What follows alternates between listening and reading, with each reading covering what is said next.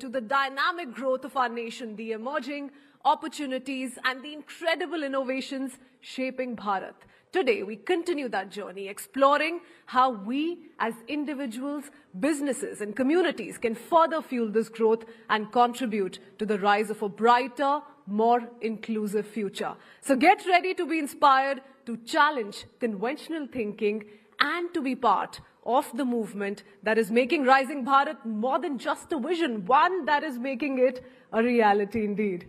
Before we begin, I would like to take a moment to express our appreciation and gratitude to our esteemed partners who have made this Rising Bharat Summit possible.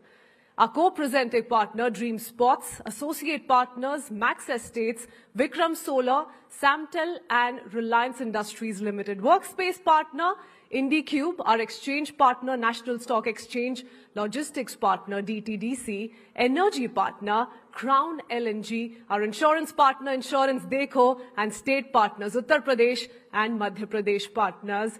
Your collaboration and cooperation is crucial to the success of this event. So many thanks once again. And now, ladies and gentlemen, let's kick off day 2 with enthusiasm and purpose. Together, we're helping create a Bharat that rises higher every single day.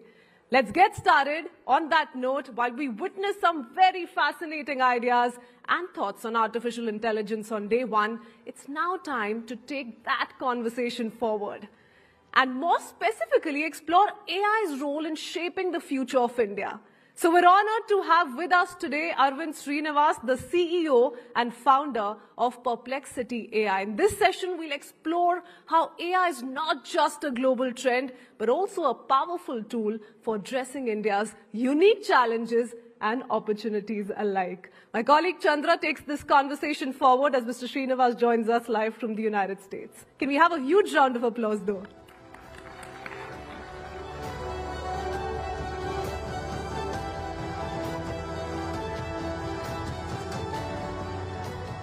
Good morning, everyone. Very, very excited to have one of the hottest AI startups in the world joining us live at the Rising Bharat Summit.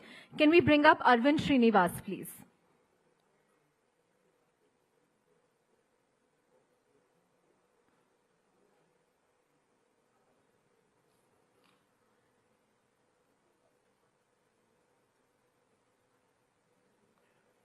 Hi, Arvind. Good morning. Good evening to you. I believe it's around 10:15 p.m. at your place. That's right. That's right. Yeah. Great to be here. Thank you for having me here.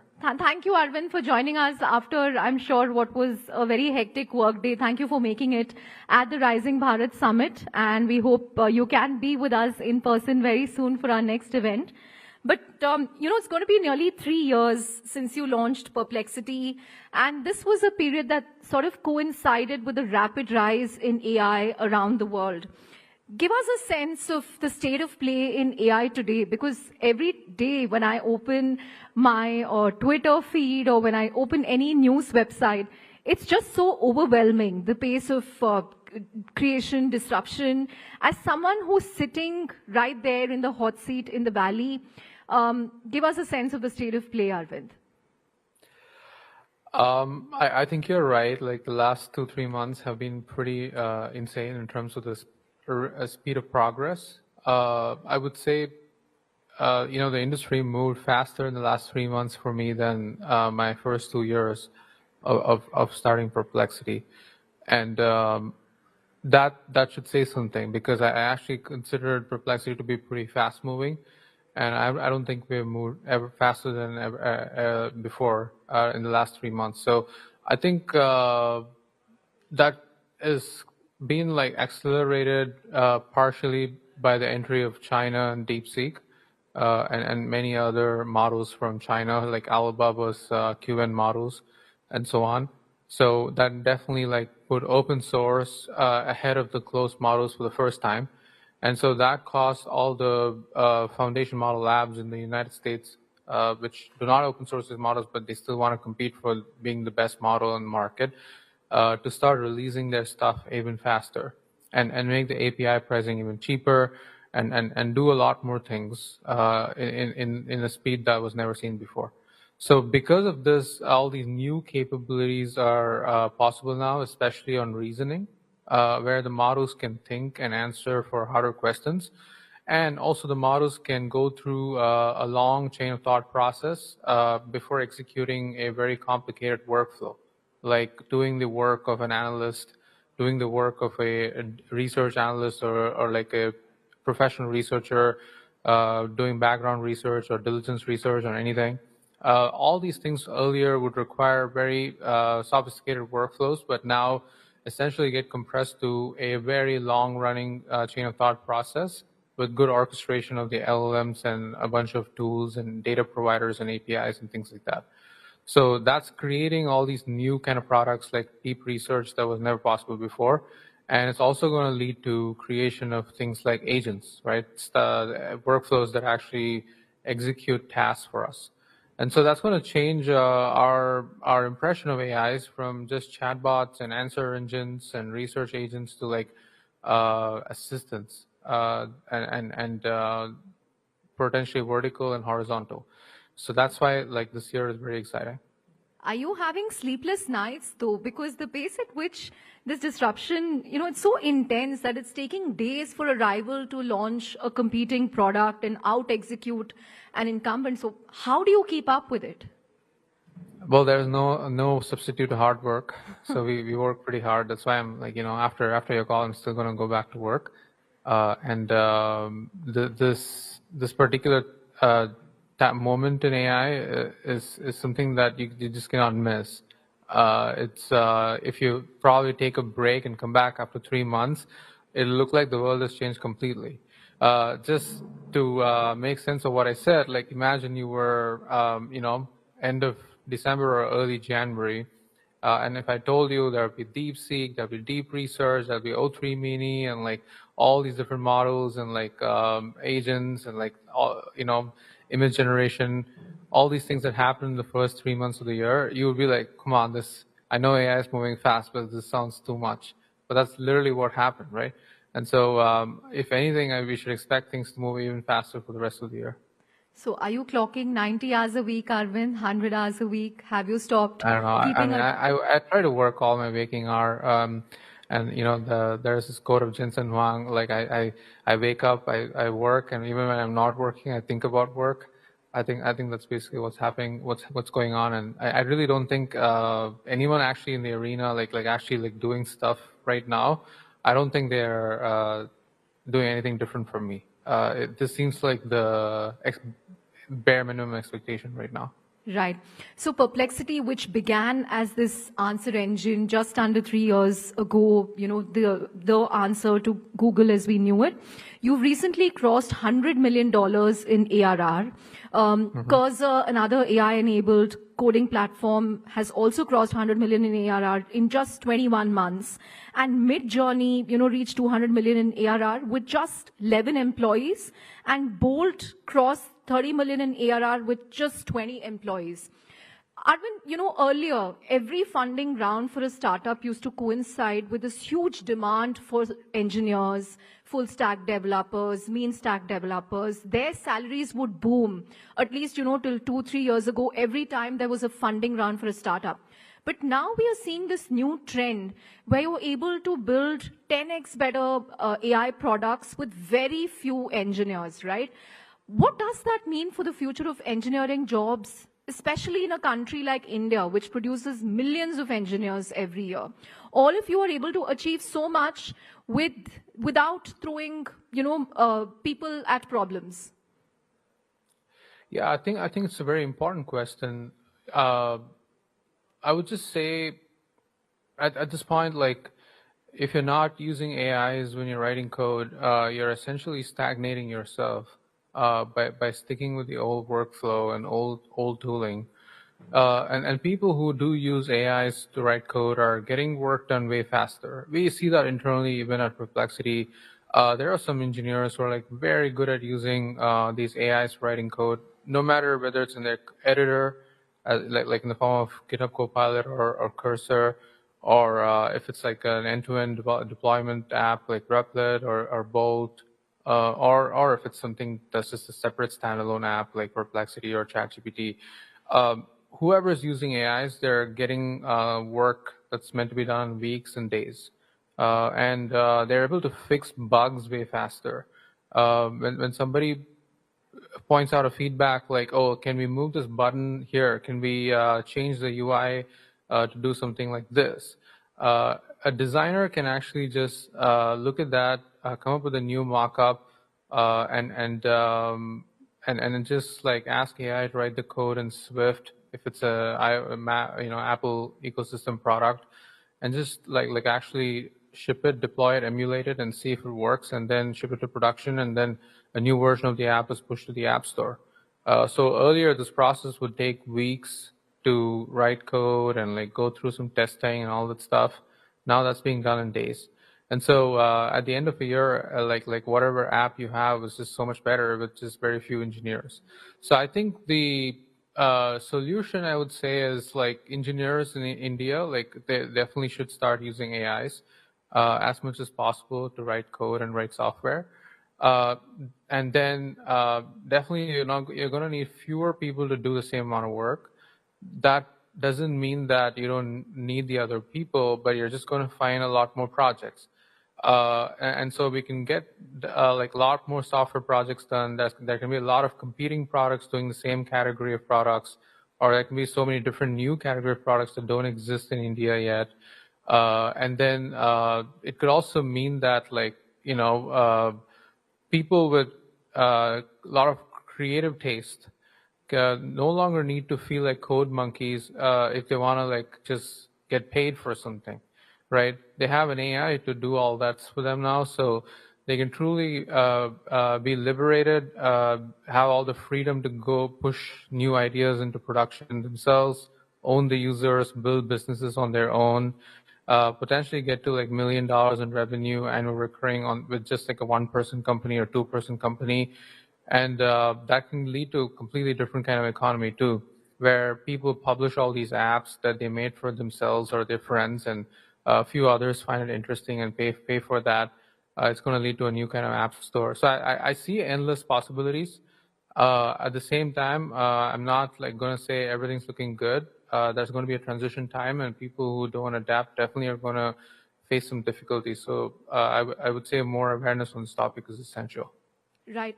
Arvind, you spoke about what engineers should be doing, but what do you think all of us should be doing? Anyone in the room who wants to experiment with AI, learn about AI, use it in their daily lives, how should they go about it? Where should they start? I think you should start literally from everything. And by the way, this applies to me. It doesn't mean people who are running AI companies know how to use AI is better. In fact, like I still check emails in the same kind of way, or I'm still like moving around meetings and calendar appointments in the same kind of ways I used to do before. And now I've been thinking, okay, well, shouldn't you ideally be asking an AI to do these things for you? And preparing ahead of a meeting. Suppose you're going to meet somebody, or like you're going to meet like 5 people in a meeting, getting their bios ahead of time. Like you can enter anybody's name on Perplexity now and get a pretty good bio. You can enter 5 people's names together and it'll still do that for you. Automatically annotating your day ahead of time, being even more prepared. Sometimes you're going to a sell call, you're trying to sell your product to somebody. Precisely doing your research on what that person likes to hear and catering your message according to that. These are kind of things I used to do manually before. I just use AIs for it now. Similarly, like when I'm trying to like ask new questions about a topic I don't understand, whatever is going on in the global economy right now, I'm not that financially or economically literate. So I can learn about a new topic as soon as something happens, without needing access to any expert. And I feel like that's a completely different future we're living in. So this is all like every common day-to-day person, all the research, making sense of the world. Everything can be done with AIs now. And then you can also customize it to your profession if you're a product manager or like a business development professional, coming up with strategies to getting better at one particular task you're doing. A lot of our product managers have to use our products themselves to get a taste for like what to improve there. Consolidating customer support, like all the feedback people give about the product on so many different platforms, and AI can actually read all of that and like triage into the right set of issues based on the frequency of complaints better than a human can today. So you got to take advantage of all these tools. Right. Arvind, you know, we are at the Rising Bharat Forum. We had Prime Minister Modi with us yesterday. He made a very rousing speech. I want to understand about what you think India should do to improve its research prowess in AI.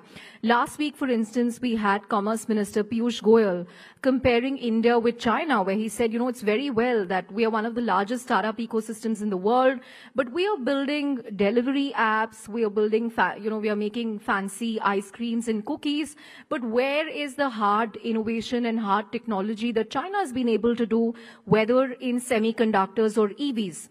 So what would your, reading be? How can we build a perplexity out of India? I mean, you studied in IIT Madras, you went to Berkeley and then built perplexity out of the US. It's now going to be valued, I think, at $18 billion on your next funding round.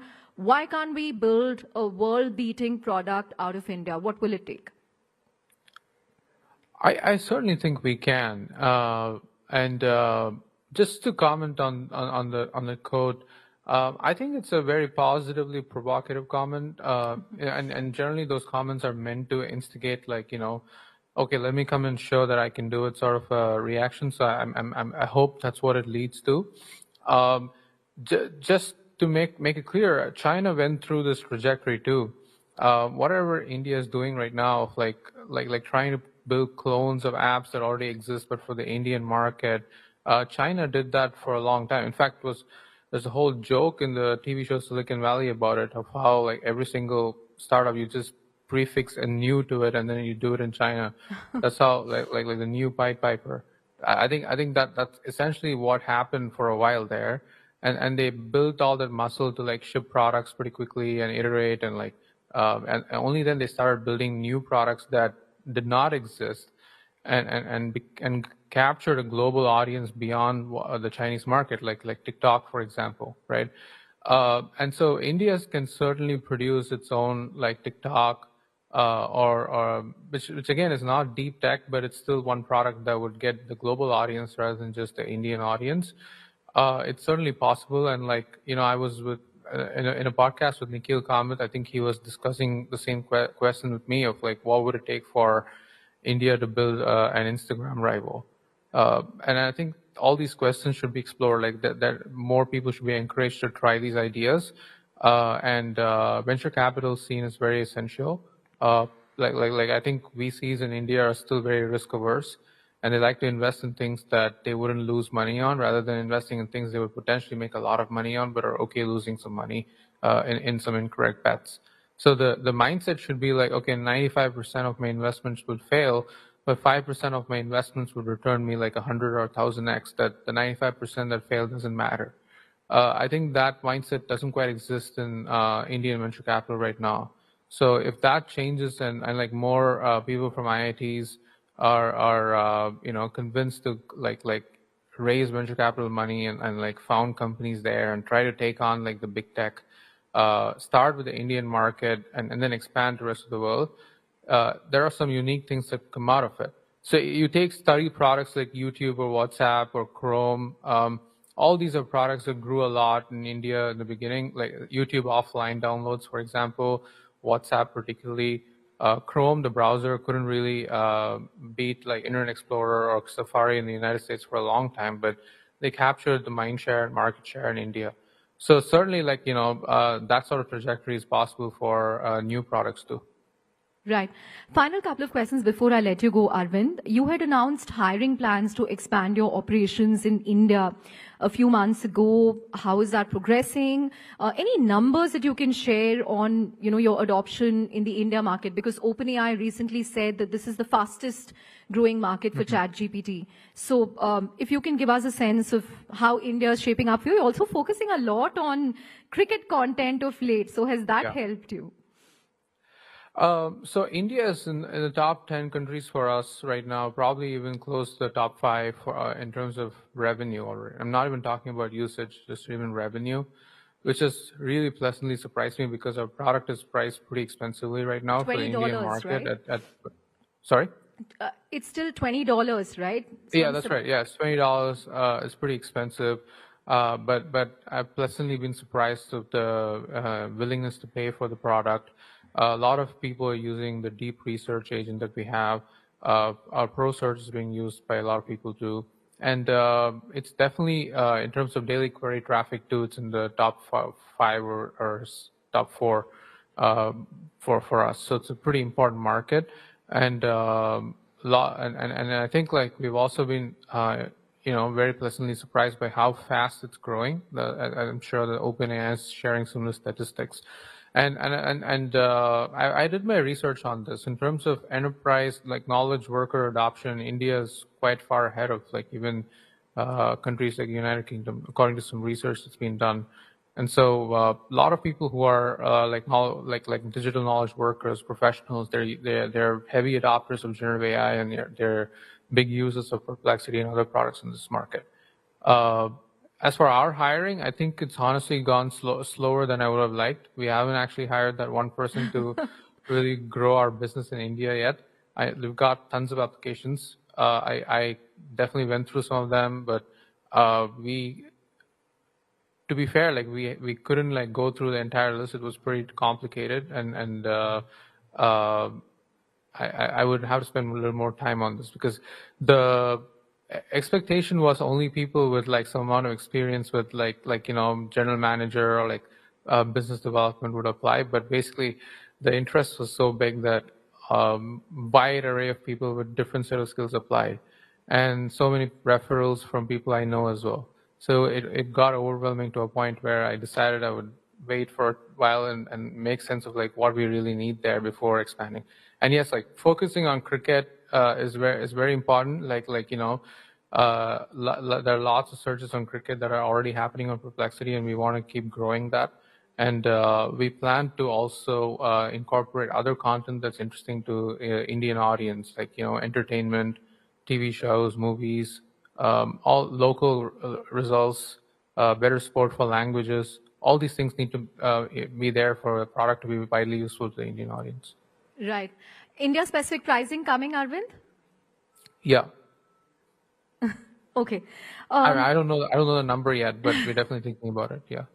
So we can expect a lower number to subscribe to. Yeah, absolutely. Yeah, I think that's the right strategy. Many other consumer subscription apps have done this, like Netflix, Amazon. So definitely that's the way to go. Obviously, our inference is expensive. We don't want to like put a lower tier quality product just for like saving costs there. So we are trying to figure out a way to distill some of the open source models, make it more efficient, and what should be in the lower tier plan and what should be in the higher tier plan. Like we're trying to think about it. Right. Last question before I let you go. What's the one piece of advice in the AI industry that you deliberately ignore? I think I can say two things. One is people often want to plan ahead, right? People want to have a strategy and a plan for 1 year or 2 years and stick to it no matter what happens in the world. I think that used to be a fine strategy when the world was moving a lot slower. It doesn't hold true anymore. Like everything changes pretty fast. Whatever you think doesn't work well, and so you kind of build around that. You're just like flummoxed when something happens in like reasoning, for example. So if you assume agents don't work and then agents start working, like what do you do? And similarly, if you assume something's really going to work and speed of progress is like slow there, what do you do? So you have to be pretty flexible and fast moving. And so I don't actually plan the company for more than 3 months right now. This is not the best way to run any company, but in AI, it happens to be like a perfect strategy for us. The second thing I would say is a lot of people try to work backwards from what the user wants, narrow down the problem into like a very specific set of things, and build for one particular demographic or vertical. It's a very established advice in any kind of company, be it consumer or enterprise. The problem with AI, though, is you're building with a generic piece of technology. It's so hard to bake in custom constraints into it, and the more custom you try to make it, the more it loses its magic of generality, which is what people love about using AIs. And so without actually having an end user or like an end demographic or vertical in mind, it's so hard to actually build anything as a product builder. But you kind of have to figure out the sweet spot of still being useful for a particular set of users, but making the product as general and horizontal as possible. And I think these are the two main reasons I would say a lot of people struggle to build AI native products in companies, but it's absolutely essential. Great. On that note, Arvind, thank you very much for joining us. You can get back to your work, but thank you very, very much for joining us at Rising Bharat. A huge round of applause, everyone, for Arvind Srinivas of Perplexity. Thank you. Thank you so much. Thank you, Arvind.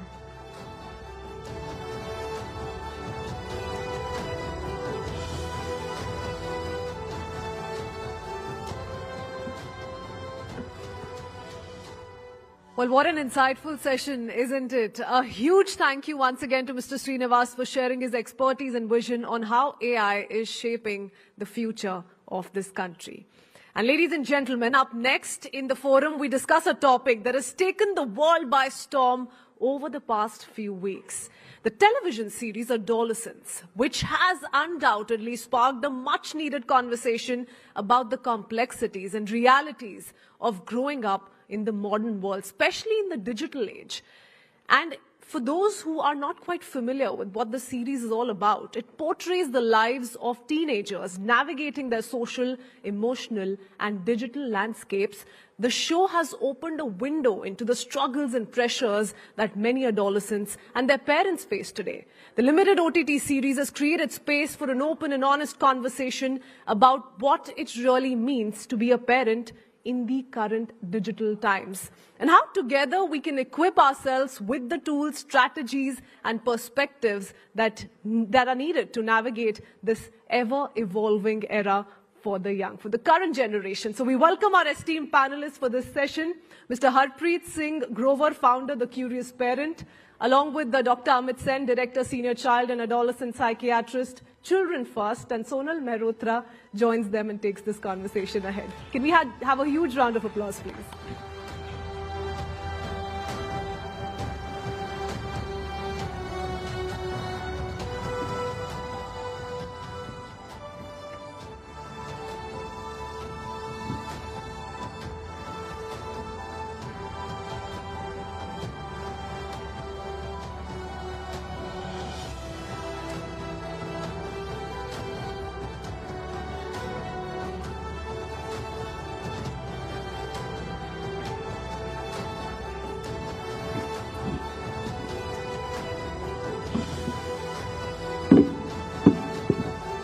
All right then, we are making quite a pivot now. You heard from the people who are making AI and turning it into really complex ideas, providing solution, talking about jobs. But here we are to talk about the flip side.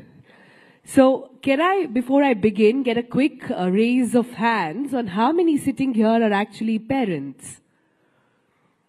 Quite a few, all right. Have you guys seen the latest series, Adolescence?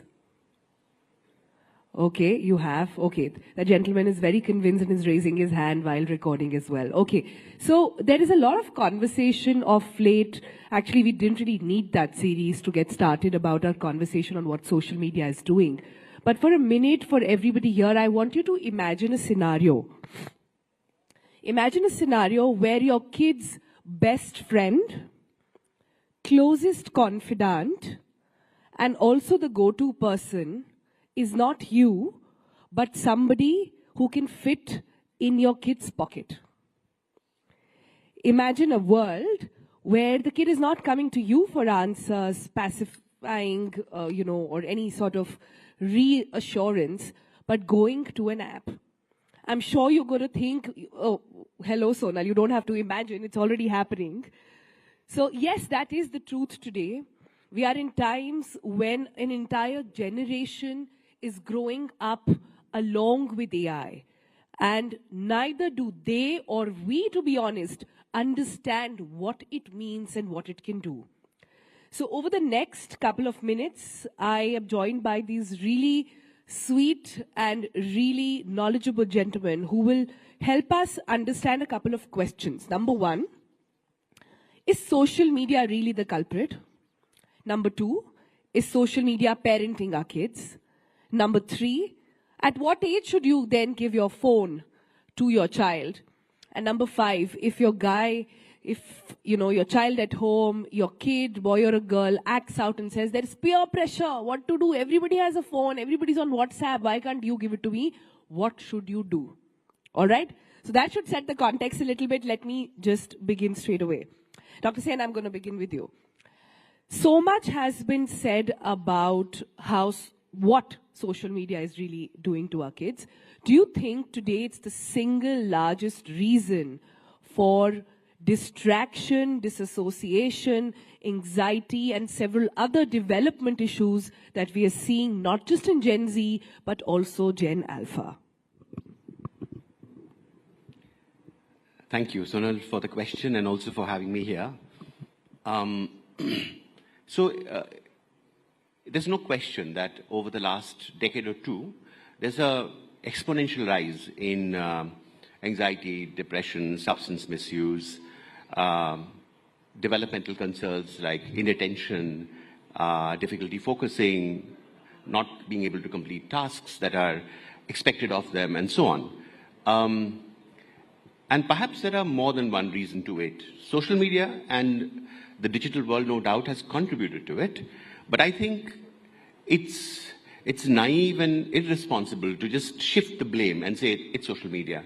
Who has brought social media after all? Who has given the kids all the digital space? Who has created it, right?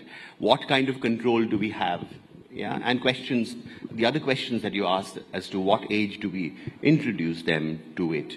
And also other big questions as to what kind of role as adults do we play in our children's lives? What kind of agency or responsibility that we have over there, right? So to shift the blame and say social media it is, and all the digital gadgets that they have surrounded, they are surrounded with, that I think is a little callous. Okay. I was expecting Dr. Sen to say that and push the needle towards parents, saying, "Aap hi to phone de rahe hain. So, fix yourself. Why are you blaming social media?" I was expecting him to say that. He's done exactly that. But here we have another voice of parents. Harpreet is here. Harpreet, social media is both a device for endless possibilities, but also a Pandora's box of absolute risks. How much of it is actually only the parents' fault? And I want you to be a little kind towards all the parents sitting here in the audience today, who are hardworking parents, who are double income households, where the mother and the father both go to work. Largely most of the work at home is the add-on that the mother has to do. In that time, to put the blame solely on them, is that really correct? So I would say two things. First, the show is about a 13-year-old who kills a girl, okay? And that is what the show is about and how that has happened. And what struck me about the show was that this entire family seems normal. It's a hard-working father, a mother who really cares.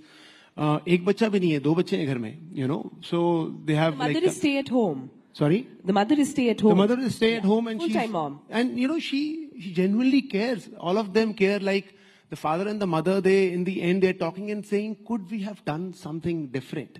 Like that is their conversation. Like where did we go wrong? And I think, like you said, today we are busy as parents. And this is the story of each and every home, right? And I want to take and like all of us are good parents, but sadly, being good parents, having good intentions about our child is not good enough now. And I want to take a step back to history on why this has happened. If we go about, so human beings are 2 million years old, industrial level, and always babies have grown alongside parents. Look, for these 2 million years old. About 300 years ago, when the Industrial Revolution happened, the first time parents were separated physically from a child's life. So they had to now go to factories and the child had to be sent somewhere. Okay, so the child could no longer be the parent. That is the first thing that happened. Wo bhi theek hai, that was also okay. The second thing that happened was when technology came, parents start to use it. Then we have some time with the child, but we are mentally absent. Yeah, so that was the second blow. And the third blow that happens is when the child also uses the same technology. Now, all of this happens with a tired parent who's going to work to earn enough for the house, for the home, a mother who's also tired. Everything happening with good intentions. So let me go back. This is the first time in history that this is happening. Being a good parent is no longer good enough. One needs to understand a little bit about what constant screen can done to a child. For example, a 2-year-old, when they see screen for too long, they will not learn to speak. They will actually not learn to speak. And a child at the age of, like what happens in the series, can kill somebody just because they are not emotionally regulated and they are not connected to their parents. So, guys, did you notice what happened here? My first question was on, can you blame social media? The answer was no. My second question was, can you blame parents? The answer was again no. What are you guys saying? No, who is to be fixed here? Dr. Sen first, yeah. Can I respond to that? Yeah, so there's social media, there are parents, there's school and education system. There are other things that are happening out in the world which affect children, in the playground, amongst the peer group. There is a kind of socio-political climate that cascades into the school atmosphere, into homes. So it's not one thing that you can blame. I think the stakeholders are many, and that's what we need to understand, that parenting or bringing up children is a complex issue today because of all these. It's a village. So, for instance, it's a village, yeah. And for instance, even in the TV show, if you look at the atmosphere in school, there's palpable aggression and violence that is happening. Verbal, physical, the kind of language that is used, the othering and the bullying that goes on the basis of race, on the basis of language, on the basis of, one, young person with a certain color being called a monkey and getting mimicked right in class. All of that is happening, isn't it? Where is it coming from? It's coming from the society that we've built around our children. And that's why it's getting into school, isn't it? Right? Yeah. And then, of course, there are these other things that we know exists in our world, such as neglect and abuse. It happens rampantly. And in fact, unfortunately, in India, we have one of the highest rates of physical sexual abuse in children. So how do you, draw a line or circumscribe it and say, this is the problem? It is not a linear cause and effect relationship. It's circular, it's dynamic, and all these things contribute to it. And that's what we have to be mindful of. That just being a good parent, as you're saying, is not going to cut it. We have to be mindful of all that is happening in the world around them, to be able to protect them, to be able to have... I disagree, absolutely. I disagree with the way you have framed the question, in the sense of who is to blame here.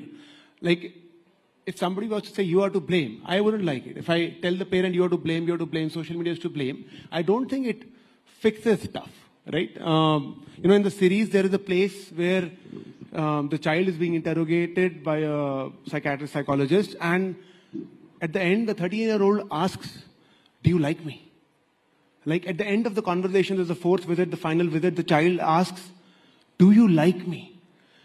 And I think that is so profound that, so social media wants our children to be consumers. Social media wants our child to believe that happiness is external. As parents, we want our children to be creators. It is a responsibility for a child to feel that happiness ghar mein hai. It is internal. I was at the beach on Sunday and we took my daughter, a few other kids, and there were 3 teenage girls who came, around 16 years old. They were well dressed. 3 hours we were on the beach, 3 hours they were on the beach. They did not step into the water. The only thing they did was click pictures. All 3 of them. And I'm not saying this from an angle of judgment. I am saying life is an experiencing. But for them, life is in some way in taking a picture, putting it online and saying we had a fun time. They are at the beach. They did not go into the beach, into the water. No water sports, nothing. So hold that thought then. Hold that thought. When you say kids are finding validation, finding quality time on social media, since you didn't like me saying who's to blame, where is this coming from? Because we all know kids are sponge. They absorb. They do what they see. They never do what you tell them to do. But Indeed. they only do what they see. Absolutely. Yeah. Can I respond to that? Yeah. So, yes, indeed. Kids require a lot of attention. They require to be seen, to be validated, to be recognized in the way they are, right? So kids are different. They're wired differently. And they will do or choose to do different things if given an opportunity. If they do not get the validation from the sources that you would naturally expect them to, which could be sometimes parents, it could be from the schooling system, it could be from other social spaces which recognizes these differences in children, what their talents are like. If they do not get it, they have to fulfill it from somewhere. And increasingly, that is the case. In fact, we as a system are failing them in a way, all of these people, the stakeholders, in a way where the only source of this validation, therefore, comes from the selfies and the likes they get. Isn't it? And that's so dangerous because it's so fragile. It'll change overnight, isn't it? Every morning, the first thing they'll go is reach out to the phone and see how many likes their Instagram post got. And that is the beginning of the day, isn't it? And the other thing that happens, of course, due to social media and gadgets is that it never leaves you.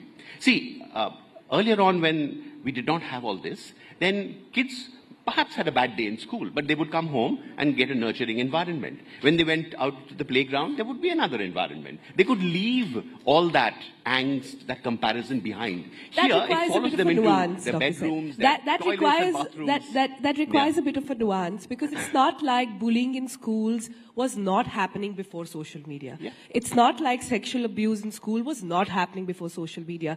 It's not like people had a lower sense of self or a more magnanimous sense of self before social media. All these problems prevailed. The social media amplifies it and takes it into their lives every minute, every hour of their waking hours, perhaps in the dreams as well. You know, I want to take two examples of this. If a child is crying and you give them screen, they suddenly stop crying. If a child is not eating and you give them screen, they suddenly stop eating. It's like a magic fix-all for a child not to learn to navigate their own emotions. But whenever they're feeling uncomfortable, just before frustration arrives, a screen solves it, right? That is something to avoid. And you said an interesting thing, which is that validation. I want to take a small example of it. That when a young child trips, okay, before crying, the child actually looks up to the adult. If the adult is worried, if there's worry on the adult's face, the child starts to cry. If the adult is smiling, the child picks themselves up and walks away. Children learn to regulate their emotions, how they should behave from adults around them. If they start learning it from social media, there is an issue there. Yeah. I'm very glad you brought that example because I want to move towards some solutions here. I think a lot of people are nodding their head in the audience because they absolutely agree with a lot of these scenarios going on at home. So do I. All three of us are parents and we all have gone through this phase, including Harpreet, he might not look it, and providing answers to all other parents as well. I'm sure you've had your share of experiences as well. So how do we solve this problem? Because I'll tell you how it starts. It starts with the mother or the parent, they're also human, not being able to sort of control the child, getting tired. And it's just that one song of Coco Melon. It's just wheels on the bus. It's just round, round, round. It's so innocent. It starts with that one screen. Are you saying we've got to clip it at the source? Are you saying we've got to ensure that if we want to safeguard our kids from any kind of social media abuse, distraction, we've got to clip it there and put a deadline. Do what other countries have done. 13 countries I counted yesterday in my research have now said that there will be no social media until 13. Are you saying we've got to cut the umbilical cord right there? Harpreet first and then Doctor. Social media cord, 100%. There is no doubt about that. Till the age of 13. Maybe even couple no of... phones, no smartphones okay. to 13. So I'm saying, I'll tell you, the parent will say, but the school gives homework on phone, right? Or the parent will say, my child goes out. let me take an example. A 13-year-old actually said, my father does not allow me to go to tuitions alone. वो बोलते हैं किसी को साथ में लेके जाओ. And we have always been so worried about the child's physical security but we have forgotten about this mental security about the child, right? So replace the smartphone with a feature phone. Give the child a smartwatch. I'm saying both of these are enough from a safety perspective. Give the child a laptop.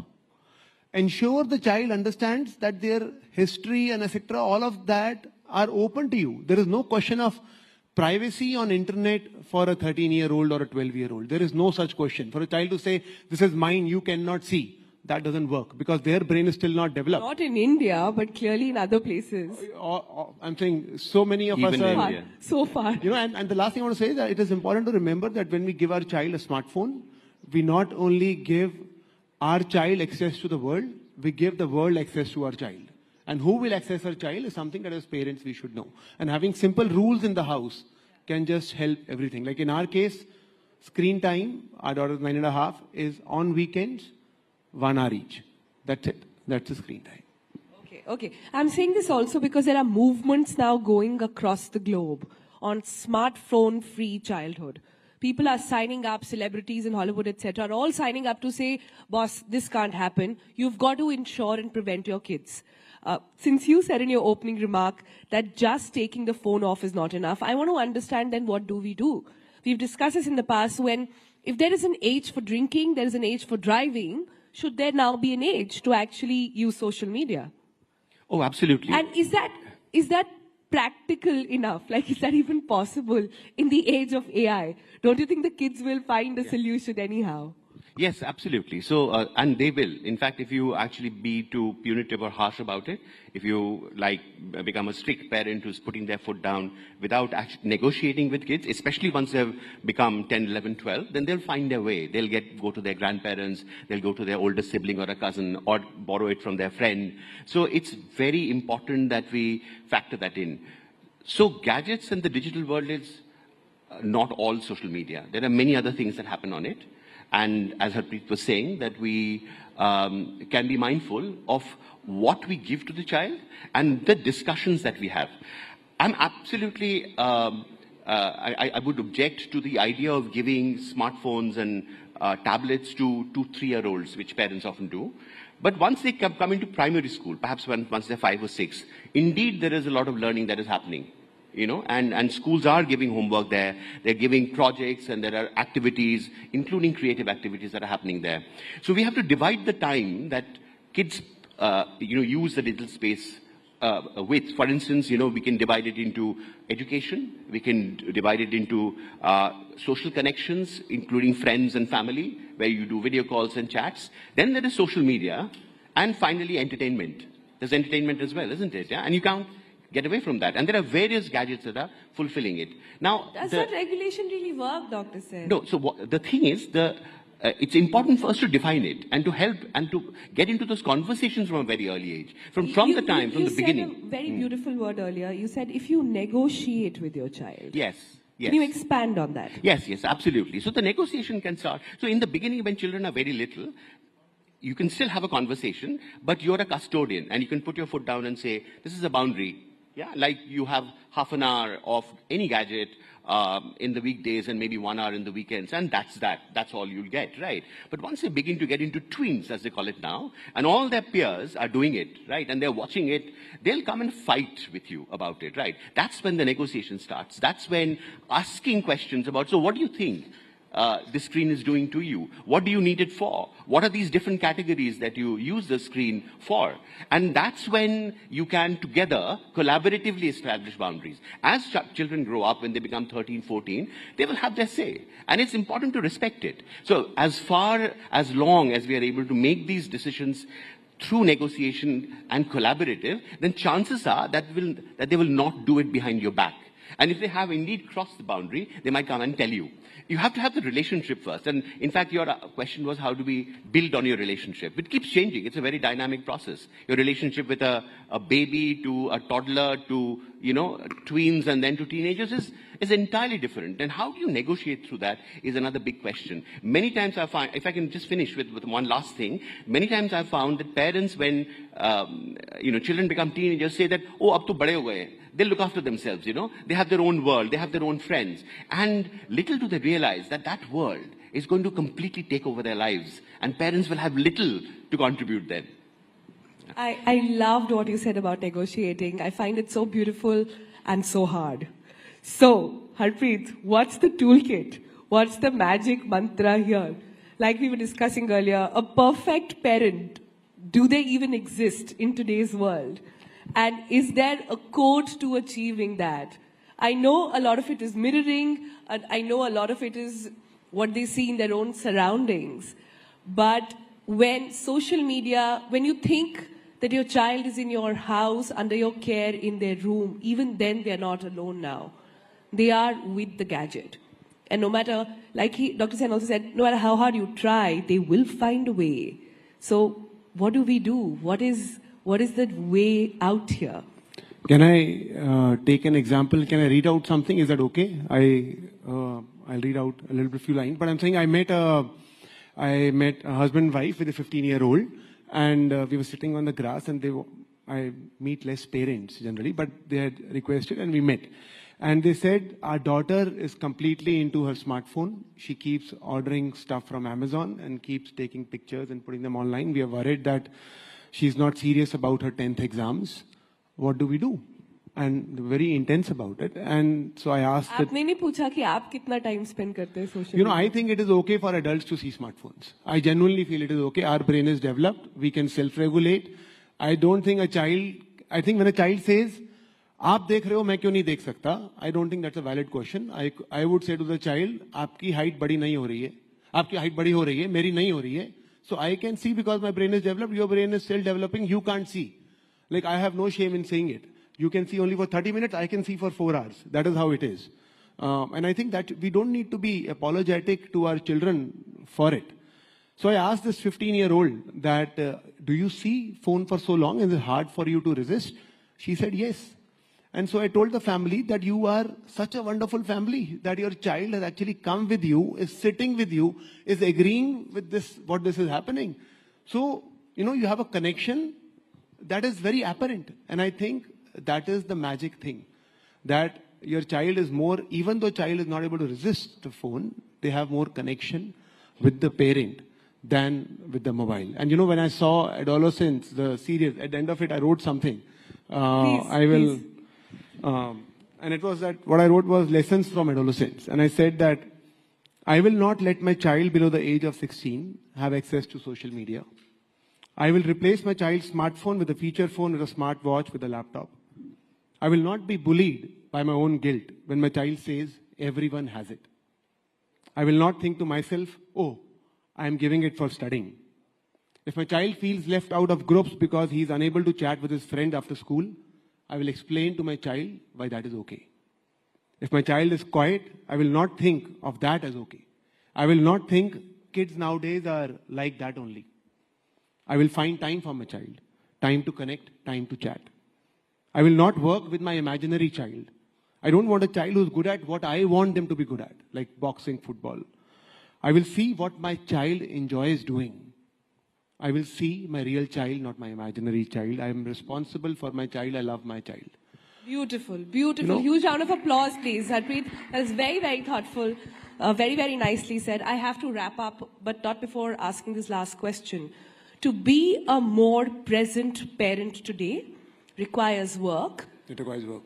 It requires a lot of work. It requires building up a lot of other skills as well. What my worry is that in order to do that, more and more women will have to take the lead, and more women will then lead to outside of the workforce. Is the key here then to try and not just talk about parenting, but try and talk about fatherhood first? Yes, and why is it that the women have to take the time off? Not at all. It's a responsibility of both the parents. And I can say that, vouch for it from my own experience, that I think that both of us, me and my wife, have been working parents all through. And we have, given our capabilities, our interests, the connect that we share with our child, we have divided responsibility. And it is an equal duty and responsibility of both parents to find the mind space, to find the resources within and in their immediate vicinity to be able to give to their child. And it definitely takes work. It has to have investment of your energy, of your mind, and other resources that you have. And you have to prioritize parenting as one of the top things that you do. Indeed, in my opinion, if you are engaged with your children as they grow, you grow as parents, as human beings. And that is the most wonderful thing, actually. It's challenging. And of course, I'll wait to hear from you, Harpreet, as your kid becomes a teenager, and how many of these plans work, because sometimes they don't. And you have to work on, you have to constantly think on your feet. And that is what challenges you as a human being, Yeah. And you're constantly growing. You're constantly confronting the realities in the world. But one of the things that you said really touched me was seeing your child as who they are. Understand that every child is wired differently, and my child is also different, unique, and we'll welcome and accept them just the way they are. I think these are complex questions with very nuanced answers. And like I said, a perfect parent does not exist, but the journey towards reaching that is somewhat beautiful. Thank you both for joining us. I'm very glad we could have this chat as we're talking about youthful aspirations right here on Rising Bharat. Thank you both. Thank you so much. Harpreet and Dr. Amit Sen, please, ladies and gentlemen. Thank you. Thank you very much.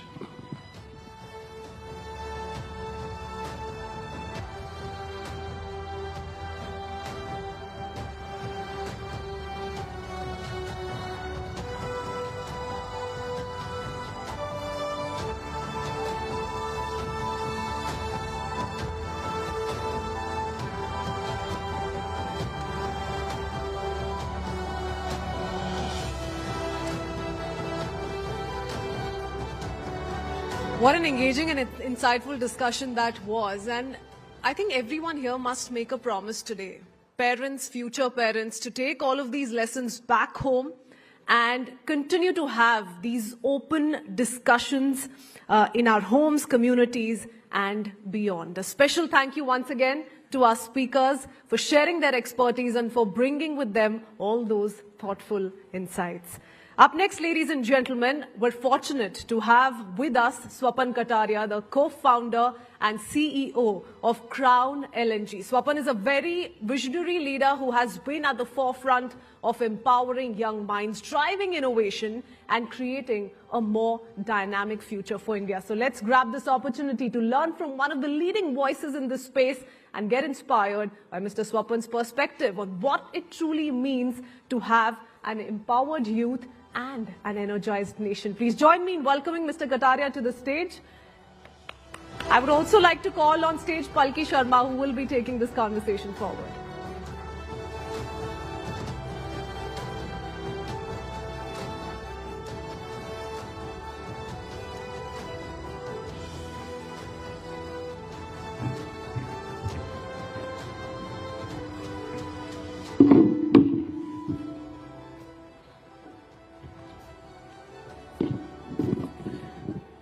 Namaskar, good morning, and welcome to this session. Joining me as introduced is Mr. Swapan Kataria, co-founder and CEO of Crown LNG, and we will talk about energy security, and how it can help empower India's growth. Mr. Kataria, first of all, thank you for being here. And India is the world's most populous country, also among the youngest. So the energy need is only going to grow, and yet energy poverty is very real in our country. How do we bridge this gap between the demographic dividend and this lack of access, equitable access to energy? And how does LNG fit into the picture?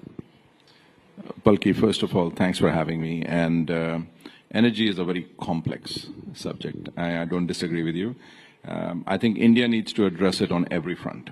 For 1.4 billion people and growing, we need every kind of energy that is out there. LNG is only one aspect of it. We have coal.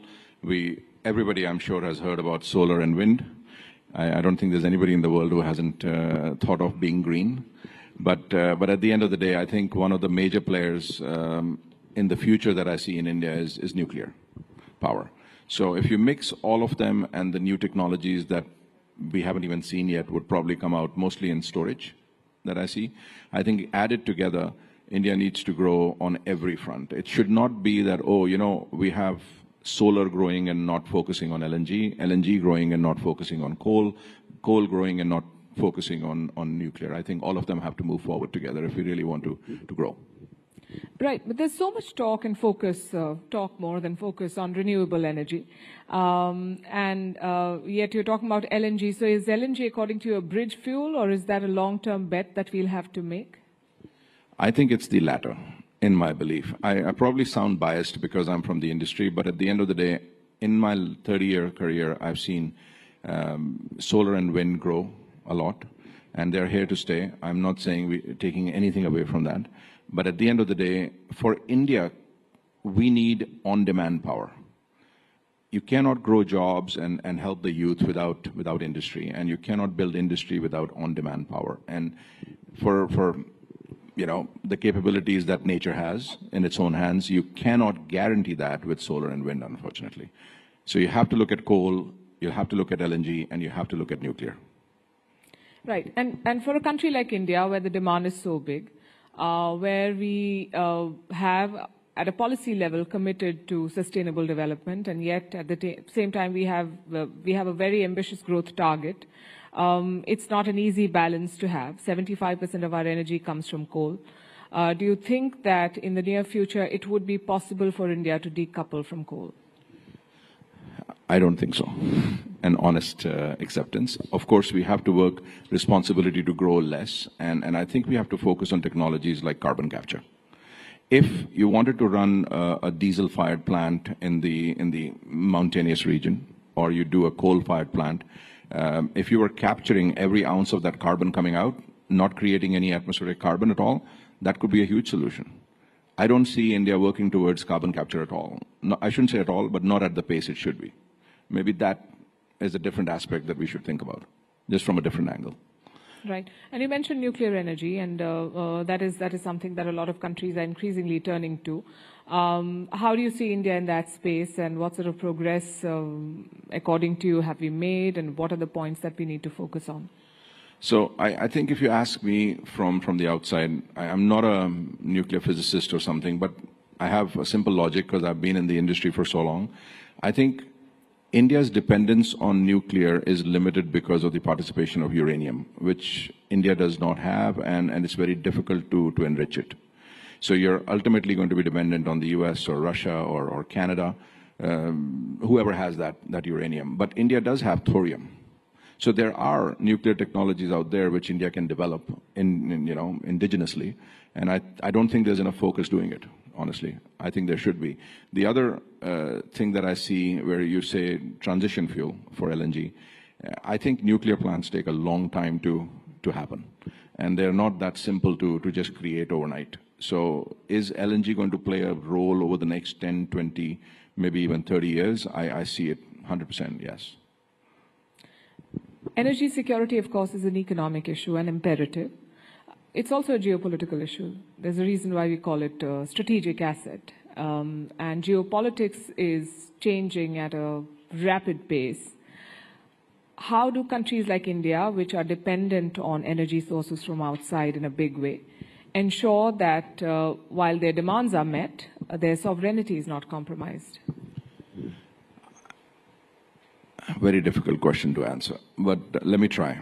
So when we think about energy security, we always use energy security as two words in the same sentence, but security could be in different aspects. You need a tank, you need a plane, you need defense, you need missiles, you need so many other things for defense. Energy, on the other hand, adds value to security from a geopolitical standpoint. It helps you kind of, keep working with your friends rather than your enemies. And then once you get dependent on them, it's very difficult to pick a fight with them. It's like getting married. You know, it's not easy to take a divorce. And when you do, it always leaves a trauma. So I think India will have to choose its LNG partners or coal partners or nuclear partners very carefully. But I still feel coal and nuclear, India can do it on its own. LNG is something it cannot. But it has to be a part of that energy mix. Because there are areas, there are specific requirements where every industry will be needing different kind of fuel. Because if you wanted to do something in Kashmir, for example, it's very difficult to take a gas pipeline there in the mountains. So you would need a different kind of electricity plant or a power generation unit in Kashmir as compared to something closer to the shore, where you can develop larger industry, which will need maybe coal or gas. So it will be very region-specific and demand-specific. So if, let's say, Assam comes along and says, oh, you know, I need to grow industry in Assam, or Kashmir comes along, I don't think it's easy for them to get gas. So we're not focusing on targeting our marketing there, for example, but the nuclear would be great if it can work there.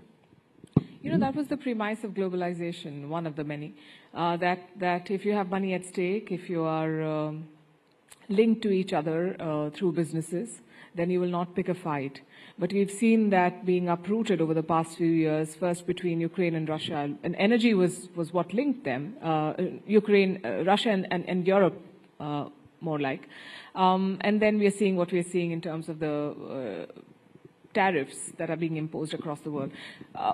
This is a particularly complicated matter because you cannot build these supply lines overnight. You cannot even end them overnight. It takes years of investment and effort to do it. In this current scenario of flux, what would be your advice to policymakers? I think, as I said earlier, indigenous technologies need to be grown. Like even for us, you know, if we're in the LNG business and we operate in various countries in Asia and Africa and South America and Europe, and we see that, you know, India is not doing enough to grow its own technology. So if I had to make a plant, I need a compressor, I need a power plant, I need you know, some special alloys which can take minus 165 degrees of, you know, liquid, which is LNG. So they're not available in India. So I think the industry is not being able to grow. If it was available in India and Indian government was doing enough to create those patented technologies within India, it would certainly have less dependence on overseas. Indeed. Let's talk jobs now. How can LNG and the broader energy sector jobs in this country? Actually, it just baffles my mind. Most of the kids that I meet, they want to go into IT. They want to move their keyboards. And the real jobs are in the energy sector, in the oil and gas sector. People don't find that working for an oil and gas company maybe is that, you know, glamorous. I think that the mindset has to change. Even if you look at most of the colleges and universities, they have petroleum courses, very limited universities have them. I think that skill set development has to be there because, you know, we are having, you know, power plants which don't have skill set available for people to run it today because there are not that many youngsters going into that field. So I don't think the government can do it alone though. I think the private sector and the government have to work together to get that skill set up. And I think there are tons of jobs. This is one of the biggest booming sectors for jobs, and the young people should be training themselves into nuclear, into gas, into coal, into power sector, into ancillary industries which can operate on these, related to these energy industries. Is that a conversation that you've initiated as a leader in this space? Because from what I understand, the current government has put a lot of focus on skill development. We've had a ministry in place for more than a decade now, and you think that there's a skill gap to engage the Indian youth in the energy sector. Is that a conversation that's even happening? We are trying to, you know, rock the boat wherever we can. I don't think we get too many responses, but if we, you know, shake 10 trees, we might be seeing maybe 1 or 2 of them move. But I think 9 of them should be moving, actually. I agree. Is there room for the Indian youth to innovate? You know, because the buzzword is startups now. Everyone's talking about a startup. But this seems like a very capital-intensive legacy sort of a business or an industry to be in. Is there an opportunity for a young person who comes with, like you said, homegrown solutions or technology or in the startup space? Can people do stuff here? I think the youth of India is the most powerful youth that I've seen anywhere in the world. Not that I might be biased because I'm from India, but at the end of the day, when I come back, I see that, if I had been born 10, 20 years later, it would have been much better. Because you get an ecosystem of so much energy in people and in kids these days. And I think they don't have that support mechanism, which they need to grow. Because it's easy to say that there is a startup community in India, but it has to be nurtured. Right? Not just nurtured by helping them get orders, getting them also trade finance.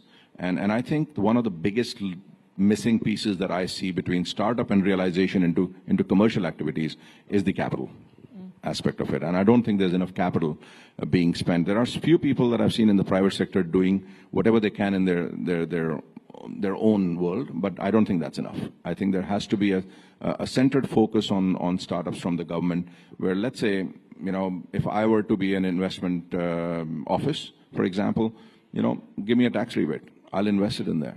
So I don't know if there's enough being done to nurture those startups. Yes, they're being given a huge promise that, okay, do it, you get a 5-year tax rebate. But I don't think after that there's anybody hand-holding them to make them into an industry. So you're saying we need more mentorship, and we need more incentives, of course, but more mentorship. 100%.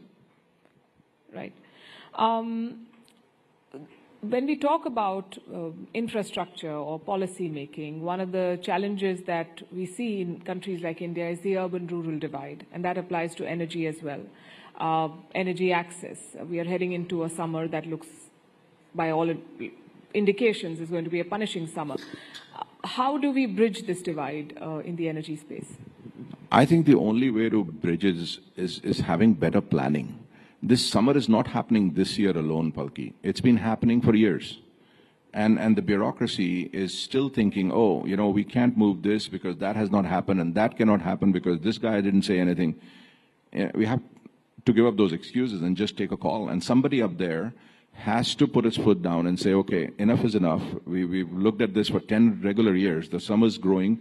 It's getting tougher. We take every kind of energy at whatever cost we get at the end of the day in an emergency. It almost is an emergency situation. But if we'd planned 10 years ago, we wouldn't be in this situation today.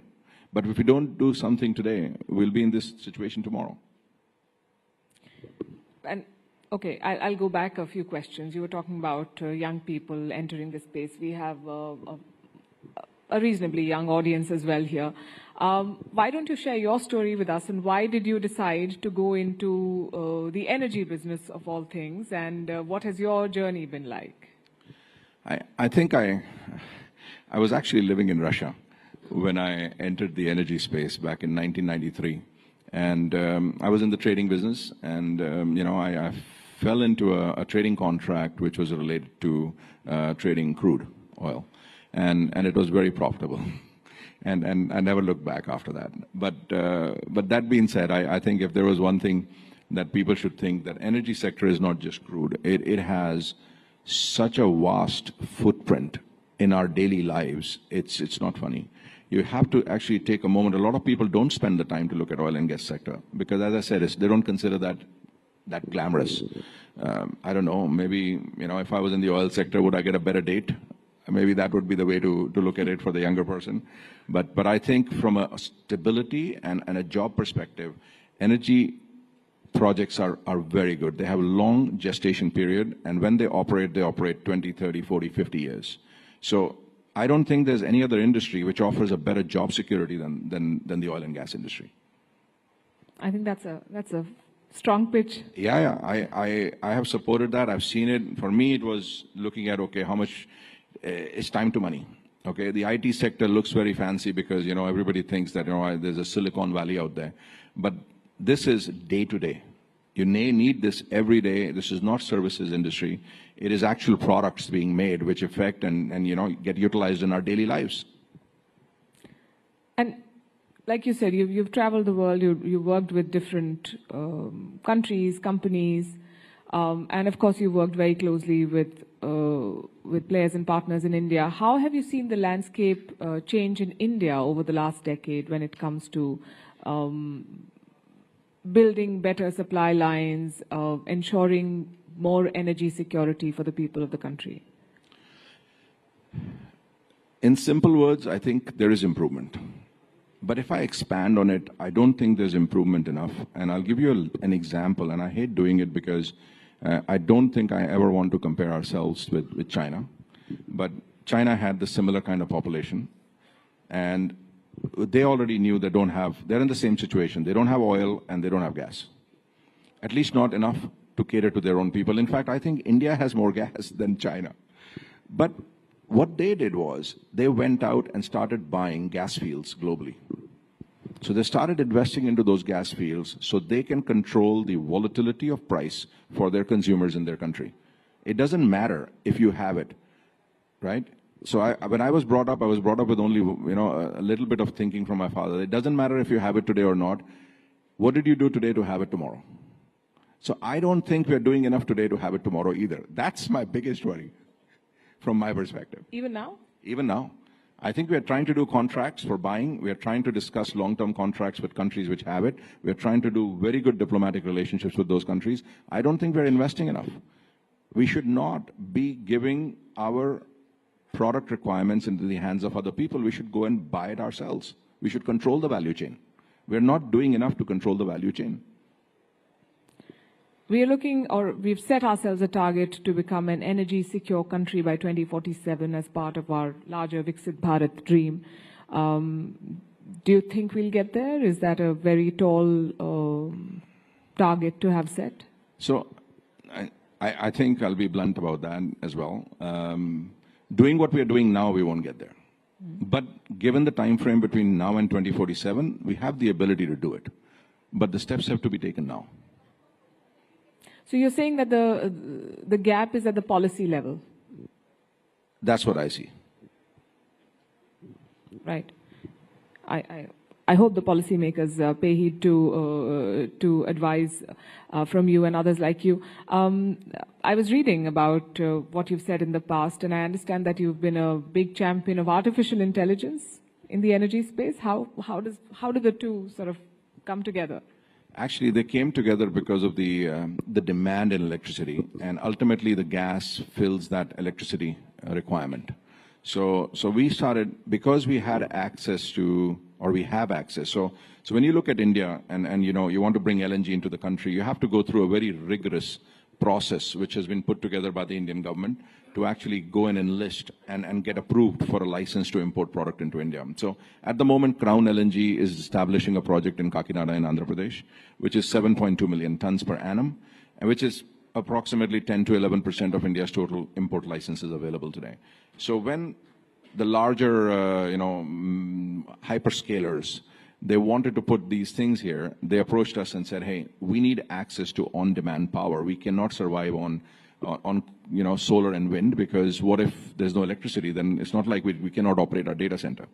So that is how we started our first conversations with them, and we realized that how important on-demand power is.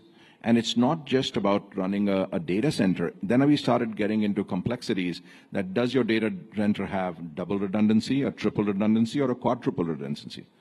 So now, not only that, if you need a 200 megawatts power plant, for example, they want you to build 600 or 800 megawatts of power for it. They'll use only 200, but the other one should be standby. If the one conks off, the second one starts working.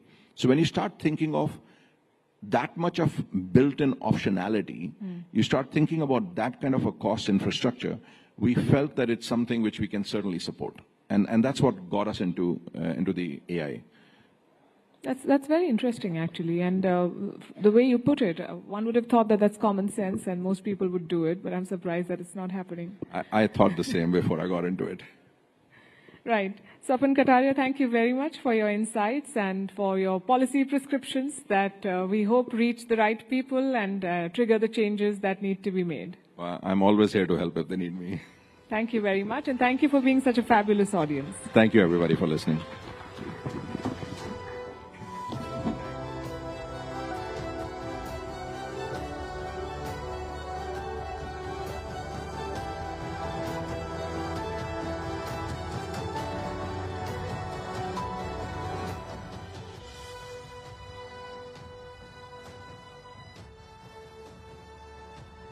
A huge thank you to Mr. Kataria once again for this very incredible session. Thank you, sir. Thank you, Palki.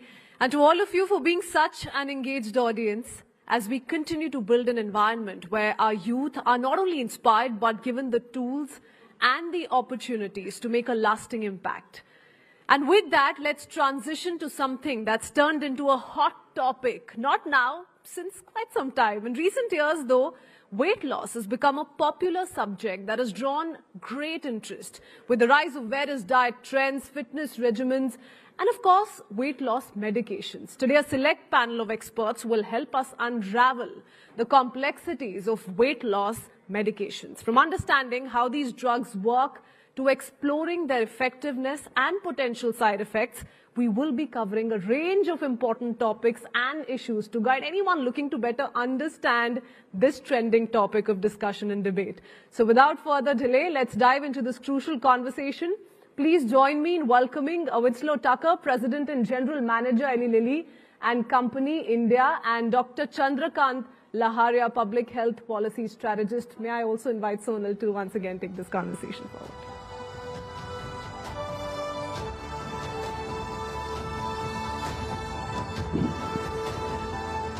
All right, almost good afternoon there, and we are back this time with another fascinating chat. I think if there's one thing that connects us all in this room, no matter your age, no matter your gender, no matter your nationality, is our health. And it is so important to sort of address that at the Rising Bharat Summit here, where we're talking about youthful aspirations. I'm so thrilled to have our panelists here with us on stage who've taken out the time to discuss about this topic, which a lot of people are talking about, but very few know about.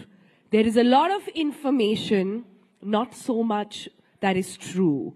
So over the next few minutes, the idea is to decode the science behind weight loss drugs. The idea is also to understand who is it for. And the idea is also to get a better grip on how to approach this as a society, as a nation. So let me take the first question to Dr. Laharia then. Dr. Laharia, we are the obesity capital in so many ways. Our numbers are almost there in the top 3. At this time, when weight loss drugs should in a way be, like if it were any other disease, it would be celebrated, that finally there is a cure. Why is it that we are looking at these drugs as you're not sure what is it for or what's happening? So can you begin by first defining what have we understood wrong about obesity in general? Thank you very much. So one of the important development in last decade has been, last decade and more so in the last few years, has been that we have started recognizing obesity is a health issue, a health condition or disease which require treatment, care, management. And these are important conversations because if we go by the numbers, in 1 in every 4 adults in India is either overweight or obese. And there are other ways to look at it. For example, if we talk about generalized obesity, that is 1 in every 4 adults, but abdominal obesity, which is an important risk factor and parameter to measure obesity, is 1 in every 3rd adult.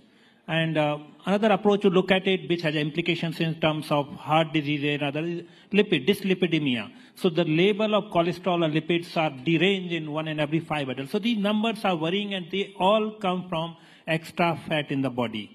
So first point, if we talk about the important part is that we have lately started recognizing that obesity is something which requires care.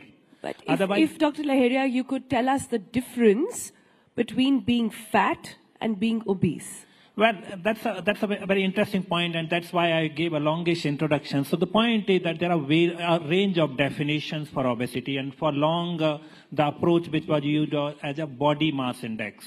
So WHO said that more than 25 is overweight, more than 30 of body mass index is obesity. But over a period of time, this definition has changed, and they are contextual also. For example, Asian Indians, there is a concept called thin fat Indian, which means for the same body mass level as of European Indians and Asian population has a higher body fat, and the composition of body fat is a major factor in it. So the definition keep changing. For India, the definition was always lower, BMI. But more recently, some of the Indian definition has come, which say that anyone who has a body mass index more than 23 is obese, which is stage 1 or stage 2 obesity. That definition has come. But I want to delve briefly into this. So there are new other parameters to look at obesity. For example, your waist circumference. For the male, it should not be more than 90 centimeter. For female, it should not be more than 80 centimeter. There are other approach to waist circumference to height ratio. The waist circumference in the centimeter, if you divide height in centimeters, should be less than 0.5. So multiple parameters are coming up, and now globally there is a discourse going on that it should be preclinical and clinical obesity. But finally, coming to the key part, I am really pleasantly happy as a medical doctor and public policy specialist that the societal norm which normalize obesity as just a well-fed individual is changing. We people across India and policy making have started recognizing that obesity or overweight is a health condition, which is a risk factor in itself, but also a disease condition. And final point I would like to make is that this discourse is really important because that's where we can start making difference. I'm glad you brought it up because I think we are finally at that stage where the education or perhaps the definition is becoming more nuanced. Is no longer somebody just looking a particular type fit. Being lean does not mean being fit. Similarly, being fat does not mean that you are so-called unfit. But a lot of people struggle with other issues as well. I'll come to that in a bit. Let me bring in Mr. Thakur there. Then, when it comes to weight loss drugs, I think the most pertinent issue is that people see it as a magic pill. What is it that they are missing here? So I think first it's important to note that it's not a magic pill, right? It's also not for lifestyle. It's not for a vanity tool. These are medications that are approved for use with a prescription, and therefore a chronic disease, which is obesity, right? We had the definition of obesity, and I think it's important to note that when someone is overweight or obese, their body is set a new level of weight. We call that like a set point. And so the body wants to maintain that set point. And when we think about these medications, they operate on two different levels, right? They target incretin hormones, and there are two, GLP-1 and GIP. And so they either target those individually or both at the same time. And what they do is they work on a brain level to regulate appetite, regulate hormones, regulate metabolism. And so over time, the body then perceives hunger differently, food intake differently, which allows patients to lose weight. But importantly, over time, it also resets that weight set point so that the body's not working against the patient and that they can actually maintain long-term weight reduction. Now, it's also important to note that they also impact glucose control, which is sometimes dysregulated in patients who have obesity. And so there are metabolic benefits as well that go beyond just weight loss. And so, once again, they are prescription products that work best when they are used with lifestyle changes as well as under medical supervision, and they need to be tailored for the individual patient. But once again, not a magic pill, but part of a comprehensive weight management program. A comprehensive weight management program. Dr. Laharia, then I want to understand from you, then who is it for? The question I think in the audience is going to be, can everybody take it?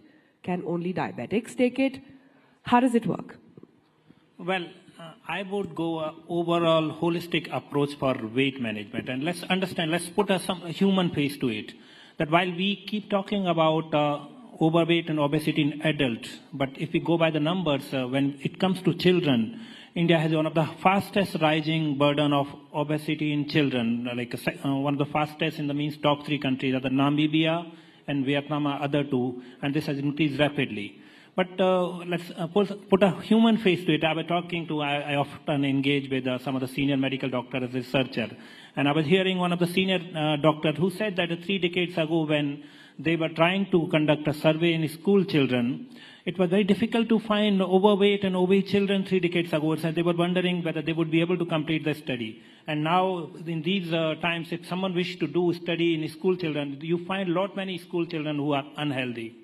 I work closely with certain number of schools, and I was talking to some principals, and they said that these days parents send such an unhealthy food or other things in the school tiffin for the kids, which is resulting in this rising obesity.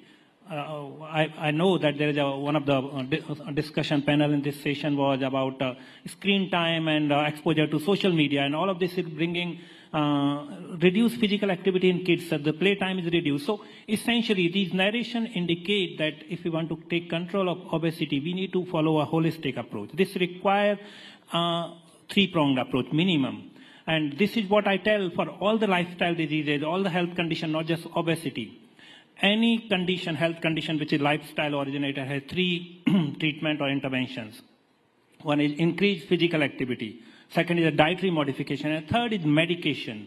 Even if a medication is available, that is not the solution unless we pay attention on the first 2.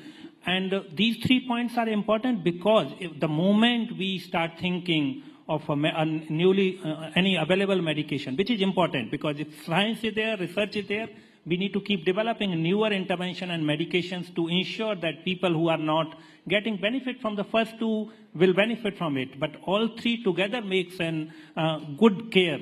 And Sonalji, that's where I want to highlight that we often keep focusing on treatment, which is important part. Medical advance should benefit everyone, but we should also keep looking at holistically.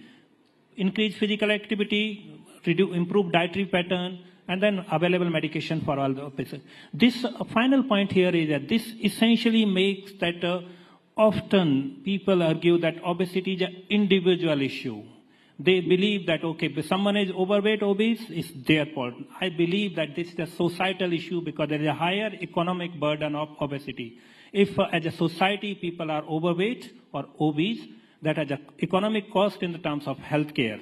It has a cost in the reduced workforce capacity in the terms of sick time or absence from the work. And there are estimates available in 2019, this is World Obesity Federation data.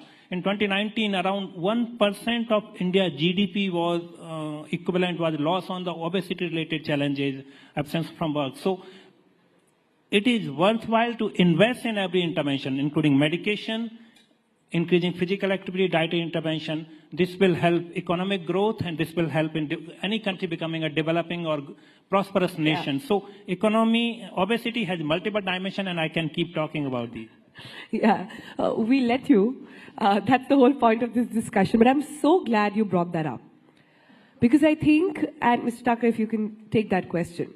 In a society where physical transformation has to be more led by work and hard work, and natural transformation is glorified so much, what role and what larger role are weight loss drugs then, sort of playing there?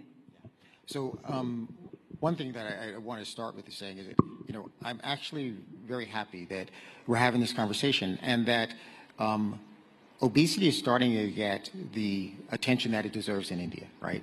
We want to provide gratitude to the Prime Minister and also to media for raising this because it's a critically important issue. Now, weight loss drugs overall are part, as you said, of that overall management. And I think that we have to change the narrative around weight loss if we really want to address it. You're right, it is around not just lifestyle, it's around lifestyle and a comprehensive approach. But we also have to recognize that there is a bit of a stigma on weight loss, and that patients who have obesity or who are living with overweight every day are addressing this stigma. And until we start to change that, we're not going to actually have patients or individuals who are living with obesity actually seeking some of these treatments. Now, Where I think that these medicines can change that is it's starting to change the view of how we think about obesity. It's not just about blame, it's really about biology, right? We know that there's a different way you need to address this, and I think that's critically important.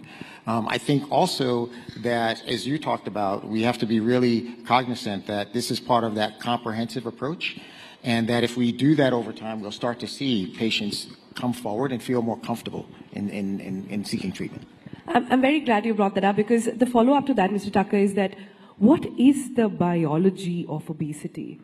I think the needle needs to shift on not just what is weight loss, but first we need to be very clear on what is obesity and how do we tackle that. So what is the biology there? So I'm not the medical expert, so I'm not going to talk about the biology specifically. What I can tell you of how these medicines actually impact that biology, okay?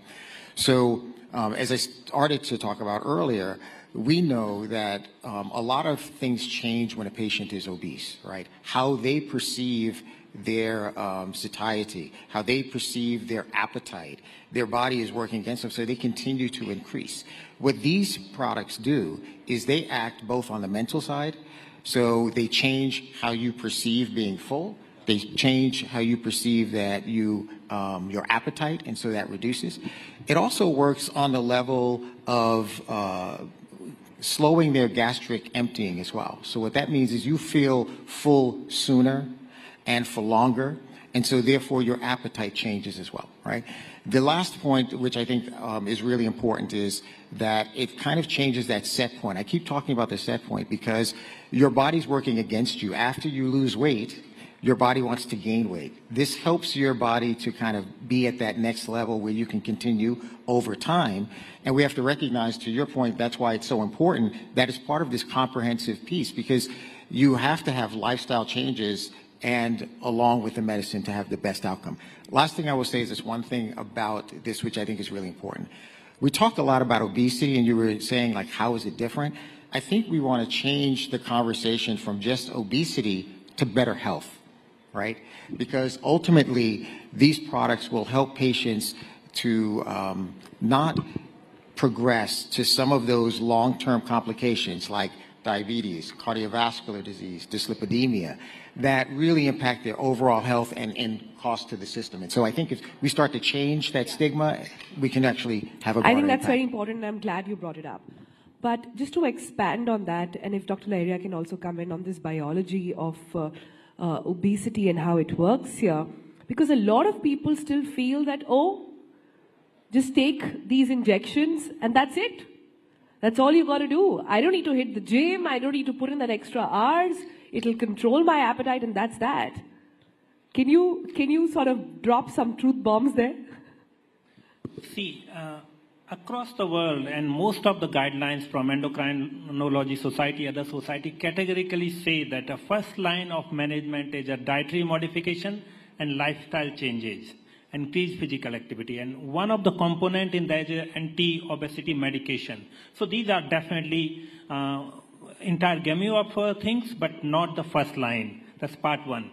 Second part is that these are prescription-only medicines which are provided by a medical doctor based upon individual case-to-case discussion with the patient.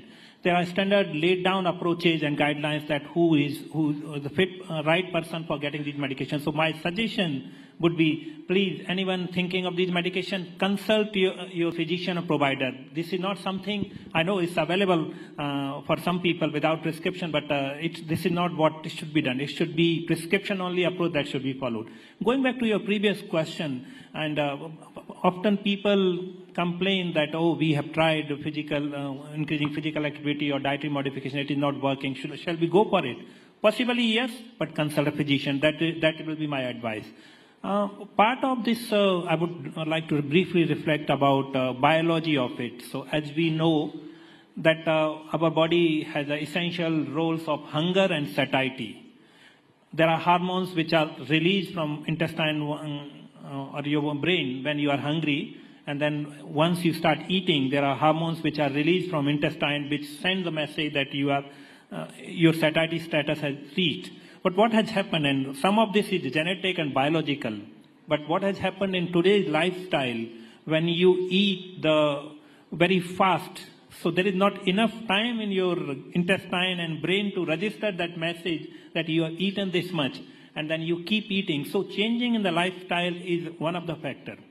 Of course, there are people, for example, I would say that there are people who have tried all of these things. There are some excess weight, like BMI, certain BMI threshold which is crossed. For them, if a prescriber suggests, and these are the medications which can wonder, and we know that we now have medications which can reduce 15 to 20% of the weight over a period of 3 to 6 months. But I'm again warning that this is something, a doctor-based, prescription-based approach which need to be followed. And even if you are being prescribed medications, there is definitely a role of lifestyle modification, physical activity, and other aspects. But let's look at the other side of the spectrum then. And I want to understand the struggle.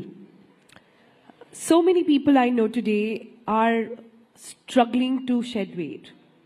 So many people I know today are trying everything. They lose weight, but then it comes back. How should they be approaching this? Dr. Nehria, to you first. This would be, again, an individual one-to-one question, but often... I say this, you know why? Just to sort of build in a context here. Because we as a society shame people who don't look a particular way. We as a society want that perfect Instagram filtered face and body.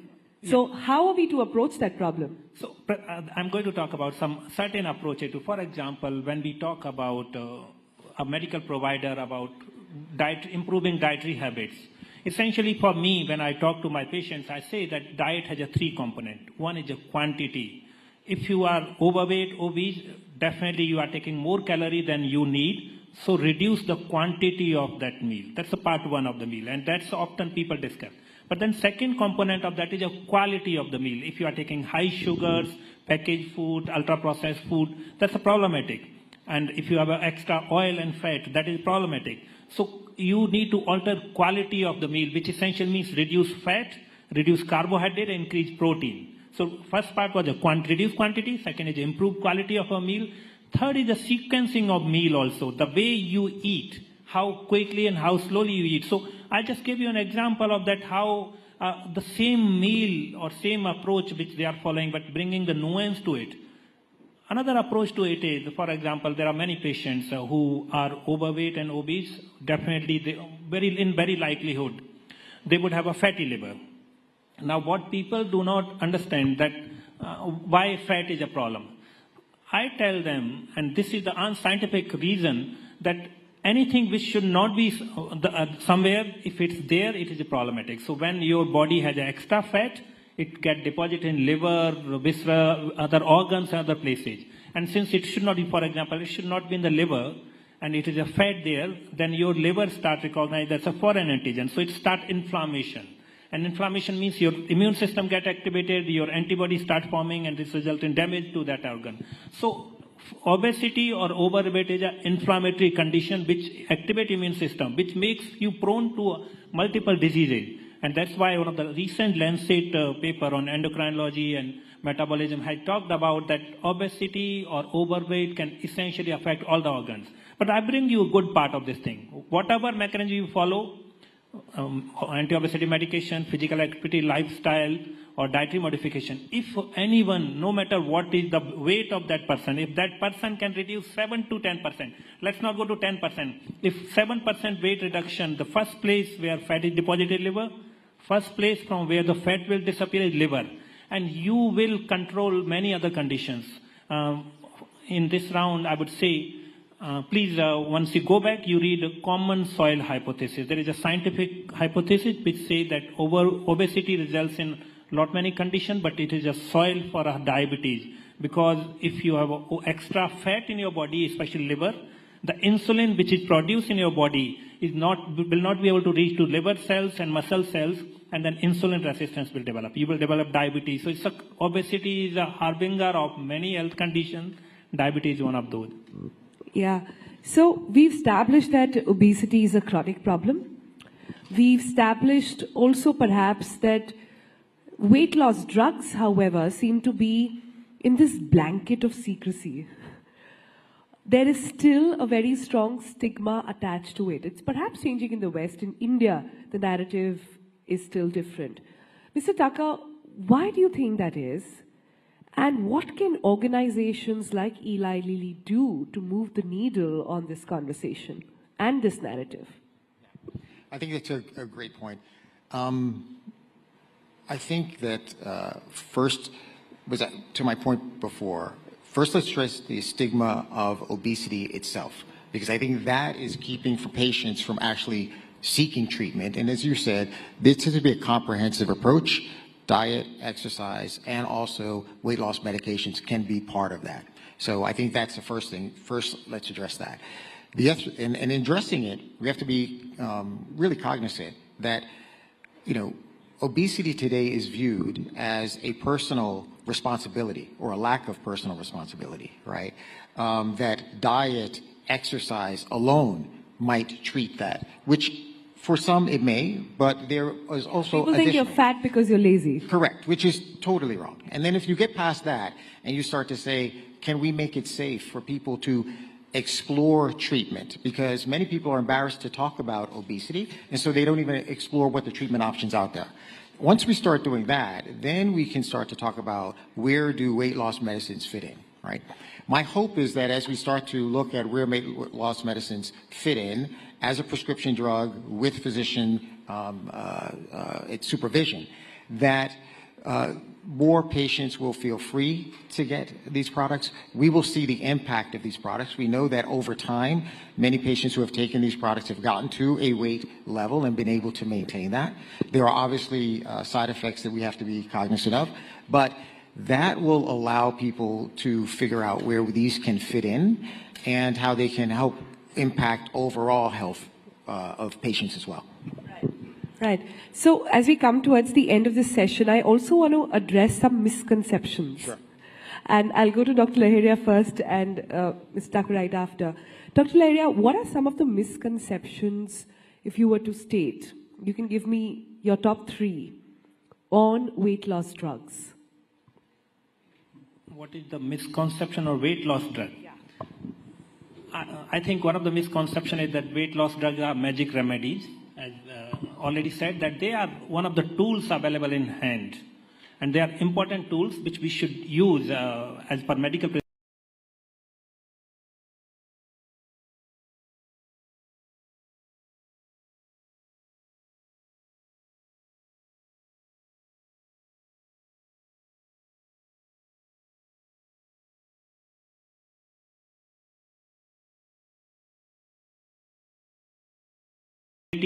society and government responsibility. Everyone need to play a role in this approach. For example, if someone advised that you do physical activity, but that requires school should have a playground, that requires city should have a space for bike ride and other things. So it requires intervention on multiple levels.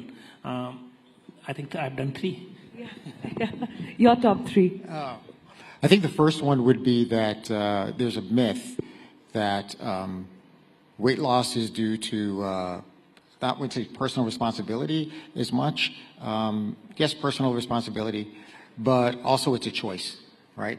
That you choose to be obese. And I think that's totally incorrect, right? We know that. I think there's another one that everyone loses weight the same way. We know that's not true. It's an individual response, and therefore it has to be tailored to them individually.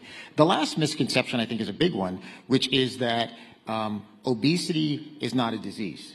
But in reality, we know that globally it is recognized as a disease that is progressive, relapsing, and needs a comprehensive approach of which medical treatment can be a significant part. Right. Last comments then, and Mr. Tucker, I'll begin with you. What is your hope then with weight loss drugs in the Indian context on what they can do for the medical fraternity on the whole and this entire, on the medical infrastructure on the whole? I think, as I think about India and this vision of a healthy India, I think that these weight loss drugs hopefully change the conversation around just obesity and weight more to health and how we can improve health so that individuals can achieve their best level of health. And I think that is a comprehensive approach. It is addressing the fundamental cause of obesity, which these drugs go to, the hormonal cause, the metabolic pieces that drive the disease, and not just the symptoms. And that we make it safe for people to talk about obesity and seek treatment, particularly with lifestyle changes, medical intervention as well, so that patients can achieve their highest level of health, and we can improve society and also reduce health costs. That's quite lovely. Dr. Laheria, then, I was going to ask you the same question, but with a different lens. We are looking at India, which is very aware now. This generation is talking about health more than ever. We also have the government coming out with initiatives which are taking and putting health at the forefront. You've got the Fit India movement. The Prime Minister talked about it in his Mann Ki Baat as well. So we seem to be moving in the right direction, or so it seems, when it comes to this entire conversation on staying fit. But what is the roadblock? What do you see as something holding us back? What I'm essentially asking you is, if the Prime Minister was listening to you right now, what would you tell him to do that can unlock the potential of how much we have developed both in the mindset and medical science on fitness?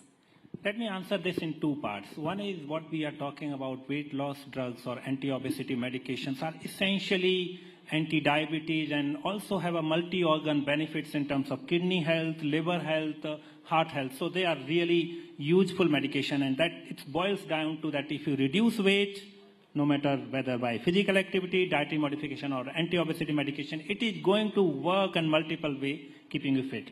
Second part on what are the roadblocks. I would flip the question. I would say there are 7 P's approach which we can do. One is that we need to focus upon preventive aspect of health. Second is we need to bring attention on promotive health. Third is prompt treatment. If you are required treatment, you go for a prompt treatment. Fourth is a policy approach. We need to have that kind of policies which support all these interventions. Fifth is everything should be done as per the need of people, people centricity in this approach. Sixth is programmatic intervention, which essentially means just do not focus upon one isolated intervention, but make it a holistic programmatic. And seventh is a partnership between public and private sector for a public purpose.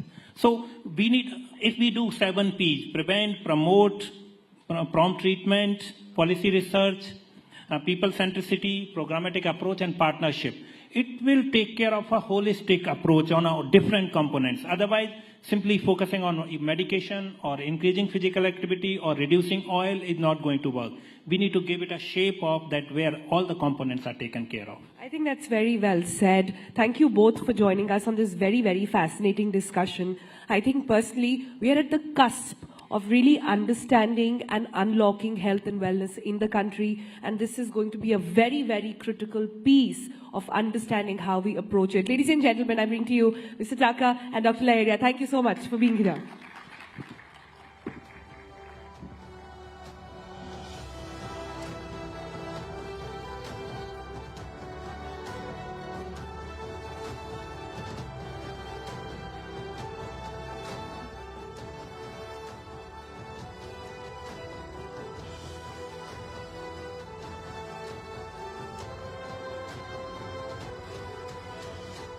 Thank you so much, gentlemen. Thank you, Sonal. This conversation indeed was a reminder of how any journey to losing weight must be undertaken in a healthy way. And now we get down to discussing two genius minds present amongst us here in the audience. Youngsters who have captured the imagination of scholars and mathematicians around the world. We're in for an incredible session today as we are about to hear from two extraordinary young minds who are redefining the boundaries of intellectual achievement. First, we have amongst us Vishwa Rajkumar, a 20-year-old memory champion who recently won the prestigious Memory League World Championship. Vishwa has set new benchmarks for whatever is possible in the world of memory sports. And joining him is Aryan Shukla, a 14-year-old prodigy known as the human calculator, and we'll hear more from him. but he has amazed audiences worldwide with his lightning fast mental arithmetic skills. Let's get ready to be inspired by two masterminds who are joining us here and let's welcome Vishwa Rajkumar and Aryan Shukla to the stage. Toya Singh, my colleague, will be taking this conversation forward.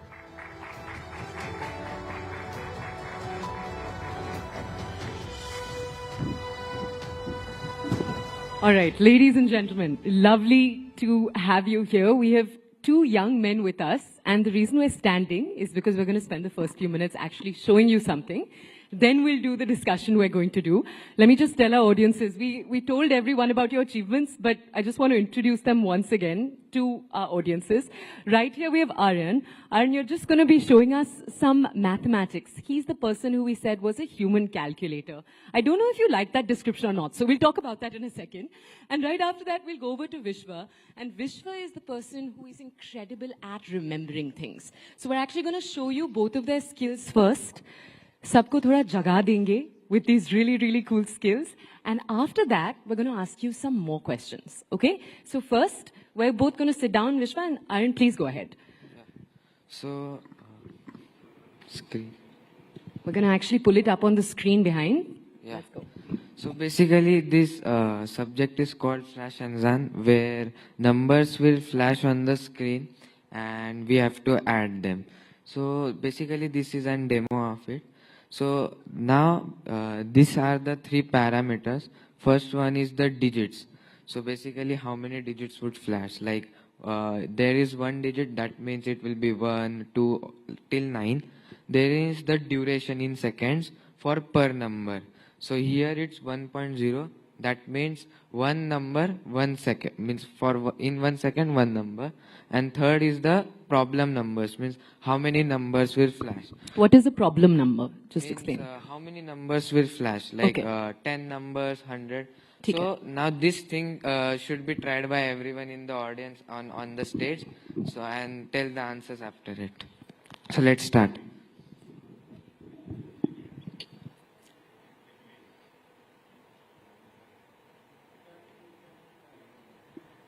So we have to remember those numbers, add them, subtract them. He's concentrating. Yeah. So had anyone got the answer? Yeah. Love it. So 57.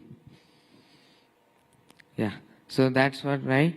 Now we will going to get more decrease- tough. Huh? We're going to get more tough.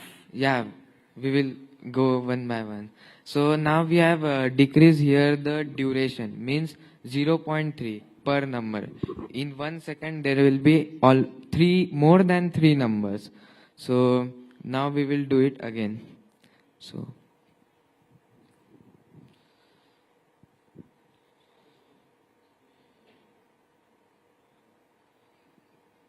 has anyone got? 55. Yeah. So now we will increase the digits. Means now there will be 2 digits like 10, 11 till 99. So let's start.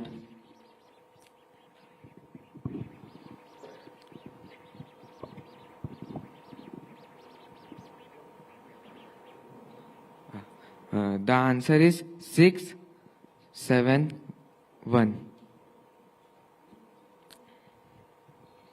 Yeah. Now we will again increase the digits and keep the speed and the problem number same. Let's start.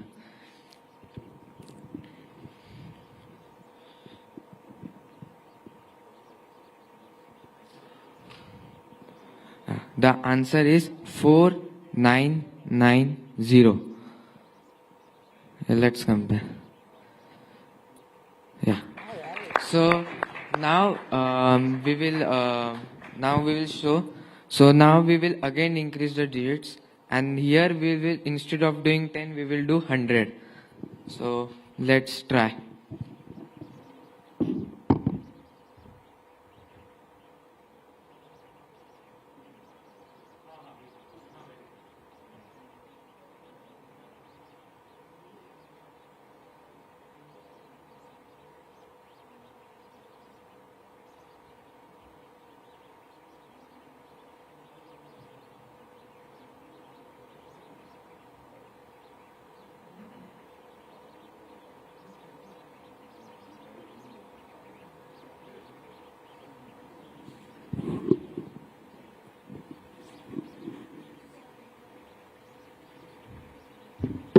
The answer is 5, 5, 2, 0, 8, 9.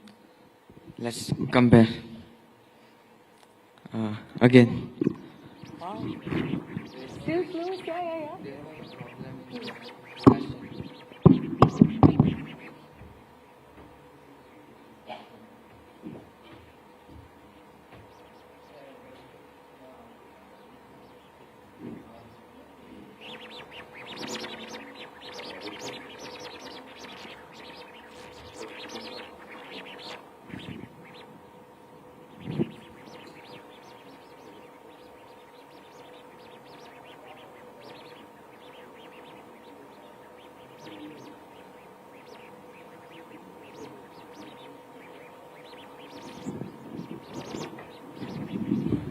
The answer is 5, 6, 0, 1, 5, 8.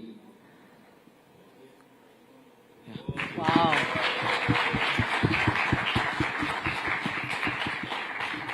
Yes. Can I ask you to sit now? And Haran, I have to tell you, it's so cool to watch everyone just looking at the stage and trying to calculate, and all of us realizing that your brain is just leagues ahead of all Thank of us. you. Now, someone who can, I don't want to say give you competition, because this is not a competition at all. But Vishwa, if we could now also see your skill, because it's a different set of skills. And then we're going to come back to both of you with more questions on how all of this works. And we're also, if anyone in the audience is blown away and has a question or two, we're going to try to leave some time for that. But Vishwa, please, if we could ask you first to also show, because Vishwa's skills are memory-based. So do you want to show us how your skills work? Yeah, we can. Okay, let's go ahead. We're just going to pull up something on the screen right now.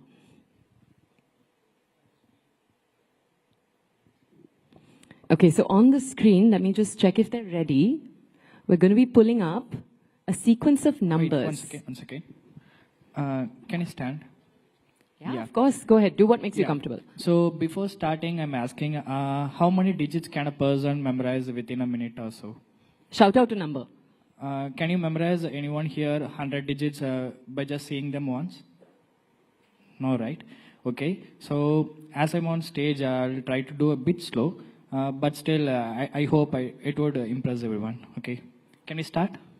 Yeah, okay.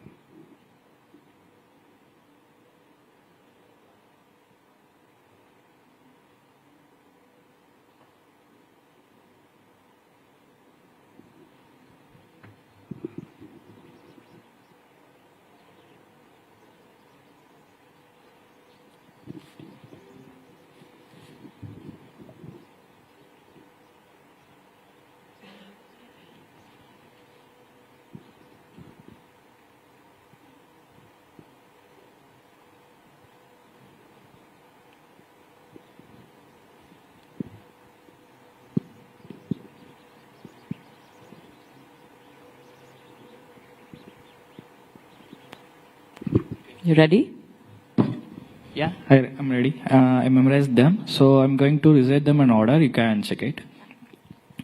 3729, 6135, 7515, 1467, 4520, 0867, 3618, 1954, 8153, 1144, 5672, 9961, 4955, 6473, 1343, 1988, 2567, 0925, 3398, 7810, 7173, 4540, 5175, 4303, 8429.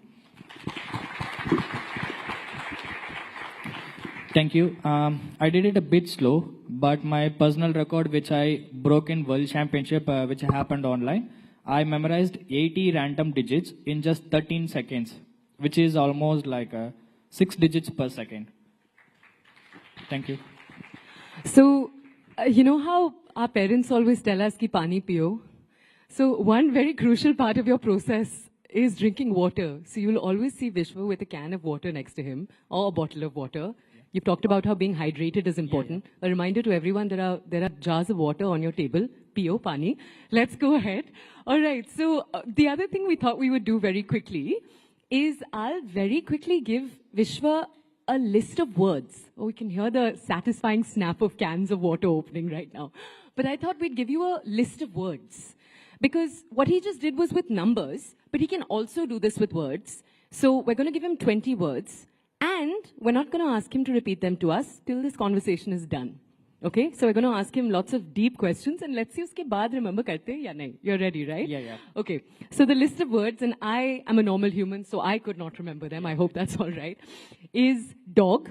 Dog. Grass. Grass. Helix. Heels. Helix. Like a DNA helix. Yeah, okay. Helix. Yeah. Chewing gum. Chewing gum. Rocket. Rocket. Flamingo. Flamingo. 54. 54. Boys. Boys. Crease. Grease. Chips. Chips. Filibuster. Filibuster. Okay, filibuster, okay. Swimsuit. Swimsuit. Bus. Bus. Saliva. Saliva. Continuum. What does it mean? Continuum. Continuing. Pagdi. Bakri. Pagdi. Jo sar pe pehante hain na, pagdi. Okay. You're okay with the different language there? No. Okay. We'll discover. Yeah, okay. Lemon. Lemon. Disappointment. Disappointment. Cadbury's. Cadbury's. And fiscal stimulus. What is the last word? Fiscal stimulus. I don't understand what is it. Should we just go with fiscal? Fiscal. Yeah. Yeah, okay. Yeah? Yeah. Fiscal is, I wanted to mix up the different categories of words.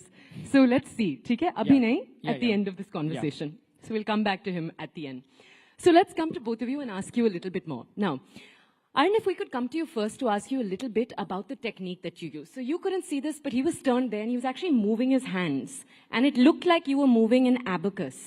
Is that, an abacus is that wooden thing with beads on it. Is that what you were doing? Am I making, because I often see people in these championships moving their hands. Is that what's going on? Yes. So basically in Flash and Zan, we generally do use abacus technique. Flash Azan is what it's called. I Yes. just wanted to repeat that. What Yeah. is that? Why is it called that? Flash means numbers flashing, of course. and Anzan means numbers. Huh. So it flash numbers. So it's in different language. In Arabic, Azan means numbers in Arabic. What language? Anzan, Turkish. Okay. So this basically abacus technique is used to solve Flash Anzan. Also, there are many techniques from Vedic maths and mathematics which are used to solve other subjects, which we'll be discussing about, like multiplication, square roots, division, calendar, and more. So tell me a little bit more about the Vedic maths. I want to double click on that. In the last few years, so by last few years, I mean a decade and a half, India, you have tuition centers, for example, that will teach Kumon, which is one method. You have Vedic maths that's kind of re-entered into public life. Of all of these techniques, what's your process been to discovering them? Is it, so both your parents are here today. Did one of them guide you through that process? How did you decide ye karna hai? Because I just want to tell everyone here, he's 14 years old. So how old were you when you decided this is what I want to do? So from childhood, I love to play with numbers. So when I was of age of 6, I started doing mental calculations, learning mental calculations. So I started to learn these techniques. Means my parents taught me, or we searched about the many sources. Like these methods are easily available on many sources. So I started learning them, and then I learned and get a mastery, means not mastery, but started getting good at it. And then we searched about more competitions and the programs which happen, and then I started to take part in them, participate in that competitions. From 2018, I started doing that. Right, and you've also, so we haven't talked about what you've won, and you've been winning for a few years now. Yes. Let me just come back to you in a second. Vishwa, you have a very different, obviously what you're doing is a different skill, it's memorization. And he does something really cool. If I can give our audiences a breakdown, वैसे तो आपसे आना चाहिए, I'm not giving you a chance to speak. But what he does is he imagines a room, or a house rather, and in different rooms of that house, he stores different words. So मान लो आप याद कर रहे हो, and then it's like you're walking through the house, veranda में कोई चीजें हैं, pathway में कोई चीजें हैं. That's how you remember the words. Is that correct? Like a map that you make in your brain? Yeah, exactly. So I can tell that if you're watching a film, will you ever forget what happened in the film? You won't be forgetting, right? So the same thing if you read, even if you read the same story in a history book, you'll be forgetting that easier. That's because you're visualizing the movie. So that's the reason you are able to remember that. That's because of your imagination. So whatever I memorize, I imagine them, make a story out of it, and then visualize in whatever place I want. I mean, I feel comfortable. Let's say my home. So that, let's say my home. So you told me 20 words, right? I imagined everything in my home. So that's how I remember. Okay, so here's my question. Our audience today that's sitting, if they asked you, how do we use this technique in our day-to-day? So let me give an example. Say I want to remember someone's birthday. Say their birthday is, I was thinking of Mahatma Gandhi's birthday for some reason automatically, but that's too easy for our audiences. Let's go with the 11th of October. 11th October. 1963. 1963. Walk our audiences through how they can get better at remembering. Okay. So I would say 11 looks like 1-1, right? So we can imagine 2 pencils. Imagine 2 pencils is kept here. And October is 10th month. So whom do we remember when we hear the number 10? Sachin Tendulkar. Oh, love it. Okay. Sachin is coming and picking up the pencils. 1963. So what do you remember when you hear the number 19? A young person about to become a 20-year-old. Okay. So I'm 21 right now. So I won my world championship when I was 20. So maybe let's consider me. So I was speaking to Sachin. Oh. 63. I'm not getting anything related to 63, but I imagine a cooking set when I hear the number 63. So why a cooking set? I'm not sure, but when I started practicing, I used that. So imagine I was speaking to Sachin about starting a restaurant or something. So 2 pencils, 11 October 1963. But ek cheez batao, when you're turning towards the screen and remembering all those sets of numbers, what you were doing was coming up with different scenes that quickly? Yeah. Okay, that's incredible. I don't know if we feel like we can actually do that in our day-to-day. I hope we're feeling a little empowered because that was tricky to hear. I'll be honest with you. Tell me one thing. Do you ever have areas in your life that are hard to remember? I always find this interesting with geniuses, and I hope it's all right that I'm calling both of you a little bit, you both are young geniuses. Are there areas of your life that are actually trickier than a normal human would find them, for example? No, I don't feel anything harder to remember. I feel everything easier. Like it's not like anything is hard to remember? Yeah, anything is easier. Wow. And what about for you, Aryan? When it comes to doing maths, is it that maths comes easily and maybe there's another area, in the sciences or the social sciences that doesn't? Because before this we were talking, you love social sciences, which is very surprising to me. I was like, wow, so your brain works both ways. But is there an area where you find difficulty more than maybe your classmates? Yeah, means it happens like whenever, like for months I don't write like language or any language I don't study. So it happens that you cannot write properly and like. So generally it don't happens in school, but in mental maths it happens that in particular subject, once it happens that for 6 months I was not getting right. So in mental maths, you said? Particular subject. So errors happen, but we just it was really cool actually when that wrong number came up there, how much you took it in your stride. You pointed out something's wrong and then you just went on. And that brings us actually very quickly to my semi-last question. I want to ask both of you, because you've both been doing this for years. We haven't talked enough about your story. We're almost done with our time, but I do want to ask, for our audiences, both of these young men in front of us have been working on these skills for years. And Aryan, I just want to ask you first, and Vishwa, I'll come to you after that.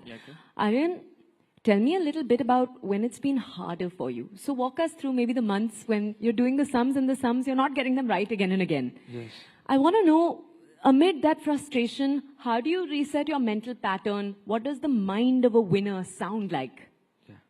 So I would say the most difficult time was the COVID time, because there were no competitions. For 2 years, there were no competitions. So keeping that fire under us to win, and that was very much tough. Practicing for 2 years with, there was no prescribed competition or any schedule that competition is going to come. So it was important to not give up. So I would say that was the most tough What time. was your secret to your perseverance in that time? My secret is like not giving up, I would say, and have a passion for what you do. Yeah, so my passion for mental mathematics keep me going. Yeah, it's been very cool to speak to both of you and realize that you both really love what you're doing. And I think it's a love for it that fuels more than anything else. Yes. Right? And that's really cool. Can I ask you, Vishwa, a little bit about what it's been like for you? So you're older. You're about 6 years older. I think that's fair to say. You're 6 years older. You've been also doing this for the last few years. Yeah. Your parents are not here today, but I'm sure they really, really support this and think it's really cool. But what have the difficult times looked like for you? With memorization, it's a different set of skills altogether. Yeah. Are there days where things are just not sticking? I want to know if, you're going through something emotionally turbulent. Yeah. It's there. Does it become harder for you? Yeah, What does that look like? Yeah, I started my training in the year of 2021 myself. I just bought my laptop and started logging into the Memory League website and trained myself. So that's how I started. When I started, I trained like 10 hours a day. But later, I stopped my training because I couldn't focus. I don't know what happened. I couldn't focus, so I just stopped my training. But I was participating in every competitions consistently, but not training. What happened, like in the year 2024, when I was in a competition, I'm about to win it. It's happening online, but there was a sudden mental fog. But I started losing every point, and I just got eliminated. I realized at the moment I'm going to quit the sport. But what happened? Before quitting the sport, I accidentally registered for another competition, which is happening next month. Yeah. So I just thought to myself, before quitting, I'm going to participate there. Even I'm going to lose, I'm not going to bother. I just trained 10 days before the competition. You won't believe, I won the competition. It's an international slam.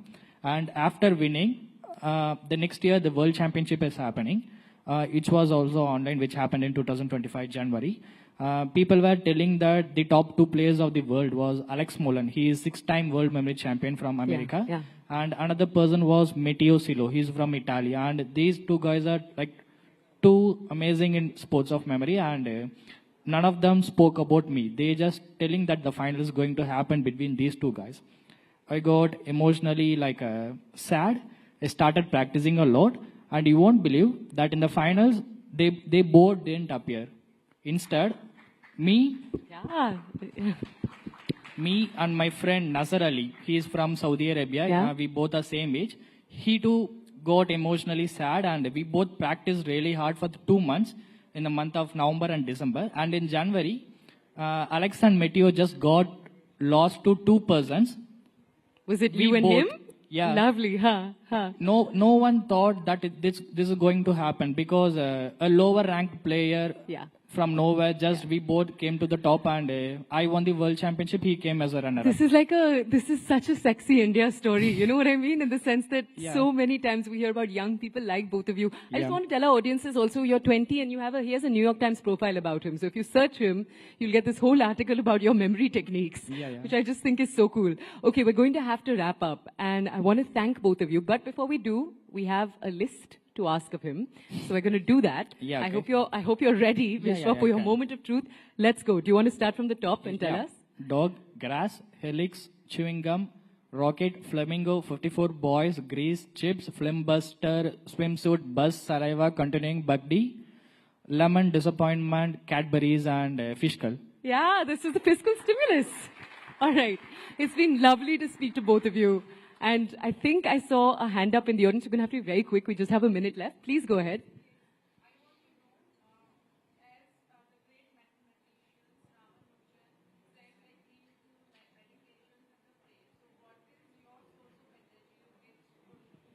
Okay, boys, you just have a minute. What's your source of energy? Your source of inspiration? So I practice Sahaja Yoga meditation, which helps me to be calm and be mindful, and it also increases concentration power. As we have seen that in flash and then you need to be very much concentrated, or else the number will be missed. So meditation, you said, Yes. is yours. And what about you? I'm not a focused guy, but what I do, whenever I go to a competition, I watch Virat Kohli's videos, so I get motivated from that. I was a bit aggressive myself. Before every competition, I watch his videos like 2 to 3 hours. I just get that mindset to myself, and I won't be giving up in any competition. So you get in the zone watching Kohli. That's incredible to hear. Both of you, thank you so much for joining us today. Thank you. It's so lovely to have your young energy, and just both of you are so confident, and that's what's been so inspiring to watch. Thank you, ladies and gentlemen. Thank you. Thank you.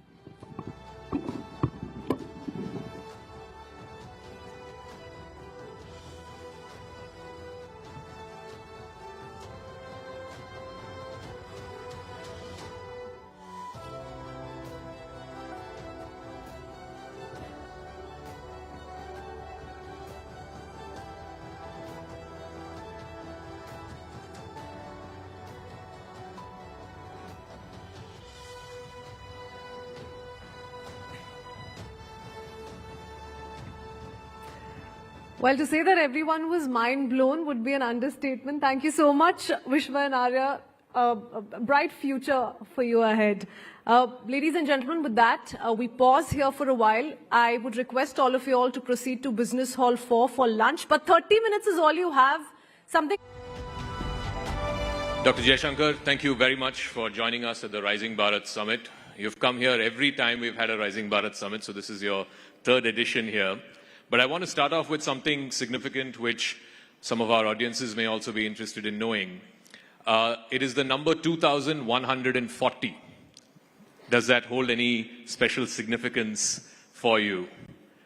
I shall enlighten our audience and maybe even enlighten you. That's the number of days that... This sounds like one of Elon Musk's tweets. That's the number of days he's been External Affairs Minister. He's the longest serving External Affairs Minister of India since Nehru. So we can have a round of applause for that. And what a time to be in charge of India's foreign policy. You look back at the last 5 years and 10 months now, it's going to be almost 6 years. What do you think has been Indian foreign policy's singular achievement in these last 6 years? One thing if you were to name, with the mic, sir. I would say, this is Bharat rising. So how do you manage the process of rise under extremely turbulent conditions? Because managing a process of rise is tough enough, but, countries normally hope that you get a very conducive environment. We've got as tough an environment as anybody could sort of no, not hope for. Not hope for. Anybody could actually imagine. And I think getting through that, just look at these last 6 years from a foreign policy perspective. You've had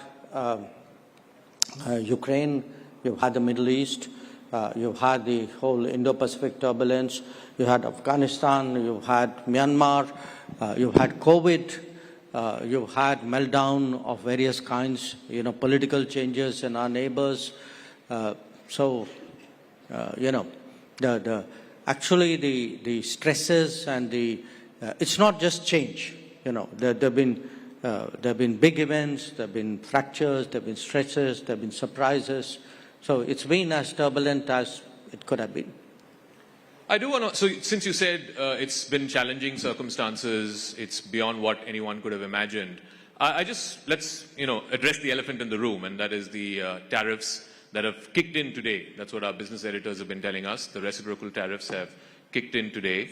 And first of all, I'd like to understand from you, what is your assessment, what is your reading of, what is going to be the impact of these reciprocal tariffs on India? What is India's strategy to try and deal with the fallout of it? If you could sort of, elucidate what your views are. I don't think it's possible to speak about what would be the impact because we don't know. What is our strategy? I think that's pretty clear. We decided that we will engage the Trump administration early on this set of issues. We were very open with them, very constructive with them, as they were with us. What we agreed to do was to try to negotiate a bilateral trade agreement by fall of this year. To the best of my knowledge, and I could be corrected here, I think we are the only country after President Trump has assumed presidency the second time, which has actually reached such an understanding in principle. So I don't know, every country, because every country is tariffed, okay? So every country in the world today is fashioning its own strategy of dealing with the United States.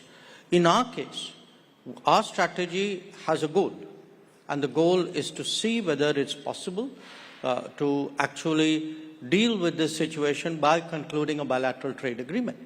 And I should add that in an interesting way, this has long been our objective. The present situation may have created the circumstances for such a serious conversation. But if you look at President Trump's first term, we were actually negotiating a trade deal which could not fructify. And if one looks even at Biden's administration, we discussed trade possibilities and we ended up with the IPEF initiative. They were very averse to doing a bilateral agreement.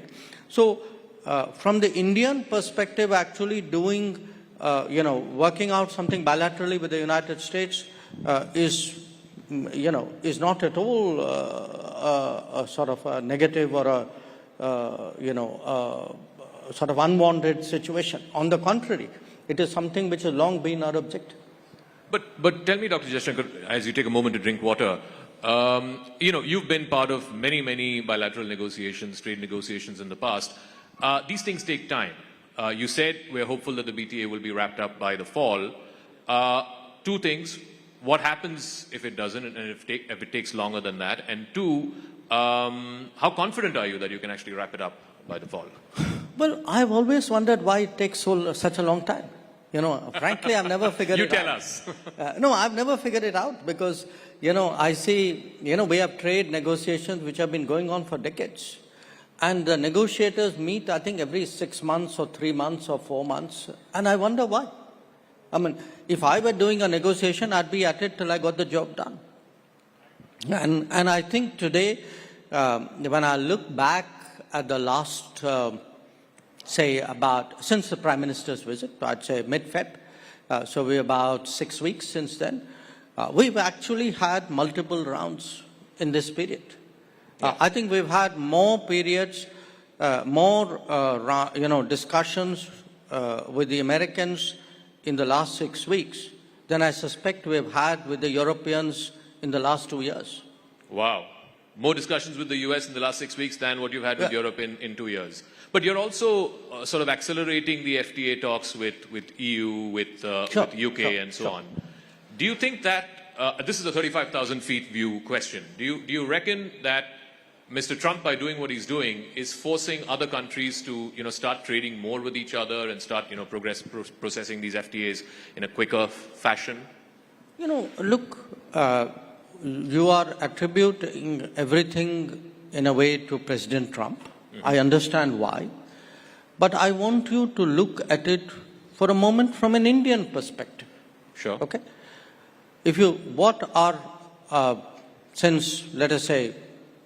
Since the beginning of reform, 1990s, in 30 years, what are your FTA agreements? They're largely to the economies east of India, with the ASEAN, with ASEAN members, with Japan, with Korea, Australia, which is not the same. Now, where are actually your many of these are competitive economies. Yeah. Okay?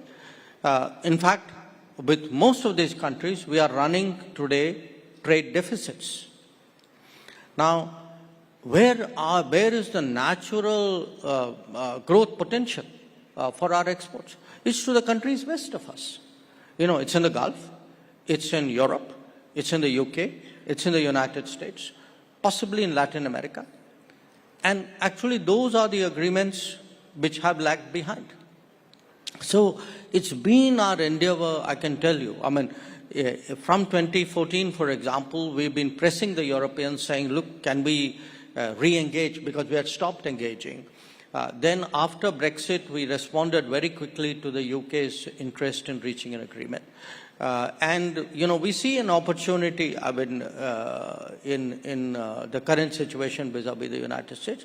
These are, to me, really the priorities which we should be doing. We should be doing it in our own interest, not because some other president of another country says he's created a situation. I want to talk a little bit about Europe, because you had sort of become a bit of a lightning rod for them about talking about oil imports from Russia, saying how can you import from a country that's gone into war and invaded and so on. And you've laid out very articulately for India and for the rest of the world what India's position is. Now the same Europeans are scampering for an FTA with India. Do you see a double standard there? Or? No. I think you're being unfair to Europe. Yes, you're being unfair to Europe. I think the Europeans were serious about an FTA earlier. It's just we haven't seen that kind of urgency. Maybe their way of working is different.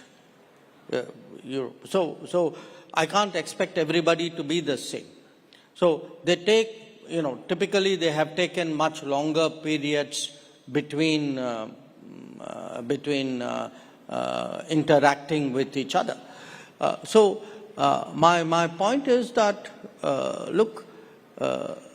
Europe today, I think, realizes the importance of deeper ties with India and the relevance of the FTA for that purpose. We had in the end of February 21 European commissioners led by President von der Leyen visiting India. Very unique happening. Not just for India, even for them. They don't normally do that. I think there's a very serious message coming out of Europe saying we want to move forward on this. We welcome it, we reciprocate it, and I'm pretty confident that just as we are seeing a very intense engagement with the United States, and by the way with the UK as well, I expect the pace to pick up with Europe. We have an aspirational goal. We'd like to close out the FTA this year. But, when we get there, we'll see. I want to talk about the neighborhood. Last time you were here at the summit, the big concern, the big talking point was the relationship with China, and you had said that the relationship is not normal. And, we need to deal with the situation at the border for the relationship to become normal. Now, there's been a disengagement process. The Prime Minister has met with the Chinese President. You've met with your counterpart, I think, on a couple of occasions since then. How would you describe the state of the relationship with China? How far away from normal is it? Well, it's obviously better than the last time I was here. Sure. I think the disengagement, particularly the Depsang-Demchok, was important. We are now addressing, to some extent, issues on the border because there's been a force build-up over a period of years. But there were many other things which also happened during this period. Some of it was a collateral of the situation. Some of it was actually a carryover from the COVID era. For example, our flights, direct flights, stopped during COVID. They were not resumed. The Kailash Mansarovar Yatra stopped during COVID. It did not again resume. So I think there is work to be done. We are at it. We are, sort of trying to see whether a lot of this post-COVID and parallel to the border tension, the combination of these issues, how much we can progress on this. We are looking at it because at the end of the day, we have always maintained that the situation which we saw between 2020 and 2024 was not in the interest of either country. It was not in the interest of our relationship. And I think there is a recognition of that now. So it's on the road to being normal again? Well, I think we are moving in a positive direction. The problem with your profession is you want instantaneous transformation. The challenge of my profession is it's a very arduous and painstaking one. I'm glad that we are sticking to each other's respective professions. But, because there's so much talk around trade and because President Trump has made that the point of conversation, you referred to, we have trade imbalances with a lot of countries to the east, right? Is this, you reckon, an opportunity, again, academically speaking, an opportunity for India to look at some of those trade relationships and say that, these imbalances cannot sustain, just like America is saying that, an imbalanced trade relationship is not working for them? Well, we've had concerns. We have articulated those concerns. This is not my direct remit, but I have a visibility into it, and we work as a team within the government. I think one of the issues for us, for example, has been the review of the ASEAN-India Trade in Goods Agreement, ITIGA, which we believe has been unnecessarily prolonged. I think it's important for all countries today to realize that the nature of the global discourse on trade is changing. There are new parameters, there are new metrics of judgment. I think countries will do what they need to do to protect their businesses, to protect their labor, to protect their societies. We cannot be an exception to it. So I think we have concerns with many of the countries east of us, countries with whom we have FTA arrangements, and also countries with whom we don't. Prime Minister was recently at the BIMSTEC summit. You were there with him. It's the first time that he met with the new interim leader of Bangladesh, Professor Yunus. There's been a lot of concerns here in India about some of the statements that have been made by the leadership there. Some of the goings-on the ground, whether it's attacks on minorities, so on and so forth. From within whatever you can divulge in the public domain, what did the Prime Minister tell Professor Yunus, particularly on this comment about India's northeast being landlocked and, Bangladesh being the gateway to the ocean, and also on the attacks on minorities, on both those issues? No, look, I think the main messages from our side, which came out at the meeting, one, that our relationship with Bangladesh, for historical reasons, is a very unique relationship. It's a very fundamentally a people-to-people connect.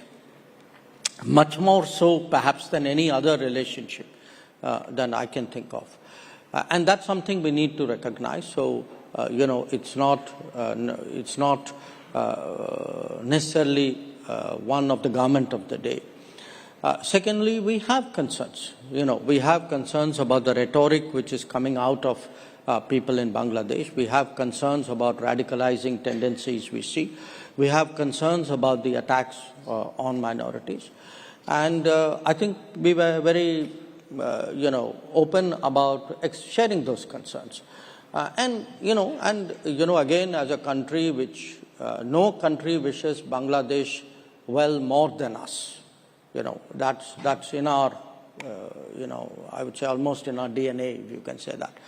And as a well-wisher, as a friend, I think we hope that, they make go the right way and do the right things. And as a country with a, which has a democratic tradition,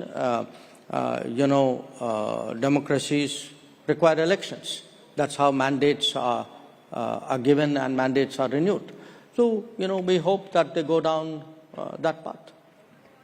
From well-wishers to not-so-well-wishers, I want to talk about Pakistan. Two questions. One, because this news just came this morning, the Tahir Rana, who's the convict in the 26/11 attacks, is likely to be extradited perhaps in the next 24 to 48 hours. So I want your comment on that. And second, this whole thing, Balochistan seems to be in a bit of a flux, and Pakistan has resorted to its old, copybook that, India is doing this, so on and so forth. So on both those issues, I would like your there's nothing really new that I can say on the Tawur Rana issue. I mean, obviously, we welcome the decision of the American legal process. On the Balochistan issue, look, I don't want to say anything. I mean, there is clearly a very disturbed situation there. People are suffering there. And if I say something, there'll be finger pointing. So I don't want to say it. But just on the principle that, every time India says there is terrorism emanating from Pakistan targeting India, you're met with a stone wall. Look, Zaka, I don't have to say it. It's visible. Even they say it. But it's not like I'm making an accusation and everybody in Pakistan is there saying, no, this is completely untrue. You have people in Pakistan who openly declare that they are doing terrorist activities in India. So this is not an argument. I mean, this is not a hypothesis. This is something they proudly claim. So I think, we've always maintained, not just us, I mean, all sensible people have maintained that if you start a terrorism industry, you will be consumed by it, and that is exactly what we are seeing today in Pakistan. So at a time when, there's an acceleration for regional partnerships and so on, you don't see any future for SAARC, given if Pakistan does not change its tack and does not use or employ terror as an instrument of state policy? Well, let me pose that question to you.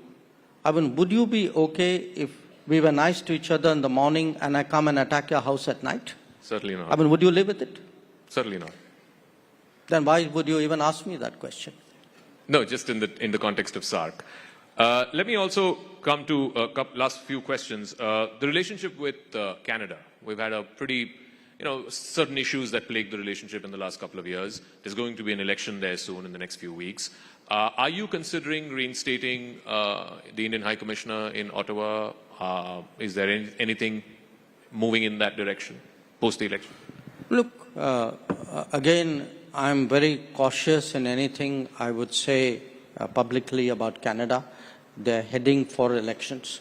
I don't want a remark become an issue out there in their politics.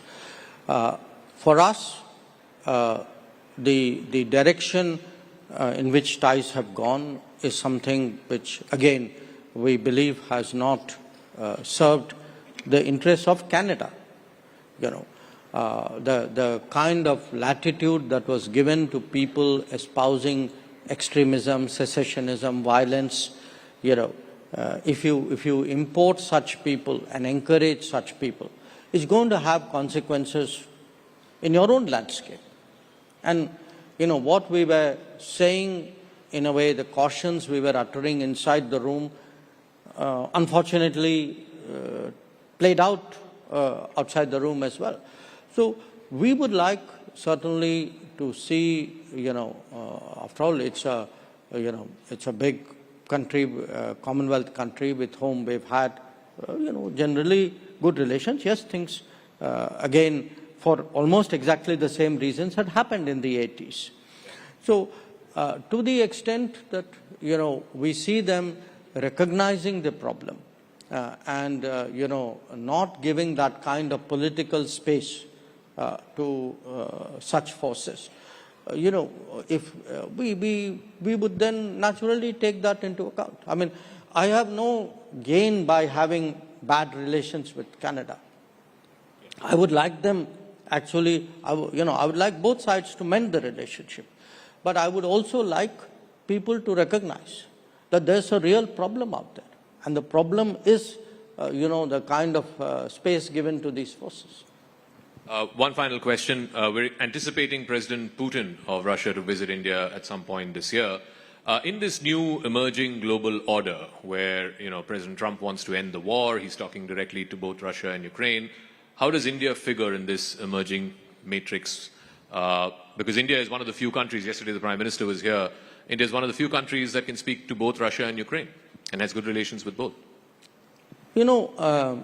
We've had a very, I would say, both a sensible position and a helpful position. Sensible in terms of very early on we took the view publicly that this conflict cannot be resolved on the battlefield, that it was necessary for a return to dialogue and diplomacy, that it was important for the parties concerned to talk to each other, because that was not happening. And there was actually a view at that time that everybody else will gather together and somehow produce a solution, and the other party, in this case Russia, would be confronted with that as a choice. Now, much of what we held in 2022, 23, 24 has actually come to pass. And there's no vindication in it. I mean, in fact, if anything, there is regret that, so many lives have been lost, so much time has gone, so much damage has been done, not only to the countries, but to the global society and to the international economy. But, okay, now there is a greater understanding that we need appreciation, that we need to they need to engage each other. So, to the extent we can motivate that, foster that, encourage that, we would do that. And again, I maintain that we've always, what we said in Moscow was not different than what we said in Kiev and what we said in third places. And we've tried to, have conversations here, take those there with the approval of each party. And so that's one part of what we've tried to do. The other is, there have been different dimensions of this conflict which have popped up from time to time. Different countries have weighed in, and I think it's such a really serious issue. It's natural. It's not a single or a small number of countries. We approve of all of that. I think anything which any country can do or any group of countries can do to help, we welcome that. We've tried to do a few things ourselves. We weighed in with other people. It could be some of the nuclear-related issues, or it could be grain corridor, or whatever it is. But the objective is to help. The objective is not to put yourself ahead. I mean, we're not, actively searching for a role. But if, either of the parties or any other country comes and says, look, can you help out on this? We'd be open to doing it.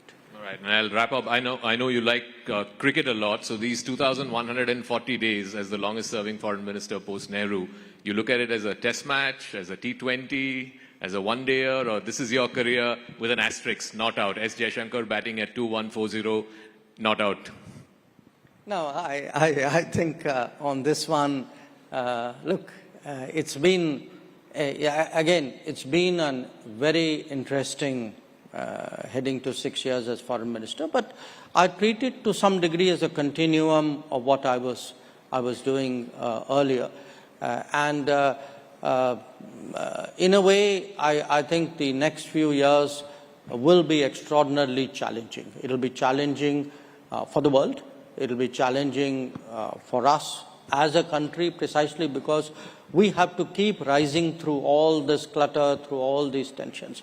And to be associated with that process, to be given responsibility of that process, I think is a great honor, it's a great responsibility, and I'm very, very, grateful for it. We have the best batsman batting at not out on that. Thank you very much. Ladies and gentlemen, Dr. S. Jaishankar, the External Affairs Minister of India.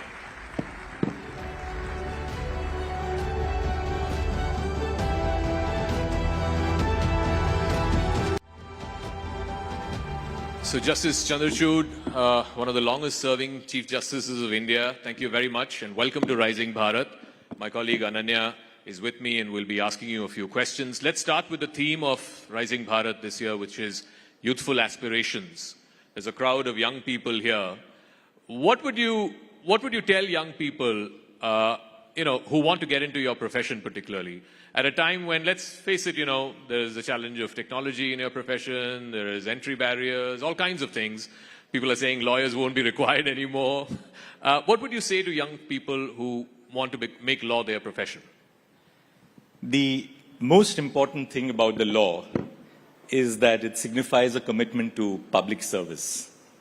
Because the law is all about societal service. Of course, lawyers do service to themselves as well when they earn fees from their clients, but that's a small part of the story.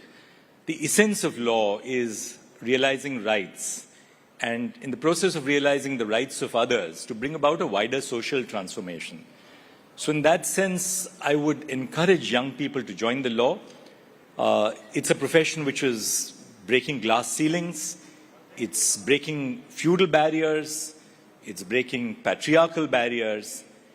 You asked me about, AI, and will AI take the place of lawyers or possibly judges?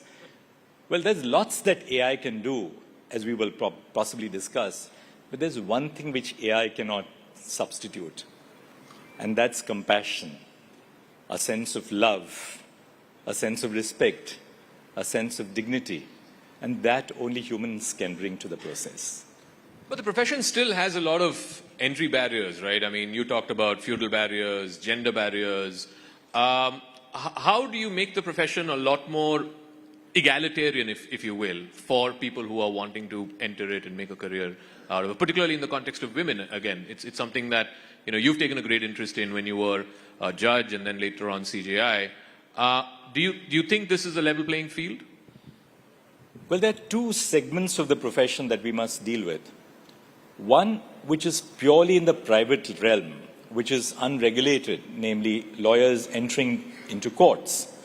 And then you have the more structured part of the legal profession, where young lawyers join the judiciary right at the inception. And there you find that because the process of recruitment to the Indian judiciary at the lowest levels is structured, it's based on competitive examinations, on interviews, where there's a level playing field, particularly for women, you'd find that that's the place where the social barriers are being broken down. Because a young person across the realm, irrespective of their command over English, because as you know, the local language, the regional language is the language of the courts. These young people are now entering into the legal profession. They're all first-generation judges. So quite contrary to what is portrayed very often in the media, these are people without any background who aspire for nothing but the best. The second thing that is happening is that so many young women are entering into the Indian judiciary at the lowest levels. You asked me about women, and should we deal with that briefly right now itself? I mean, I'll leave it to you, because there's something very important that, we need to focus on about women.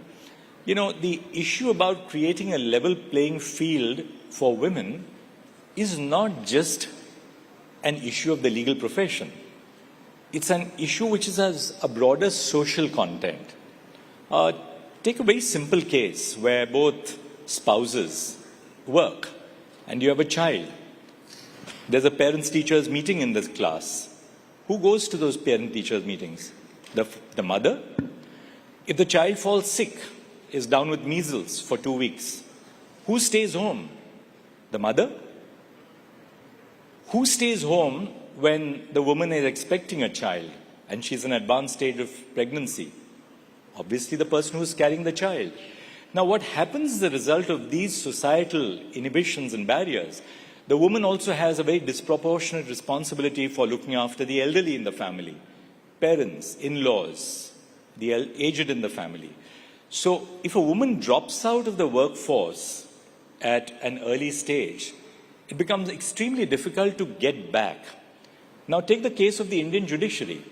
If a woman has, say, had a break for 3 years or 5 years when the children were young, it becomes extremely difficult then to get back at the same level as a male counterpart would be at. For the reason when we are recruiting judges to the High Court, we look at how many judgments do you have? What's the volume of cases that you have dealt with? A woman who has faced this break in career is basically not able to compete at the same level. So first and foremost, we will have to therefore lower, in a certain respect, the entry barriers or the entry standards to have more women entering into the higher judiciary, which is not to say that you are lowering quality, but you are lowering these barriers, conscious of the fact that women face these disproportionate social burdens which men do not necessarily face. But as I said, Zaka, this is not really so much an issue of the legal profession as a broader social issue. In the legal profession, there are certain peculiar things which women have to combat. One of them, for instance, is that, the high mobility at the workplace. You don't go to one job or one desk and sit there the whole day, right? Going to your office is only a very small part of a woman's or a man's role in the legal profession. You're working in the court all day long, but your work doesn't come to an end after court hours are over. You go back to your office, you're meeting clients, you're traveling cities. So in a sense, these particular constraints of the legal profession have a disproportionate impact on women in our society. And really speaking, therefore, there has to be a broader societal response to ensure that more and more women enter into the workplace. But as I said, India is changing. I mean, you just look at the audience in a court and you will find an overwhelmingly large number of young women today in our courtrooms, which is just a sign of the changing times. But at the same point, while we have a lot of women entering into this profession, but at the same point of time, they exit too soon as well. So because, we have seen how delicate the washrooms in the trial courts would be, they're into very bad shape, they cannot go. And there are a lot of infrastructural issues also. Do you think that if they are addressed or some other things are adjusted, there could be better workplace management for women, and there might be a chance that more and more women could actually stay in the profession for a longer time itself? Well, of course, I completely agree with you. For instance, in the district judiciary, we have very standard and well-established rules which allow for maternity leave, for leave at different stages of a woman's career. When a child is, say, for instance, appearing for a 10th board examination or a 12th board examination. So where you have structured rules which provide for a level playing field for women, women are able to really respond to the challenges of the profession. The problem arises in the unstructured market-based system, which is the private space in the legal profession, where you have individual lawyers recruiting juniors. There's no overall structure, in the sense that there is no overall regulation on how you will treat women in the workplace, because you don't have one large corporate entity like a big law firm only employing women. So where you find that, the interface of women in the legal profession is with a structural organization like the judiciary or law firms, there you would find that more and more women are extremely, successful. On the other hand, when it comes to solo practitioners, how much will you pay? Will you stop paying a woman because she's on leave for 3 months in your chamber? She's gone on leave for 3 months because a parent is seriously unwell. A woman has gone on leave for 3 months because she has a child coming up to deliver. How do we ensure that, you have a more socially responsible and socially responsive legal profession? And that's therefore something which the law can do only to a certain extent. The law is not an answer to everything. The change has to come through, and it has to take place within society. Chief Justice, there's a lot of talk around judicial reform of late, and I know we don't want to get into the specifics of anything because, some things could be still under investigation, some matters could be sub judice. I just want your 35,000 feet view on judicial reform. Is it a good time to have this debate in this country? You were part of, various judgments which talked about judicial reform. There is a view that, something needs to be done. I want your 35,000 feet view on whether it is an apt time to have that debate in this country about whether some certain things need to be reformed in the higher judiciary. 35,000 feet above sea level, when you have an air pocket, the pilot tells the passengers to fasten their seat belts and navigates that air pocket. Now, there is something to learn from that. And that's something which I have learned over, years of being in the judiciary and before that as a lawyer, which is never take decisions which are reactionary. When you have a problem on hand, deal with that problem on hand. Allow the dust to settle. have a broad stakeholder consultation, a broad reflection on what needs to be done, and then take decisions which will be in the interests of the institution and the nation. Never take decisions on the spot, because you may be reacting to a situation and your decision would be a decision which may not be well thought of. Talking of judicial reform, I think reform has to begin at the very base of the pyramid, namely the district judiciary, because that's where common people come into contact with the judicial system. A young couple which has a matrimonial dispute, where do they go to? They don't go to the High Court or the Supreme Court as a matter of first instance. They go to the family court. Now you see that in the family courts, there's a huge backlog of cases for the reason that we have used the adversarial system for resolving family disputes, which is so completely incorrect. Family disputes have to be resolved by applying non-adversarial systems, because you have a child. If the couple has a child, there are issues of child custody, of child welfare. So we have to adopt a more non-adversarial system at the level of the district judiciary. The second important reform which we need to focus on is the huge vacancies in the district judiciary. Recruitment to the Indian district judiciary takes place in the states. It's never at the national level. I am a proponent of at least some national deliberation taking place on should we have an all-India judicial service in India. In other words, we must make some effort to attract the best into the Indian judiciary at the district judiciary level, apply reservations. Now, the states do have some concerns because we are a federal nation. So will having an all-India judicial service impact on the responsibilities, the authorities, the constitutional role of the states? That has to be obviously thought of, and I don't discount the concerns of the states. But having said that, we can at least have a national level examination and then allow for recruitment by the states on the basis of the merit list in the national examination, applying reservations in relation to each state, whether for the SCs, the STs, or the OBCs, as the case may be. So that reform has to take place at the lowest level. Just one final word on this question, which is that the government, the state, is the largest litigator in Indian courts. The largest volume of litigation into Indian courts comes from the government. Now, I think the government has to rethink its policy on litigation and reduce the amount of litigation which governmental agencies take resort to. If that is done, you will find that more and more efficient means of resolving disputes take place. Unfortunately, we live in a culture of distrust where, the ordinary feeling is of every officer, say at the middle level or a senior level in government, go to court. If the court tells us to do it, well, we are protected because the court decided in a particular way.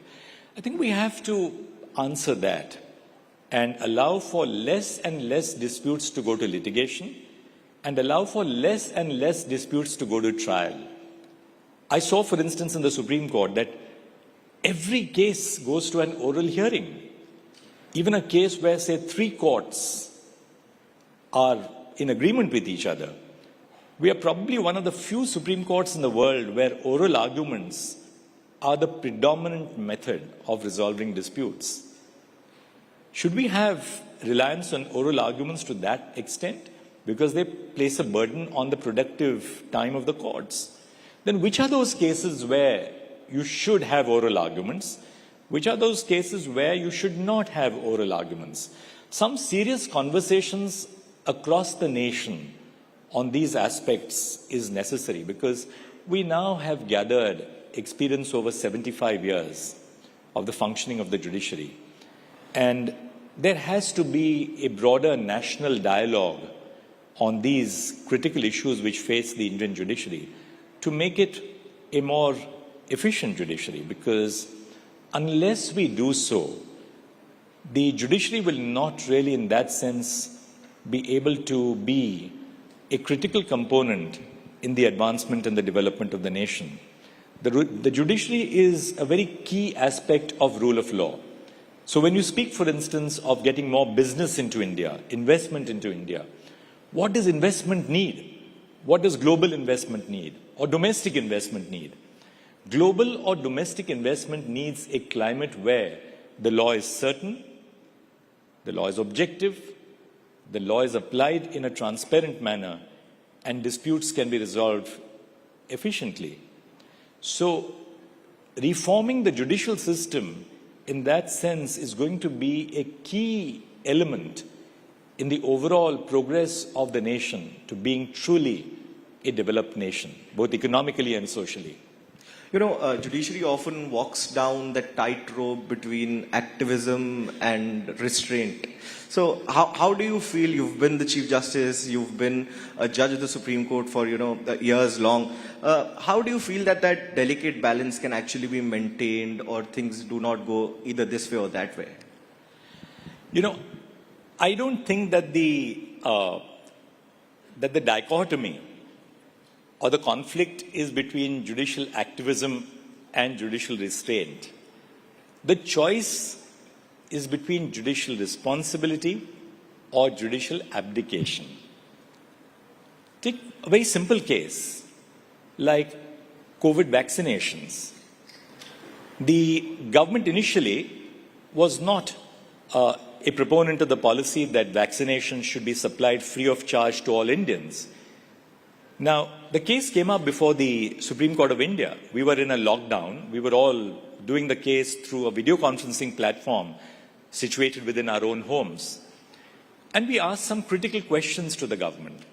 We said, is it not your duty to ensure that public health is prioritized over everything else at this particular point of time? Now, at a certain level, whether vaccination should be distributed free of charge or on a paid basis, it's a question of policy, right? But is it a question of policy when you are dealing with the right to life of our citizens? And the answer would be no. So it ultimately you're looking at the perspective of the problem. And I gave you this particular case because I believe the Supreme Court had a very important role in getting the government to agree to a policy where free vaccinations would be distributed across the nation. And as we know, we were a success story, not just domestically, but across the world where, our vaccinations reached out to different parts of the globe, including nations which are not developed nations or which lack resources, where we provided vaccinations to them. So courts, coming back to your question, apply standards which are laid down in the law. They apply standards which are laid down by the Constitution. Take a case of the environment and development. To what extent should you protect the environment? To what extent do you allow for development by, say, setting up a greenfield airport or highways in hilly areas, which are necessary for national security? So courts constantly are applying legal standards. And therefore to say that, courts are activist is, I think, not a very correct appreciation of the way work takes place in the courts. The courts have a responsibility under the Constitution.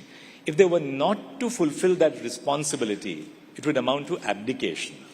And therefore I said the questions of responsibility versus abdication and not really activism versus restraint. So I just wanted to follow up on that. You say that the choice between activism versus restraint is a false one. It's more responsibility versus abdication.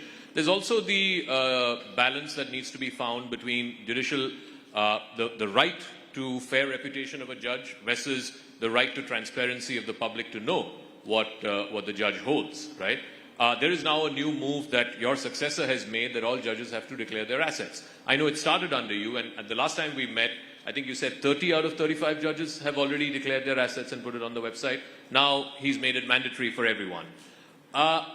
Do you feel there is a need in this country to restore full faith in the judiciary when it comes to the question of assets, when it comes to the debate that we're having about judicial reform, etc.? And how do you speak to that need? It's important to understand that right from, I believe, 2009, there was a resolution of the full court of the Supreme Court that all judges must declare their assets. Now, as you know, all of us as citizens have to declare our assets for the purposes of income tax. And all judges are like individual citizens, income tax pays. So when you file your returns, you necessarily have to disclose your assets, which are dealt with, in certain cases audited. Now, the resolution which was passed by the Supreme Court of India was that declaration of assets by all judges, including the Chief Justice of India, is mandatory. Whether they should be put on the website should be left to each individual judge. Because there is more to be said on both sides of the picture. Should you have judges' assets declared on a website so that just anybody can scrutinize what kind of assets which you have? Or should this be subject to some level of responsible institutional mechanisms? What is the purpose of declaring your assets? To identify whether a judge has recorded a sudden spurt in the assets during the course of the judicial career. Now, does putting that on the website necessarily pursue the aim of transparency? Or does it only give an opportunity to social media to pick up a judge and target a judge, not knowing where those assets came from? You have judges, for instance, let me share with you. You have judges who have come to the Supreme Court from the district judiciary who have been salaried employees from the first day of their joining the judiciary. On the other hand, you have lawyers who have been extremely successful, lawyers who have been recruited directly from the Supreme Court, bar, to become judges of the Supreme Court. Their asset base would be very different. Then you have people like me, who were lawyers for a while. I practiced for 20 years and then became a judge of the High Court in 2000. So there is a broad diversity within the Indian judiciary itself, in the higher judiciary. So far as the district judiciary is concerned, again, there are very stringent rules which apply across the states, which requires for a disclosure of assets. So yes, I completely understand and I support the decision which has been taken. I support the decision which was taken by my predecessors a decade ago on the declaration of assets. To what extent should you have transparency? That's a very important question, and that's a more vexed question. We shouldn't, in the name of transparency, be doing something which will prevent genuinely competent people from entering into the institution of the judiciary. And that's the one danger which we have to balance out.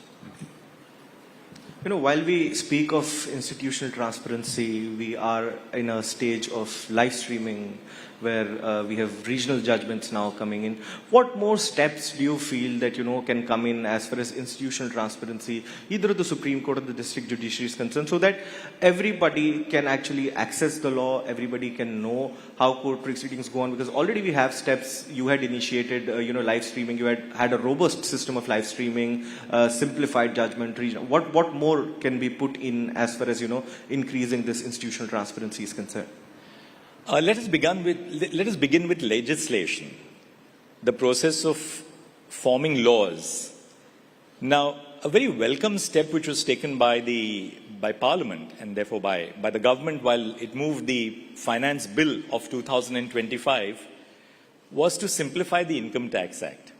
And just to give the viewers some figures, there were 47 chapters in the Income Tax Act which have been brought down to 23. There were 819 sections which have been brought down to 536. There were 5.12 lakh words in the Income Tax Act which have been brought down to 2.60 lakh words. There were 1,200 provisos, the provisos in legislation, provided that, and provided that, and provided further that. So these 1,200 provisos have been removed. There were 900 explanations which have been removed. So the first step, I think, and I'm not being critical, it's just a process of evolution. It's important that we simplify laws. Say a law meant for maintenance of senior citizens. the senior citizen must be able to understand the law. A law meant to protect women against domestic violence, that law must be understood by those women who are going to seek access to justice. The law is not meant for judges and lawyers alone, right? It's meant for citizens. One problem which you perceive in the law, and I'm sure so many of the audience would also agree with me, is that there is a disconnect between the spoken version of our regional languages and the official version of our regional languages. For instance, my mother tongue is Marathi, but I'm very fluent in Hindi, and I know several other Indian languages. Now, spoken Marathi at home or spoken Hindi is very different from official Marathi or official Hindi.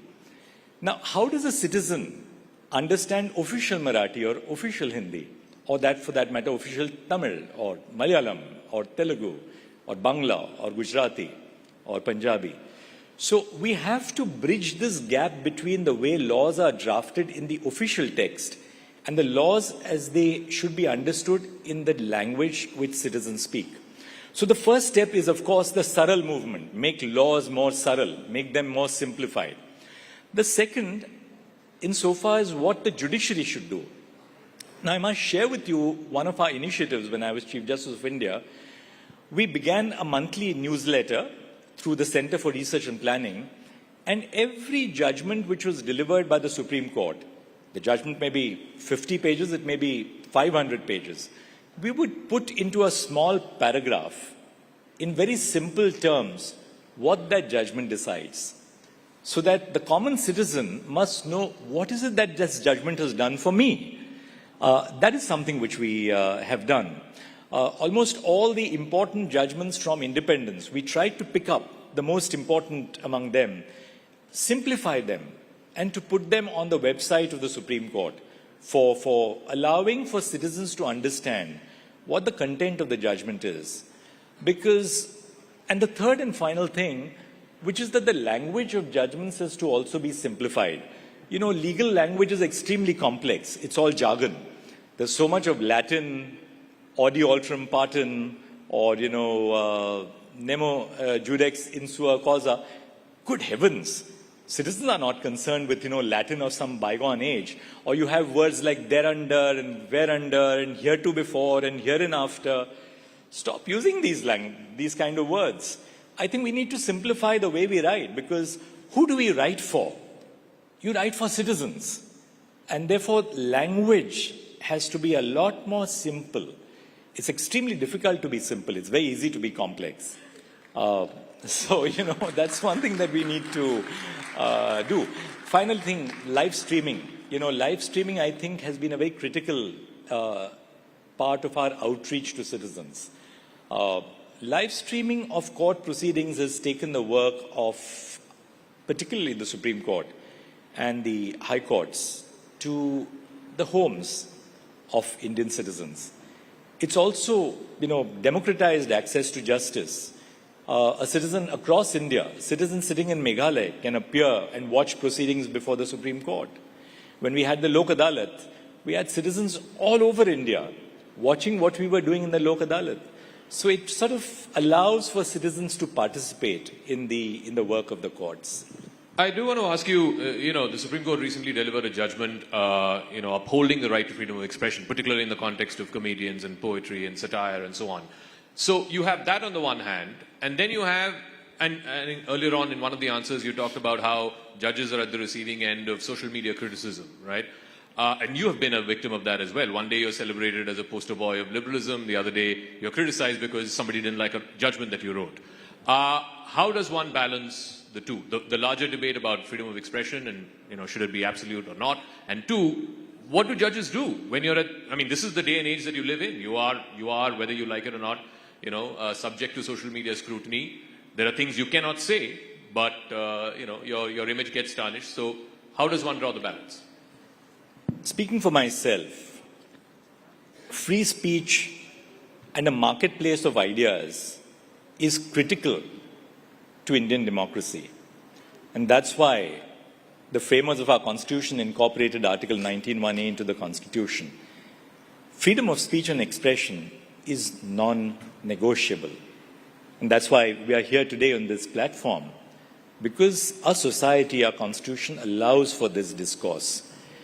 Now, when you have discourse, that discourse is not going to be as civilized as, say, the discourse in a rational forum. Sometimes the discourse can be very pungent. But my own take is that so be it. Let people decide. If you don't like a movie, don't watch it.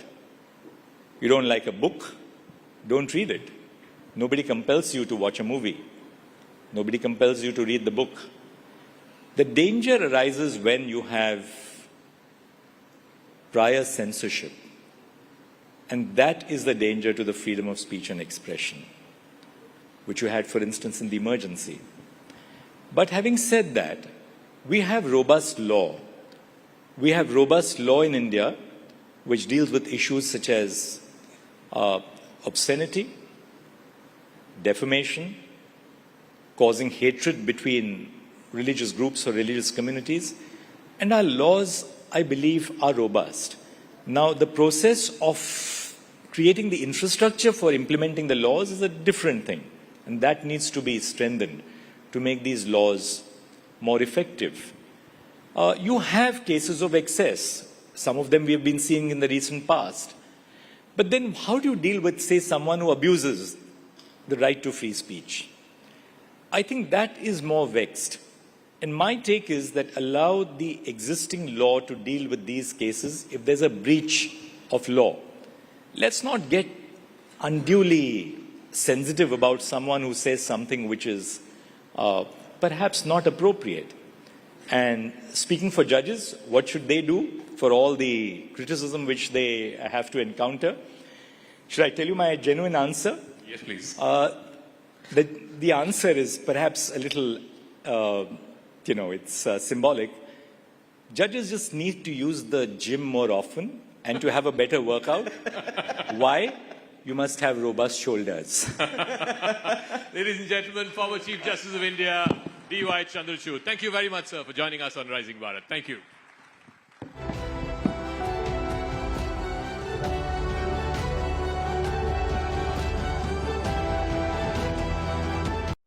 Hi, Arvind. Good morning. Good evening to you. I believe it's around 10:15 p.m. at your place. That's right. That's right. Yeah. Great to be here. Thank you for having me here. Thank you, Arvind, for joining us after, I'm sure, what was a very hectic work day. Thank you for making it at the Rising Bharat Summit. And we hope you can be with us in person very soon for our next event. But, it's going to be nearly 3 years since you launched Perplexity. And this was a period that sort of coincided with the rapid rise in AI around the world. Give us a sense of the state of play in AI today, because every day when I open my Twitter feed or when I open any news website, it's just so overwhelming, the pace of creation, disruption. As someone who's sitting right there in the hot seat in the valley, give us a sense of the state of play, Arvind. I think you're right. Like the last 2-3 months have been pretty insane in terms of the speed of progress. I would say, the industry moved faster in the last 3 months for me than my first 2 years of starting Perplexity. And that should say something, because I actually considered Perplexity to be pretty fast moving. And I don't think we've moved ever faster than ever before in the last 3 months. So I think that is being accelerated partially by the entry of China and DeepSeek and many other models from China. I hope that all of your stomachs are full after a lovely lunch meal. And before the break, we were looking at a very different set of discussions. So we had with us 2 young boys who showed us some of their mental magic. Before that, we talked about weight loss. It was a very, very different topography. Now we're going to be shifting the focus and the pace slightly in the next few hours. On the second day of Rising India Summit, we're going to be kicking off everything that's going to be taking place with something very, very topical, the Wakaf reform. It concerns the management and the oversight of Muslim religious and charitable endowments, and in the last few days, it's become a huge point of scrutiny, particularly around the broader issue of political appeasement, whether it is, whether it isn't. So last night, at this very venue, the Prime Minister emphasized the need for policies that transcend appeasement. These were his words. He said we need to all work together towards the betterment of all communities, while also ensuring transparency and accountability in the management of Waqf properties. Now, that statement was part of a larger discussion, but it has ignited a bit of a larger conversation, and we thought this afternoon was the perfect opportunity to take that forward. So, join us this afternoon to debate the broader points that were raised by the Prime Minister. On stage in just a few minutes from now, we're going to have Shehzad Poonawala. He's the national spokesperson for the BJP. We're going to have Dr. Shoaib Jamai. He's the Delhi president of the AIMIM, and Rajkumar Bhatti of the Samajwadi Party. I'd invite all of you onto the stage, and to moderate this entire discussion, let's welcome Aman Chopra.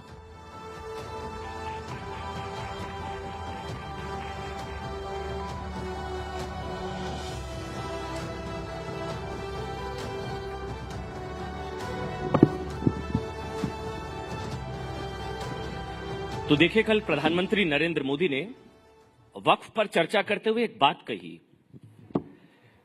प्रधानमंत्री ने कहा कि जब भारत आजाद हुआ तो भारत के साथ, भारत से पहले, भारत के बाद कई देश आजाद हुए, लेकिन भारत को आजादी बंटवारे के साथ मिली। ये प्रधानमंत्री के शब्द थे कल। उन्होंने इसके पीछे वजह बताई कि तुष्टीकरण का बीज आजादी के वक्त ही बो दिया गया था। लेकिन जो सबसे महत्वपूर्ण बात शहजाद उन्होंने कही, वो ये कही कि आम मुसलमान अलग देश के पक्ष में नहीं था। आम मुसलमान अलग देश के पक्ष में नहीं था। कुछ कट्टरपंथी सोच वाले लोग थे जो देश के सीने पर बंटवारे की लकीर खींचना चाहते थे।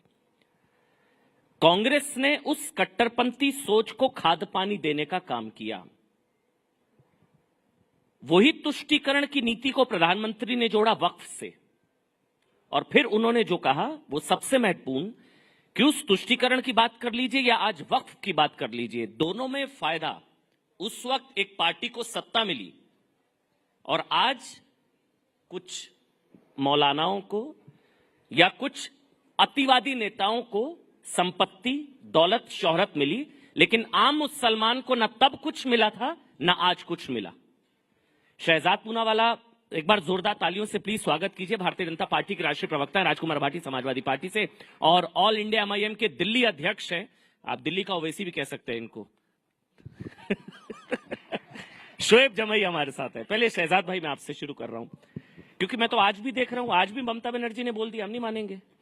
देखिए, वक्फ हमेशा से मैंने कहा है कि वक्फ बहाना है, आग लगाना है, दंगे भड़काना है और वोट बैंक की दुकान सजाना है। आप देख लीजिए, पश्चिम बंगाल में रामनवमी की शोभा यात्रा निकालने के लिए तो आपको हाई कोर्ट जाना पड़ता है परमिशन लेने के लिए, पर जो कानून दोनों सदनों से पारित होकर संवैधानिक तरीके से प्रेसिडेंट का हस्ताक्षर उस पर लग चुका है, उसके खिलाफ प्रदर्शन करते वक्त वहां पर जो जमा हुई जमात है वो कहती है मैं संविधान नहीं मानूंगा।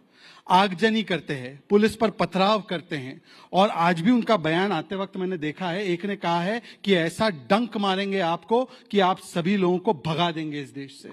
डंक मारेंगे। अच्छा। अब पता नहीं कि वो अपने आप को सांप से अपनी तुलना कर रहे हैं या किसी और जहरीले प्राणी प्रजाति से अपनी तुलना कर रहे हैं, परंतु ये बीज बोने की जो भावना है विभाजन के। अब देखिए, वक्फ में वैसे तो ये दोनों लोग कहते हैं संविधान की बात है, तो वक्फ में जो अतिक्रमणकारी ताकत है कि जो संपत्ति आपको ठीक लगे, अपनी लगे, तो उसको डिक्लेयर कर देना वक्फ की प्रॉपर्टी सेक्शन 40 में।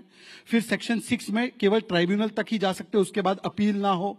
और जो संपत्ति पे दावा करते हैं वो दावा करने वाले को नहीं, जिसकी संपत्ति है दरअसल उसको प्रूव करना है कि ये वक्फ की संपत्ति नहीं है। अब ये संविधान के खिलाफ है, ये संविधान के साथ है।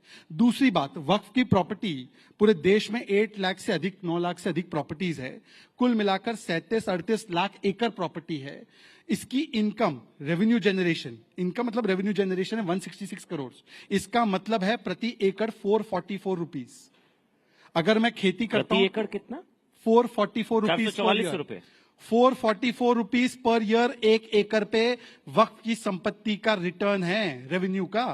और अगर आप किसानी की देख ले या अगर आप अर्बन एरिया में कोई लैंड की पार्सल देख लीजिए जिसको डेवलप किया जाए तो मिनिमम 1 लाख से 5 लाख रुपए प्रति एकड़ आता है। तो इसका मतलब क्या है? अभी देखिए, हम लोगों ने नवरात्र भी मनाए, तो नवरात्र में आपने देखा होगा माँ कात्यायनी के हाथ में एक हाथ में प्रतीक होता है, कमल चिन्ह होता है, और दूसरे में हथियार भी होता है।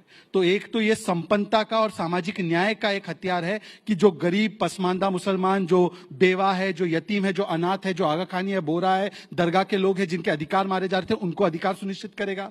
ये स से संविधान की सुरक्षा, जैसे माँ हथियारों से सुरक्षा करती है वैसे स से संविधान की सुरक्षा का हथियार है, और स से सुशासन का एक औजार है जिससे कि भ्रष्टाचार बंद होगा। तो स से सामाजिक न्याय, संविधान और सुशासन के खिलाफ, ठीक है, ये क्यों लोग कहते हैं स से शाहीन बाग बना देंगे और फिर बोलते हैं हम संविधान वाले हैं। नहीं, लेकिन एक बात जो प्रधानमंत्री ने कल एक और बात करी, उन्होंने कहा कि भाटी जी, मैं सवाल आपसे ले रहा हूं, प्रधानमंत्री ने कहा कि इस जो भू माफिया या आक्रमणकारी नीतियां, ये प्रधानमंत्री की नहीं है, मेरे शब्द है, लेकिन उन्होंने आगे कहा कि केरल में ईसाइयों की जमीन पर कब्जा, हरियाणा में सिखों के गुरुद्वारों पर कब्जा, सिख ईसाई हिंदुओं के मंदिर, वो तो आप मेरे से बेहतर जानते, तमिलनाडु में 1500 साल पुराना मंदिर, वो हमारा, पार्लियामेंट हमारा, संसद हमारा, ये हमारा, वो हमारा।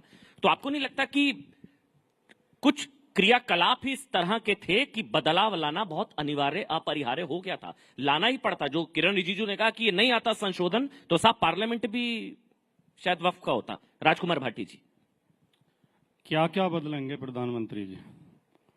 इतिहास बदलेंगे, भूगोल बदलेंगे, समाज विज्ञान बदलेंगे, संविधान बदलेंगे, देश की लोकतंत्र को बदलेंगे, देश की सोच को बदलेंगे। असल में जो असली समस्या है वो ये है अमन जी कि राष्ट्र निर्माण में, राष्ट्रीय आंदोलन में, राष्ट्र की आज़ादी में इन संगठनों का और इस विचारधारा का कोई योगदान रहा नहीं है जिससे प्रधानमंत्री जी आते हैं। तो इनके पास बताने के लिए, गर्व करने के लिए कुछ बातें हैं नहीं। आपने कहावत सुनी होगी कि किसी लाइन को छोटा करने के 2 तरीके होते हैं, उसके बराबर में बड़ी लाइन खींच दो या उस लाइन को मिटा दो। तो प्रधानमंत्री जी लाइनें मिटाने की प्रयास करते हैं, बड़ी लाइन उनसे खींची नहीं जाती। अब वो कह रहे हैं कि देश के बंटवारे को हवा दी कांग्रेस ने।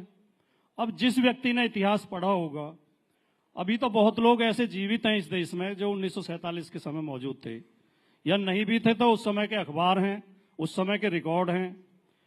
देश की आजादी की जब लड़ाई चल रही थी 1857 के बाद ही अंग्रेज इस बात को समझ गए थे कि भारतीयों को बांटे बिना हम इस देश पर शासन नहीं कर सकते, तो उन्होंने डिवाइड एंड रूल की पॉलिसी अपनाई।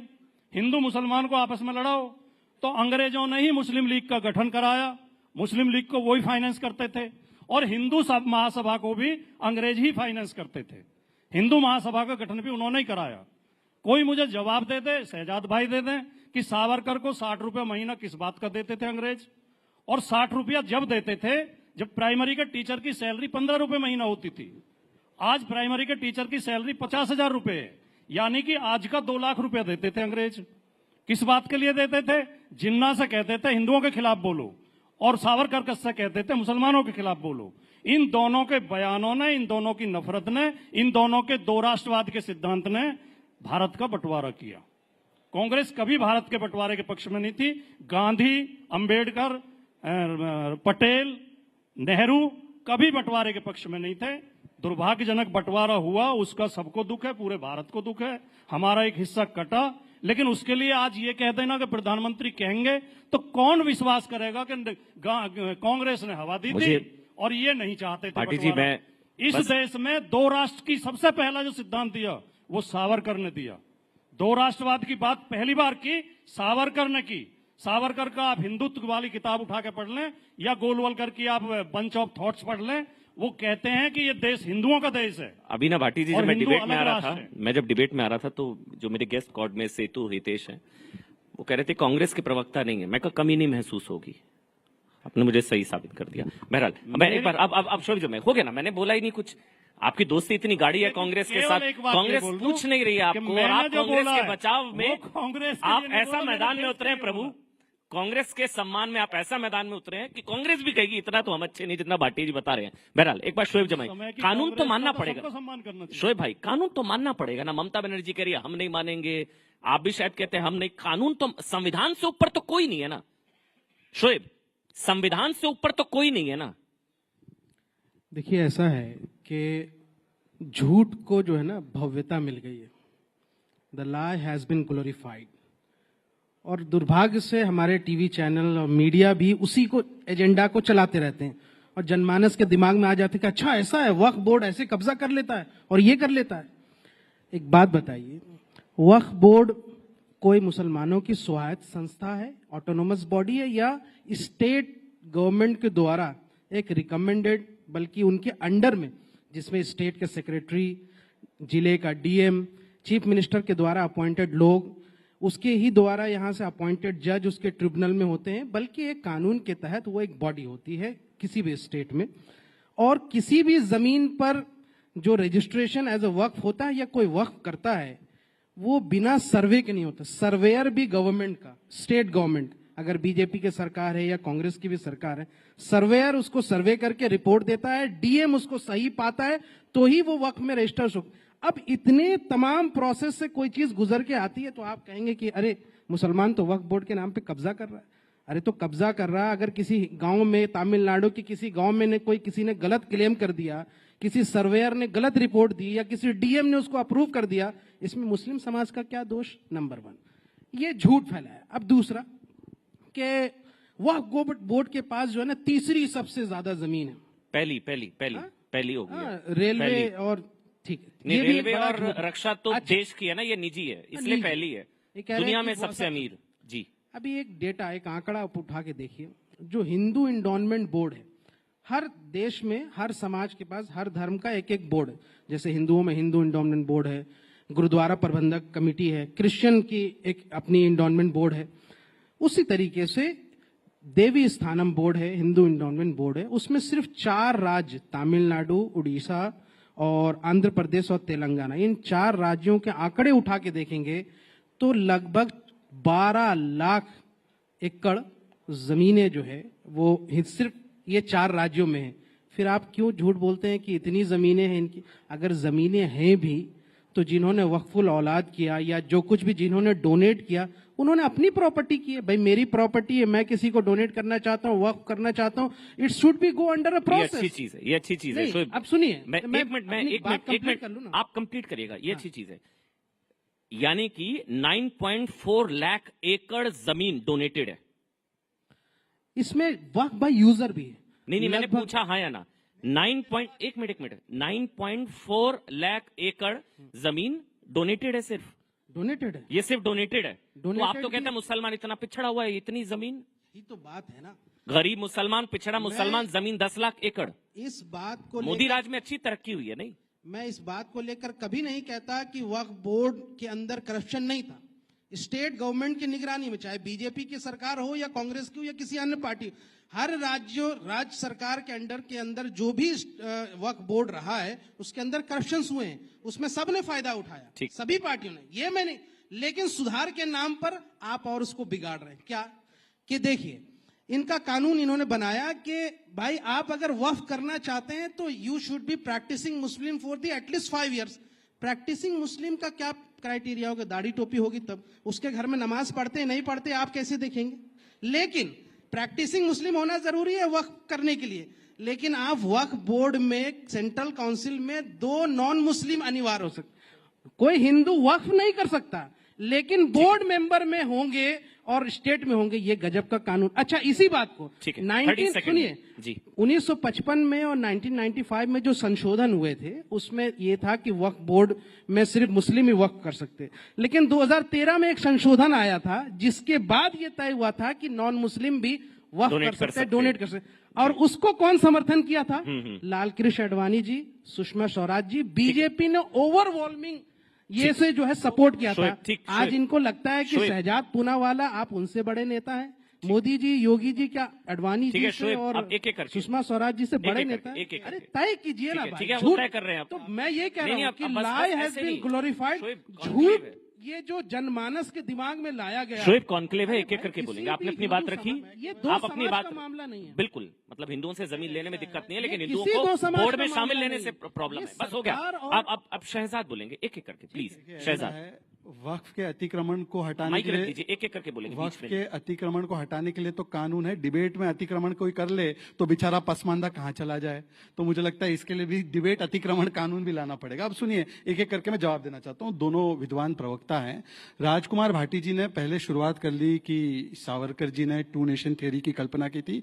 भाटी जी वैसे इतिहास का बहुत ज्ञान रखते हैं, पर सबसे पहले ये बात सर सैयद अहमद खान ने कही थी। दूसरी बात, सावरकर जी अगर इतने ही बड़े देशद्रोही थे तो इंदिरा गांधी ने 1970s में उनके नाम पर पोस्टेज स्टैंप निकालकर उनको ग्रेटेस्ट सन ऑफ इंडिया बोला। मतलब इंदिरा गांधी भी देश के बंटवारे करने वाले के साथ थी। और बंटवारा क्या सावरकर ने किया? सावरकर 47 में सत्ता में थे या नेहरू थे? अब दूसरी बात, इन्होंने कहा कि देखिए हम तो चाहते हैं कि देश का बंटवारा ना हो, हम एकता चाहते हैं।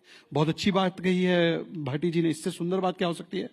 एक ही तो चीज है जो एकता लाएगी, एक यूसीसी का समर्थन कर देंगे। यूनिफॉर्म सिविल कोड, मतलब कि अलग अलग जो धर्म है उनके पर्सनल लॉ क्यों होने चाहिए? जैसे यूनिफॉर्म क्रिमिनल कोड है।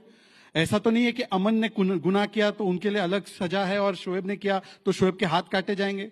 दोनों के लिए एक क्रिमिनल कोड है। तो बोलो कि अब इन्होंने एकता की बात की है तो बोलिए कि यूसीसी यूनिफॉर्म सिविल कोड के साथ खड़े है कि नहीं खड़े। अब आते हैं शोएब जमाई की बात पर। शोएब जमाई जी, पहले तो आप काफी ज्ञान रखते हैं इस पूरे मसले पर और आपने इस पर स्टडी भी की है, ये अच्छी बात है। परंतु वक्फ बाय यूजर का कॉन्सेप्ट 95 के कानून में आया और 95 के कानून का हमने विरोध किया था। दूसरी बात, इस्लाम के नजरिए से अगर देखेंगे तो आप एक चीज कल्पना कीजिए। अमन जी, आप मक्का मदीना जा सकते हैं इबादत करने? नहीं। हज में जा सकते हैं? अमन की इबादत कबूल नहीं है पर अमन की जायदाद कबूल होनी चाहिए। जाना नहीं है, मेरी इबादत क्यों करवा रहे हो? सुनिए ना मेरी बात।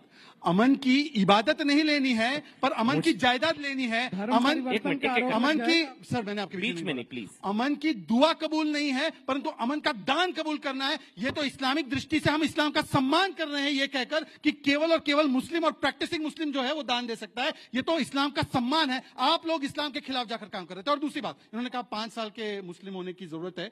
यह प्रावधान कोई मोदी जी अमित शाह जी सोच कर नहीं आए। वक्फ बाय यूजर 95 में कॉन्सेप्ट आया, उससे पहले यही स्थिति थी कानून की, उसी को रिस्टोर किया। आप बताइए कांग्रेस वाले जो थे वो कैसे चेक कर रहे थे कि आप प्रैक्टिसिंग मुसलमान हैं? आप वही प्रैक्टिसिंग मुसलमान, वैसे ही तय होगा। अब आखिरी बात करते हैं। अब इन्होंने कहा, कह रहे कि तय कैसे? मैं सवाल ले रहा हूं, बीच में एक सवाल, ये सारी पार्टियों ने पूछा। ये संसद में मैंने डिबेट सुनी, जो शोएब का कष्ट है वैसी सबका, कांग्रेस का सबका कष्ट है, इमरान मसूद का। पूरा सवाल लेने दीजिए कि कोई प्रैक्टिसिंग मुस्लिम है 5 साल, कैसे पहचानेंगे? कैसे? कौन तय करेगा? क्या पैरामीटर होगा? कौन तय करेगा? ये ऐसा है कि अगर आप 18 के ऊपर होंगे एज आपकी, तभी आप कोई प्रॉपर्टी को दान करने का अधिकार रखेंगे, वरना तो आप माइनर है। 18 की उम्र से ऊपर होंगे तो इसका मतलब आप बर्थ से मुस्लिम हैं, तो 5 साल तो वैसे ही हो गए, तो आप मुस्लिम ही पैदा हुए। हाँ, पर जो कन्वर्ट किए हैं, अब ये क्यों चाहते हैं कि कन्वर्जन केवल दान के लिए हो? आप तो चाहते हैं कि अगर कोई कन्वर्ट करे इस्लाम में तो उसको तो इस्लाम के सारे फायदे मिले ना। तो आप केवल कन्वर्जन करवाना चाहते हैं जायदाद लेने के लिए, वरना वो क्यों अप्रोच करते हैं इस प्रावधान का जो प्रावधान कांग्रेस ने बनाया? दूसरी बात, अब मैं आना चाहता हूं, उन्होंने टेम्पल बोर्ड की बात की। 30 सेकेंड। टेम्पल बोर्ड की बात करने वाले लोग बताएं कि टेम्पल तो टैक्स भी देता है इस देश में। टेम्पल ट्रस्ट भी चलाते हैं अपने अलग से, जिसमें कि हॉस्पिटल और एजुकेशन संस्थाएं चलती है। आप वक्फ के नाम पर कितनी चल रही है जहां पे फ्री ट्रीटमेंट या फ्री एजुकेशन, 10 ऐसे संस्थान के नाम बता देना। परंतु टेम्पल ये ट्रस्ट चलाने के बाद टैक्स भी सरकार को भरता है। और आप बताइए कि यहां पर ये वक्फ बाय यूजर चाहते हैं, मतलब हिंदू की प्रॉपर्टी चाहते हैं, पर वक्फ जो कि एक स्टैट्यूटरी बॉडी है, सुप्रीम कोर्ट ने बोला है, उसमें हिंदू नहीं चाहते और फिर बोलते एकता की बात। एक चीज कह रहा हूं मैं, एक मिनट भाटी, एक मिनट में एक कमेंट लूंगा। शोएब, मैं एक चीज कह रहा हूं, यहाँ जितने भी लोग बैठे हैं, आप लोग हमेशा संविधान संविधान संविधान की बात करते हैं, वो अच्छी चीज है, वो करनी चाहिए। मेरी नजर में ये सारी डिबेट संसद में पूरे देश में हो चुकी है। अब तो राष्ट्रपति के हस्ताक्षर हो गए, चैप्टर क्लोज, मानना पड़ेगा, है ना। मैं ये कह रहा हूं कि संविधान से ऊपर या देश के कानून से ऊपर तो आप भी नहीं है, ना मैं हूं, ना मेरा धर्म है, कुछ भी नहीं है। संविधान सबसे सुप्रीम। अमूल आ रहे हैं ना, है या नहीं है? बताइए ना। संविधान बड़ा है शरिया? अच्छा, मैं गलत बोल गया कुछ। संविधान बड़ा है शरिया? संविधान है ना सुप्रीम? सवाल पूरे कर लीजिए। अच्छा, ये सवाल, एक मिनट रुकिए पहले। मेरी नजर में मेरा धर्म छोटा है, संविधान बड़ा है। आपकी नजर में संविधान बड़ा है शरिया? संविधान ही हमें यहाँ से अपने धर्म को फॉलो करने की इजाजत देता है। तो संविधान बड़ा है? संविधान ही, आप संविधान को मानते हैं ना? तो संविधान बड़ा है, शरिया इतना मुश्किल सवाल नहीं। मैं माफी चाहूंगा, मैं गलत सवाल पूछ लिया आपके लिए शरिया बड़ा है। संविधान को मानते हैं? संविधान बड़ा है, शरिया नहीं, आप पहले बोले। अरे चलिए मैं आपका जवाब दे दूंगा। आप नहीं बोल रहे ये संविधान मानते हैं? जिनके लिए शरिया बढ़िया था 47 में चले गए वो, हमने क्या हो गया आपको? आपके लिए देश तिरंगा पहले है। संविधान और देश से बड़ा कुछ नहीं है ना। हाँ, आपके लिए नहीं, मुझे पता, मेरे लिए तो है, आपके लिए संविधान और देश से बड़ा कुछ नहीं है। धर्म भी नहीं है आपके लिए भी नहीं है। अरे संविधान बड़ा है, शरिया। अब मैंने जवाब दिया। आप संविधान मानते हैं ना? मैं आर्टिकल 40 की बात करना चाह रहा था। संविधान मानते नहीं मानते आप? जी मानते हैं। उसके बिना तो संविधान ने जो है 1937 का शरिया एक्ट भी अपनाया था, उसको मानते हैं आप? ठीक है। नहीं मानते, पूछिए। कौन? मैं क्यों मानूंगा भैया? आप मानेंगे शरिया, मैं क्यों मानूंगा? संविधान का हिस्सा है। शरिया आप मानेंगे, मैं क्यों मानूंगा? संविधान का हिस्सा है। अरे तो हो गए ना। तो संविधान बड़ा है, शरिया। कभी कभी जो है ना, कभी होशियारी गड़बड़ हो जाती है। मानिए अगर आप मानते हैं तो 1937 का शरिया एक्ट भी मानिए, जो सर कानून तो सब पर लागू गया है। बताइए। शोएब एक चीज मानिए, जो प्रधानमंत्री ने कहा ना, क्यों फिर विरोध करते हैं? देखिए मैं बहस नहीं, हम एक एक करके बोलेंगे। शोएब शरिया कोर्ट का शोएब एक एक करके, वो तो संविधान का हिस्सा है। शोएब एक एक करके, पर्सनल लॉ संविधान का हिस्सा है। शोएब है ना? शोएब एक आराम। मैं बस ये जानना चाह रहा हूं, जो प्रधानमंत्री ने कहा कि कुछ सवाल ओवरराइडिंग पास दी गई इस कानून में, जो सेक्शन 40 है, आप भी जानते हैं, दी गई। हमारी कोई प्रॉपर्टी का मामला होगा, हम कोर्ट जाएंगे, न्यायालय जाएंगे, आप में वक्फ ट्राइब्यूनल जाएंगे। 2013 में जो अमित शाह ने बताया 99% चांस है ही नहीं कि आप ऊपरी अदालत में स्पेशल रिव्यू पिटीशन लगती है, वो आप मेरे से बेहतर जानते हैं। तो संविधान से ऊपर एक पर्सनल लॉ को रख देना, क्या ये संविधान सम्मत है? बस इतना सा सवाल है। शोएब, ये फिर एक झूठ कि भाई कोई मुस्लिम जो है वो ट्रिब्यूनल में तय कर देते हैं और ऐसे ऐसे जो है जजमेंट हो जाती है पास। इनको पता ही नहीं है ट्रिब्यूनल में कौन होता है। ट्रिब्यूनल में रिटायर्ड हाई कोर्ट के जज होते हैं, हाई कोर्ट के जज, डीएम होते हैं, एक्सपर्ट्स होते हैं, जो इस्लामिक कानून के भी एक्सपर्ट्स होते हैं, वक्फ के भी एक्सपर्ट्स होते हैं, रिटायर्ड हाई कोर्ट के जज होते हैं ट्रिब्यूनल में। और ट्रिब्यूनल के बाद भी कई केसेस इस कानून से आने से पहले भी सुप्रीम कोर्ट और हाई कोर्ट में लगातार चल रहे हैं। उसको यहां से लिया गया, उन केसेस को अपील में लिया गया है। ये कहना एक उदाहरण दीजिए, ट्राइब्यूनल का फैसला कोर्ट ने पलटा। बहुत सारे एक उदाहरण दे दीजिए। मैं सर आप भी जानते हैं झूठ नहीं, एक उदाहरण। ट्राइब्यूनल के फैसले को ऊपरी अदालत में चुनौती दी गई और ऊपरी अदालत ने ट्राइब्यूनल के फैसले को पलट दिया। एक उदाहरण। हमारे यहाँ झारखंड में एक दुमका में एक केस था, ठीक, वो मेरे ख्याल में 2008 का केस है। उसमें ट्राइब्यूनल का वो दरगाह की, यहाँ से दरगाह वहां पे थी और उसके बगल की जमीन थी जहां पे कुछ कमर्शियल एक्टिविटीज भी होती, उसको चैलेंज किया गया। हिंदू समाज को वहां पे उसको वापस किया। इवन कि ट्राइब्यूनल के फैसले को, झारखंड वक्फ बोर्ड के ट्राइब्यूनल के फैसले को यहां से हाईकोर्ट ने पलट दिया। ये आप जाके देखिए वहां पे। अभी चैलेंज हो ही नहीं सकता है सर। 2013 के बाद आप भी जानते हैं सेक्शन 40। अमन जी एक वाक्य। अच्छा एक मिनट, एक वाक्य, केवल एक वाक्य। ट्राइब्यूनल जो है, पहले सुनिए ना, पहले शोएब कंप्लीट कर ले। मैं इसको कंप्लीट कर दूं, मैं इसको कंप्लीट कर दूं। सवाल उठाए थे। जी एक मिनट भाटी जी, वो 30 सेकंड, 30 सेकंड में कंप्लीट करेंगे, फिर भाटी जी खत्म हो रहा है। नहीं बिल्कुल, मैं इसको कंप्लीट कर देता हूं बस। नहीं 30 सेकंड भाटी, प्लीज प्लीज। कुल मिलाकर सबसे पहली बात बहुत कम टाइम मिल कि अभी जो है ना बहुत सारे पर्दाफाश भी हुए, लेकिन ये इतिहास में भी जाते हैं। मैं ये कहता हूं कि आप कानून बना रहे हैं, कानून में संशोधन किए, जिन पर यहां से हम केस लड़ रहे हैं, जिसमें हम सुप्रीम कोर्ट गए, अभी हमारे राष्ट्रीय अध्यक्ष भी गए, पार्टी भी गई, वहां उसकी डिस्कशन होगी और सारी चीजें खुल के आएंगी। लेकिन जो इतिहास की बात इन्होंने की, मैं चूंकि वाइंड अप कर रहा हूं, इन्होंने इतिहास की बात की कि भाई इतिहास बदलना है, और इतिहास वही बदलने की कोशिश करते हैं जिनका अतीत या इतिहास गौरवशाली ना रहा हो। हमारा इतिहास, हमारे आबा अजदाद का इतिहास गौरवशाली रहा है, चाहे 1857 की क्रांति हो या भारत की स्वतंत्रता आंदोलन में हमारे आबा अजदाद की कुर्बानियां हो। जो लोग के इतिहास गौरवशाली है, शोएब जमई को इतिहास बदलने या पलटने या उसको एनसीईआरटी किताबों से हटाने की जरूरत नहीं है। जिन विचारधारा का इतिहास गौरवशाली नहीं है, वही इतिहास को बदलने की बात करते हैं। मैं इसलिए बोलना चाह रहा था कि रजाकारों का इतिहास ना बता दे। हाँ भाटी जी आप बोलिए। तो वक्फ बिल को लेकर और एक यूसीसी को लेकर दो बातें कही थी, उस पर मैं थोड़ा सा स्पष्टीकरण देना चाह रहा था। वक्फ बिल पे तो जिस दिन से ये विषय शुरू हुआ है, जिस दिन से बहस चल रही है, मेरे दिल और दिमाग में बड़ा भयंकर विरोधाभास चल रहा है जी। युद्ध चल रहा है अंदर अंदर। मेरा दिल तो कहता है कि मैं मोदी जी की बात मान लूं, बीजेपी के मित्रों की बात मान लूं कि ये मुसलमानों के भले के लिए लेके आ रहे हैं कानून। मुसलमानों से इन्हें बहुत प्रेम है, ये गरीब मुसलमानों की मदद करना चाहते हैं, गरीब महिलाओं की, बेवाओं की मदद करना चाहते हैं, ये वक्फ की आय बढ़ाना चाहते हैं, ये वक्फ को बहुत ऊंचाई तक ले जाना चाहते हैं। दिल मेरा ही कहता है कि मैं मान लूं, लेकिन दिमाग काम शुरू कर देता है। दिमाग कहता है ये तो वही लोग हैं जो कहते हैं सारे आतंकवादी मुसलमान होते हैं, ये तो कहते हैं या तो जय श्री राम बोलो नहीं पाकिस्तान चले जाओ, ये तो कहते हैं कि होली तो यहीं मनेगी, घर से मत निकलना अगर तुम रंग से डर लगता है तो। इनके तो सारे जलूस मस्जिद के सामने जाकर रुकते हैं, वहीं पे जाके फिर भद्दे भद्दे नारे लगाते हैं। इनका तो सर्वोच्च नेता चुनाव में जाके कहता है अगर हम चुनाव हार गए तो ये आएंगे तुम्हारी भैंस छीन लेंगे, मंगलसूत्र छीन लेंगे, 4 कमरे का मकान है तो 2 ले जाएंगे। तो फिर दिमाग कहता है कि यार इनकी नीयत पर विश्वास तो नहीं किया जा सकता। ठीक है, अगर मुसलमानों के लिए इनके मन में दया और रहम होती तो ये कुछ और करते। ये वक्फ बोर्ड का कानून केवल वक्फ की जमीन कब्जाने के लिए लाया गया है। जिस तरह अयोध्या में सेना की जमीन इन्होंने अपने पूंजीपति मित्रों को दे दी है, ये वक्फ की जमीनें भी दे देंगे, ये इनकी नीयत है। ठीक, दूसरे इन्होंने यूसीसी का जिक्र किया। 30 सेकंड में अमन जी ये तो बहुत ज्यादा बोलिए। मैं तो इनके आधे समय भी नहीं बोला सर। 2 वर्सेस 1 है ना, 2 वर्सेस 1 है, वो अकेले पड़ गए प्लीज। हाँ, यूसीसी का जहां तक सवाल है, देखिए पूरी दुनिया जानती है कि भारत एक विभिन्नताओं वाला देश है। यहाँ कोस कोस पे पानी बदला, 4 कोस पे पानी। यहाँ ऐसे लोग भी हैं जिनके 2 सगे भाइयों के बच्चों की आपस में शादी हो जाती है, एक भाई की बेटी एक भाई का बेटा।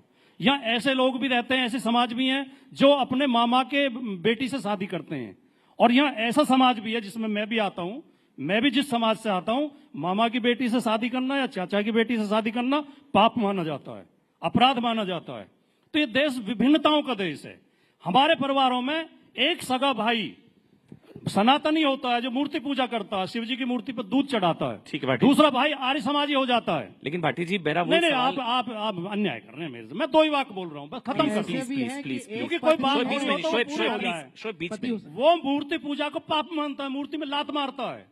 कैसे यूसीसी लाओगे? उन दोनों भाइयों में से कौन से की बात मानोगे? कोई बुत परस्ती करता है, कोई बुत सिकन है। भाटी जी लेकिन एक चीज को समझिए ना, धर्म आधारित कानून तो नहीं होगा ना। कानून अब भी एक है, धर्म आधारित अगर कानून तो आप मारपीट करोगे तो वही धारा आप पे लागू होगी, वही मुझ पे लागू होगी, वही मुसलमान पे, वही जाटों पे, वही ब्राह्मण पे। तो कहाँ कानून अलग है? मुस्लिम पर्सनल लॉ बोर्ड क्या है? अमन जी जवाब देने का मुस्लिम पर्सनल लॉ बोर्ड क्या है? अपने धर्म का पालन करने की आजादी हमारा संविधान देता है। अपनी धार्मिक संपत्ति तो पॉलीगैमी क्या है? प्रबंधन करने की अब ठीक है, आजादी हमारा संविधान देता है, उसे छीनने का प्रयास मत करिए। अब ऐसा है, सुनिए, अब देखिए मैंने दोनों वक्ताओं को बहुत धैर्य से सुना और बीच में कोई नहीं बोलेगा। अभी इन्होंने क्या बोला कि यूसीसी आ जाएगा, एक बुत परस्ती करता है, एक जो है मूर्ति को नहीं मानता है। क्या पूजा पद्धति तय होती है यूसीसी से? अगर ऐसा है तो यूसीसी लाने वाले तो नेहरू जी और आंबेडकर जी थे संविधान में। यूसीसी को पहली बार इंप्लीमेंट किया गोवा में तो कांग्रेस की सरकार थी, सुप्रीम कोर्ट ने वकालत की। यूसीसी का पूजा पद्धति से कोई लेना देना नहीं। आपको अपनी बहन से शादी करनी है, कीजिए, पर हाँ अगर आपकी बहन 15 साल से कम उम्र की होगी और आप 60 साल के होंगे तो अगर हिंदू को सजा होगी तो दूसरे वर्ग को भी होगी सजा। आप सब जानबूझ के प्रयोग कर रहे हैं, गाली गलौज बीजेपी के लोगों के बीच में नहीं बोला। शादी नहीं करता हूँ, अपनी जुबान को लगाम दीजिए आराम से। अच्छा, ये जानबूझ के इस तरह की बदतमीजी कर रहे हैं। मेरे भाई बहन से शादी आप लोग करते हैं, मैं नहीं करता। नहीं, आपके लिए नहीं बोला, मैंने आपके लिए बोला नहीं। आपके लिए नहीं, ये शब्द का क्या मतलब? मैंने जनरली बोला आपको अपनी बहन से शादी करनी है? नहीं, किसी को भी, जानबूझ के, किसी को भी। भाटी जी इनके पास मसाला होता नहीं। अच्छा ठीक है, इनके पास तर्क होता ही नहीं। अच्छा ठीक है, इनके पास ज्ञान होता नहीं, तो बदतमीजी पे उतर आएंगे। ठीक है, हो गया भाटी जी। और फिर ये बेइज्जत नहीं, आप बोल दीजिए, आपने उनके लिए नहीं कहा, नहीं कहा उनके लिए, हो गया। ऐसा भाटी जी उन्होंने आपके लिए नहीं कहा। बड़ी महफिलों में बेइज्जत करके निकाले गए हैं। अरे बस ऐसे भाटी जी प्लीज, इन्हें तो आदत पड़ी हुई है। राजकुमार भाटी, उन्होंने आपकी फैमिली के लिए नहीं कहा। वो क्या आपने कहा है? शहजाद बोल दीजिए, आपने कहा है? आपने नहीं कहा। मैं कहा होता तो तालियां क्यों बजती? नहीं, और वो मुझे मैंने कहा कि खामखा का ड्रामा मैं बोल रहा हूँ, मैंने कहा आपको मेरे पे है, मैं बोल रहा हूँ मैं नहीं अलाउ करूंगा, बस बात खत्म। ये जो चैनल आजकल चला रहे हैं कि बीजेपी उन्होंने आपकी फैमिली के लिए नहीं बोला है, उन्होंने बोला कोई भी अगर करना चाहता है परिवार में। एक दिल्ली की मुख्यमंत्री हमारे राष्ट्रीय अध्यक्ष के लिए एक चैनल पर बैठ के गाली दे रही है, एंकर ने नहीं टोका। ऐसे एंकरों को भी बेनकाब करना पड़ेगा। ये एंकरिंग नहीं है, ये गुलामगिरी है, ये नौकरी है किसी पार्टी की। ठीक है, माफी मांगी आप इसके लिए? नहीं बोला, क्या आपने आप शब्द बोले? के लिए नहीं बोला। नहीं बोल दीजिए, 1 मिनट बोल रहे हैं। इन्होंने कहा कि आप अपनी बहन से शादी कर सकते हैं। अरे कोई आप प्लीज क्लैरिफाई, ये इंपॉर्टेंट है, फैमिली पे नहीं। मैं भी बोल रहा हूँ नहीं बोलना होगा फैमिली पे। मैं भी आई ऑल्सो। आप इतने अपशब्द बोलेंगे। चलिए हाँ प्लीज 1 मिनट। ऐसा है, सुनिए। और शर्म नहीं अरे वो बोल रहे हैं भाटी जी, शो में बेइज्जत हो लेट इन चुके हैं। स्पीक, लेट इन स्पीक। कभी A1 A2 B2 पता नहीं क्या करते हैं, कभी कुछ करते हैं। भाटी जी लेट इन स्पीक, बैठिए, लेट इन स्पीक। भाटी जी बोलने दीजिए, माफी मांगे, बोलने दीजिए, उसके लिए बोलना होगा उनको। माफी चाहता हूँ अगर हाँ, अगर आपको हाँ प्लीज शहजाद प्लीज, अब बीच में नहीं प्लीज। ऐसा है, भाटी जी प्लीज। अगर मैंने किसी मैं भी बोल रहा हूँ परिवार पे नहीं कुछ होगा। इसके अलावा कोई शब्द नहीं होगा कि मैंने गलत बोला। मैं अरे माफी भाटी जी चाहता आप, मैं बोल रहा हूँ ना परिवार पे नहीं, परिवार पे नहीं बोला है। मैं बोल रहा हूँ नहीं, किसी की हिम्मत नहीं है। मैं बोल रहा हूँ किसी की हिम्मत नहीं है। भाटी जी आई रिस्पेक्ट यू। पूछ लीजिए क्या मैंने इनके परिवार पे बोला है। आप एक बार बोल दीजिए, देख लीजिए, यहाँ पे देख लीजिए, यहाँ पे देख लीजिए। मतलब कि डिबेट को डिले करना है। आते हैं ये, इन्हें सब जानते हैं हम। ठीक है, ये जो क्लोजिंग कमेंट। लहरा रहे हैं, अच्छा क्लोजिंग कमेंट प्लीज, हो गया भाटी ये जी। सारे RSS मुख्यालय से भाटी जी RSS मुख्यालय से बताइए, ये इनको बोल दिया RSS क्या, ये ठीक है। 3-4 आदमी ने फंड लहराया, ये बताइए, केवल 3-4 आदमी ने फंड लहराया है। ये 3-4 आदमी RSS मुख्यालय से। चलिए हो गया भाटी जी। RSS मुख्यालय से सब लोग बताइए। सही कह रहा हूँ नहीं कह रहा। RSS मुख्यालय से आप लोग RSS से मुख्यालय से आए हैं क्या? अरे ये फंड वाले RSS के मुख्यालय। अरे बस भाटी जी, भाटी जी पूछ लो, बुला के आ जाओ, इनका पर्चे पूछ लो। राजकुमार भाटी, वहाँ से बैठ कर। राजकुमार भाटी प्लीज। आप अपना नाम अच्छा बताइए। Please please please please please please please please please please. आपने नहीं अच्छा सुना, मुझे वाइंड इन्होंने अप कहा वाइंड था। Up wind up wind up आपने वाइंड नहीं अप सुना। Wind up wind up please इन्होंने प्लीज। कहा था अपनी बहन से शादी करिए। बस नहीं, चलिए आपने वाइंड अप नहीं सुना, वाइंड अप आपके कान में वाइंड अप रुई थी। Wind up wind up. आपके कान में रुई थे क्या? जी जी हो गया भाटी जी। नहीं सुना क्या आपने? चलिए हो गया भाटी जी, भाटी जी प्लीज प्लीज। यार बदतमीजी के लिए बुलाए जाते हैं, हम गाली सुनने के मैंने लिए बोला बुलाए ना जाते हैं। उनको। चलिए बस कंक्लूडिंग कमेंट है। शहजाद प्लीज चलिए आप प्लीज। शहजाद खत्म कर रहे हैं हम। अब आप ही बोलेंगे। नहीं, या तो माफी मांगे वरना मैं बोलने मुझे नहीं वाइंड अप दूंगा। करना पड़ेगा, ऐसे नहीं होता। आपने बहुत अपमानजनक भाटी जी शब्द ऐसे कहे हैं। गुंडागर्दी नहीं। आपने मुझसे कहा कि आप अपनी बहन से शादी करिए, इसके लिए आपको माफी मांगनी पड़ेगी। नहीं मांगोगे तो मैं बोलने नहीं दूंगा, इस शो में तो बोलने नहीं दूंगा। करना करिए। गुंडागर्दी किसकी आदत है, किसकी फितरत है, समझ में इन्होंने ये वाक्य बोला था या नहीं बोला था? नहीं बोला। आपने क्या बोला था एक बार क्लैरिफाई कर दीजिए। ठीक, आप बोल रहे आप अपनी आप बहन ऐसे से पास चाहे मत तो शादी आइए। कर सकते हैं, चलिए ये इन्होंने बोला आप था। चलिए मुझे वाइंड अप करना होगा। ठीक है कोई दिक्कत नहीं है। शुक्रिया आप सबका। शुक्रिया आप शोएब सुनिए भाई उसे आपका, repeat करके। भाटी जी आपका बहुत बहुत शुक्रिया। हाँ प्लीज आप बोल लीजिए। 1 मिनट भाटी जी, 1 मिनट बैठ जाइए। देखिए, इस ऐसा कंप्लीटिंग है। 1 मिनट प्लीज, 1 मिनट। ये नहीं चलेगा। चलिए ठीक है, ओके माफी चाहता हूँ। ठीक है। लेकर शुक्रिया जाओ। आप में सबका। जा ही नहीं रहा। शुक्रिया मैं शहजाद पूना वाला, आप मेरी इतनी बेइज्जती करोगे। चलिए धन्यवाद, मैं शुक्रिया। यार एक स्वाभिमानी आदमी शुक्रिया। हूं, मैं अपनी इज्जत की रक्षा शुक्रिया, करना जानता हूँ। Thank you.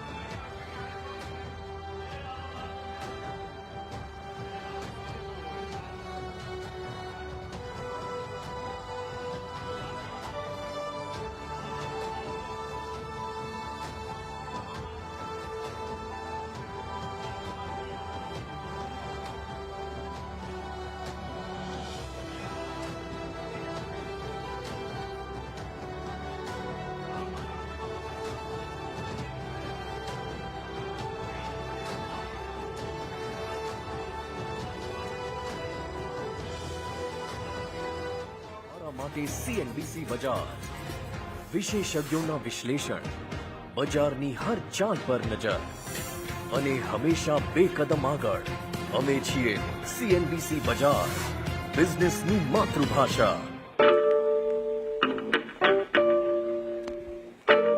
All right, so we're doing this for the 3rd year. Don't think anyone's ever achieved this before. And we're on top all the time, no breaks. No, this is not clear. But one thing is clear, and let's get this straight. CNN News 18 is the #1 English news channel for 3 years running. Because in a world that is experiencing groundbreaking shifts, we keep our eye on the ball and the whole world, pursuing the facts, making sense of them, and cutting through the confusion to offer clarity. because when we chase the news, we are authentic, credible, objective. CNN News 18, the undisputed leader of English news for 3 whole years and counting. Hello, namaskar. This is First Post, and you're watching Vantage with me, Palki Sharma. Hi, How are you? Very well, thank you. Thank you for being here. Bharat ke logon ko meri namaste. Typically, in a month, we have viewers up to 150 million. That's more than twice the population of France. This special edition of Vantage, live from the White House. Numbers came in thick and fast, and Donald Trump was soon declared the winner. This Trump hat, it says, President Trump save America. But this hat is made in China. As G7 leaders gather in southern Italy, Vantage is taking you to the heart of the action. We're on our way to Tel Aviv, and as you can see, sirens sounding. This was one of the first sites of the attack by Hamas. Good afternoon, Prime Minister Lakshman. Good afternoon. Greeting you with aloha and namaste. Do you think that Ukraine is at its weakest position? This war is not about Ukraine. We're trying to bring down the current government in Syria. Today, First Post has brought together geopolitical strategists from across the world. China is still the biggest security challenge. President De Silva, welcome to First Post. Welcome to First Post. Detailed analysis on the stories that matter the most to you. We throw a spotlight on global issues from an Indian perspective. We are trying to make our mark in the digital town square. We are building a news platform with a video nucleus. Today we begin in Asia. Indian Prime Minister. Phones on. Ladies and gentlemen, please take your seats. The show will begin shortly. You are requested to keep your mobile phones on silent mode.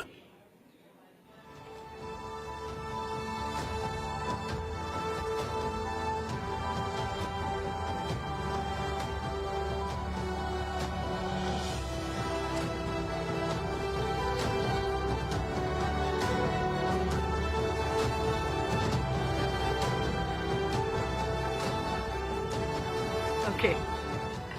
Ladies and gentlemen, I know it's a lot to ask of you after the last few minutes, but I'm going to ask you to sit down quietly for a little while. There's a lot to discuss, I know. All right. We'll just give everyone a few minutes. Right from the back where people have stood up. Sit down, sit down. We'll just wait for all the chairs to be filled. Okay, you're going to have to bear with me as we wait for some little bit of running. Okay. So we've decided to switch tracks. The temperature was so high after that that we're going to take a little while before we get into political discussions once again. So, shifting focus, we're going to move to a topic everyone thinks about all the time, which is money. We're going to return to politics after that. So don't worry, we're not going too far. But let's shift our focus very quickly to money. We're diving into a topic that is absolutely critical in today's fast-paced, consumer-driven world. We're talking about financial literacy, the importance of saving, especially for the younger generation. So whenever we talk about building wealth, the one thing that financial analysts will tell you is it's not about earning more. So it's not about navigating a higher salary.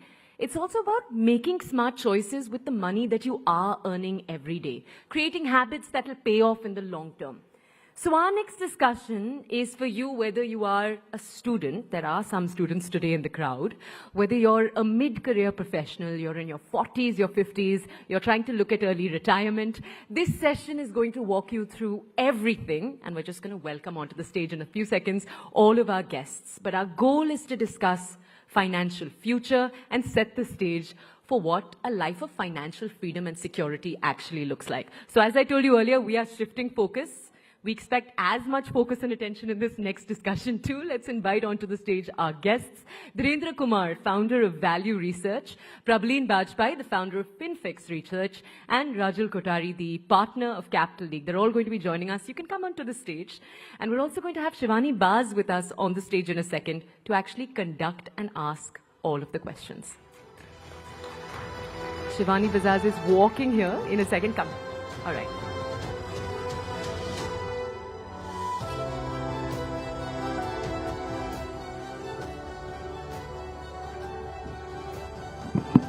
Thank you so much, Toya, for that. And thank you so much to the panelists. And thank you to the audience as well. I know it has been a heated discussion before this. We'll try to calm everybody down and welcome to Rising Bharat Summit and this particular important conversation that we're going to have. And as Toya mentioned that, there has been a rising concern about the fall and the dip in the savings in this nation, especially from the young people. But, there is a dichotomy of sorts, Dhirendra. that we are seeing that a lot of interest among young people who want to invest more, get into stock markets more, want instant gratification, want instant results, returns. And the most important question and the most asked question that I personally have whenever I speak to young people, people who are 19 years old, 22 years old, is that, which fund gives the maximum returns? Is there a fund which gives 50% returns? And I know that on value research, there are questions like that every day. So, is savings mindset more important? Let me just, begin by asking you that question. As a country, are we looking at a time where that is going to be very important, because we are seeing that young people now in India are not investing and saving that much? Yes, your investing journey doesn't start till you save. So you can't borrow money and save. You will get bankrupt without having the money. But more importantly, there is a significant change in something that has happened, which was not available when I was growing up. My parents, or most parents in my surrounding, in the vicinity, they had a fairly regular, predictable income for life, which is unlikely. Ever since I started, I was very unsure that, I might be growing, I might be declining, I might be, languishing, but I don't think I got into a career which was a job for a life or any such thing. Then the instant gratification bit. In my times, the waiting time for getting a scooter was 8 years for my father. And for me in Delhi, when I set up value research, the waiting time for getting a telephone connection was 9 years from MTNL. If you actually refer to all this, and today if you wish something, you get it. So, this is instant gratification is the new default. Then people are, these are very significant societal changes which we have seen in the last 20, 30 years, which is, lifestyle inflation is considered normal. If you are growing in life, then you are spending your way to demonstrate growth. Otherwise, you are not good enough. You are not prospering. You are not doing. So, that is one. That is another. Third is that, fear of missing out is something real. A lot of people are very upset, very disappointed with themselves. It actually hurts their confidence. If they are not able to demonstrate that they have really achieved it, they are not left out, they're not in the backstage. Then comes spending is visible, savings is not. You can't demonstrate that, you are a thoughtful guy who has a reasonable thing, and if you lose your job, you can take care of yourself. Your dependents can bank on it. So that is thing, and then financial discipline, is a life skill which is not being told. I grew up in a family where my parents, I was unable to discover, or know when I was graduating that whether my parents are well off, poor or rich, because for different things their reaction will be very different. I wouldn't know that. That is not the case. Today it is getting demonstrated. Then comes, schools teach you algebra. They don't teach you affordability. So that's a very significant, so I would not say that, today youth is reckless. I think they are, completely, what to call it, they're untrained in risk. They are, they're unaware of it. Well, I think that is a very important point, Dhiren. Then I would want to go to you, ma'am, with that point particularly, because the world has changed and the teachings and the learnings that kids should have about financial discipline, about investments, about savings probably are not moving as fast as we are seeing the world move. You were absolutely right. There is a social media generation out there which believes that if you have 1 lakh rupees, you should show that you have 1 lakh rupees, right? So that is sort of, there is a sort of gap that exists between that. How do you think financial literacy can be brought as early as possible? Also, how do we use that literacy, that discipline, to make a new generation of youth who are more into savings, into investment, and more thoughtful when it comes to spending? So you're very right. I mean, from the time, like Dheeraj said, we grew up in a situation of scarcity, and now our kids are in a situation of abundance.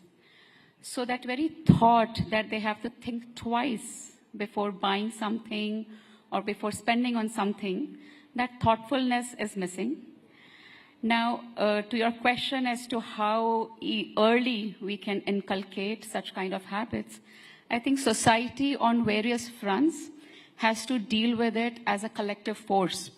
So first stop is obviously the parents, because kids spend a lot of time with their parents. They learn by example. And I would give my personal example that at home I have two boys, 27 and 20. And from a very young age, I opened their bank accounts.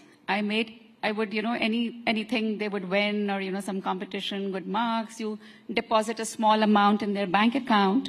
And then when it would collect to, let's say, like a 5,000, 10,000 kind of an amount, you invest in it. When they would get the portfolio, you sit with them, you show them how your money is growing. That, I gave you a gift of 1,000 and now look, it's looking like, 1,000 something. Similarly, with pocket money, we can teach them budgeting. We can put like a condition that you need to save something from your pocket money. We can reward if they save at the end of the year by giving them some kind of an extra money, which acts like a return. So those kind of steps could be formed in early age.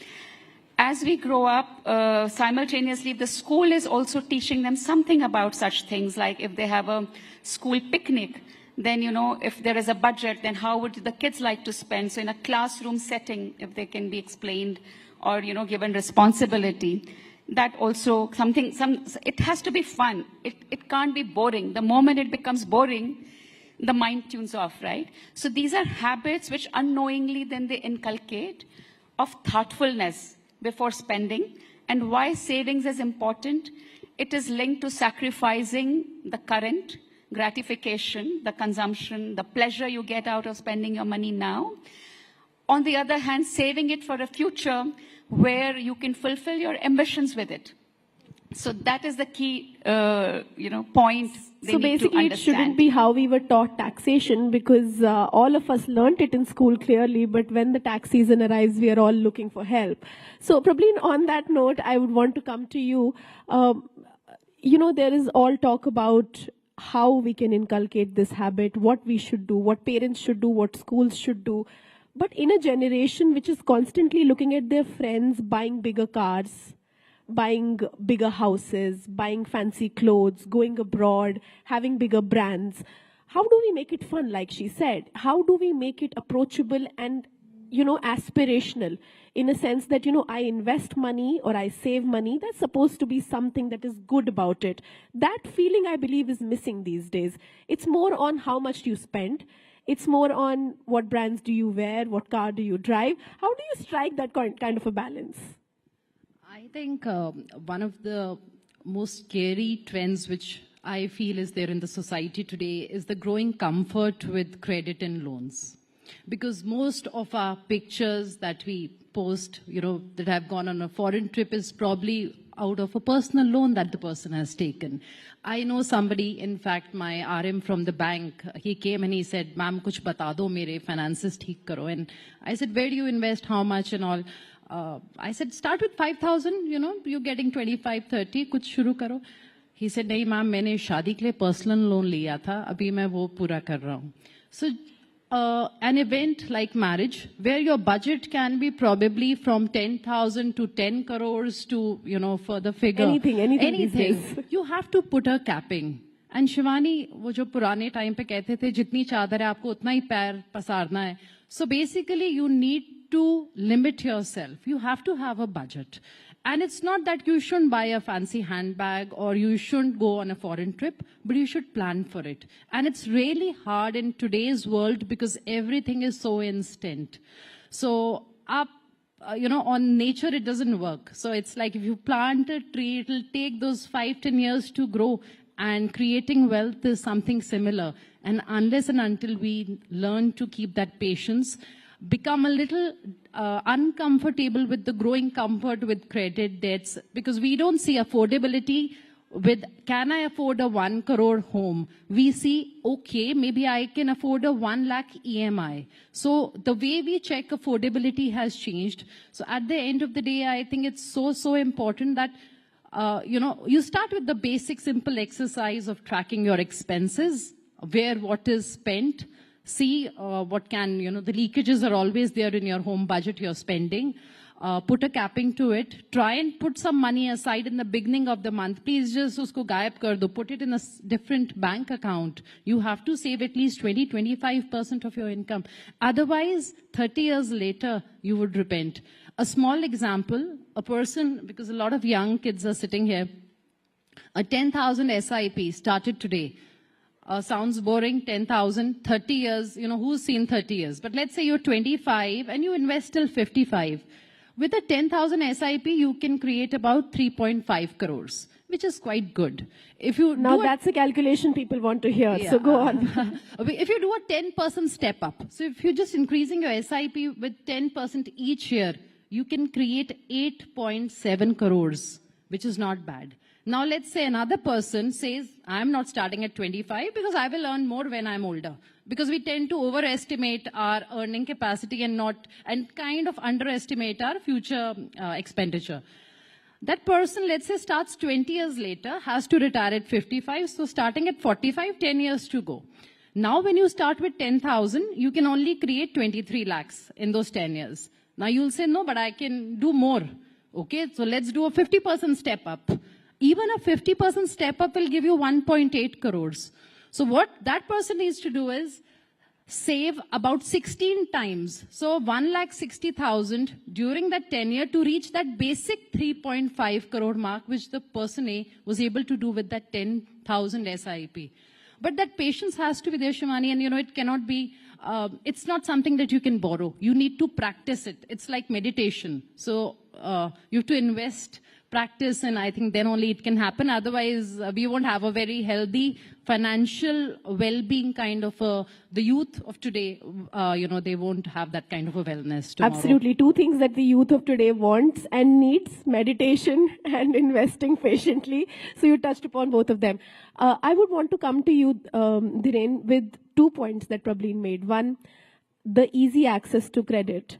Is it a boon or a bane? It seems to me like, this becomes a problem while, as she said, now affordability is looked at with the kind of EMI that you can actually afford on a monthly basis and not on the entire sum of money that you are doing. So even though it's very important, it's something that puts money in the hands of people.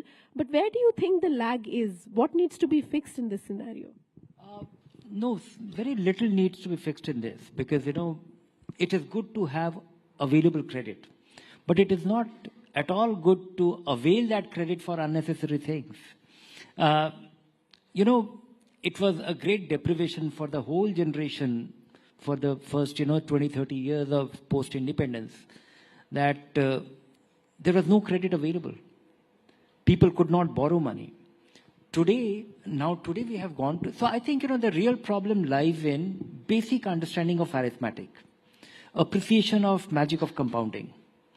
Financial literacy should start, or understanding or comprehending that should start in a more visual way, because most of the people who are troubled by their missteps are the guys who are unable to comprehend. What is it? When you go to a Apple store, and when he tells you that here is this great iPhone 16. And this can do all the magic. And it is extremely tempting. In fact, it has designed to tempt you. Amazing, a store which is very difficult to get out of. And, it is displayed. And there is a whole science and psychology and behavior and design to it. And then when he tells you that, this is not 1.5 lakh rupees. This is 4,300 rupees per month. And you actually forget asking that whether it is for 5 years, 3 years, or 7 years. This is financial illiteracy of an unusual kind. So I think, the root lies in some very basic comprehension of arithmetic. And these values are not built. You will have great apps, you will have great facilitation. And the whole, about financial services, I have my feeling not feeling a deep belief that everybody is out there to get you. And if you are not, you have to really start with the premise that what all can go wrong? How will I lose money? Because people lose principle in the first place. In fact, the bigger problem is not this. The bigger problem is before borrowing. Of course, this is one thing which will hold you back, but you still have a different pleasure of at least not being stupid. I think in this country, everybody starts with a life insurance policy at a very young age, when you have virtually no dependents, when you don't need the life insurance. And it is actually, it is an investment plan, substantially, which is packaged as an insurance policy, which people are so committed, and people have such deep belief in it. And people end up earning for their longest term, for their longest term investment, committed investment. The average return on a LIC policy, endowment policy, will be about 3.5%. You lose 2/3 of your, you are unable to beat inflation with this investment for the longest term committed disciplined investment. Then comes, in this country, everybody who gets into the organized sector starts with his EPF account. That is mandatory for the employer to open it. You will have one. I do. And that is where, the longest term investment happens to be substantially fixed income. And which means that whatever you are left with, most people are unable to get, they don't have any, beyond this mandatory savings. A good part of the population is unable to save in the initial 5-10 years. That is the design of the finance. That is the design of the career. That in our early phases of our career, while you are setting up home, you are getting married, you are having children, you are trying to put together the down payment for the house, what are you left with? And the only thing which is going is not actually able to demonstrate to you that, magic happens with your investment, because it's not getting. So the longest term investment that we make is into fixed income. Yeah. Then we end up with, some opportunistic investment in equity, and that is why we end up being a speculator with our equity investments.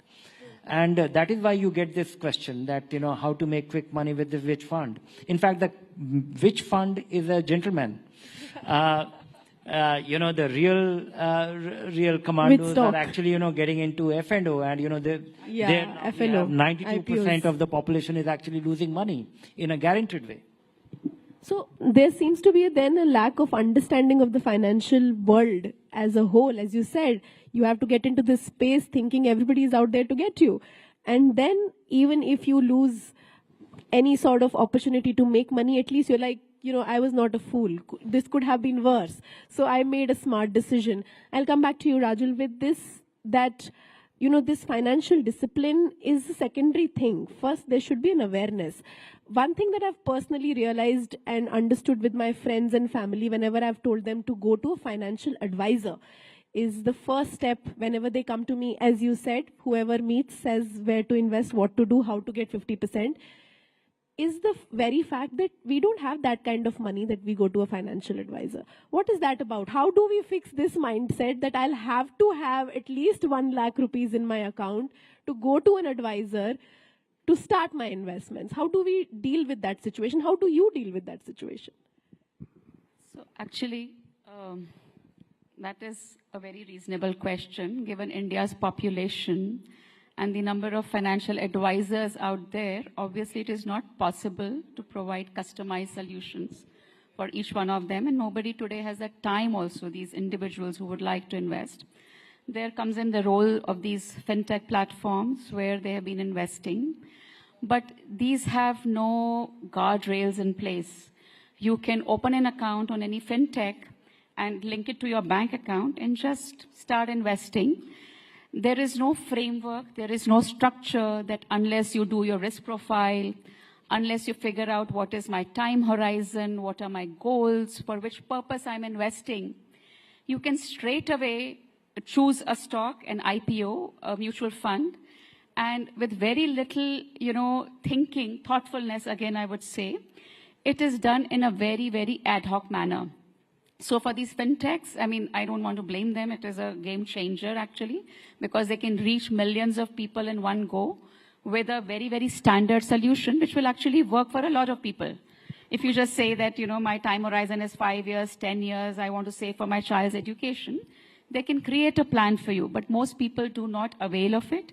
And there is nothing which debars them from not investing in a stock without going through this process. So basically, just to interrupt you in between, these fintechs, the fintech revolution that we are seeing is not actually that great without the financial awareness that we must have, That is true. is what you're saying.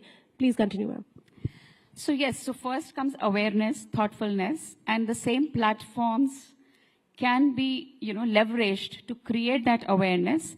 At the same time, I think it is the responsibility of institutions like banks, AMCs. I mean, today, what are the youngsters most influenced by? Even when they're buying something, consuming something, they're influenced by these so-called influencers on social media that, okay, which, sneakers or which dress or which even makeup stuff I should buy. And they will watch reels endlessly and be driven by purchases based on that. Similarly, why don't we leverage similar influencers to create that financial literacy? I mean, let's try, rather than teaching it through the typical book method, which these people do not, this generation would not so, openly listen to.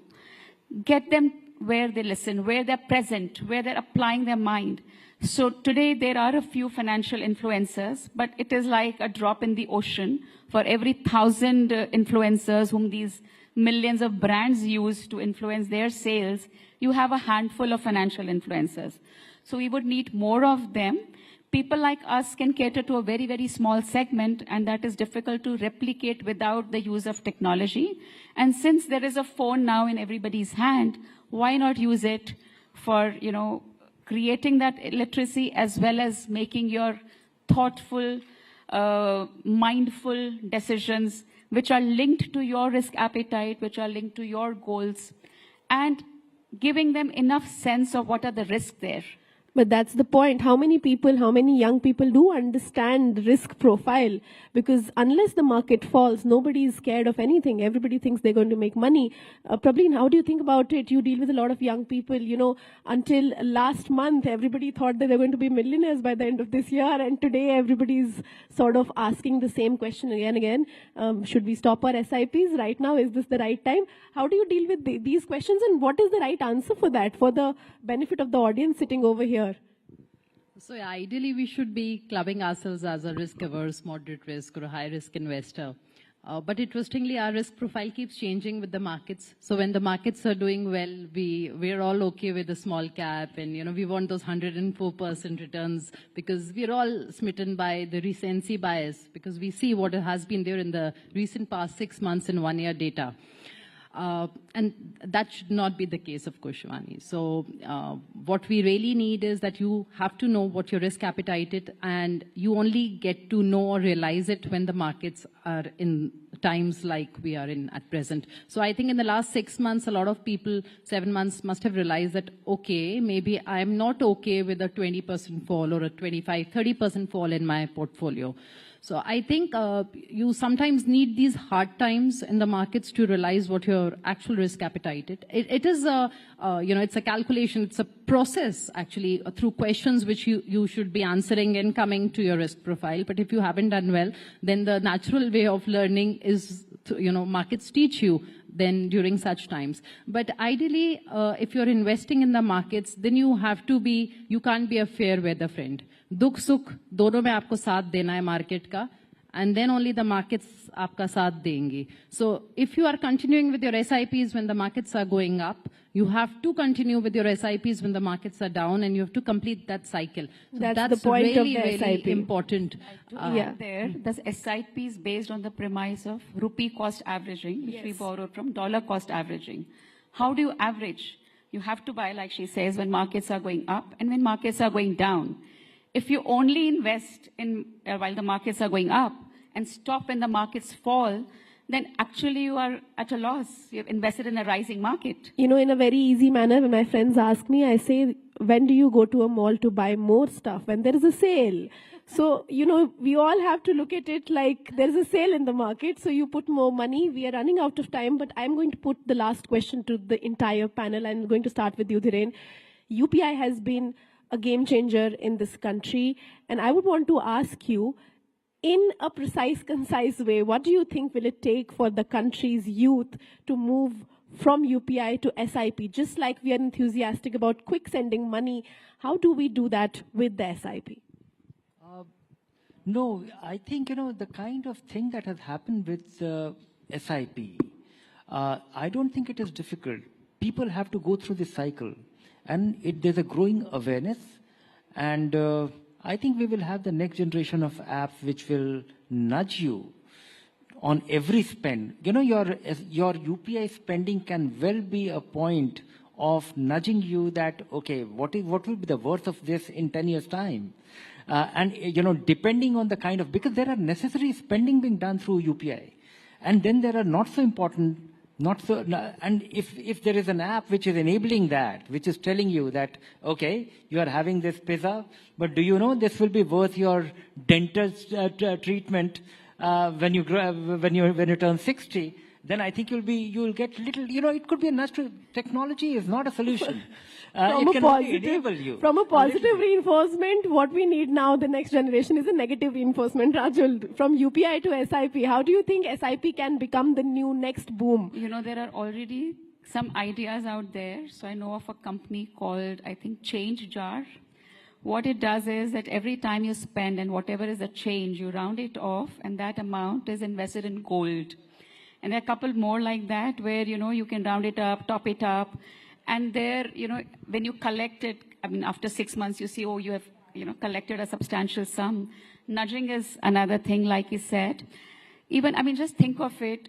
These days, we have so much coffee, which we never had, the older generation. And each coffee mug at the Starbucks costs $300-400. Assuming we are having 2 cups a week, even if we give a 1, in 5 years, if you invest that money at 12%, that will be a good amount, like 1.5 lakhs. Absolutely. And you could fulfill a bigger dream with that kind of money. So we need to learn to sacrifice a little bit, but on the tech platform, it will go hand in hand. If you go to a Paytm and, it says you've made some payment, it says you've saved so much. Even on, let's say, something like Milk Basket, that you buy vegetables, you've saved 100 rupees today because of discounts. Can it ask you a question that, would you like to invest this money, what you've saved? And if you click yes, it should be very easy that it goes into some index fund, for example. Very basic, simple. Yeah, so basically the consonants of apps. We are really now, going into the fintech world. Probably in your last thoughts about how do we, make the youth of this country focus and, how do we make aspirational the thought of investing and saving? At the end of the day, we can use all the help apps, financial literacy, knowledge, but it has to come from within, Shivani. There has to be the realization you have to sacrifice. It's not going to be easy. So even if I decide that, we decide that I need to lose 1 kg or 2 kgs, we all struggle with weight issues. There is a sacrifice which goes into it. You have to diet or you need to exercise. So wealth creation or any sort of future financial saving cannot be done without sacrificing something today. So there has to be some sacrifice and then only it can happen. But as, because we're talking about SIP, I think the youth of today, the example of Chinese bamboo, you sow it for 2, 3, 4 years also, there is no crop on the surface. By the 5th year is when you see the bamboo grow up and like about 80 feet. So that is something which the youth needs to remember, that aap karte raho, you keep doing your SIPs and for an amount, Shivani, which can be kept aside. After you have the contingency fund, so you don't break your SIP. And then that patience that has to be learned. Without that, I don't think we can achieve anything. So basically the end thought is that we need to save before we consume rather than consuming and then thinking about saving investment. Thank you so much, Dhiren, Rajul and Prableen. Thank you so much to our audience. There was a lot of insight today. Thank you so much for your time. Thank you for listening, you guys.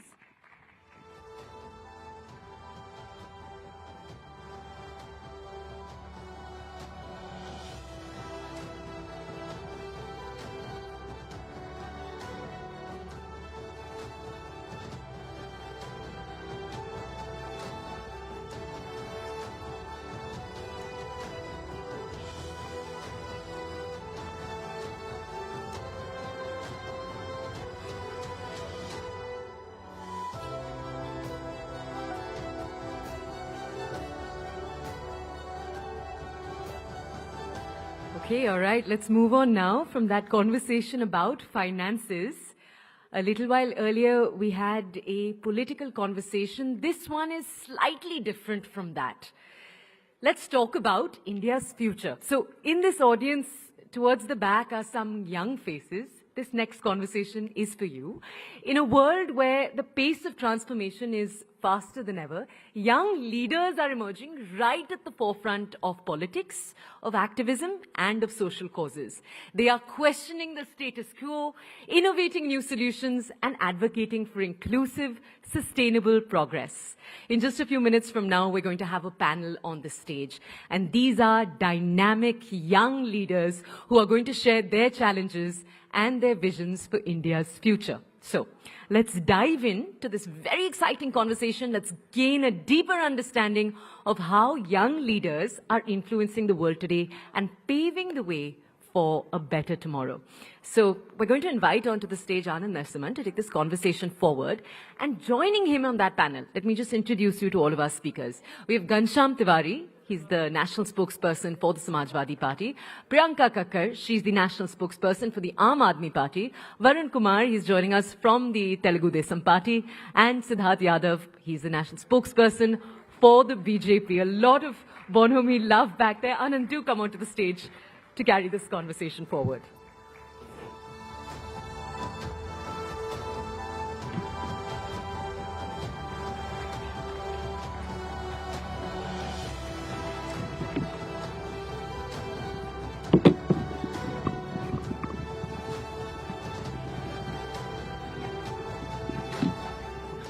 Namaste. Oh, if you can always smile like this with each other, like so. If political discourses and debates were like the conversation that we were having at the table off, it'll be fantastic. But there are two.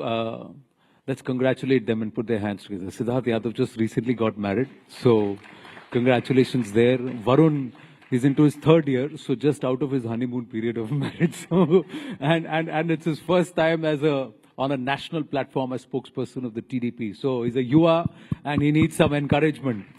So, long honeymoon then. जो शादीशुदा उनको पता है 2 साल बाद क्या होता है, अब तो अभी तो शुरू हुई है कहानी. Anyway, Priyanka ji, you are the dynamic. अब वक्त क्या? You'll have to give the context since she said that young dynamic leaders. So I looked at him, I said, I'm dynamic, you are young. And that is what he's referring to. And Ghanshyam, I met him as an educationist. And he's traversed the politics of UP, Bihar, UP, and then national politics. And we've had a lot of run-ins on debates, but I always hold him dear to my heart because he's doing some phenomenal work in the field of education. So as a politician, he's also doing some great work as an educationist. So welcome everybody. So we're going to traverse the length and breadth of your own personal journeys into politics, and then of course some real politics. But first, let's start with you, Priyanka ji. How did AAP happen? How did politics happen? And what were you before you turned politician? Well, I am and I was a lawyer besides being in politics, and I'm very grateful to the Aam Aadmi Party, to Arvind Kejriwal ji, who collected us very passionate young people and gave us the freedom to grow and taught us how to question without offending people. And you will see Aam Aadmi Party, I can with great pride say, is the only party which has no parivarvad. You know, it was all us people from no political backgrounds. We got such a platform. I know he wants to jump in on this one, but you will have to be better behaved than Shehzad Poonawala. So, that is my journey. I'm also a lawyer alongside being in politics. I'm very swayed by the idea of everyone getting good quality education in the country. I'm very swayed by the fact that everyone should have access to affordable healthcare, because like my leader Arvind Kejriwal ji says, the middle class is one hospital bill away from poverty. I will not agree with any aankadas he will give, because I read his notes secretly, so I can already tell you.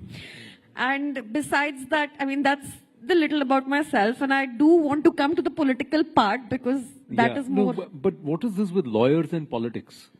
I think her party में, हर political party में आप मानेंगे ना? ये भी lawyer हैं. हाँ वही तो. हाँ ये भी lawyer हैं. Basically, I think it just allows us to question without much fear or fervor. I would think it also gives us an analytical bent of mind and see both sides of the coin, more perspective. I mean, I'm glad to be a lawyer. I can argue either way, I would say. No, but I don't know, the political bug bites you or you... No, actually, you know what happens in the court? You see so many cases. You see the injustice.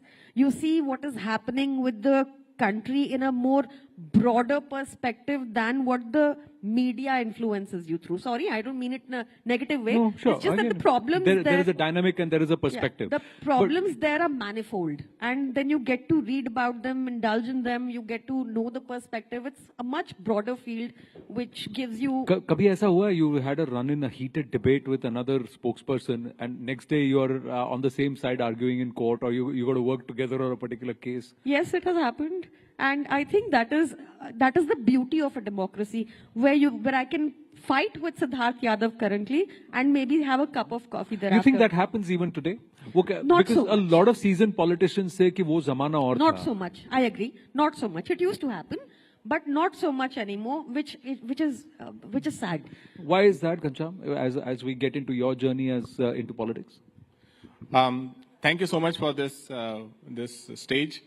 My journey into politics, my father served Air Force. I grew up studying in Kendriya Vidyalayas, became passionate about social sector, traveled the country from Punjab to Tamil Nadu to Maharashtra to UP, Rajasthan, studied in Karnataka, became a semiconductor engineer.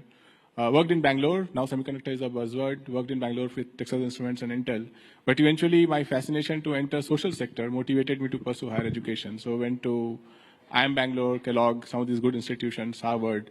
Eventually came to Patna after the education and worked with Nitish Kumarji for around 6 years in Bihar on various ideas from politics to communications, and began an education startup in Delhi in 2016. Akhileshji invited me to be a national spokesperson for the party, and here I am. I think to your question that why is it divisive now, I think we have too many people thinking that they will sit on a sofa in their drawing room and decide who's nationalistic, who's Hindu, who's not Hindu, rather than traveling across the country, living in our beautiful villages, towns.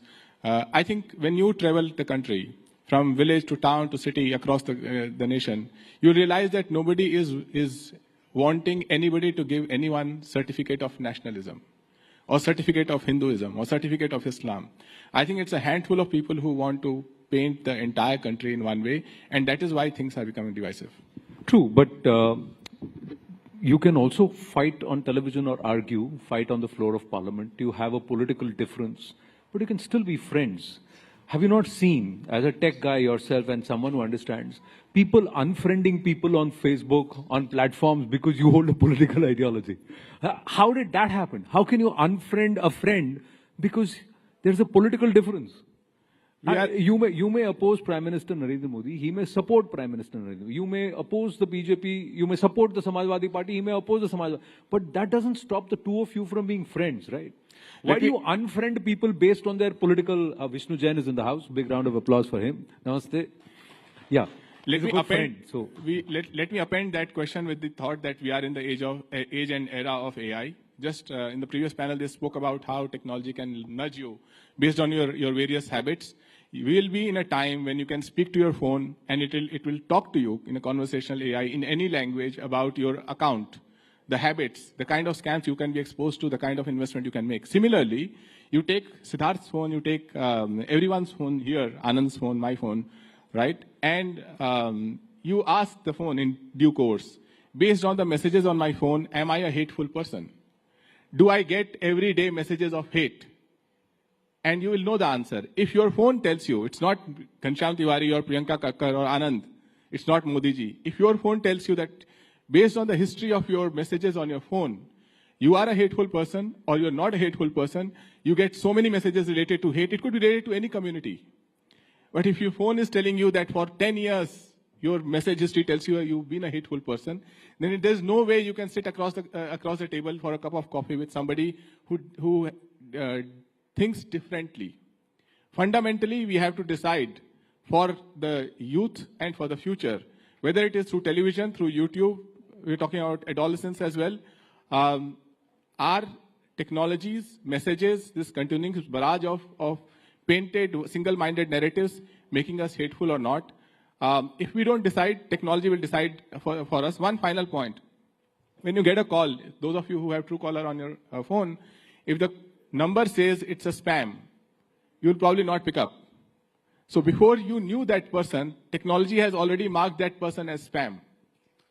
In due course, the same technology, if somebody is speaking, Siddharth is speaking, I am speaking, and a bottom ticker, which is AI generated, says that this person is hateful, you may not listen to him. But there's a fundamental difference in the comparison that you make, and I hope the audience appreciates that. When you unfriend a person, that person is already your friend. It's not technology or a number. A number is spam. A person is not. And I said you're unfriending people. I'm not saying you are befriending people or deciding not to accept it. Hanji, ji. And then we'll get Varun one and has to agree and Siddharth away. admit that what has happened in today's time is it's my way or the highway. So if you don't, it's the government has imposed it such. You have a different view. You are an anti-national. The area and space for discussion, that has become very narrow. And that is one thing which percolates from the top, you know, when it trickles down from the top and we also think similarly, and then the person will unfriend you. This is what I think. No, I'll tell you one thing. Let me ask you. There are political parties who have, I will tell you personal experience, who have decided not to come on my show because they believe this person's point of view is not akin to us or whatever their position. All right, that's your professional position as a politician. Does that mean you will not come and sit and have a coffee and have a conversation offline? There's a difference there. Why is it that what is your political position is deciding your personal life and how you will behave and interact with it as people? Sorry, I'll get Varun in. Yes, Varun. And as an ally, as somebody that is a TDP, which was part of the NDA, then moved out of the NDA, and I was back thick in the NDA and propping it up largely, you know, along with the JDU. What is your point of view? And as a youngster, you must have got into politics in the last 8-10 years, correct? 16 plus. All right. So I have a cycle party along with me. Our symbol is also a cycle. I have an ally already, so I have 3 friends already on the stage. So 3 things, Anandji. In politics, there are no permanent friends and permanent enemies. First thing, let's get that right. Second thing, in social media, you add friends, you don't make friends. Okay, friends are made outside and you add them on social media. Please don't get confused. We have a tendency of feeling people as friends on social media, they are just your contact list. That's what is my personal opinion. Third thing is that we have come over from a transition phase wherein believing politicians, so for example, if I'm a politician, if Mr. Ghanshyam is also a politician from another party, we've forgotten the fact he is my rival or competitor, but he's not my enemy. Okay, we have now come with an agenda where you are from another party, you are my enemy. I know you for 10 years, 20 years, I know your personal affiliations, etc. No. You are my enemy, no matter what. If that's the case, then nothing can change us. They say ideology is thicker than blood. So friendship has to be thicker than ideology if you have to get out of this. So anybody who comes with that mindset of unfriending someone, even in personal life, not social media, even in personal life, because he believes in a different ideology, I think that has to be evolved at a personal level. It has to come from the inner side. So if you believe ideology is thicker than blood, then keep friendship is thicker than ideology or relationship is thicker than ideology. Very well said there. In fact, someone told me those who are unfriending you because you hold a particular view, then perhaps were never your friends because they never understood all of you. Now, that's one perspective. The other perspective is, listen, if I disagree with this person, I don't want this person in my life. So that's another point of view. We all have to individually decide where we are. Siddharth Yadav, where are you? And how about this foray into politics? Lawyer, you're doing very well. Badhiya practice. Why get into politics? Thank you, Anand, for having me on your show. About my journey, I think I come from a defense background. I have most people in my family, I think more than 30, who are either serving or have served in the armed forces. I lost my father in the Kargil war, and I think I was very young then. I was just 4 years old. And I think that was when I first thought that there is some service that I need to do. I need to choose the way, I need to choose the platform. But there is something that I have to do for this country. I wanted to join the services, but as one would understand, the family who goes through this is never keen for another person joining the forces again, and I had to just fill my NDA form and not go for the examination. But, having said that, I joined the Delhi University. I got into the SRCC college. I then went on to do law. I became a student activist. I worked as a student activist with Akhil Bharatiya Vidyarthi Parishad for 10 years. Working in the ABVP, I served on various positions. The zeal was continuous. We have to do something for the country wherever we are. And then, I'm very grateful that the largest party, as we say, the Bharatiya Janata Party and the one in government, gave a chance to such a young person to represent the thoughts of the party on national television. And being the youngest on the panel as well, I think, all contributions and all attribution of that has to be given to the party. But when it comes down to the question that you are asking, I think that's more important than my story today. Because the time that we are in, it's a different time. And I'll explain you why, what is my understanding, why we think that there is so much animosity, or, why friends are unfriending friends, and why all of this is happening. I feel personally that we are in an uncomfortable political space today. That uncomfortable political space is because the comfort in this country of a political space was when one party ruled the country for 50 years. Now system is challenged. New people came in. The entire atmosphere is changed. When one party was ruling this country for 55 years, things were very different. Probably we were always in the opposition. We knew how to be in the opposition. Probably we only knew how to be in the opposition. We had never even dreamt of, how do we do if we get into power. But in the past 10, 11 years, when the people of this country gave us solid mandate, a government after government, a clean majority, choosing one leader, backing one leader, transformations happening, a lot of systems are challenged. When that happens, and when we stand at that juncture, it is difficult to accept, and I'm not, blaming anybody or any political party that they cannot accept the defeat or they cannot accept the change. But it is difficult to accept that this can also happen. Now in India, we are in power from past 11 years, and we accept that we are not going to be in power probably for the next 100 years, next 50, 55 years. But the reality is that governments can come and governments can go. The reality is that the people are backing ideologies. If a Congress will go, no unstable governments will come. If a Congress will go, stable governments will come. If one thought which was there, which was prevailing in the country, if that goes away, there is this thought which is challenging what we were told and taught for so many years. When that happens, I think, these differences grow up. And it also becomes so. And I'm going to make a political point now, which probably will have to be answered, because I think this session should not be like the last one, and also not should be like the previous one. But I'm going to make a political point. When a prime minister in this country is elected by the people, an official campaign by the party which ruled this country for 55, 60 years is that Chaukidar chor hai. Ye Prime Minister chor hai.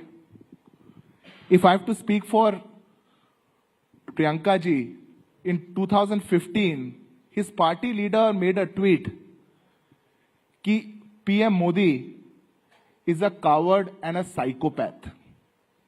If we say such things, if top leaders say such things, अब मैं और प्रियंका जी उसके बाद बैठ करके coffee भी पिएंगे अगर, और मैं इनको बोलूंगा कि आपके लीडर ने गलत बात बोली, she is bound to defend what.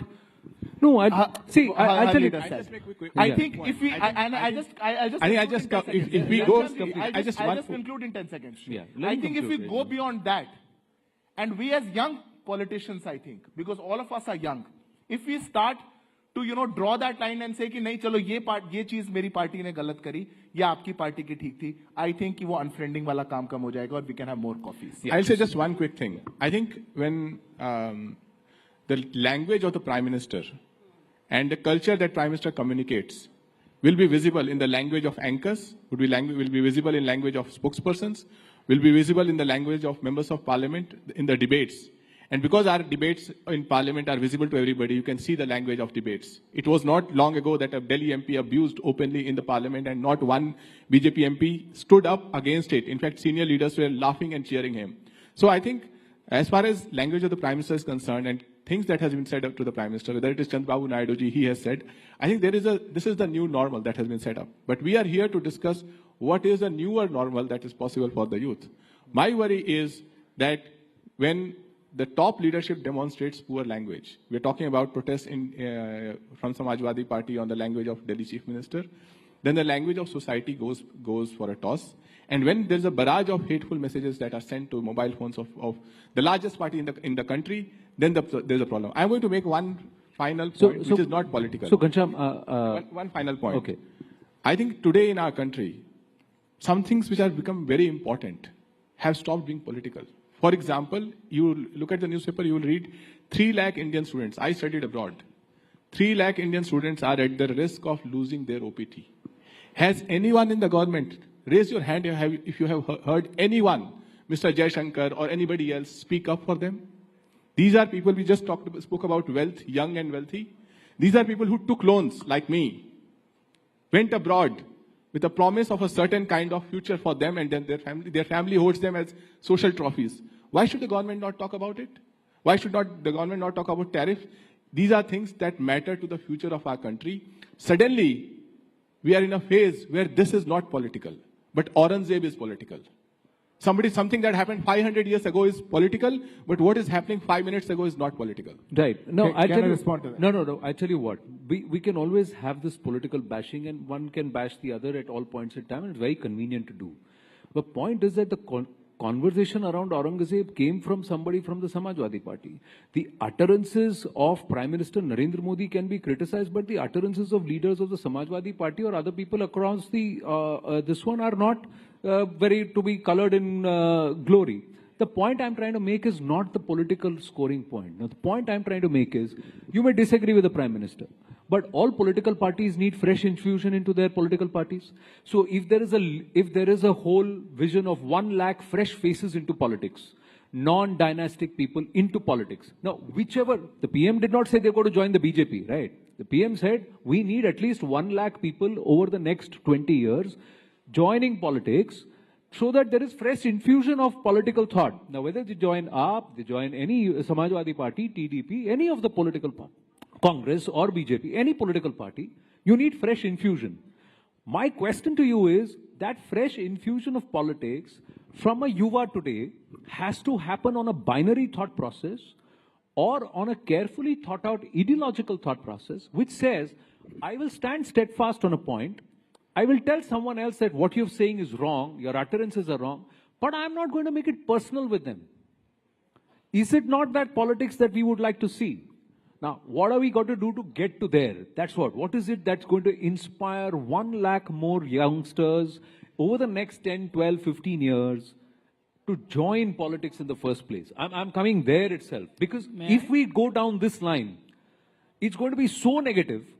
And then what will happen? It will be the dirt, the muck, the riffraff of society who will continue to dominate politics. It will not be intelligent people. It will not be young achievers. It will not be smart, talented people who are not only educated, but they're also rooted to the ground. They're coming from backgrounds which have seen certain discourse. Yes, Varun. That's what I'm trying to drive at. We can always keep this bashing going. It's very convenient. I get this point, Anandji. As long as 1 lakh, 10 lakh, firstly, I welcome the statement by the Honorable Prime Minister that he needs 1 lakh youngsters across the political spectrum with infusion of thoughts, whatever agenda it is. When you have a 1 lakh people joining the political force of this Indian landscape, remember where and what agenda is driving them to come to politics. Is it the rich and the wrongful incentives that is attracted, or is it because of an idea that is driven to solve problems right from the ground level, or is it because of any other factor or to enjoy the power or something else? Politics is definitely not a rosy path, like as you see. If you find out across, you use your intelligence or you use your AI, you use your whatever mechanism, the country like India, the biggest challenge that we have today is, if youth wants to enter politics, I will have a subsequent question to every one of us asked amongst ourselves, why? That's the first question. All of us are asking, youth have to come to politics, but why? Why? I will have only 2 instances in this country when youth were driven into politics. One is because of the demographic dividend. So we are about 27 to 28% youth now, probably at the range of youth when we call it as youth. And if the demographic dividend keeps us giving more youngsters as a population, it's inevitable that youth will come into politics. But what is the agenda behind them going to come into politics? Have we put the rightful incentive for politicians working in this country? Or is politicians still a service-based kind of thing? So let's differentiate what is the root cause of their brains storming up to becoming politicians. I decided to become a politician in my 9th standard. At 14 years of my age, when I visited Delhi for the first time and I saw Parliament, I was mind blown. I said, people told me that this is a temple of democracy. All our fates are decided here. So that's the moment I fell in love with Parliament and parliamentary democracy. I started studying about parliamentary democracy. I joined, at my age 15, I joined a student organization. And it's about a 16 to 18 years of journey here, and we are here. But it's very important for us to understand what is incentivized, what is the neurological incentive that younger generations of this country are asking themselves to join politics. If it is not ideology driven, if it is not governance driven, if it is not policy making driven, if it is something else, then let's wait for a moment. Let these leaders do the course correction. Let us fill that gap. Let us understand what youngsters want to come and what are they wanting to solve. And one point, I'll just conclude in the last 10 seconds. Let universities and schools have a curriculum wherein grand old problems of India since independence are being educated and taught. Let us tell our youngsters that these are the problems in politics. Come here to solve these problems. Come here to address these problems. You might not be incentivized. You might not have a power. You might not have anything. Come for the local governance. And one more thing. In a country with so much of population and with 543 MPs now, so even if you make it double the number, it won't be enough. The ratio is very thin. Have the local government strengthen. Make youngsters part of a local government where they can handle 50, 100, 200 people at a time, solve their problems, give autonomous powers to them at local level, and then come them so that they'll understand the process. They'll come back with fresh infusion of thoughts because they've solved little problems first. Please ask the students or youngsters why they want to come into politics. That's the important question. No, why should we ask someone why you want to come into politics before we even give them a reason or give them career politics as an option? Priyanka ji, look at Aam Aadmi Party. 12 years, 2010, massive rise, India against corruption, 2012, transformation into a political party, 2025, you reach your zenith, and somewhere with the loss for Delhi, there are questions asked around Punjab. So as a political party, you will also have to recalibrate. Did you lose your way somewhere? The ideals with which many people who joined the Aam Aadmi Party, a lot of them went out.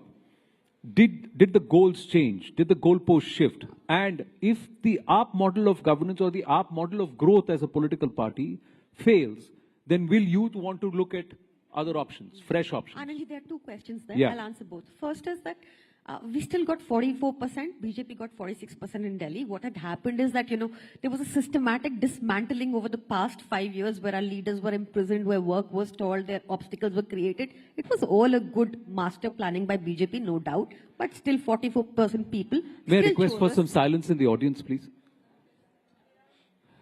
I'm going to request our next set of panelists to also please share a listen. There is a lot of noise that's filtering in. My sincere request. Thank you. Please carry on, Priyanka ji. Secondly, I really want to make one observation that I had is, you started with people unfriending because of political differences. I saw that between 2014 and 19, the first 5 years, definitely I would say that. But the new worry is that the youth today does not want to talk politics. They say, I'm apolitical. Why did that happen? When you arrest a Disha Ravi, saying that this is propaganda, she is not working for the climate, you somewhere silence the youth into questioning you. When you arrest an Amit Sharma, a journalist, and urinate in his mouth because he questioned about train derailment, people will be like, oh, I'm apolitical. So this systematic dismantling of our institutions in a way, because you can arrest anyone arbitrarily, this systematic, this vindicative kind of But this is not a one-way street, Priyanka ji. It's not a one-way street. I'm saying the government did it intentionally every so that political say, party, I'm apolitical. Every political party that once gets into power gets corrupted by this. So there are actions which happen by every political. I'm not shielding any Superman single. said with great power comes great responsibility. I agree with Yeah, Superman. but there is also But here- there's also Plato, Socrates who said power corrupts and absolute power corrupts. Absolutely. So, Yes. so where do you draw the line? How do I tell anybody and everybody that politics is a viable option? Final 1.5 minutes so between you and Ghanshyam. Yes. Anand, I think I want to make one thing very clear. We are the youngest country of this world. We have around 70% people who are below the age of 35. The average age of this country is 28 years old. India is aspirational. India is growing. India is not what India was in 2013. When I joined college, I was not an aspirational youth. When I joined college, the headlines of my newspapers that I used to read were that इतने scams हो रहे हैं India के अंदर, हमारी forest reserve deplete होती जा रही है, we are a fragile 5 economy. A lot of such things were there. Today, the narrative has changed. When the youth, when they are going out, when the youth has so many opportunities, when India is growing, airports double होते जा रहे हैं, सड़कें ज़्यादा बनती जा रही हैं, startups from 1 unicorn to 100 unicorn. When the country is growing like that, I think it is the aspirational India which has to just ignore this noise. No. You have to ignore the noise. aspirational India. No, here is the thing. The aspirational India also needs to see an intellectual political discourse. Absolutely. So raising the bar of the political discourse is a collective responsibility. Absolutely. It's not the responsibility of one party or another. It's everybody. I think Anand, the young should not be blamed for changing that discourse or bringing that animosity between political parties. The young in all political parties. I think this must be a phase where probably this has happened. But I speak for everybody sitting here.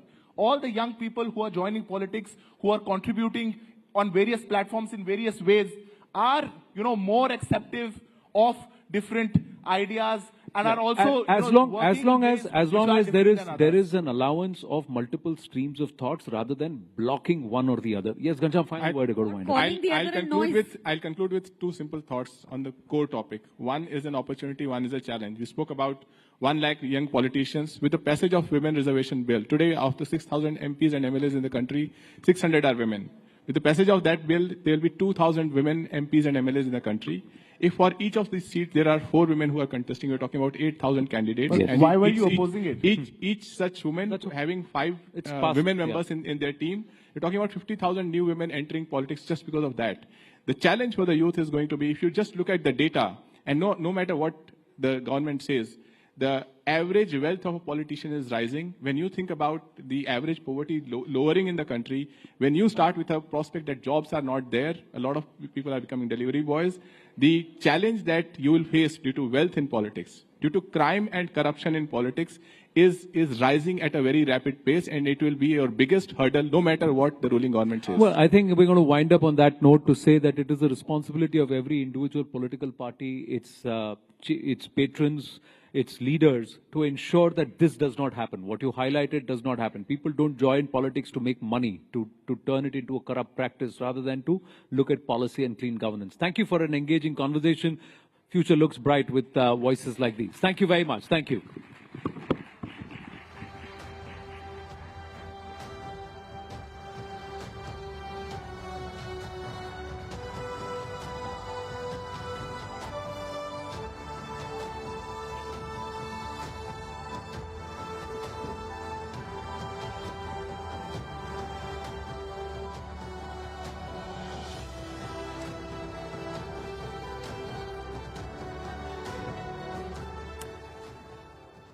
तो विकसित भारत का आधार युवा शक्ति, और इस मंच पर उन्हीं युवा आवाजों को आपने सुना है जो भारत की नींव रखते हैं और भारत के बेहतर भविष्य के लिए बात करते हैं. Now, since we have shifted the gears and we are ready for another round of intense political discussions, अब आगे हम ऐसे विषय पर, ऐसे मुद्दे पर बात करेंगे जो आज के वक्त में खासतौर पर देश और दुनिया की मौजूदा स्थिति को देखते हुए काफी रेलेवेंट है. इतिहास गवाह रहा है कि राजनीति और धर्म का रिश्ता हमेशा से ही जुड़ा रहा है, एक बॉन्ड रहा है.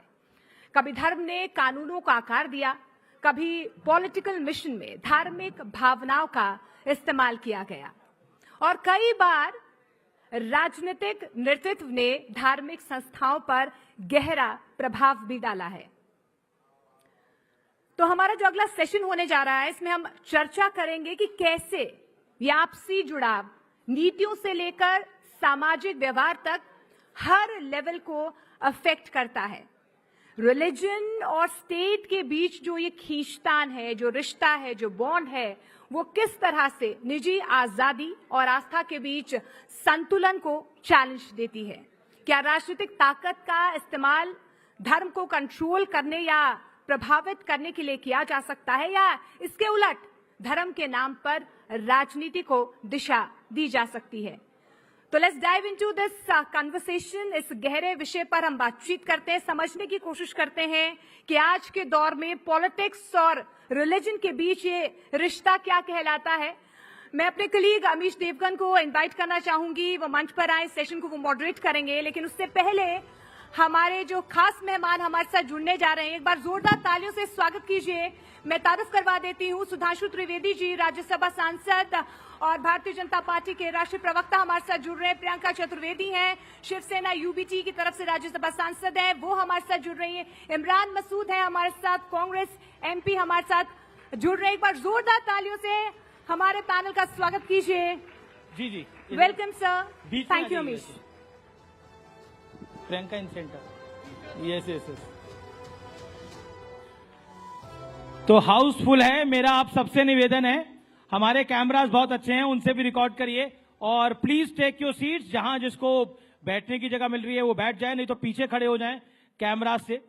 और ये जो सेशन है इसका इंतजार है पूरे देश को, क्योंकि इस सेशन में देश की राजनीति पर बात होगी। तो जोरदार तालियों से अभिनंदन करिए हमारे 3 मेंबर ऑफ पार्लियामेंट का। सुधांशु त्रिवेदी राज्यसभा सांसद है भारतीय जनता पार्टी के और प्रवक्ता भी हैं, उनका अभिनंदन है। प्रियंका चतुर्वेदी शिवसेना उबाटा की नेता हैं और राज्यसभा सांसद हैं, उनका भी अभिनंदन है। इमरान मसूद कांग्रेस पार्टी के लोकप्रिय नेता हैं और मेंबर ऑफ पार्लियामेंट हैं, उनका भी अभिनंदन है। तो जोरदार तालियों के साथ अभिनंदन करिए। इस देश में बहुत से मुद्दे हैं जिस पर चर्चा होनी जरूरी है और इसीलिए हमने इस सेशन का नाम रखा है सियासत जो है वो बहुत गर्म है, क्योंकि उसमें धर्म संकट भी है, टैरिफ वाला धर्म संकट भी है, वक्फ वाला धर्म संकट भी है और भारतीय जनता पार्टी सब कुछ बुलडोज करना चाहती है, उसका धर्म संकट भी है। तो शुरुआत प्रियंका जी से करते हैं। और प्रियंका चतुर्वेदी, सवाल आपसे है कि देश में सब कुछ ठीक ठाक है या ठीक ठाक दिखाने का प्रयास हो रहा है?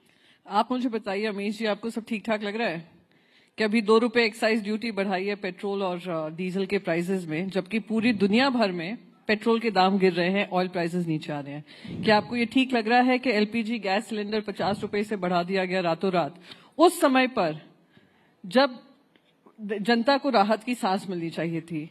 क्या आपको ये नहीं लगता है कि हमारे पार्लियामेंट में देश के प्रधानमंत्री, क्योंकि अगर सिंगापुर के प्रधानमंत्री को आप देखेंगे, देश विदेशों के प्रधानमंत्री को आप देखेंगे, वो जनता के बीच जाकर बता रहे हैं कि टैरिफ जो यूएस टैरिफ इंपोज हुआ है वो किस तरीके से हमारे ट्रेड पे प्रभाव डाल सकता है। जनता को कॉन्फिडेंस में लिए हैं, नहीं लिए हैं?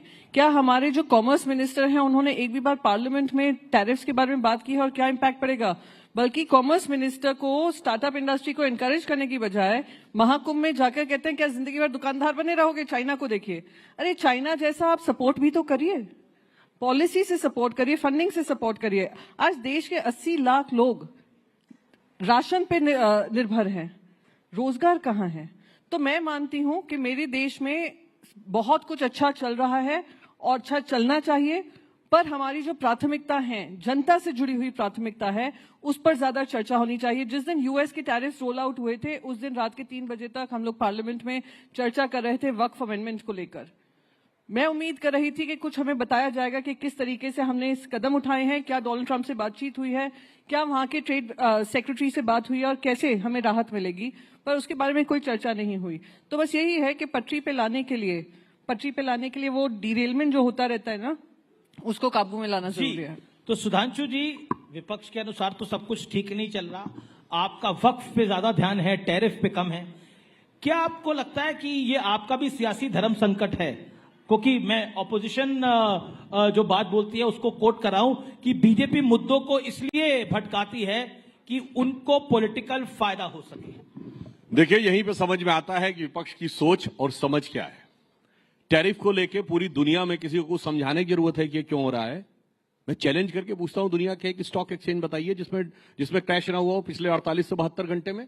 चाहे जापान का नेकेई हो, चाहे हांगकांग का हैंगसेंग हो, चाहे चाइनीज हो, चाहे ड्यूटिश मार्क हो, यूरोपियन स्टॉक एक्सचेंज हो, न्यूयॉर्क का डाउ जोन्स हो, हमारा 3.4% गिरा है। आपको पता है हैंगसेंग तो 13.5% गिरा है, 15% तक जापान का गिरा है।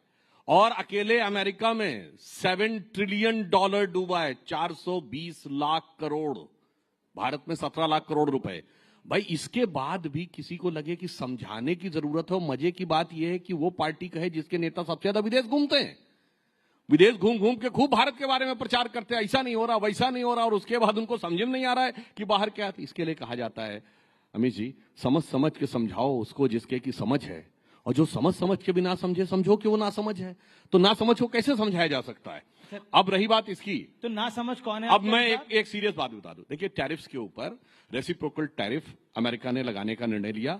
सिर्फ भारत पे नहीं, सारा दोष ये लोग मोदी जी की गवर्नमेंट को दे रहे हैं, 60 देशों पे लिया है। और चाइना को तो अभी थ्रेटन किया है 50% लगाएंगे। हमारा उनके सामानों पे टैरिफ है 52%, उन्होंने 26% लगाया। दो चीजों में हम चाह रहे थे कि हमें छूट मिल जाए, एक फार्मास्यूटिकल और एक एग्रीकल्चर। फार्मास्यूटिकल में उन्होंने एग्जेम्प्ट कर दिया, जो भारत सरकार की एक बड़ी उपलब्धि है। इसीलिए अगर आपने कल का ही डिटेल पढ़ा हो तो ये आएगा, फार्मास्यूटिकल इंडस्ट्री में भारत की ग्रोथ रेट 8.4% है। सबसे ज्यादा हम कंट्रीब्यूट कर रहे हैं, $9.8 बिलियन अकेले अमेरिका को एक्सपोर्ट करने पे कंट्रीब्यूट कर रहे हैं। तो देखिए, ये बता रहे हैं, इसको एक लाइन में बता, टैरिफ पे क्यों नहीं? होता क्या है कि दुनिया में जलजला आ गया है, ठीक, मगर उसके बाद भी अगर अपना जहाज हिल भी रहा है ना, कहेंगे जहाज के कैप्टन की गलती है, अगल बगल के जहाज उलट पलट गए, वो मत देखो भाई, वो पलट गए तो क्या हुआ, वो सुनामी आ गई है समुद्र में, मत देखो, देखो हमारा जहाज क्यों हिल रहा है, कैप्टन दोषी है। इस मानसिकता से जब चलेंगे तो देश में कुछ भी अच्छा नजर नहीं आएगा। और जहां तक इसकी बात कहूं, जहां तक वक्फ की बात है, तो ये ईमानदारी से एक प्रयास है जो कि भारत के संविधान के अनुरूप व्यवस्था को सुचारू रूप से चलाने के लिए, गरीब मुसलमान को उसका हक दिलाने के लिए। मैं सिर्फ एक बात पूछता हूं, वक्फ बोर्ड भारत का नहीं, दुनिया का सबसे अमीर वक्फ बोर्ड है। भारत का वक्फ बोर्ड दुनिया का सबसे अमीर, 39 लाख एकड़ जमीन है। मैं पूछना चाहता हूं, बताइए, छोड़ दीजिए बाकियों के लिए क्या है, एक बड़ा हॉस्पिटल बनवाया है क्या इस जमीन में? कहीं एक बड़ी लाइब्रेरी बनाई है? कोई मुस्लिम स्कॉलर्स के लिए बड़ी यूनिवर्सिटी बनाई है? गरीबों के लिए, यतीमों के लिए, बेवाओं के लिए कुछ बनाया है? बाकी तो छोड़ो, अरे मंदिरों में तो भंडारा चलता है, गुरुद्वारों में लंगर चलता है, किसी को मुफ्त में 2 टाइम का खाना भी मिलता है।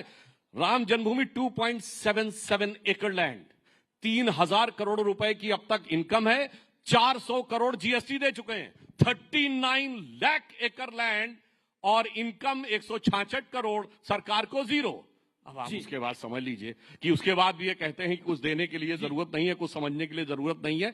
तो इसीलिए मैं कहना चाहता हूं, सिर्फ ये बता दें गरीब मुसलमानों के लिए किया क्या है। इमरान मसूद, प्रधानमंत्री भी राइजिंग भारत के मंच पे थे और प्रधानमंत्री ने जो बोला, उन्होंने बोला कि वक्फ से जुड़े बिल का संसद में पास होना सामाजिक न्याय की दिशा में लिया गया एक बड़ा कदम है।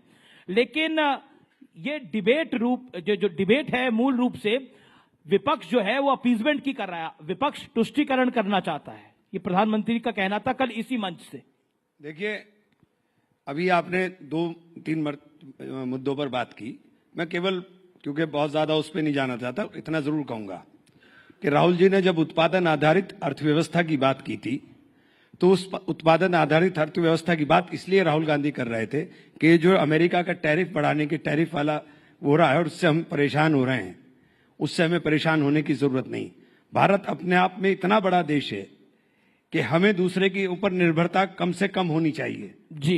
और मुझे नहीं पता, ये जो टैक्स आपने बताया कि मेडिकल की जो दवाइयों के ऊपर कुछ छूट मिलने का था, चूंकि मैंने जानकारी बढ़ा नहीं, मुझे कहीं दिखाई नहीं दिया, हो सकता है आप सच हो, लेकिन आपको तो बोलने में महारत है, इसलिए मैं 100% कुछ नहीं कह सकता कि उसमें क्या है क्या नहीं। कोई भी चेक कर सकता है जाके, नेट पे जाके। नहीं, वो 5 जून तक है, फिर उसके बाद भी लागू किया जाएगा। सो डोंट भ्रमित मत करिए। एक्सेप्ट कर लिया कि अभी है, तो 5 जून के, देखिए 5 जून में कौन सा वक्त है? दूसरी चीज, जब आपने वक्फ की बात, मैंने प्राइम मिनिस्टर को कोट किया जी, वक्फ की बात की, और प्रधानमंत्री ने जब ये एक बार जब आए, उन्होंने कहा कि मैं देश के अंदर मुसलमान के एक हाथ में कुरान और एक हाथ में कंप्यूटर देखना चाहता हूं। गरीब मुसलमानों को हक मिल रहा है। मैं बोल रहा हूं ना जी जी। जब उन्होंने ये बात बोली थी तब ये बहुत अच्छा लगा था कि प्रधानमंत्री जी ने ये बात बोली है, लेकिन करना उसके बिल्कुल उलट है। मदरसे में कुरान पढ़ते हैं तो मदरसों पर ताला लगा देंगे। मदरसों का रजिस्ट्रेशन 2016 से रोका हुआ है कि मदरसों का रजिस्ट्रेशन नहीं होगा। और बच्चों की जो स्कॉलरशिप थी, जहां से कंप्यूटर पर बच्चे पढ़ सकते थे, आप सारी स्कॉलरशिप रोक देंगे। अलीगढ़ मुस्लिम यूनिवर्सिटी, जो यूनिवर्सिटी सेंट्रल यूनिवर्सिटी है, उसके लगातार फंड के अंदर कटौती करते चले जाएंगे और 2 सेंटर उसके बंद होने के कगार पर आ जाएंगे। और उसके बाद फिर ये आप उम्मीद करेंगे कि आप मुसलमान की शिक्षा की बात करेंगे। आपने वक्फ बोर्ड के लिए कहा, सबसे पहली बात, मैं चूंकि जेपीसी का मेंबर था, मेरे पास सूचना आई थी जेपीसी में कि हमारे पास 9 लाख एकड़ लैंड है, 9,44,000 एकड़ लैंड है। लेकिन वो 9,44,000 एकड़ लैंड पिछले 8 महीने के अंदर 39,000 एकड़ कैसे हो गई, ये समझ से बाहर है। और ये कौन सा आंकड़ा आया है, ये भी समझ से बाहर है। क्योंकि आप क्या बोल रहे हो, आपको यही नहीं पता है। आपकी सरकार ने 2021 में सुप्रीम कोर्ट में एफिडेविट देकर कहा कि हमने 100% प्रॉपर्टीज का डिजिटलाइजेशन करा लिया है, लेकिन जब आप जेपीसी के अंदर आते हैं तो कहते हैं नहीं कराया है। आप सुप्रीम कोर्ट में बोल कर आए हो और सुप्रीम कोर्ट में आपने कहा है, हमारे किरण रिजिजू साहब पार्लियामेंट में स्टेटमेंट देते हैं कि 4,99,000 से लगभग दुगनी प्रॉपर्टी हो गई। अरे भाई, दुगनी प्रॉपर्टी कैसे हो गई? किसी ने वक्फ तो किया नहीं, किसी ने वक्फ नहीं किया। इतना हिंदुस्तान के अंदर जो वक्फ है, 90% वक्फ प्रॉपर्टीज 1906 से पहली है। 1906 डेट किस लिए कोट कर रहा हूं कि 1906 के बाद ये तो देश की संसद भी किसी ने वक्फ की बोल दी। प्रयागराज में जहां महाकुंभ हो रहा था उसको भी वक्फ पे का बोल दिया। मुझे अब बोलने का मौका दीजिए। जी जी, 20 सेकंड। जब पार्लियामेंट में आप बोलते हो, पार्लियामेंट में आप बोलते हो कि पार्लियामेंट भी वक्फ का ना, मैं नहीं बोलता, क्लेम किया। हाँ, क्लेम किया। एक मिनट, बदरुद्दीन अजमल ने क्लेम। एक मिनट। बदरुद्दीन अजमल कोई मुसलमान इस्लामिक वो थोड़े ही हो गए कि बदरुद्दीन अजमल किस हैसियत से वो क्लेम कर देंगे। बदरुद्दीन अजमल ने अगर प्रॉपर्टी वक्फ की है तो बदरुद्दीन अजमल क्लेम कर सकते हैं। बदरुद्दीन अजमल की हैसियत नहीं है कि बदरुद्दीन अजमल क्लेम कर देंगे। वो जो मस्जिद है पार्लियामेंट के सामने, वो रायसीना गांव की मस्जिद है। 1911 में जब लुटियन जोन बनाने की बात हुई, जब लुटियंस बनाने की बात हुई, तो इन 123 प्रॉपर्टी, जिसका बार बार पार्लियामेंट में बहुत बार जिक्र हुआ कि हम एक तरफ आप बोलते हैं, एक सेकंड सर, एक तरफ आप बोलते हैं मस्जिद नहीं कब्जाएंगे, दरगाह नहीं कब्जाएंगे, ईदगाह नहीं कब्जाएंगे, कब्रिस्तान नहीं कब्जाएंगे, लेकिन 123 प्रॉपर्टी का बार बार जिक्र करेंगे पार्लियामेंट में। उस 123 प्रॉपर्टी में 123 की 123 प्रॉपर्टी ये 4 ही हैं जो अंग्रेजों से झगड़े के बाद 1913 के अंदर वक्फ को दी गई। ठीक है, ये वही प्रियंका भी बोलने, फिर उसके बाद सुधांशु जी आप एक साथ आंसर दीजिएगा। असल में आपने इतना वाइड क्वेश्चन था, उसे बहुत शॉर्ट में हो नहीं रहा मुझसे। पूरा अगर कर लेने, बाकी टाइम मैं आपको, बाकी टाइम आप मुझसे ले लीजिएगा, लेकिन इसे पूरा होने। हाँ, बिल्कुल। तो ये जब प्रधानमंत्री जी ने कहा कि हमने ये गरीब मुसलमानों के लिए, पसमंदा मुसलमानों के लिए, आप इसमें मुझे ये मेरे पास कानून रखा हुआ है, इसमें एक जगह बता दिए पसमंदा मुसलमानों के लिए कुछ करने का किया हो। महिलाओं को दो महिलाओं को इन्होंने मेंबर बनाने की बात करी। 2 महिलाएं पहले भी मेंबर बनती थी, पहले भी वक्फ बोर्ड डिमांड की। एक बात से पूरी तरह से सहमत हूं कि वक्फ बोर्ड की इतनी भारी प्रॉपर्टी होने के बावजूद हम भिखारी क्यों हैं? वक्फ बोर्ड की हैसियत क्यों है कि वक्फ बोर्ड अपने कर्मचारी की तनख्वाह भी नहीं दे पाता, जबकि आपके पास इतनी प्रॉपर्टी है? ठीक है, मैं इस बात से बिल्कुल सहमत हूं, लेकिन इसके प्रबंधन का काम होना चाहिए था, या इसको खुर्द-बुर्द करने का काम होना चाहिए। आपने तो इस कानून के अंदर कर दिया कि अब आपको सजा भी नहीं मिलेगी। अब यह गैर जमानती अपराध होगा कि आप कोई प्रॉपर्टी कब्जा ले। और एक सेकंड, बस खत्म कर रहा हूं, एक सेकंड। और दूसरी बात, आपने लिमिटेशन एक्ट हटा करके कर दिया कि आप एडवर्स पोजीशन में चले जाइए, यानी जितने कब्जा धारक हैं वो सब मालिक बन जाएंगे। तो आपने बचाने की बात नहीं की, आपने तो खुर्द-बुर्द करने की बात कर दी। ठीक है, प्रियंका, क्या आपको लगता है वक्फ को लेकर आपकी पार्टी को भी पॉलिटिकली कॉर्नर किया जा रहा है? महाराष्ट्र के अंदर जो शिवसेना शिंदे गुट है वो बहुत सी बातें बोल रहा है, बहुत सी संज्ञा दे रहा है आपकी पार्टी को। Any comment? सबसे पहले तो मैं नहीं, क्योंकि मैं वो कमेंट करूंगी, पर उससे पहले मैं थोड़ी क्लैरिफिकेशन दे दूं। जो फार्मा इंडस्ट्री को भी बाहर रखा है और एग्रीकल्चर को बाहर रखा है, वो टेम्पररी सोल्यूशन है, कोई फुल वो नहीं है मेजर जो लिया गया है। डोनाल्ड ट्रंप उसके पीछे भी आएंगे सूनर और लेटर, एंड आई थिंक 5 जून तक उन्होंने कहा वो डिसीजन ले लेंगे। रही बात, मैंने तो स्टॉक मार्केट की बात ही नहीं की थी। Stock market comes crashing down, वो तो ग्लोबली स्टॉक मार्केट क्रैश कर रहा है। मैंने कहीं एक बार स्टॉक मार्केट की बात नहीं की। मैंने कहा हमारे एक्सपोर्ट्स कम होंगे, हमारे एक्सपोर्ट्स पे प्रभाव पड़ेगा। इसके आपको टेंशन होनी चाहिए। आपको जनता को क्या, आप अगर विपक्ष को भी कॉन्फिडेंस में लेंगे कि क्या क्या बात हुई, आप पूरी दुनिया में फैलाते फिरते हैं कि अरे डोनाल्ड ट्रंप ने कुर्सी खिसकाकर प्राइम मिनिस्टर को बिठाया। बढ़िया बात है, हमारे प्रधानमंत्री की इतनी इज्जत नवाजी जा रही है, डोनाल्ड ट्रंप उनके दोस्त हैं, तो क्या हमारे लिए, देशवासियों के लिए क्या आउटकम है, हमारी इकोनॉमी के लिए क्या आउटकम है? मेरा सवाल ये था। अनफॉर्चुनेटली ही limited it to stock market, क्योंकि उनको ये सूट करता है ये एजेंडा करना। अब रही बात वक्फ को लेकर, जहां तक हमारा मानना है, आज अगर हिंदू टेंपल ट्रस्ट में कोई नॉन हिंदू बैठेगा, हम सबसे आगे आकर उसके खिलाफ बात करेंगे। अगर आप केदारनाथ ट्रस्ट देखें या आप अभी राम ट्रस्ट जो बना है, राम क्षेत्र तीर्थ ट्रस्ट, उसमें क्लियरली लिखा है कि अगर कोई डीएम अयोध्या का मुसलमान होता है तो वो एडिशनल डीएम को वो चार्ज दे दिया जाएगा। आई मीन नॉन हिंदू होता है, I do not want to reduce it to just Muslims. Non Hindu अगर कोई होता है तो वो एडिशनल डीएम को दिया जाएगा। तो अगर हमने ये प्रावधान अपने लिए बनाए हैं, and which is absolutely okay.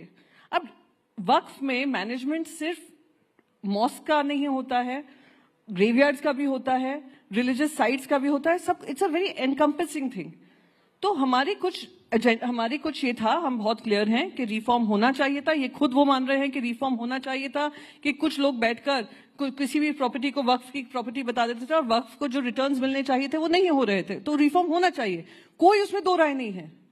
पर जो अमेंडमेंट्स जेपीसी के माध्यम से रखे गए, जो इनके अलायंस पार्टनर्स हैं उनके आपने कर लिए, जो हमारी तरफ से आ रहे थे कि ये अमेंडमेंट भी अगर आप कर लोगे तो और थोड़ा इंप्रूवमेंट हो जाएगा, वो टोटली रिजेक्ट कर दिए गए।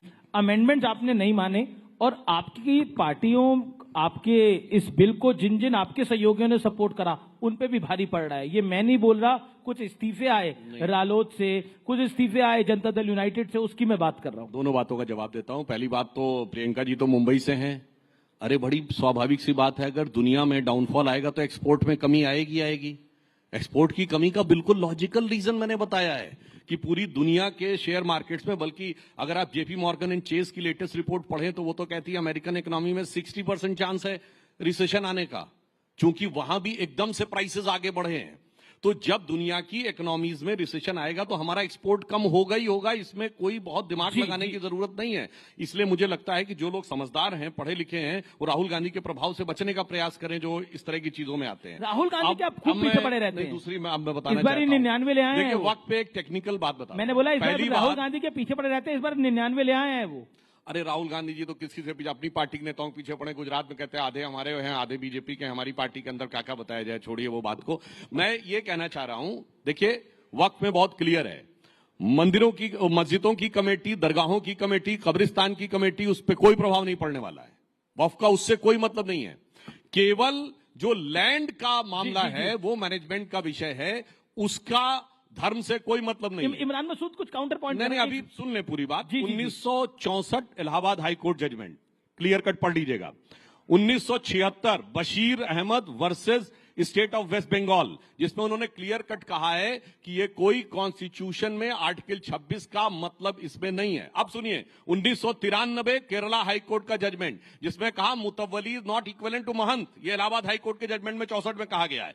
तो बहुत साफ बात है, इट्स लाइक कि जैसे माइनॉरिटी इंस्टीट्यूशन है मदरसे, अब आप कहेंगे माइनॉरिटी कमीशन का चेयरमैन हमारी उसका होना चाहिए। भाई this is like a minority commission, तो माइनॉरिटी कमीशन का चेयरमैन नहीं होगा, हमेशा मुसलमान नहीं हो सकता। तो इनकी वो एक सिख भी हो सकता है। ये उस मानसिकता से हैं कि माइनॉरिटी कमीशन का चेयरमैन हमेशा मुस्लिम होता था, इसलिए इन लोगों को ऐसा लगता है। और एक बात मैं कह दूं, फिर हमारे राष्ट्रीय अध्यक्ष नड्डा जी ने फ्लोर ऑफ द हाउस पे बोला था, जिस ढंग के प्रोविजंस यहां हैं दुनिया में किसी मुस्लिम कंट्री में वक्त में नहीं है, ना सऊदी अरब में जो इस्लाम की जन्मस्थली है, ना इंडोनेशिया में जो सबसे बड़ा मुस्लिम कंट्री है, ना टर्की में जो खिलाफत की सीट रही है, और ना आईएसआईएस वाले इलाके वाले इसमें सीरिया और इराक में, इसलिए, और ना पाकिस्तान और बांग्लादेश में। इसीलिए मैंने बोला था, कहावत होती हिंदी में, नया मुल्ला प्याज ज्यादा खाता है, यहाँ गैर मुल्ला प्याज ज्यादा खाता है, और इतना प्याज खाता है कि आंखों से आंसू निकल रहे हैं। भाई साहब ऐसा है कि कौन गैर मुल्ला, कौन हिंदू, कौन मुसलमान, उसका सर्टिफिकेट भारतीय जनता पार्टी नहीं देगी। भारतीय जनता पार्टी हिंदू की ठेकेदार नहीं है, नहीं थी, ना ही रहेगी। आप नहीं बताएंगे कौन सी हिंदू पार्टी है, कौन सी हिंदू पार्टी नहीं है। किसने आपको ये ठेकेदारी दी है? कोई ठेका चला रहे हैं आप? मैं एक सेकंड मुझे कंप्लीट कर लेने दीजिए। एक बोध गया एक्ट है 1949 का, उसमें 1950 में संविधान आया, बुद्धिस्ट वहां पे प्रोटेस्ट कर रहे हैं बोध गया को लेकर कि वो उसमें नॉन बुद्धिस्ट ज्यादा हैं, बुद्धिस्ट कम है। टेम्पल किसका है? बुद्धिस्ट का है। वो इनसे मांग कर रहे हैं उसको भी बदलाव करिए, नहीं उसको बदलाव नहीं होगा। अभी हाल ही में आरएसएस की मैगजीन है ऑर्गेनाइजर, उसमें आर्टिकल स्ट्रेट, चलिए वक्फ की लैंड ज्यादा है या चर्चेस के पास, क्रिश्चियंस के पास लैंड ज्यादा है, यानी आपकी आंख सिर्फ लैंड में लगी है और ये लैंड किसको जा रही है हम सब जानते हैं। पोर्ट किसको गया? अडानी को। एयरपोर्ट किसको गया? अडानी को। लैंड किसको गया? अडानी को। अभी ये जो क्रिश्चियन लैंड होगी अभी उस पर भी विवाद शुरू होगा, फिर आएंगे आप लोग माइनॉरिटी के हकदार बनकर के हम ही रिफॉर्म्स लाएंगे। तो कहां तक ये लड़ाई चलेगी? यही मेरा एक सवाल तो क्या शिवसेना में एक सवाल, क्या शिवसेना उबाटा इस वक्त में जो प्रावधान बीजेपी की और एनडीए की सरकार लेके आई है उसके खिलाफ है? हमारे, अगर मैं क्लॉज बाय क्लॉज जाऊंगी मैं आपको सब बता दूंगी, पर मैं एक मिनट, मैंने कहा Shiv Sena UBT please allow me to complete. हाँ, सो डोंट इंटरप्ट। हम लोग बिल्कुल रिफॉर्म के साथ है, रिफॉर्म होना चाहिए, पर रिफॉर्म ऐसा होना चाहिए जो एक पूरे वर्ग को आगे लेकर बढ़े। एक सेकंड, लेट मी कंप्लीट जी। रही बात जो मैंने आपको बताया कि नॉन हिंदू अगर कोई डीएम बनता है तो वो उस टेम्पल ट्रस्ट में नहीं आ सकता है, ऐसे ही आप नॉन मुस्लिम्स को ला रहे हैं तो कहीं ना कहीं एक मुसलमान के मन में शंका होगी कि क्या आप अपने लोगों को भरने का काम करें। एक मिनट जी। हमने दूसरा हमारा था कि रेट्रोस्पेक्टिव नहीं होना चाहिए, प्रोस्पेक्टिव होना चाहिए। हाँ, वो टीडीपी ने भी कहा, वो जेडीयू ने भी कहा, हाँ हम मानते हैं उसमें अमेंडमेंट हुआ। ये भी अमेंडमेंट हमने कहा कि जो वक्फ लैंड होगी बाय राइटिंग होगी, ओरली कोई वक्फ लैंड डोनेट नहीं कर सकता है, वो भी उसमें लागू किया गया। तो हाँ, बहुत सारी चीजें हैं, अगर उन्होंने हमारी ये बात भी सुन ली होती तो मैं मानती हूँ कि हाँ ये वक्फ रिफॉर्म शायद कांग्रेस पार्टी ने भी आप उनकी बात नहीं सुन रहे इसलिए नहीं हो रहा। इमरान मसूद, मैं आपको बता रहा हूँ, देखिए बात ये है 20 सेकंड में, केवल मुस्लिम समाज का मामला होता तो कोई बात नहीं थी। आप कह रहे हैं क्यों चर्च में मुनम्मम में क्रिश्चियंस की लैंड को क्लेम किया है कि नहीं? यमुनानगर के गुरुद्वारे को क्लेम किया है कि नहीं? तमिलनाडु के तिरुचिंदरी मंदिर को क्लेम किया है कि नहीं? तो फिर आप ये कहिए हम सिर्फ मुस्लिम लैंड को क्लेम करेंगे। क्लेम तो हम सबको करेंगे। और वैसे मुझे एक चीज जो मैंने पार्लियामेंट में बोला था फिर बोल दूं, अभी प्रियंका जी बोली, इनके तो नेता 2015 में बोल चुके हैं मुसलमानों की नागरिकता भी ले लेनी चाहिए।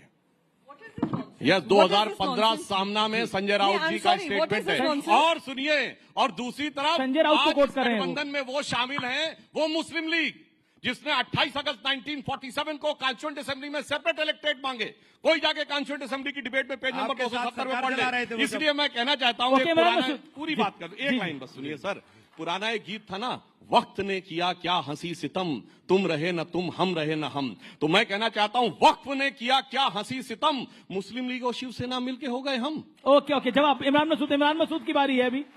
देखिए अभी सुधांशु भाई ने बात कही और बहुत सारे मुल्कों के उन्होंने उदाहरण दिए, बस यही आप अपनी बात के अंदर अपना आप ही अपनी मेरी बात कह गए। वक्फ कोई संस्था नहीं है कि सिर्फ संस्था की बात है। वक्फ मुसलमान का एक फरीजा है जो हर मुसलमान के ऊपर लागू होता है। और जितने मुस्लिम ममालिक आपने गिनवाए, उन तमाम मुस्लिम ममालिक के अंदर इस्लामिक लॉज हैं और उसके अंदर वो वक्फ के हिसाब से चलने का काम करते हैं। और वक्फ हमारा धार्मिक कृत्य है। बस इतनी बात समझाने की तो बात है जो बात प्रियंका जी ने कही कि आप तमाम जगहों पर काशी विश्वनाथ के अंदर, मैंने एक बहुत छोटा सा बुनियादी सवाल पूछ लिया था अपने एक साथी से, जवाब नहीं दे पाए थे और दे भी नहीं पाएंगे। अगर आप मुझसे कुछ हिंदू रिचुअल्स के बारे में पूछेंगे, सनातन रिचुअल्स के बारे में, मैं सुपरफिशियली आपको सब बता सकता हूं, लेकिन अगर ज्यादा गहराई में जाकर के आप मुझसे बात करेंगे तो मैं शायद नहीं बता पाऊंगा क्योंकि मैं जानता नहीं। ठीक इसी तरीके से अगर आपके सुपरफिशियली कुछ मैं पूछूं, आप बता देंगे इस्लाम के बारे में, लेकिन गहराई की तरह साथ नहीं बता पाएंगे। उसके लिए आपका मुसलमान होना है। मेरा एक काउंटर क्वेश्चन है, 2013 में जो कांग्रेस की सरकार ने एक्ट पास किया था, क्या वो संविधान से ऊपर नहीं था जिसके अंदर ओवर रीच थी वक्फ की? नहीं, ये मेरा पॉइंट है। नहीं, कहीं नहीं थी। ये गलत प्रोपेगेंडा किया गया। आप मुझे बताइए, 16-17 ट्रिब्यूनल हैं, क्या तमाम ट्रिब्यूनल के फैसलों को रिव्यू नहीं किया जाता हाई कोर्ट से? ठीक इसी तरह से तमाम वक्फ ट्रिब्यूनल का फैसला, उसका भी रिव्यू हाई कोर्ट से हो सकता था। आपने कह दिया कि उसको कोई चैलेंज नहीं कर सकता। अरे भाई, ये कैसे मुमकिन है? ये कैसे मुमकिन है? आपने कहा कि वक्फ कहीं भी प्रॉपर्टी डिक्लेयर कर सकता है। अरे वक्फ अगर इतना बड़ा पावरफुल था तो हम तो रोज पार्लियामेंट में जरा सा वक्त मिलता है, किसी कोने में जाके नमाज पढ़ लेते हैं, तो पार्लियामेंट भी वक्फ हो जाती। क्या नहीं हो सकता? जब तक वक्फ की प्रॉपर्टी जो वक्फ करने वाला है, जो वाकिफ है, जब तक वो उसका 100% ओनर ना हो, उस पर किसी तरह का कोई विवाद ना हो, तब तक वो वक्फ नहीं की जा सकती। आप तीनों पार्लियामेंटेरियंस हैं, मैं आप तीनों के भाषणों में से कुछ कोट करूंगा और मैं जानना मैं एक चीज कहना चाहूंगा। क्यों कहा, मैं शुरुआत कर लेता हूं। मैं सुधांशु त्रिवेदी आपके पास आऊंगा। इमरान मसूद आपसे शुरुआत कर लेता हूं। इमरान मसूद, आपने बोला कि इस देश में मुसलमानों का गला घोटा जा रहा है, यह आपका बयान था। गलत क्या? नहीं, आपने बयान दिया कि इस देश में मुसलमानों को 2वे दर्जे का सिटीजन बनाया जा रहा है और गला घोटा जा रहा है, क्यों कहा? मुसलमानों के साथ हो क्या रहा है कि मुसलमान, मैं अब वही बोल रहा हूं ना जी, मुसलमानों के साथ हो क्या रहा है कि मुसलमान घर में रहे तो दंगाई घुस करके निकाले बाहर, और बाहर निकले तो पुलिस छाती पर गोली मारे। क्या हुआ संभल में? पहले सर्वे के लिए गए, कुछ नहीं हुआ, फिर 250-300 का टोला गया, मस्जिद में जाकर के नारेबाजी हुई, लोग आए, हंगामा हुआ, और उसके बाद 5 लोगों के गोली लगी और सीधे छाती पर गोली लगी, और जिनके गोली लगी उन्हीं के लोग जेल चले गए। अच्छा, वो संभल वाली मस्जिद एएसआई के संरक्षण में थी और एएसआई वहीं नहीं जा सकती थी? आप मुझे एक बात बताइए, एएसआई का अजीब कानून है। एएसआई का जन्म हुआ 1871 में जी, और उसका प्रबंधन शुरू हुआ 1904 में, और एएसआई प्रोटेक्टिव मूवमेंट जितने भी हैं उन सब की मालिक एएसआई हो गई। सुधांशु त्रिवेदी, उन सब की मालिक एएसआई हो गई। मस्जिद, एक सेकंड, मस्जिद बनाई मेरे पूर्वजों ने नमाज के लिए, अब एएसआई तय करेगी कि हम नमाज पढ़ें कि ना पढ़ें? एएसआई तय करेगी कि हम कहीं वजू खाना वजू करें कि ना करें? मैं एक लास्ट के अंदर दूसरा सवाल भी लूंगा, लेकिन अभी हमारे पास काफी समय है। मैं सुधांशु त्रिवेदी, आपने सदन में एक बात बोली जिसपे दिग्विजय सिंह को ऑब्जेक्शन हुआ, देश के गृह मंत्री खड़े हुए। आपने बोला कि इस देश के मुसलमान को कभी इशरत जहां से जोड़ा गया तो कभी किसी और के साथ जोड़ा गया। क्या आपको लगता है कि आप भी, मैं मतलब आपसे मेरा तारुफ भारतीय जनता पार्टी से, मुसलमानों को एक जिसे कहते हैं मार्जिनलाइज करना चाहते हैं? यह आरोप है, मार्जिनलाइज करना चाहते हैं। आपने मेरा पूरा जवाब नहीं होने दिया, लेकिन साहब जी आप कंप्लीट कर लीजिए। आपको पूरा कर लीजिए। आपने गला घोटने 2 ही सवाल किए थे ना? जी। गला घोटा जा रहा है, ये सवाल नहीं, आपने बोला था उसी को गला घोटा जा रहा है, तो ये आपको बता दिया। मुसलमान को शिक्षा से वंचित किया जा रहा है। आप हालात ये देख लीजिए कि जो अलीगढ़ मुस्लिम यूनिवर्सिटी है वो लगातार पिछले 10 साल के अंदर नीचे जा रही है। उसके फंड्स आपने रोक दिए, उसके 2 सेंटर बंद होने के कगार पर आ गए। अच्छा खासा रिसर्च इंस्टीट्यूट था, सेंट्रल यूनिवर्सिटी, उसको क्यों तबाह करना चाह रहे हैं? यही प्रश्न है मेरा। उसको क्यों तबाह करना चाह रहे हैं? ये तो पहले भी बोल चुके थे। अब मैं जवाब देना चाहता हूं। देखिए, इन्होंने कहा कि भाई इस्लाम के पवित्र कर्तव्य में एक वक्फ है। भाई मेरी समझ तो इतनी है, इस्लाम में 5 ही पवित्र कर्तव्य हैं, रोजा, कलमा, नमाज, हज और जकात। इसमें वक्फ कहां है भाई? और मैं ये भी बताना चाहता हूं, इसी बात में 1894 में प्रिवी काउंसिल का जजमेंट आया था, जिसमें सर सैयद अहमद ने कोट किया था कि वक्फ मूल इस्लामी परंपरा का हिस्सा नहीं है, ये शरिया का हिस्सा है। उसके लिए मुजार शब्द का प्रयोग किया। इसलिए वक्फ अल औलाद, आपको बड़ी मजेदार बात पता है, वक्फ अल औलाद यह है कि मैंने जमीन तो वक्फ कर दी, मगर रहेंगे मेरे ही परिवार के लोग। मतलब मैंने अपना पैसा तो मंदिर को दान कर दिया, मगर रहेगा वो मेरा। ऐसा आपने विचित्र उदाहरण नहीं सुना होगा, इसलिए वो क्वैश किया गया। मगर कांग्रेस ने 1906 में कलकत्ता अधिवेशन में प्रस्ताव पारित किया कि नहीं, वो कुछ गलत हो गया है, दोबारा किया जाए। अब मैं एक सेंटेंस कोट करता हूं, चूंकि वक्फ एक मुस्लिम प्रॉपर्टी से रिलेटेड मैटर है, तो इसका गवर्नमेंट या पब्लिक पॉलिसी से कोई मतलब नहीं होना चाहिए। यही तो आज बोल रहे हैं। ये इंपीरियल लेजिस्लेटिव काउंसिल में अप्रैल 1913 में मोहम्मद अली जिन्ना का स्टेटमेंट है, जो कांग्रेस के सपोर्ट से इन्होंने अंग्रेजों के जमाने में कराया। 1913 से 2013 तक इनकी किस वाकफियत ही नहीं बदली। और मैं पूछना चाहता हूं, इमरान मसूद साहब तो यूपी के रहने वाले हैं, यूपी कह रहे पढ़ाई लिखाई में पीछे रह गए। पता है आपको, सैयद मुसलमानों की रेट ऑफ लिटरेसी 1931 में 24% थी, जब यूपी की 8% थी। और जातिगत सर्वे था तो यूपी में जो सबसे पढ़ी लिखी ब्राह्मण कम्युनिटी मानी जाती थी हिंदुओं में, वो 15%, क्षत्रियों में 13%, सैयद मुसलमान 24%, ब्यूरोक्रेसी में 20%। कहां चले गए मेरे भाई? आज बाकी माइनॉरिटीज को आप देखिए, सबसे पढ़ी लिखी आज कम्युनिटी कौन है? हाईएस्ट एजुकेशन में पारसी 0.001% की माइनॉरिटी। सबसे प्रॉस्परस, जो सबसे ज्यादा कंट्रीब्यूट करती है इनकम टैक्स में, जैन 1% की माइनॉरिटी। सबसे एंटरप्रेन्योर कम्युनिटी कौन है? सिख 1.8% की माइनॉरिटी। उसके बाद आप देखिए क्रिश्चियंस में एजुकेशन का स्तर कितना है, यहूदी छोटी सी माइनॉरिटी कितना है, और ये जबकि मैं आपसे कहूं आजादी के समय इनमें से किसी एक की भी रियासत नहीं थी, 1-2 सिख रियासतें छोड़ दें, जबकि इनकी तो लाइन लगा के रियासतें थी। पटौदी के नवाब, भोपाल के नवाब, रामपुर के नवाब, लखनऊ के नवाब, जूनागढ़ के नवाब, हैदराबाद के निजाम, और आज कहते हैं साहब हम तो मजलूम हो गए। क्यों? जो हुक्मराने वक्त थे वो आज मजलूम हो गए, क्योंकि सेक्युलरिज्म के जाल में ऐसे फंसे और उल जलूल हो गए। और सुनिए ये उल जलूल मामला क्या है। 2013 में आई सच्चर कमेटी की रिपोर्ट जो कहती मुसलमानों के हालात इतने खराब हैं कि साहब ये तो शेड्यूल कास्ट से बदतर है। और आपको पता है 1913 से 2013 तक 17 लाख एकड़ जमीन आई थी वक्फ में, और 2013 से 2023 में 21 लाख ऐड हो गई। मतलब गजब का आपका लॉजिक है। एक तरफ कह रहे हैं शेड्यूल कास्ट से बुरी स्थिति है और दूसरी तरफ ऐड होते जा रहे हैं। और सर आंकड़ा तो ऑन उस पे बोला। सर आप तो सदन में हैं, आपको विशेषाधिकार हनन ले आना चाहिए मंत्री के खिलाफ अगर आपको आपत्ति है तो। लाइए साहब, सुधांशु जी हाउस पे दिया गया मेरे सवाल का जवाब नहीं दिया आपने। जो था मैं उस पर आता हूँ, लेकिन प्रियंका पहले बोले। एक लाइन बोल दूं इस पे। प्रियंका जी, देखिए मुसलमानों के बारे में समस्या क्या है कि आज के जमाने में लोगों को मुस्लिमों की जो लियाकत थी उसके बारे में भी नहीं पता है। एक दौर था जब मुसलमान दुनिया में सबसे पढ़ी लिखी कम्युनिटी होती थी। बैतुल हिकमत का नाम आपने बगदाद का सोचा होगा, that was a centre of knowledge. आपको पता है कि शुश्रुत संहिता का सबसे पहले अनुवाद अल शुश्रुत ने कराया था अरबिक में। आपको पता है कि ये मैंने जो पार्लियामेंट में ही बोला था कि जो पहले हिंदी न्यूमेरल्स वहां पे गए, जिसलिए अरबी में इनको हिंदसा कहते हैं, उससे सबसे पहले अल जब्र ने ट्रांसलेट किया, उससे अलजेब्रा बना। फिर अल ख्वारिज्म ने जो ट्रांसलेशन किया, जो मैथमेटिक्स दी, एल्गोरिथम वर्ड वहीं से आया है। कोलंबस ने जिस नक्शे को लेकर पूरी दुनिया की तरफ चला था वो बनाने वाला भी मुसलमान था, एक अली इदरीसी। उसके बाद इनका एल्गोरिथम ऐसा बदला कि 700-800 साल में कोई पैदा हुआ। सिर्फ प्रियंका जी को आने दीजिए।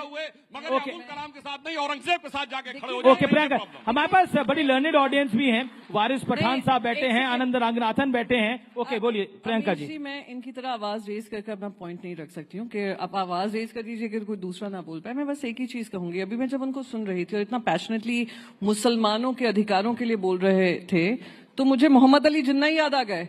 जैसे मोहम्मद अली जिन्ना ने आर्ग्यूमेंट दिया था और पाकिस्तान को अलग कर दिया था, इनका आर्ग्यूमेंट बिल्कुल उसी तरीके का था। तो आज ये मॉडर्न डे जिन्ना कौन बनकर बैठे हैं, आज इनकी भाषा से बहुत स्पष्ट हो गया है। जहां बता रहे हैं अरे देखिए हम लोग क्या थे, हमें क्या कर दिया, तो ये इनका आप कह रहे हैं मॉडर्न डे जिन्ना है। बिल्कुल, जो उस दिन अमित शाह जी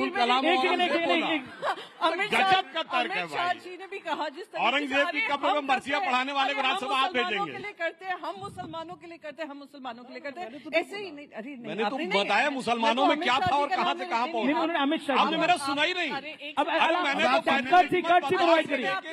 कोट किया, हमने अपना तो बोला ही नहीं। सिर्फ एक डॉक्टर अमित शाह के लिए। जब इतना जोर जोर से चिल्लाते हैं ना तो सिर्फ अपनी आवाज सुनाई देती है, लॉजिक की आवाज कम हो जाती है। तो कुछ सुनाई नहीं पड़ रहा आजकल। बोलिए प्रियंका जी। आपको समय कम मिला है शायद मुसलमानों के प्लीज ना, मुसलमानों के अधिकारों का हनन हो रहा था, किस तरीके से वो प्रताड़ित थे, किस तरीके से वो गरीब किए जा रहे थे, सब किया।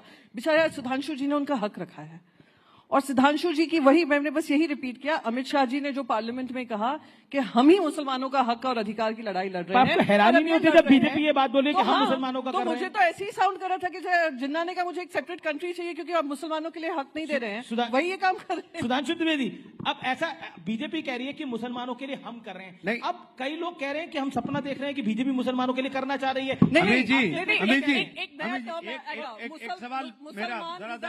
मुसलमान हृदय जी अभी मुझे सुधांशु भाई ने बड़ी अच्छी बात है कि बड़ा मुझे अच्छा लगा, चूंकि जानकारी इनको है, इन्होंने पूरा इतिहास का ज्ञान किया, लेकिन इन्होंने जिस आदमी का नाम लिया जिन्ना का, वो तो हमारा सबसे बड़ा मुजरिम है।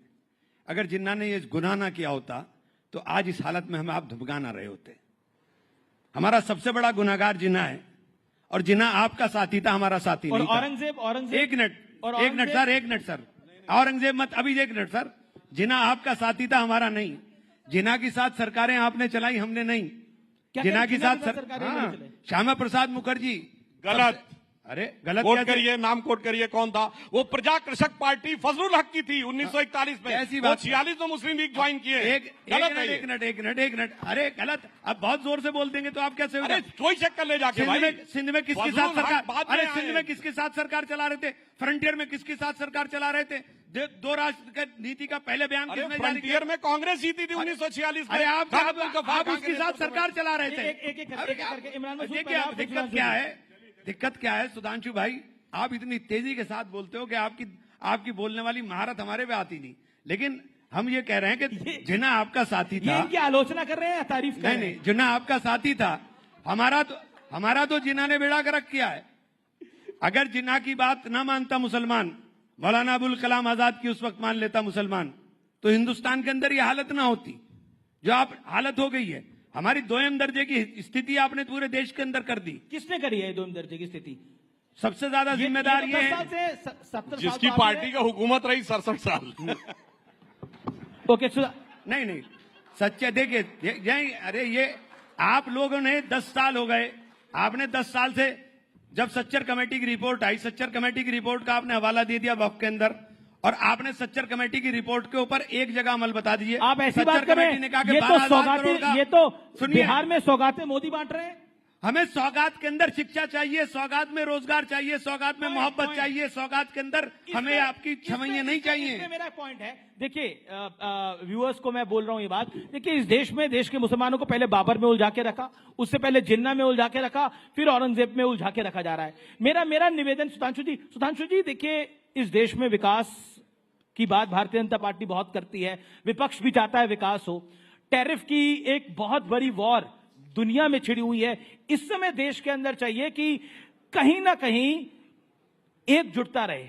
प्रधानमंत्री एक लाइन बोलते हैं कि एक है तो सेफ है, वो एक है तो सेफ है, क्या ग्राउंड पर दिखेगा? ये मैं बिल्कुल with reference to context quote करता हूं। दो कॉन्टेक्स्ट हैं, एक 3 या 6 जनवरी 1948 को कलकत्ता में दिया गया सरदार पटेल का statement, anybody can go and check.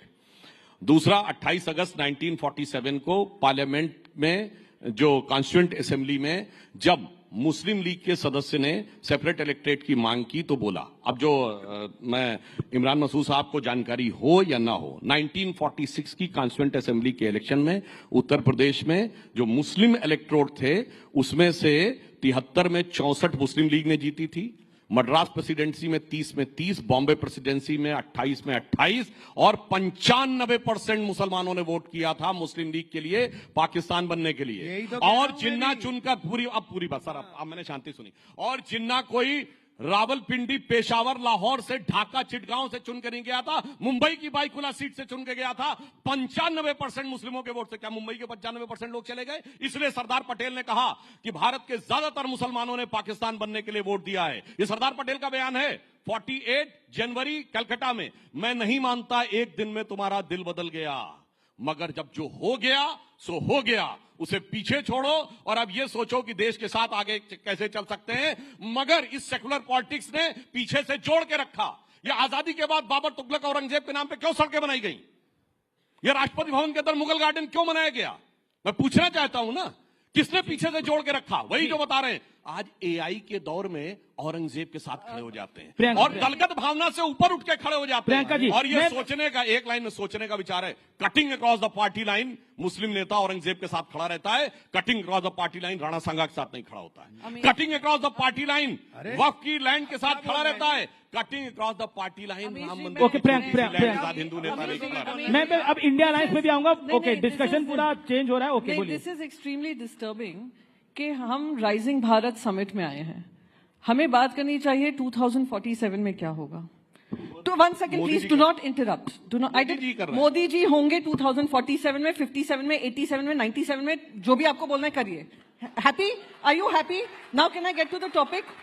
Now can I get to the topic? Okay, you are happy? देखिए 2047 में मोदी जी हमारे यहाँ हो ना हो, मगर इनके नेता इन्हीं की परिवार के होंगे। ये पार्टी अलग है। Okay Priyanka, then I come to India alliance. Okay, ऐसा है, आज अगर 80 लाख लोगों के पास राशन जा रहा है तो कितने उसमें से हिंदू घर हैं, कितने मुसलमान घर हैं, कितने ईसाई घर हैं, कितने उसमें जैन घर हैं, कितने उसमें सिख घर हैं जी, और कितने पारसी घर हैं? भूखा तो सभी है जो 80 लाख लोगों के पास जा रहा है। मैं चाहती हूँ हम 2047 की बात करें। ये कहाँ पे लेकर जाना चाह रहे हैं? 300 साल पुराना, कि 300 साल पुराना इतिहास में आप बिखरे रहिए, बटे रहिए, और हम आने वाले जो सदी है, जो आने वाले हमारे युवा पीढ़ी है, जो दूसरे देशों में जा रही है, दूसरे देशों में भी प्रताड़ित हो रही है क्योंकि अमेरिका यूएस टैरिफ्स को लेकर आ रहा है, जो अभी आई थिंक घनश्याम जी ने बात रखी थी कि स्टूडेंट बनकर गए थे यूएस में और आज वो स्टूडेंट्स को भी डिसरिस्पेक्ट किया जा रहा है। हम कोई उसके बारे में बात नहीं कर रहे हैं। हम क्या बात करें? औरंगजेब, राणा सांगा, जिन्ना, ये वो। मेरे बस एक ही मांग है, और मैं क्योंकि विपक्ष से हूं और विपक्ष में हमारी भी एक आवाज है, सिर्फ कांग्रेस और बीजेपी की नहीं है। हमारी आवाज यह है कि जो जनता से जुड़े मुद्दे हों। आज 50 रुपए इनकी जेब से ज्यादा जा रहा है गैस का सिलेंडर खरीदने में, तो मुझे तकलीफ होती है। 2 रुपए एक्साइज ड्यूटी बढ़ रही है जबकि पूरी दुनिया भर में ऑयल चीप हो रहा है, तो मुझे तकलीफ होती है। मुझे तकलीफ होती है क्यों 80 लाख लोगों के घर पे राशन जा रहा है, उनको खुद नौकरियां क्यों नहीं दी जा रही हैं जहां वो अपने आप को सक्षम पा पाए। तो इन चीजों में हमारा ध्यान भटकाकर ये जो काम हो रहा है ये बहुत गलत। ओके, देखिए मैं एक बात कहूं, लगता है प्रियंका जी को ना अपने राज्य का पता। 80 करोड़ सुनिए, 80 करोड़ है, 80 करोड़ है। सुनिए, इनको ना अपने राज्य का पता, ना अपने सदन का पता। ये औरंगजेब का नाम कौन लाया? अबू आजमी, महाराष्ट्र के विधायक, समाजवादी पार्टी, अपने गठबंधन के। पीएचडी इस्लामिक लॉ के हैं, इस्लामिक स्टडीज के हैं, इस्लामिक रिलीजन के हैं, आप सबके पीएचडी हैं। हम तो कुछ ना जानकर भी हम राज्यसभा में अपना पक्ष रख सकते हैं। मैं तो बीच में नहीं, जैसे आप बीच में टोक टोक कर बोल रहे हैं, ये कुछ नहीं जानती है। Who are you to give me certificate, मैं जानती हूँ नहीं जानती हूँ। हाँ, तो मैं बता रहा हूँ ना, सुन लीजिए, आपको समझ में आ जाएगा, दर्शकों को समझ में आ जाएगा। अबू आदमी कहाँ का है? महाराष्ट्र विधानसभा का, वो औरंगजेब का इशू लाया। फिर इमरान प्रताप को ये लाए, इमरान मसूद जी, ये किस पार्टी के हैं? राशिद अलवी लाए, किस पार्टी के हैं? इमरान प्रताप गढ़ी किस पार्टी के हैं? MIM किस पार्टी के हैं? और सुनिए, उसके बाद राणा सांगा कौन लाया?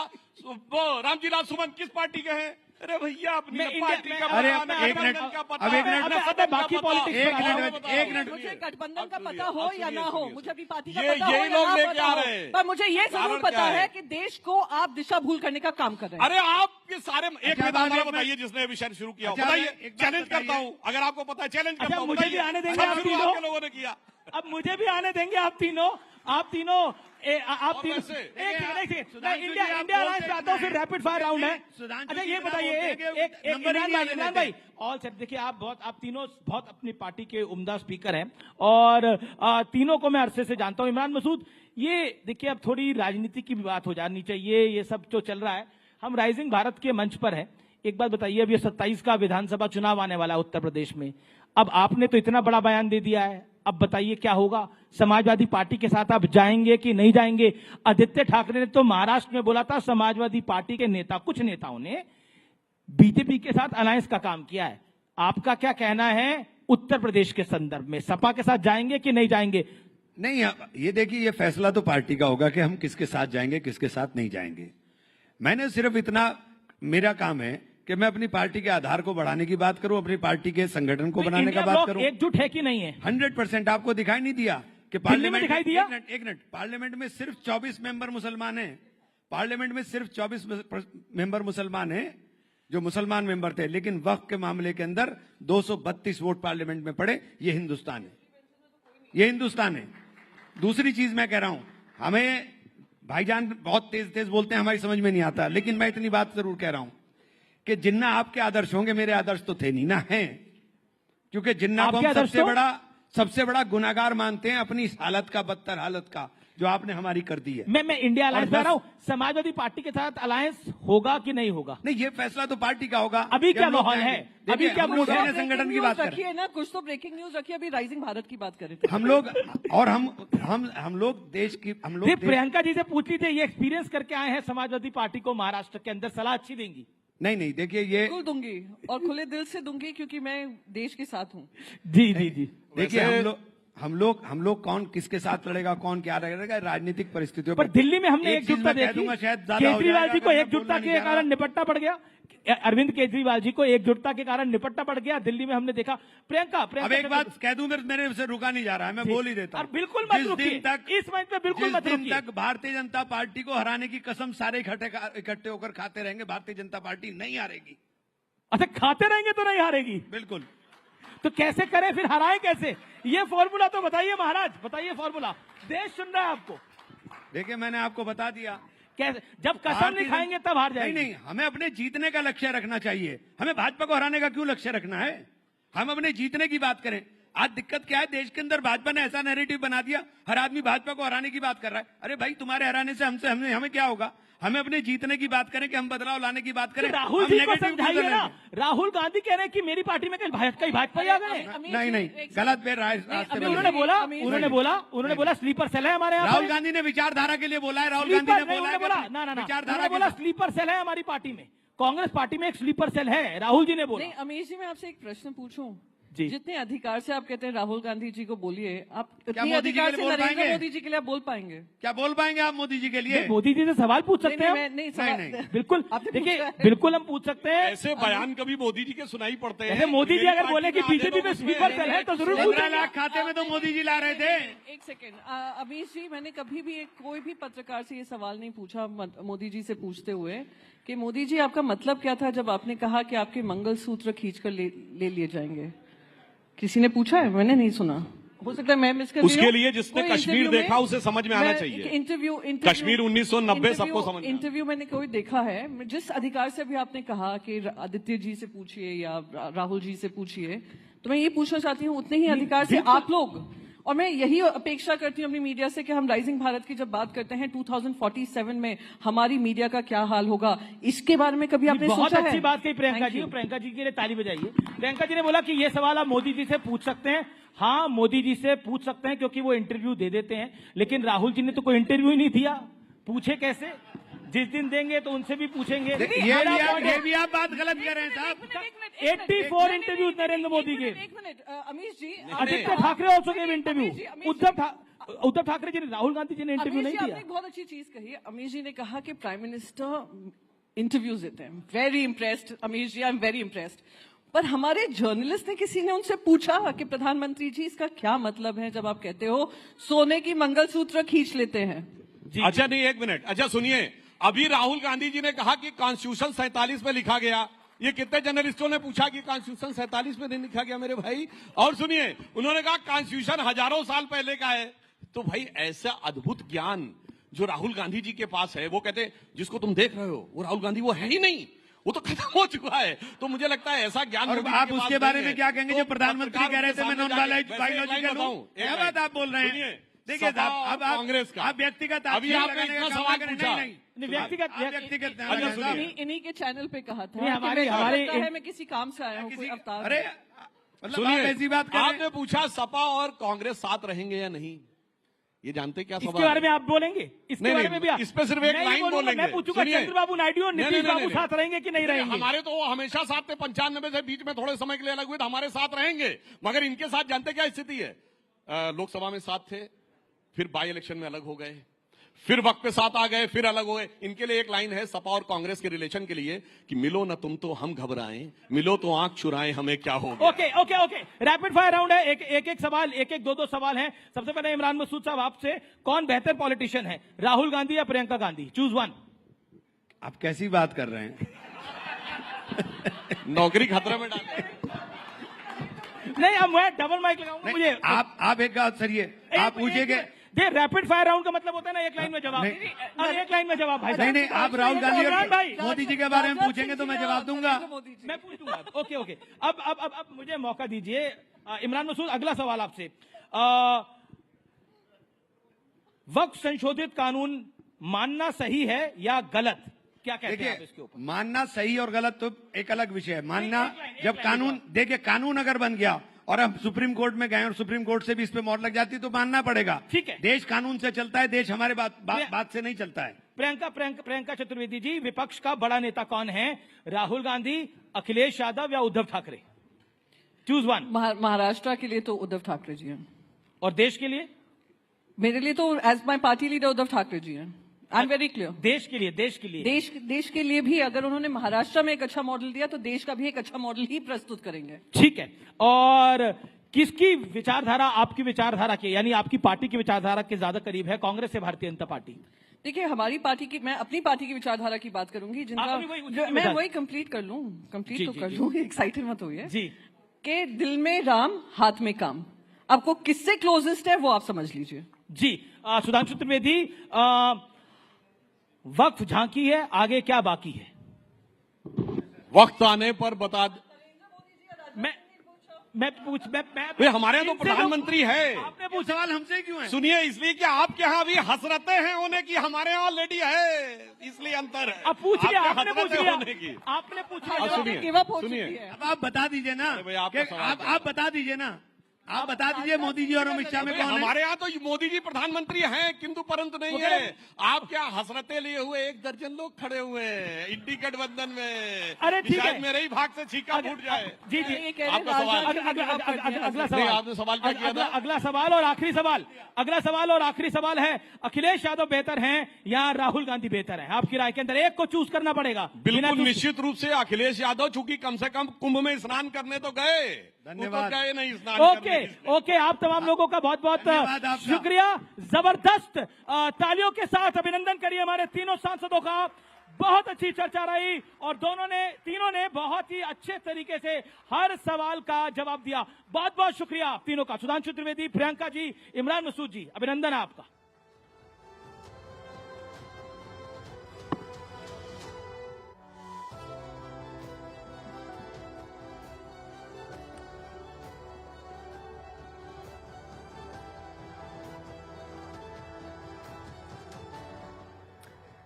That was one fiery and insightful discussion. एक बार जोरदार तालियां हमारे पैनल के लिए। बहुत बहुत शुक्रिया इस डिस्कशन के लिए। तो सियासत के धर्म संकट के पन्नों को हम पलट रहे हैं और अगले सेशन की तरफ हम बढ़ेंगे। और क्योंकि हम राइजिंग भारत समिट के मंच पर हैं और विकसित भारत 2047 में कैसा रहेगा, उसकी तस्वीर क्या रहेगी, उस पर हम अगले सेशन में फोकस करने जा रहे हैं। उन मुद्दों की हम चर्चा करेंगे जो आज के भारत की कानून व्यवस्था, राजनीति और समाज की दिशा तय कर रहे हैं। हम जानेंगे कि कैसे संवैधानिक बदलाव, कानूनी सुधार और सामाजिक परिवर्तन आपस में टकराते भी हैं और एक दूसरे को आकार भी देते हैं। और साथ ही ये भी जानने की कोशिश करेंगे कि इस दिशा में भारत का फोकस क्या रहने वाला है और भारत इस दिशा में कैसे आगे बढ़ रहा है। आर्टिकल 370 को हटाया जा चुका है, ट्रिपल तलाक को अपराध घोषित कर दिया गया है और अब वक्फ कानून भी आ गया है। तो ऐसे में सवाल ये है कि भारत का अगला कदम क्या होगा। और इसी महत्वपूर्ण चर्चा को आगे बढ़ाने के लिए और इस अगले सेशन को मॉडरेट करने के लिए रूबिका लियाकत हमारे साथ मंच पर आएंगी। एक बार जोरदार तालियों से उनका स्वागत कीजिए। और मंच पर हमारे साथ एक बहुत खास पैनल भी मौजूद रहने वाला है। एक बार जोरदार तालियों से उनका भी मैं तारुफ करवा देती हूँ। गौरव भाटिया जी हैं हमारे साथ, भारतीय जनता पार्टी की तरफ से राष्ट्रीय प्रवक्ता, वो हमारे साथ जुड़ेंगे। वारिस पठान जी हैं लॉयर और AIMIM से हमारे साथ, वो AIMIM का पक्ष रखेंगे। इसके साथ साथ जाने माने लेखक हैं आनंद रंगनाथन, वो भी हमारे साथ इस मंच पर जुड़ेंगे। अनुराग भदौरे जी हैं, प्रवक्ता है, राष्ट्रीय प्रवक्ता समाजवादी पार्टी के। आप सभी मेहमानों का बहुत बहुत स्वागत। एक बार जोरदार तालियों से इनका स्वागत कीजिए। Thank you.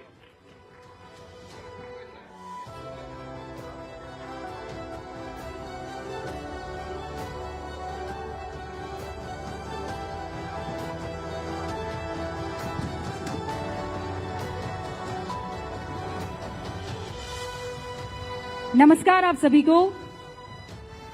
जनरली गूंज जो है, जनरली क्या, हमेशा ऐसा कभी नहीं हुआ है कि 4:50 आप मेरे लबों से ना सुने कि गूंज की शुरुआत हो चुकी है। लेकिन आज राइजिंग भारत का मौका है और इसीलिए राइजिंग भारत के इस मंच से ये स्पेशल एडिशन इस वक्त आप गूंज का देख रहे हैं।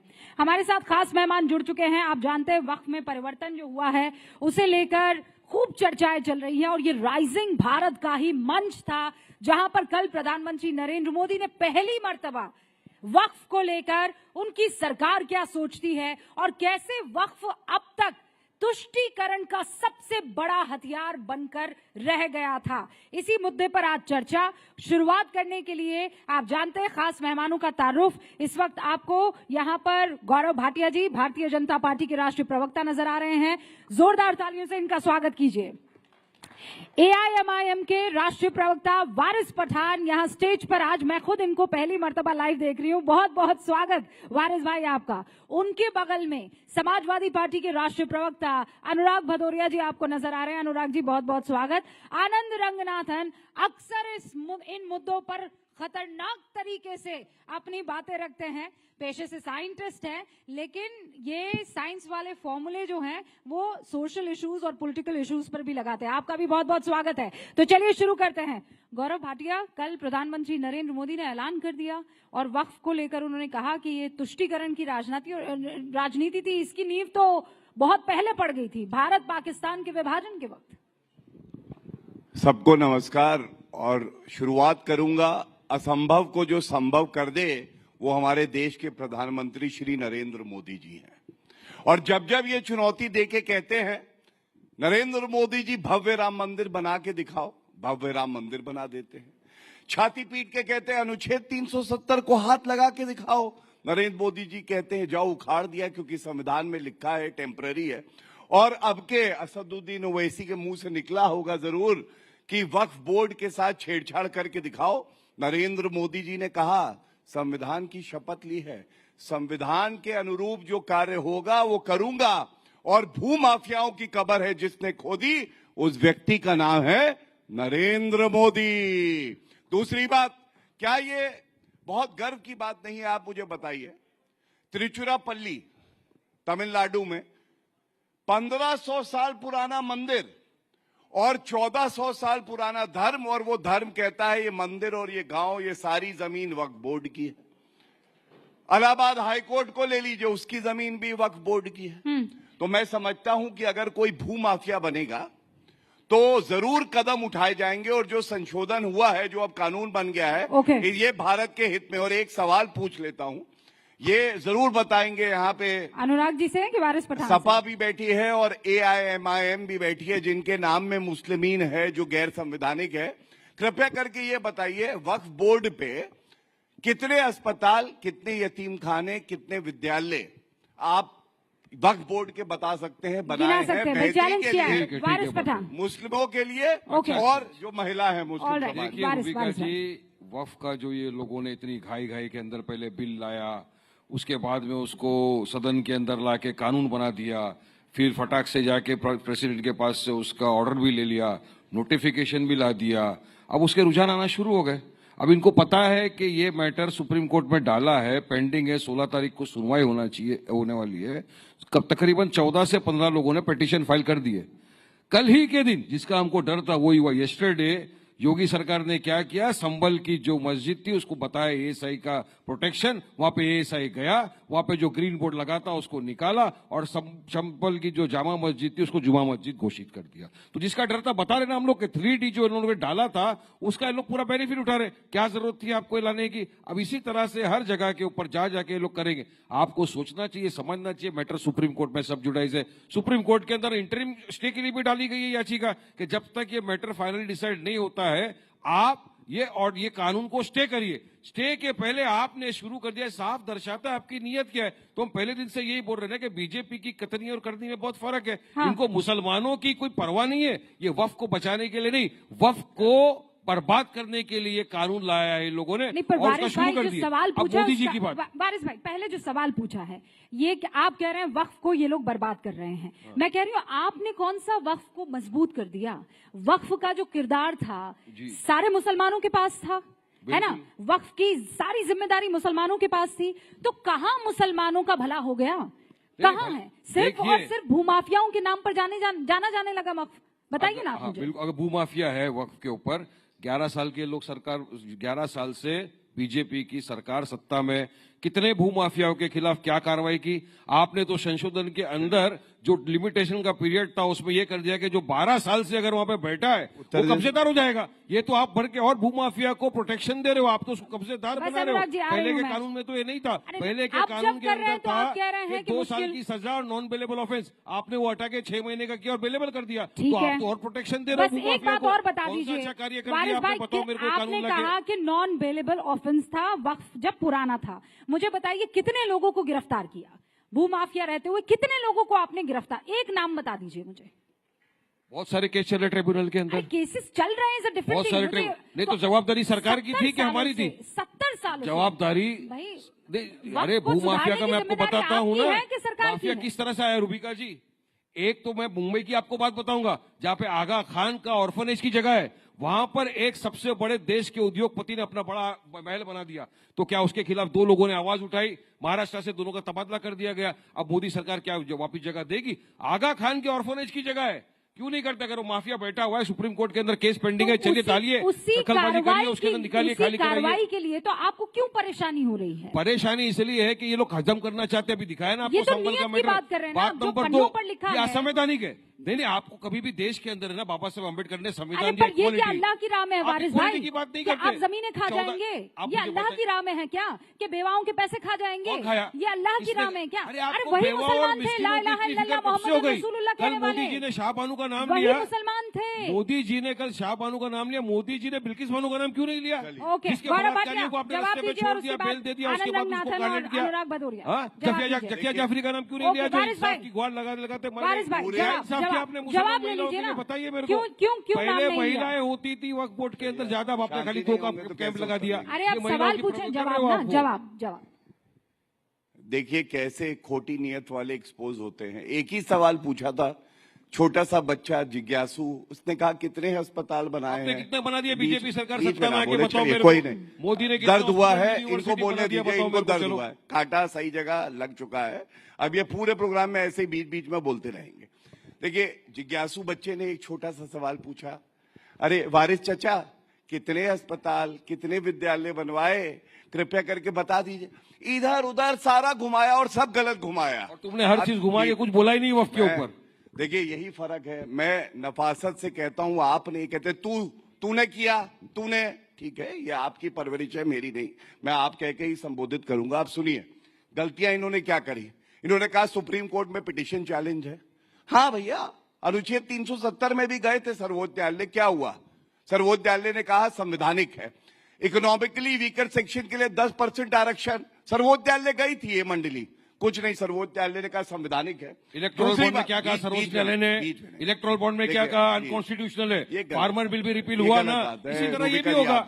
ओके, एक एक करके ना, अब दो ऐसा करे, मेरे को नहीं पता। 20 सेकंड में गौरव भाटिया बात खत्म की। मैं आधा 1 मिनट चाहूंगा, बहुत जरूरी बात है। आप जमीनें हड़प रहे हैं, वो आरोप लगा रहे हैं आपके ऊपर, जवाब दीजिए ना। देखिए ऐसा है, अच्छा वो तोते भी आ गए, बोल रहे अभी आपका नंबर भी नहीं आया भैया। ये भाषा शैली सिखा रहे थे अभी, बिल्कुल अभी भाषा शैली संस्कार बता रहे थे। और अभी थोड़ी देर पहले बीजेपी कितनी झूठी है, अभी संस्कार सिखा रहे थे। अब तो करने लग गए। ये संस्कार है, देखो शिष्टाचार, देख लो संस्कार, देख लो। अभी 2 मिनट में बीजेपी पे कौन यकीन करेगा बताओ? बताइए। अभी 10 सेकंड पहले बोल रहे थे संस्कार, और संस्कार सामने खुल के आ गए। कमाल है भाई। अब हम बोल रहे हैं, अब इन्होंने बहुत बोल लिया। 1 सेकंड, 30 सेकंड, उसके बाद जवाब नहीं मिलेगा। हम देखिए ऐसा है, जब भी इस तरह का मंच होता है, शिष्टाचार में एक दूसरे की बात सुनते हैं, लिखते हैं, जैसे मैंने लिखा, उसके बाद अपनी बारी में बोलते हैं। ये बीच में क्यों कूद आए? अरे लो भाई, बेगानी शादी में अब्दुल्ला दीवाना। अरे अब्दुल्ला तो ऐसे ही दीवाना रहता है वैसे। चलिए अब मैं बताता हूँ दूसरी बात। सुप्रीम कोर्ट की इन्होंने करी, कोई भी कानून हो जो कि संसद में पारित होता है, प्रिजम्पशन ऑफ कॉन्स्टिट्यूशनैलिटी होता है, वो वैध माना जाता है और स्टे नहीं होता है। तीसरी बात मैं इनको बता दूं, इन्होंने कहा भू माफियाओं से कौन सी जमीन ली, तो मैं आपको बताता हूँ, बीच में ना बोलिए। इंटरिम स्टे मिलता है, आपको पता ही नहीं। कोई सीखेगा बोलेगा क्या? अच्छा, दोनों वकील है पेशे से, ये बता देना चाहती हूँ। पिटीशन डाला है हमने के स्टे दो। आप बोल रहे हैं, रुकिए ना 1 सेकंड। हाँ, किसी भी कानून की वैधता में स्टे नहीं होता है, इनको पता नहीं है। हो सकता है वकालत ये कोर्ट की नहीं करते हो। स्टे होगा, शांत। झूठ मत बोलिए आप। ये मत बताइए कि आप समझदार हो, आप यहाँ गौरव जी आप दोनों लोग जाइए। अब सुनिए, नहीं एक मिनट बात पूरी कर लूं। पहले एक बार ओपनिंग रिमार्क, फिर मैं मौका दूंगा। अपनी बात पूरी करना चाहूंगा। देखिए एक सवाल है, जब ये देश को विभाजित करते हैं धर्म के आधार पे, ये इनका संविधान लेके आया हूं, ऑल इंडिया मुस्लिम जो पार्टी है, मुस्लिमीन, और ये क्या कहती है? ये कहती है इनका कॉन्स्टिट्यूशन, ये पार्टी बनी है मुसलमानों का नेतृत्व करने के लिए, मुसलमानों का सशक्तिकरण करने के लिए और मुस्लिम एकता को बढ़ाने के लिए। मैं पूछना चाहता हूँ, चुप हो जाइए, बीच में ना बोलिए, बीच में ना बात करना गुनाह है। इसलिए गलत है कि हर पॉलिटिकल पार्टी संविधान की शपथ लेती है कि वो एकता लाएगी तो सभी भारतीयों में लाएगी। नेतृत्व करेगी तो हिंदू मुस्लिम से सत्ता करेगी। बीजेपी और एकता लाई। लेकिन आप दोनों ये संविधान इनकी जो पार्टियां है ये भारत के संविधान के खिलाफ काम करते हैं। ओके गौरव जी, आपको भी रोक रही हूँ, वारिस पठान आपको भी रोक रही हूँ। अब अनुराग जी, आपने कल बयान सुन लिया था प्रधानमंत्री नरेंद्र मोदी का, लेकिन कई ऐसे दर्शक हैं जिन्होंने नहीं सुना था। मैं एक हल्का सा वो बयान आपको सुना देना चाहती हूँ प्रधानमंत्री नरेंद्र मोदी का, ताकि दोबारा डिबेट ट्रैक पर आए। उन्होंने कहा वक्फ में आज तक इस तरह के तगड़े संशोधन इसलिए नहीं हुए क्योंकि तुष्टीकरण उसके बैकड्रॉप में, बैकग्राउंड में था। एक बार सुनवा दीजिए प्रधानमंत्री नरेंद्र मोदी ने राइजिंग भारत के उस मंच पर क्या कहा। तुष्टीकरण की इस राजनीति में कांग्रेस को सत्ता मिली, कुछ कट्टरपंथी नेताओं को ताकत और दौलत मिली, लेकिन सवाल ये है आम मुसलमान को क्या मिला, गरीब पसबंदा मुसलमान को क्या मिला? उसे मिली उपेक्षा, उसे मिली अशिक्षा, उसे मिली बेरोजगारी। तो ये सुना आपने? बिल्कुल भदौरिया जी, आम मुसलमानों को आपने सिर्फ इफ्तार पार्टी के अलावा और दिया क्या? देखिए, मैं पूरी बात बताऊंगा और इसका जवाब भी दूंगा, लेकिन उसके पहले दर्शक बैठे हैं तो शायद वो हमारी बात अच्छी तरह समझ पाएंगे। ये संजय निरुपम जी का एक बार सुन लीजिए, हमें तो उनको भी डिबेट में आना है क्या? मैं बोल लूं? अरे आपके पीछे संजय निरुपम बोल रहे हैं भाई, वो रुकवाने की कोशिश कर रही हूँ, बोलिए। हमें तो चाहिए सिर्फ काम, ना भाषण, ना झूठा ईमान। नौकरी हमें लौटा दो, सस्ता गैस सिलेंडर दिला दो, मजदूरी बढ़ा दो, 2 रोटी के भाव, 2 रोटी के भाव मजदूरी बढ़ा दो। हमें नहीं चाहिए धर्म के नाम की ये राजनीति के घाव। हम जानते हैं इनका क्या है किरदार, कुर्सी पे पाने के लिए कुछ भी कर सकते हैं। मेरे यहाँ मेरे दोस्त, मेरे यार, ये कुछ भी करेंगे, इन्हें कुर्सी चाहिए। ये कुर्सी जीवी लोग हैं, ये कुर्सी किसी कीमत पे चाहिए। मैं कहता हूं अच्छी बात है प्रधानमंत्री जी ने बोला, बेरोजगारी की बात की, तो मैं आपसे पूछना चाहता हूं कि हिंदुस्तान में क्या हम नहीं है? इतनी चिंता आज मुसलमानों की हो गई। कैसा लगता है सुन के मुसलमानों की चिंता? सिर्फ वोट के लिए? कौन वोट की राजनीति करना चाहता है इस देश के अंदर में? आप मुसलमान वोट की राजनीति के लिए आप कह रहे हो कि बेरोजगारी की बात करो। मैं कह रहा हूं पूरा हिंदुस्तान तो बेरोजगार घूम रहा है। आप पूरे हिंदुस्तान की बेरोजगारी की बात क्यों नहीं करते? पूरे हिंदुस्तान की में शांति की बात क्यों नहीं होती? पूरे हिंदुस्तान में भाईचारे की बात क्यों नहीं होती? पूरे हिंदुस्तान के विकास की बात क्यों नहीं होती? क्यों इस बीच में राजनीति की बात करना चाहते हो? ये हिंदू है, मुस्लिम है, सिख है, ईसाई है। आज अब वक्फ बोर्ड बिल लेके आए, कल सिख का लेके आ जाओगे, परसों जैन का लेके आ जाओगे, बौद्ध का लेके आ जाओगे। अगर आपको बाकी लोगों का सम्मान करना है तो मैं कहता हूं हिंदू में यहाँ पे नहीं, बहुत न्यास हैं, बहुत यहाँ ट्रस्ट हैं, बहुत सोसाइटियां हैं। आप लाओ उसके अंदर में आप दलित का आरक्षण लाओ, आप उसमें बैकवर्ड का आरक्षण लेके आइए, उनको भी आगे बढ़ाइए। इसके मतलब आप हमेशा नहीं, समाज में जब से भारतीय जनता पार्टी की सरकार आई है, अनुराग भदौरिया जी, चर्चा देखिए, अनुराग भदौरिया जी नॉन स्टॉप मत बोलिए, झूठ फैलाने की कोशिश मत कीजिए। देश के कई बड़े मंदिर और मठ, वहां पर आपको पता है ना, डीएम और कमिश्नर, वो लोग सदस्य होते हैं। आपको पता है गवर्नमेंट का कंट्रोल होता है। रूबिका जी, अरे लोगों को आप बोल बनाइए, अरे क्या बात हुई? मेंबर बनाइए। ये क्या बात हुई? मेंबर को बनाते हो, डीएम कमिश्नर टेम्परेरी आए हो, चले गए, लेकिन हम कहते हैं जो वहाँ समिति बनी तो जो न्यास होते हैं, एक सेकंड, आप ये बोल रहे गवर्नमेंट कंट्रोल, परमानेंट मेंबर बनाइए। गवर्नमेंट कंट्रोल की बात कर रहे हैं ना मेंबर। ये है, ये दर्द होता है जब सही बात बोल दो तो दर्द निकलने लगता है, डीएम याद आने लगते हैं। यही तो दिक्कत है, तंत्र से सरकार चलाना चाहते हो आप, जनता के मन से नहीं चलाना चाहते, जनता का विश्वास से नहीं चलाना चाहते। आपने विश्वास खोया है, सच में तोते की तरह बोल रहे हैं, खोया है। अब आप सच में तोते की तरह बोल रहे हैं जनता और रुक नहीं रहे हैं। शक होता है। अनुराग जी की आवाज डाउन कर दे प्लीज, मत बचाइए। अनुराग जी की आवाज डाउन कर लीजिए, मुझे और करना आपकी है, बस हो गया। आनंद रंगनाथन जी, सीधा सवाल ये है, जब सबको कहा, वारिस भाई को कहा चुप हो गए ना सर, हैं इनको कहा चुप हो गए ना। अरे तो आपको यहाँ पर बैठे हुए तानसेन और ये राजा अकबर हैं कि आप तानपुरा बजाते रहेंगे और हम सुनते रहेंगे? आपने अपनी बात बोल दी। बेरोजगारी की बात कर रहा हूँ तो बजाना हो गया। अरे तो आप सुन लिया ना, महंगाई की बात की तानसेन। अरे सुन लिया, आप रिपीट, आपने अपना टेप रिकॉर्डर ऑन कर दिया है, आवाज डाउन कर लें। मैं हूँ राजा अकबर, अभी रुक जाइए। आनंद रंगनाथन जी, इन्होंने कहा कि कल सिख आ जाएंगे, कल सिखों को लेकर ये कोई नया कानून ले आएंगे, ये हिंदुओं को लेकर नया कानून लेकर आ जाएंगे, क्रिश्चियंस को लेकर आ जाएंगे, पारसी को लेकर आ जाएंगे, और हम ऐसे ही चुपचाप बैठे देखते रहेंगे क्या? आनंद जी, सबसे पहले तो अरे रुक तो जाइए प्रभु, रुक जाइए। अच्छा, मैं आनंद जी के पास जाऊं कि ना जाऊं? हाँ कि ना? ले आप जनता की सुनेंगे ना? आप आएंगे आनंद जी। अनुराग जी बोलने दीजिए प्लीज, थैंक यू। देखिए 20 मिनट बाद मेरा समय आ रहा है। रूबिका जी, पहले तो आपको बहुत धन्यवाद देना चाहता हूं कि आपने मुझे इस पैनल पे आमंत्रित किया। 2-3 चीजें मैं कहना चाहूंगा। एक तो बहुत दुख की बात होती है जब हर चीज जो आदमी सामने ला के डिस्कस करना चाहता है, वैज्ञानिक के तौर पे कोई भी चीज डिस्कशन के अवे नहीं होती। हर चीज को टेबल पे लाओ, डिस्कस करो। हमारे देश में ही ऐसा होता है कि कोई भी चीज अगर आप डिस्कस करना चाहें, आपको इमीडिएटली कह दिया जाता है हिंदू मुस्लिम ला रहे हो, हिंदू मुस्लिम ला रहे हो। मैं आपसे पूछना चाहता हूँ अनुराग जी, प्लीज सुन लीजिए। पूछिए तो रहे, मैं तो पूरा पूछिए। मुझे लगता है हम एक सभ्य डिबेट करते हैं यहाँ पर, चीख चिल्ला खूब लिए एक दूसरे पर, एक की सुनते हैं, दूसरे की जवाब देते हैं। ठीक है, ऐसा करते हैं। ओके, ठीक है। तो हिंदू मुस्लिम यहाँ पे हमारे देश में अगर कोई ऑब्जेक्टिवली सोचे तो कुछ हिंदू मुस्लिम नहीं है। मैं आपको सच बता रहा हूँ, हम सब एक हैं। अगर मुझे फिरनी या सेवैयाँ खानी होती है तो आपके घर से आती है। अगर वारिस पठान साहब ने जो विग पहना हुआ, ये तिरुपति के हिंदूज के बालों से बना हुआ है।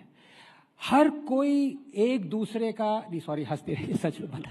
आप वारिस पठान, मैं आपको व्हाट्सएप मैसेजेस दे। अनुराग, वारिस पठान साहब का क्या बताना चाहते हो? वारिस पठान साहब इतना अच्छा हेयर स्टाइल किए बैठे, आपने बिग बता दिया उनका। बताइए।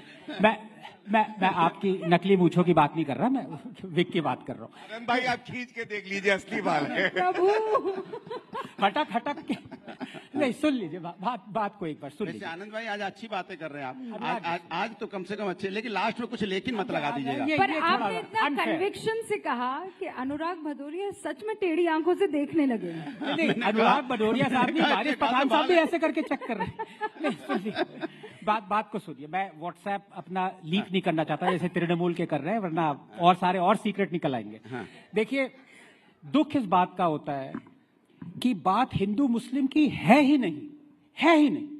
बात है इनजस्टिस और इनइक्वालिटी की। बिल्कुल सही। अनुराग जी प्लीज, देखिए ऐसे नहीं हो, फिर आप बोल लीजिए। मतलब आप जरा सही बोला, मैंने कुछ गलत कहाँ बोला भाई? सही बोला। Let's get back. हाँ, अनुराग जी वो माइक रखिए, वो कुर्सी नहीं है जो उसे पकड़ के रखना है आपको, माइक रखिए। हाँ, ठीक है। अब आप कवाल की तरह ताली भी बजाना शुरू कर दें। एक बार रुक जाइए, सुन लीजिए, बात सुन लीजिए। मैं बहुत पते की बात कह रहा हूं। बात इज नॉट हिंदू मुस्लिम, बात इज इनजस्टिस, डिस्क्रिमिनेशन और इनइक्वालिटी की है। और दुख इस बात का होता है कि जो हमारी 250 मिलियन मुस्लिम कम्युनिटी है, वो जब इनजस्टिस, डिस्क्रिमिनेशन और इनइक्वालिटी देख रही है तो वो ये प्रोटेस्ट ही नहीं कर रही, वो एंजॉय कर रही है कि ये डिस्क्रिमिनेशन, ये इनइक्वालिटी और ये इनजस्टिस हिंदूज के अगेंस्ट हो रहा है। अब मैं आपको 3 एग्जाम्पल देता हूं। नंबर 1, क्या कभी किसी मुस्लिम कम्युनिटी या वारिस पठान साहब ने कहा कि ये गलत है कि सिर्फ RTE, right to education act का 93rd अमेंडमेंट के साथ जो कंजंक्शन है, वो सिर्फ हिंदू रन स्कूल्स को कहता है कि अपने 25% सीट्स आप इकोनॉमिकली वीकर सेक्शन के लिए रिजर्व करो। हिंदू रन स्कूल्स और क्रिश्चियन रन स्कूल्स को नहीं कहता। ये डिस्क्रिमिनेशन नहीं है। Thousands of Hindu run schools बंद हो चुके हैं इस चक्कर में। कभी वारिस पठान साहब ने नहीं कहा ये गलत हो रहा है। कभी वारिस पठान साहब ने ये नहीं कहा कि स्टेट एक्सक्लूसिवली, वारिस भाई के बारे में एक बार सुन, हिंदू भाई के बारे में बोल रहे हैं। RTE नहीं, इनको हिंदू नहीं, ये कह रहे हैं कि नहीं, इनका कहने का मतलब ये हुआ कि सिर्फ मुस्लिम हिंदू, अरे हमारे साथ अन्याय नहीं हो रहा है क्या? हमारे साथ अन्याय नहीं हो रहा है क्या? हमें रोजगार नहीं मिलना चाहिए था क्या? हमें महंगाई से छुटकारा नहीं मिलना चाहिए था? हम हिंदू, मेरे साथ अन्याय क्यों हो रहा है? मैं आपसे सवाल पूछ रहा हूँ, लेकिन इसका जवाब नहीं है। हम सफर कर रहे हैं, इसका जवाब क्यों नहीं मिलेगा? अनुराग जी एक सेकंड रुकिए। वारिस पठान, पहले RTE मेरे बारे में बहुत सारी बातें। अच्छा, वो 4 पॉइंट बोल रहे हैं, उसके बाद आप इंटरप्शन। वारिस भाई 4 पॉइंट बोल दें। अब बीच में 5-5 बार इंटरप्शन करेंगे तो फिर कैसे कैसे चलेगा भाई? समय उतना नहीं है सर, जल्दी बोल दीजिए, इतने समय में तो सरकार चली जाएगी। आधा समय आपने ले लिया अनुराग। अरे ये सपा की सरकार नहीं है कि टूटी साइकिल चली जाए, चिंता ना करिए।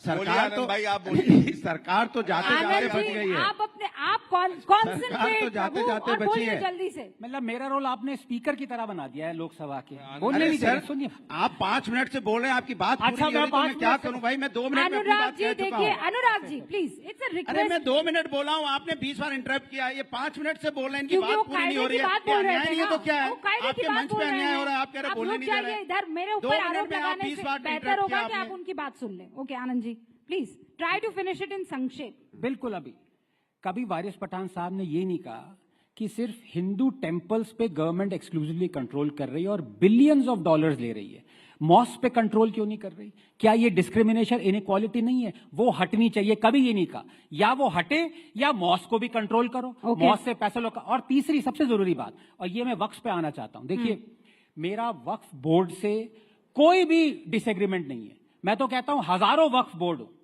कोई there are hundreds of boards, NGOs, charities, let them run. Point है कि वक्फ एक्ट आ गया जो कि वक्फ बोर्ड को वेपनाइज करता है। अब मैं आपको एक उदाहरण देता हूं। नहीं सर,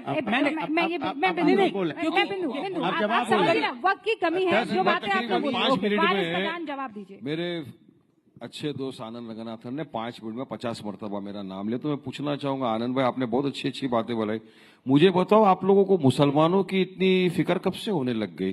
क्योंकि देश में है। जिनको सुनिए, जिनको मुसलमानों की अच्छा मेरी 2 मिनट की अजान से तकलीफ है, जिनको मुसलमानों के 10 मिनट रास्ते पे नमाज पढ़ने से तकलीफ है, जिनको मुसलमान की बेटियों के हिजाब से तकलीफ है, जिनको मुसलमानों के खाने पीने से तकलीफ है, जिनको मुसलमान अगर दाढ़ी टोपी रख के कुछ ट्रेन में चला गया तो उसको मॉब लिंचिंग कर देते, JRCR नहीं बोलने से तकलीफ है, उनको आज अचानक मुसलमानों से इतनी मोहब्बत आ गई। यही तो सबसे बड़ा शक आ रहा है हमको। यही तो आपकी नियत में खोट है। अगर आपको कुछ करना है मुसलमानों के लिए, दीजिए हमारी बेटियों को डिमांड ड्रिवन स्कॉलरशिप। देंगे आप? नहीं देंगे? दीजिए। चकिया जाफरी मरूम को इंसाफ हिंदुओं के लिए भी नहीं दीजिए। मैं आपको डेटा देता हूं। मुसलमानों को इंसाफ दीजिए। 11 साल आप जितने की मॉब लिंचिंग हुई सबको इंसाफ दीजिए। जिनके घर बुलडोजरों से आपने उड़वा दिए मुसलमानों के, बिना कोर्ट के ड्यू प्रोसेस फॉलो किए, आप दीजिए, उनको इंसाफ दीजिए। और अब इनइक्वालिटी की बात करो। इनइक्वालिटी काउंट मैं बताता हूँ। आर्टिकल 14 का ग्रॉस आर्टिकल 14 का ग्रॉस वायलेशन हुआ। मैं आपको बताना चाहता हूँ, कॉन्स्टिट्यूशनल और लीगल प्रोविजन बता दीजिए कि एंटी मुस्लिम है। हिंदू एंडोमेंट बोर्ड में मुसलमान अलाउड नहीं है, गैर कौम अलाउड नहीं, लेकिन मुसलमान के वक्फ बोर्ड में आप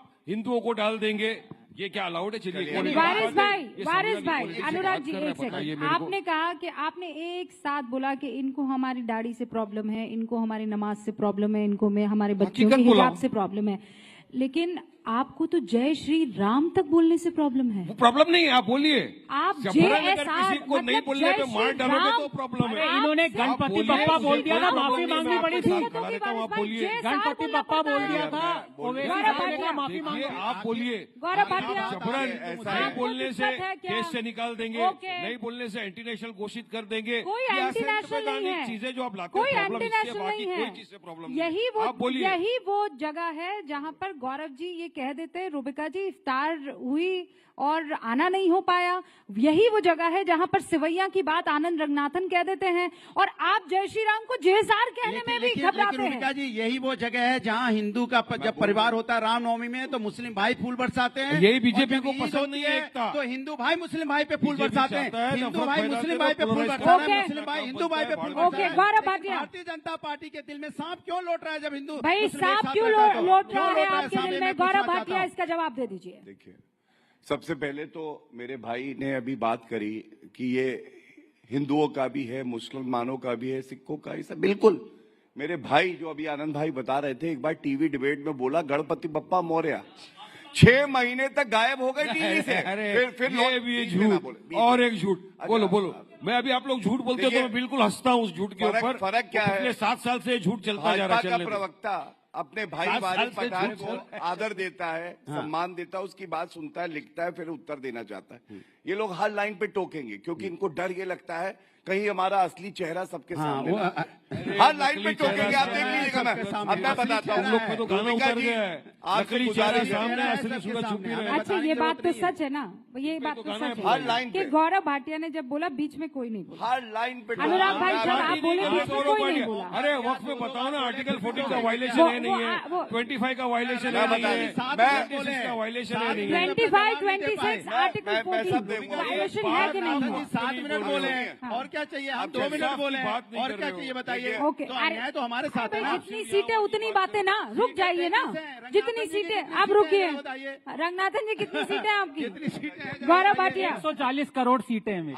मेरी भी अरे हमारी एक है लेकिन पूरे का भारी है। आप दावेदार थोड़ी हो जाएंगे। विषय पर लौट कर आइए सर, विषय पर लौट कर आइए गौरव भाटिया। विषय पे रहते हैं, ये गोल अभी एक वक्तव्य खुद का बोला तो शर्मसार हो गए। एक और याद आ गया, कहते 15 करोड़ हैं, 100 करोड़ हिंदुओं पे भारी हैं, ये बोल रहे थे। और जलियांवाला बाग बनाने वाले तुम्हारे साथ बैठे हुए हैं, वो अलाउड है? शाहीन बाग बनेगा तो जलियान बाग बना देंगे, वो अलाउड है? ये गारंटी नहीं करेंगे, गारंटी है। अब सुनिए, उनको रॉन्ग प्रूफ कीजिए ना, बीच में मत बोलिएगा, रॉन्ग प्रूफ कीजिए। अब मैं आपको, क्योंकि वरिष्ठ अधिवक्ता हूं, आपको बताता हूं अनुच्छेद 14 क्या कहता है। हर नागरिक को कानून के सामने एक जैसा देखा जाएगा, कोई भेदभाव नहीं होगा। फिर क्यों ये बिल में डाला? बीच में नहीं बोला, भेदभाव बीच में ना बोला प्लीज। रूबिका जी, इस तरह से कोई चर्चा नहीं कर सकता है। हाँ, अब मैं आपको बताता हूं, जब वक्फ का कानून संशोधन हुआ 2013 में, वही भेदभाव की शुरुआत हुई। कैसे? आप बताइए, क्या सिखों के लिए, ईसाइयों के लिए, क्या हिंदुओं के लिए कोई वक्फ बोर्ड जैसी संस्था है कि ट्राइब्यूनल में फैसला होगा कि मंदिर की जमीन है कि नहीं? 14 का उल्लंघन तब हुआ, बीच में नहीं, सॉरी, आप एक अच्छे पार्लियामेंटेरियन बन सकते हैं अगर चुप रहे तो, वरना नहीं। जो चुप रहेगी जुबान खंजर, लहू पुकारेगा आस्तीन का। खामोश रहे 70 साल, अब खामोश नहीं रहने वाले, हक इंसाफ की बात करेंगे। अक्सर ऐसा होता है कि जो सहिष्णु होता है और खामोश रहता है, उसमें ताकत ज्यादा होती है। जो चिल्लाता है अंदर से खोखला होता है। आप तय करिए, आप खोखले हैं? बीच में नहीं। अनुच्छेद 25 सुनिए, अनुच्छेद 25 स्टार्ट होता है, सब्जेक्ट टू के वर्ड्स है, subject to public order, morality and health. ऐसा नहीं है, एब्सोल्यूट राइट है। और सबसे बड़ी बात है, उसमें कानून बनाने का विशेष अधिकार है टू कर्टेल रिलीजियस राइट्स, और ये पार्लियामेंट को मिला है। अब सुनिए, इन्होंने बात करी मुस्लिम महिलाओं की। ऐसा नहीं बोल सकते, ऐसा नहीं बोल। How can you cartel my religious rights? अरे कौन से प्रावधान के अंदर कौन से प्रोविजन के आर्टिकल बताओ पब्लिक को, चलो बताइए। कोई मैं लॉ कॉलेज तो हूं नहीं, जो मैंने 20 साल के कड़े अध्ययन से सीखा है वो आपको 10 मिनट में नहीं सिखा पाऊंगा। इसके लिए आपको संविधान पढ़ना पड़ेगा। 2 मिनट में सिखा रहा हूं। सुनिए, अब मैं दूसरी बात करता हूं, मुस्लिम महिलाओं की इन्होंने करी। नरेंद्र मोदी जी से बड़ा सगा भाई कौन है? मुस्लिम महिलाओं को ट्रिपल तलाक को अपराध बना दिया, और ये हलाला और बहु विवाह तकलीफ के हमेशा पैरोकार बनते हैं। आपने बना दिया। अच्छा, अब मैं चाहती हूँ एक बात, बस समाजवादी पार्टी पे कर लेते हैं। बाप रे, आप बताइए, अतीक अहमद सांसद रहे, विधायक रहे, 73 करोड़ रुपए की जमीन वक्फ की सरकार किसकी है? भारतीय जनता पार्टी की। अरे आपको मौका दूंगी, मैं बोलने तो दीजिए, एक बार बात खत्म करें, फिर देखिए अभी टाइम है ना, मैं आपको मौका दूंगी। दूसरा उदाहरण, आजम खान, आपको याद होगा, जिनकी भैंसे अखिलेश यादव पुलिस से ढूंढवाते थे, वो जेल में है, वक्त की संपत्ति ले गए। और अंत करूंगा एक ही बात कह के, ये गिराने की कोशिश करते हैं भारत को, नरेंद्र मोदी जी को, हमें। ना मैं गिरा, ना मेरी उम्मीदों के मीनार गिरे, मुझे गिराने में कई लोग 100 बार गिरे, और ये गिरते रहे। गौरव भाटिया ने जो बातें की, सर तुष्टीकरण का आप पर आरोप लगता है ना, वारिस भाई आती हूँ, तुष्टीकरण क्यों? भारतीय जनता पार्टी आज की डेट में वोट बैंक के लिए पूरे समाज में तुष्टीकरण कर रही है। हिंदू मुस्लिम की राजनीति कौन कर रहा है? नफरत की राजनीति कौन कर रहा है? इतनी देर इन्होंने भाषण दिया, इतनी देर बात बताई, एक बार भी देश कैसे आगे बढ़ेगा उसके बारे में नहीं, यूथ कैसे सम्मान से जिएगा उसके बारे में नहीं, सिर्फ एक ही बात, हिंदू मुस्लिम, मुस्लिम हिंदू, हिंदू मुस्लिम, मुस्लिम हिंदू। इसके अलावा कोई शब्द इनके पास नहीं है राष्ट्र को आगे बढ़ाने के लिए। देखिए, आपको याद रखना पड़ेगा, ये देश संविधानों ने, पर ये तो रिपीट टेलीकास्ट कर रहे हैं आप। सुनिए, इन्होंने इसके पहले नई दलील दीजिए ना। सुनो, इन्होंने 2014 में भूमि अधिग्रहण बिल लेके आए थे। वापस किया इन्होंने, क्योंकि विपक्ष अपनी राय दे रहा था, इन्होंने राय नहीं मानी। किसान बिल लेके आए थे ये, हमने कहा मेरी राय ले लीजिए, क्योंकि उसी जनता ने हमें भी चुना है, जिन जनता ने आपको चुना है, आपने मेरी राय नहीं मानी, बाद में आपको किसान बिल वापस लेना पड़ा। जिन किसानों को मौतें होगी उनकी जिम्मेदार कौन होगा? आज आप वक्फ बोर्ड का बिल लेके आए, जेपीसी आपने बनाई, हमने कहा मेरी राय ले लीजिए, जेपीसी ने राय लेके वक्फ बोर्ड बनाए। आपको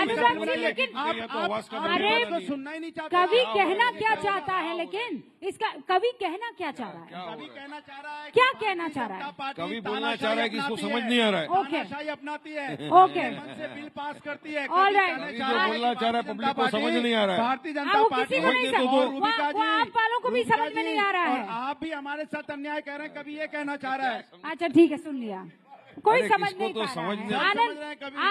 आनंद, आपने वारिस से जो सवाल पूछे, वारिस ने उनका जवाब दिया। उन्होंने कहा दिया जवाब? नहीं दिया भाई, वारिस आपने जवाब नहीं दिया। हर बात का जवाब दिया मैंने। आनंद भाई से सवाल किया कि ये जो नया वक्फ का कानून आया है, ये किस तरह से वायलेशन नहीं है 14 का, और आपको मुसलमानों से इतनी हमदर्दी कब से हो गई, जो इनसे इतनी नफरत करते हैं। तो आप मुसलमानों के लिए कुछ अच्छा करना चाहते हैं तो उनकी बेटियों को डिमांड ड्रिवन स्कॉलरशिप दीजिए, हमको भी हमारे हिसाब से आजादी दीजिए, हिजाब पहनने दीजिए, एजुकेशन लेने दीजिए, विकास का काम करने दीजिए, हमारा माइनॉरिटी का बजट बढ़ा दीजिए। आप जो माइनॉरिटी का बजट आप कर्टेल कर देते, और जो असंवैधानिक बिल जो आप लाए, मिनिस्ट्री का बजट डबल हो गया है, इनको ये भी नहीं पता। ये मैं पन्ना लेकर आई हूँ। ओके, जवाब दीजिए। हमारा अधिकार है, हमको हमारा अधिकार दीजिए, यही तो बात है बस। आनंद, रूबिका जी, वारिस पठान साहब इतना झूठ बोल चुके हैं कि असादुद्दीन साहब सोच रहे होंगे अरे तुम इतना झूठ बोलोगे तो मैं क्या बोलूंगा। अब मैं एक एक करके इनका जवाब देता हूं, और बीच में इंटरप्ट मत करेगा, आपको आपके साउथ इंडियन बालों की कसम, मतलब विग वाले। ठीक है, पहली बात, हिंदू मुस्लिम कर रहे हैं। मैंने इनसे क्या पूछा? सीधी सी बात पूछी, जो डिस्क्रिमिनेशन हिंदूज के अगेंस्ट हो रहा है आपको वो दिख ही नहीं रहा है? आपको अब वो हमें नहीं दिखा, अगर आपको दिख रहा है तो अरे काहे आप बीच बीच में परेशान कर रहे हैं? कैसे बोलेगा? रुकिए ना अनुराग जी, मेरे वो आपके बीच में नहीं बोले हैं। कमाल है। अच्छा नहीं लगता आपको? यहाँ वोट देने वाला कोई एक भी होगा ना तो पलट जाएगा, वो देगा, समझिए आप देगा। ओके आनंद, क्योंकि हम गैस की बात पूछेंगे, 50 रुपए बढ़ा है, उस पर कोई बोलने को नहीं तैयार है। एग्जाम्पल मैंने आपको दे दिए। अरे गैस के दाम 50 रुपए बढ़े, आप तो रोजगार पा रहे हो, जिनके पास गैस का पैसा नहीं हो कहां से मिलेगा? जरा बताइए। आप गरीबों से पूछे जाके, आप तो यहाँ बैठे एसी में, उस गरीब से पूछे 50 रुपए कहां से लेके आएगा? जिसके घर में रोजगार नहीं है, पूछो कैसे जिंदगी चलती है। आवाज डाउन करें भाई, सुनिए, हर बार ऐसा ही क्यों होता है? मुझे आवाज डाउन करनी पड़ती है। अनुराग जी, लड़ने से कुछ नहीं होगा, यहाँ सभ्य तरीके से डिबेट हो रही है ना। ओके अनुराग जी, रुक जाइए। आनंद की बात करना आपको आनंद, एक मिनट। सिलेंडर की आवाज क्या उठाई? आप चिल्लाने लगे। अरे सर, आपको सर, आपने गरीबी देखी है कभी? सर सुनिए, गाँव में पूछे लोग कैसे जी रहे हैं।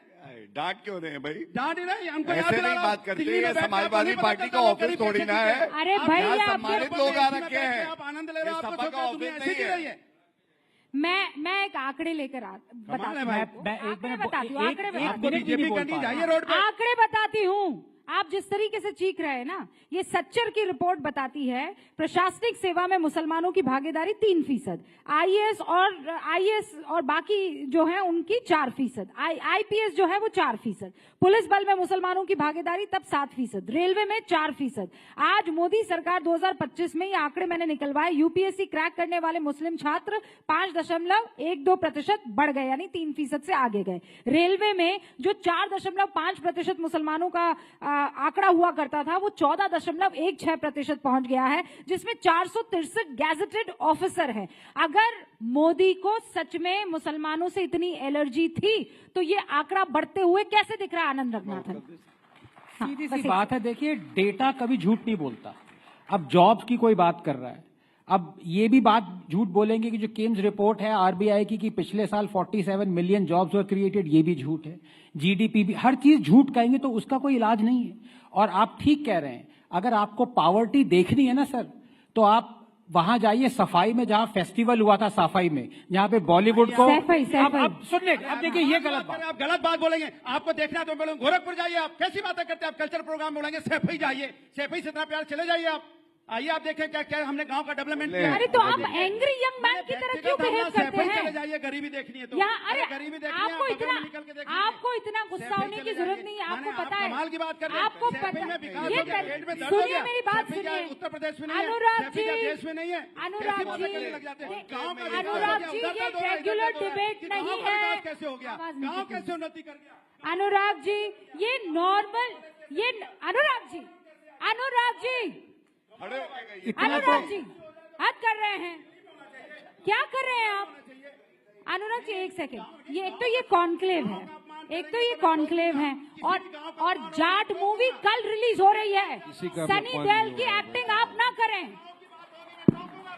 वो जाट मूवी कल रिलीज हो रही है। की बात होगी तो क्या क्या किस बात पे टॉकिंग है? क्या कर रहे हैं आप? करेंगे बैठ के गांव में, अगर वहाँ बॉलीवुड आ गया, इनके पेट में दर्द हो गया। चलिए अब समय हम लोग ओके, अब समय ओवर हो गया है। मैं आखिरी 30 सेकंड सबको देना चाहती हूँ। पहले आप ले लीजिए पेड़ पहले आप बोल दीजिए 30 सेकंड, ठीक है? 30 सेकंड, ओके? देखिए, मुझे दर्द इस बात का होता है जब आप सैफई चले जाते हैं, एक ऐसा गांव जिसको एक मॉडल की तरह से पूरे देश को लेना चाहिए कि एक गांव में क्या क्या सुविधाएं हो सकती हैं, ऐसा गांव आपको हर भारतीय जनता पार्टी बॉलीवुड वालों को कितने पैसे बनाइए। ओके, किसने आपको रोका? 30 सेकंड ओवर, ठीक है? आनंद, गरीबी देखनी है ना तो सफाई में जाके देखिए, 500-600 करोड़। सैफई तो बोलना सीख जाओ, सफाई नहीं है, सैफई है। अच्छा ठीक है, सैफई। सैफई, यही दिक्कत है। शहर वाले लोग प्रोनाउंसिएशन हिंदी नहीं कर पाते गांव का, तो गांव की बात करेंगे। ओके, अब मैं तमिलियन हूँ, अब आप कहेंगे कि मुझे हिंदी अच्छी बोलनी नहीं आती, तो धिक्कार है मुझ पे मेरी तमिल। आप तमिल में बुलवाऊं आपसे? तमिल तेरी माँ, आप सफाई बोल रहे हैं तो आप तमिल तेरी याद है। देखिए अब ये भारतीयता है, ये सीखिए आप रूबिका जी से।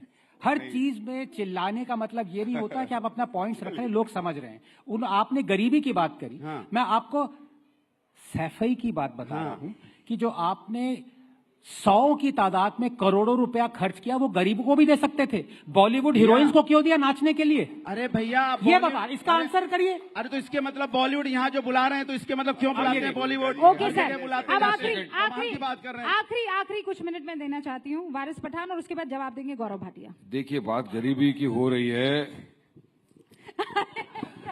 ये बात गरीबी की हो रही है, इसलिए बताना चाहूंगा कि हम लोग जो लड़ाई लड़ रहे हैं वक्फ के लिए, ये गरीबों के लिए तो लड़ रहे हैं जिनके ऊपर इनका अधिकार है वक्फ की जमीन के ऊपर, बेवाओं का, यतीम बच्चों का, उन्हीं के अधिकार के लिए लड़ रहे हैं। और हमारे यहाँ पे वक्फ बोर्ड है, वक्फ ट्रिब्यूनल है, और आप जो झूठ फैला रहे हो कि ट्रिब्यूनल के ऑर्डर के नहीं जा सकते, गलत है। हाईकोर्ट के अंदर आप रिवीजन फाइल कर सकते हो। अब ये जो कानून आपने लाया है पर से असंवैधानिक है, आर्टिकल 14, 24, 25, 26 का ग्रॉस वायलेशन है गौरव भाटिया जी। हिंदू एडवोकेट बोर्ड के अंदर आप किसी मुसलमान को रखेंगे, नहीं रखेंगे? मुस्लिम बोर्ड के अंदर आपको क्यों लाना है? बात नंबर तो दूसरा, एक खाली 10 सेकंड में अपनी बात कंप्लीट कर दूंगा रूबिका जी। वहां पर कोई भी डोनेशन दे सकता है, कोई भी वक्फ कर सकता है, लेकिन अब यहां पर आप मुसलमान वक्फ के अंदर आप वक्फ नहीं कर सकता। 5 साल के लिए आपको प्रैक्टिसिंग मुस्लिम बताना पड़ेगा। प्रैक्टिसिंग मुस्लिम कैसा होगा बताइए मुझे? यहाँ पे आपने लिमिटेशन डाल दिया, बल्कि आपको हटा देना चाहिए थे जो वहाँ पे बैठ गए हैं एनक्रोचमेंट करके, उसको तो बल्कि 12 साल से जो बैठा उसको आप वहाँ पे पक्का बना रहे हो। तो इस तमाम चीजें को मद्देनजर रखते हुए हमारा ये बोलना है कि मोदी सरकार ये बिल वापस ले ले, जिस तरह किसानों का बिल वापस लिया था, इस बिल को वापस ले ले। सुप्रीम कोर्ट सुप्रीम कोर्ट शांत हो जाए, मेरे करेगी जरूर। धन्यवाद। देखिए, सबसे पहले तो इन्होंने विरोधाभास बात करी। इन्होंने कहा वक्फ बोर्ड पे नॉन मुस्लिम्स कैसे आ गए? जब हिंदू सिख ईसाई अपनी जमीन देते हैं वक्फ बोर्ड को तो कहते हैं लाओ लाओ लाओ लाओ ले लेंगे, लेकिन बोर्ड पे रहेंगे तो कैसे रहेंगे? हटाओ इन्हें। तो ये विरोधाभास है। दूसरी बात, ये हिंदू वर्सेस मुस्लिम नहीं है, ये है संवैधानिक और गैर संवैधानिक की लड़ाई। और सबसे बड़ी बात मैं आपको बता दूं, ये कहते हैं कि इसका समर्थन जो है केवल हिंदू कर रहे हैं। नहीं, आप बताइए, केरला में बिशप जो एसोसिएशन है, कैथोलिक बिशप एसोसिएशन, उसने समर्थन किया। 70 साल के मुस्लिम बुजुर्ग ने आके समर्थन किया, उसको पीटा गया। और अंत करूंगा, कश्मीर में क्या हुआ, वहां पे घर जला दिया गया एक मुस्लिम आदमी का, क्योंकि वो समर्थन कर रहा था। तो गुंडागर्दी बीच में नहीं बोलिए, मैंने देखिए पूरी इज्जत दी थी, घर में नहीं मिलती, मैंने तो दी थी, लेकिन हाँ थैंक यू नहीं, आप अपनी बारी में, मैंने भी लिखा, बहुत करेक्शन है। अरे नहीं, ऐसे नहीं चलेगा। तो सकारात्मक बात करते हुए सिर्फ अंत करूंगा। देखिए, आगा खानी, बोहरा पसमानदा समाज, जिसको अलग थलग कर दिया था, उनको बोर्ड में जगह मिलेगी, सशक्तिकरण है।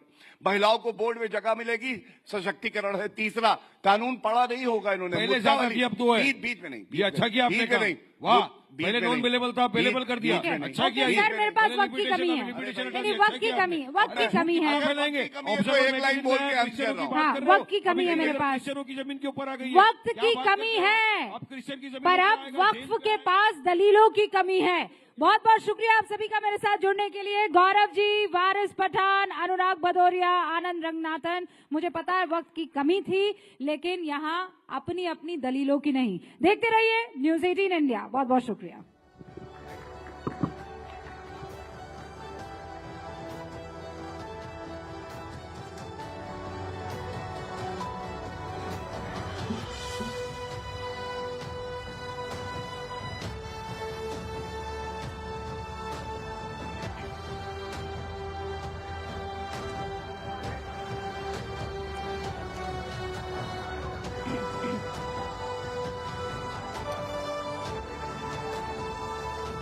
तो देखिए, वक्फ के पास दलीलों की कमी है या नहीं, अगले सेशन में भी हम इसी पर चर्चा करेंगे। लेकिन मैं रिक्वेस्ट करूंगी, I would like to request everyone to please be seated for a next session.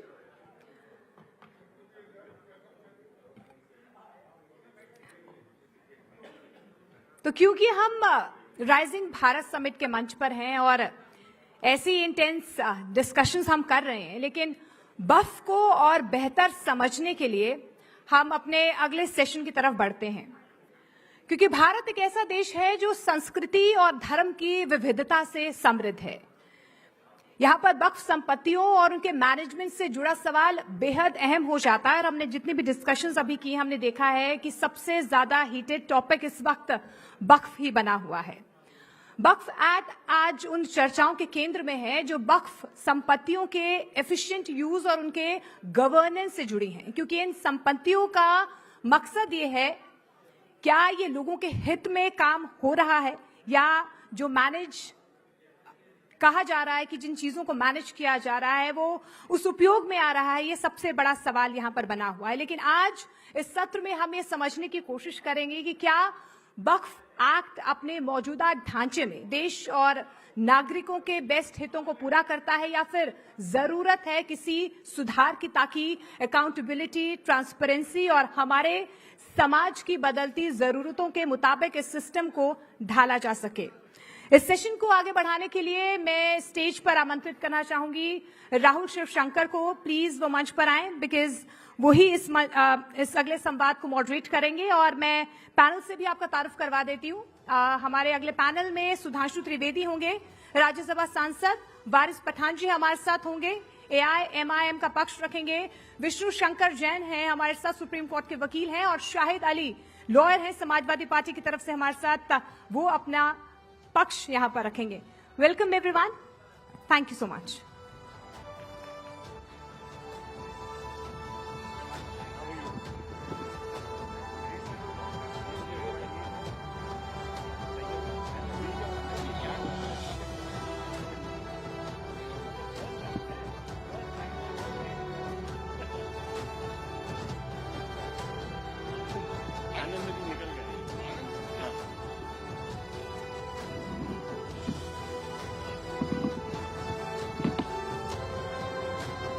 Ladies and gentlemen, thank you very much for your patience. We promise to be better behaved than the panel before this. But we're going to discuss something very interesting. The Prime Minister has spoken for the first time on the Wakaf Amendment law. And he's come out and said that it is the Congress that perpetuated iniquity in our society, and it is because the Congress believes in appeasing the hardliners that the Wakaf Act of 1995 came about, giving one community privilege over all others. How does our panel this evening react to this statement by the Prime Minister and the debate that it has sparked across the political spectrum? Let's get a sense of that. I want to first begin with Waris Pathan, who is, of course, the irresistible force. on this panel, and he will, of course, be taking on the immovable force, Sudhanshu ji. So, Varis Bhai, I want to understand something from you. You say that the Wakaf bill perpetuates inequality and discriminates against Muslims. Can you explain how? Well, Rahul, the apprehensions which we are having regarding the Wakaf Act, they are coming true now. As we rightly said that by incorporating Article 3D in the amendment, they will now say that it is ASI protected thing and they will take away the property. Their intentions were right. And so what happened yesterday? In UP, the ASI came there at the Sambal Mosque. They removed the green board. They put a blue board and that instead of Jama Masjid, now they have written it Juma Masjid. This will go on and on. That is why we say this bill, which Act now is totally unconstitutional. It is a violation of Article 14, 24, 25, 26 of the Constitution, which is given to us by Dr. Babasaheb. And I say why? Article 14 talks about equality, Rahul. Equality should be everywhere, whether with the Hindu Endowment Board or with the Muslim Waqf Board. In Hindu Endowment Board, you cannot have a non-Muslim, non-Hindu. In Waqf Board, you can have Hindus. In Hindu Endowment Board, anybody can give Waqf. But in Muslim Waqf Board, only a Muslim who is practicing 5 years as a Muslim religion is only entitled to live. Now, why is the discrimination? That limitation period. Now, Modi said that we want to remove encroachment and all. There was a bill brought in 2015, but they have removed that. Now, if a person is there encroaching the property for 12 years, he will become the owner of that property. You have removed that, whereas this is not there in that property. So here also there is a discrimination. The right to practice religion is a fundamental right guaranteed to us by the article which is given to us by the Constitution. Article 26, I have my right. You cannot interfere into what I am doing in my religious affairs. This is the private property. This is the personal religious affairs. You cannot just enter and say, no, we will take up. You talk about corruption. Well, corruption is not there. Corruption is everywhere.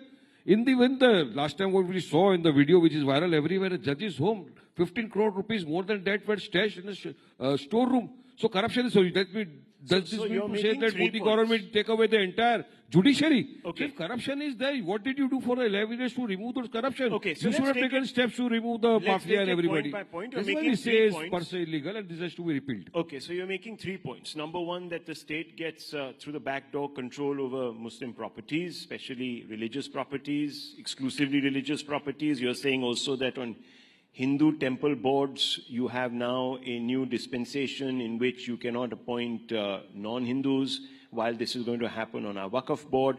And the third, which is a point that you have been making for a while now, that fundamentally you have a situation where you feel, and I find that strange, because for 75 years, the state has exercised control because they apprehend corruption in Hindu temples on temples. So I don't see how you're being singled out as Muslims, because the majority has suffered this for 75 years. But Sudhanshu ji, जरा आप विस्तार से ये बताइए कि ये bill जो ये कह रहे हैं कि मुसलमानों के राइट्स को सर्कमस्क्राइब करता है, वो आप क्यों इससे डिसएग्री करते हैं? There are three aspects. One is a technical aspect, one is a political aspect, another is a moral aspect. On technical ground, it is categorically clear. Number one, it has nothing to do with the committees of mosque, dargah, and qabristan. They are going to be unaffected by this.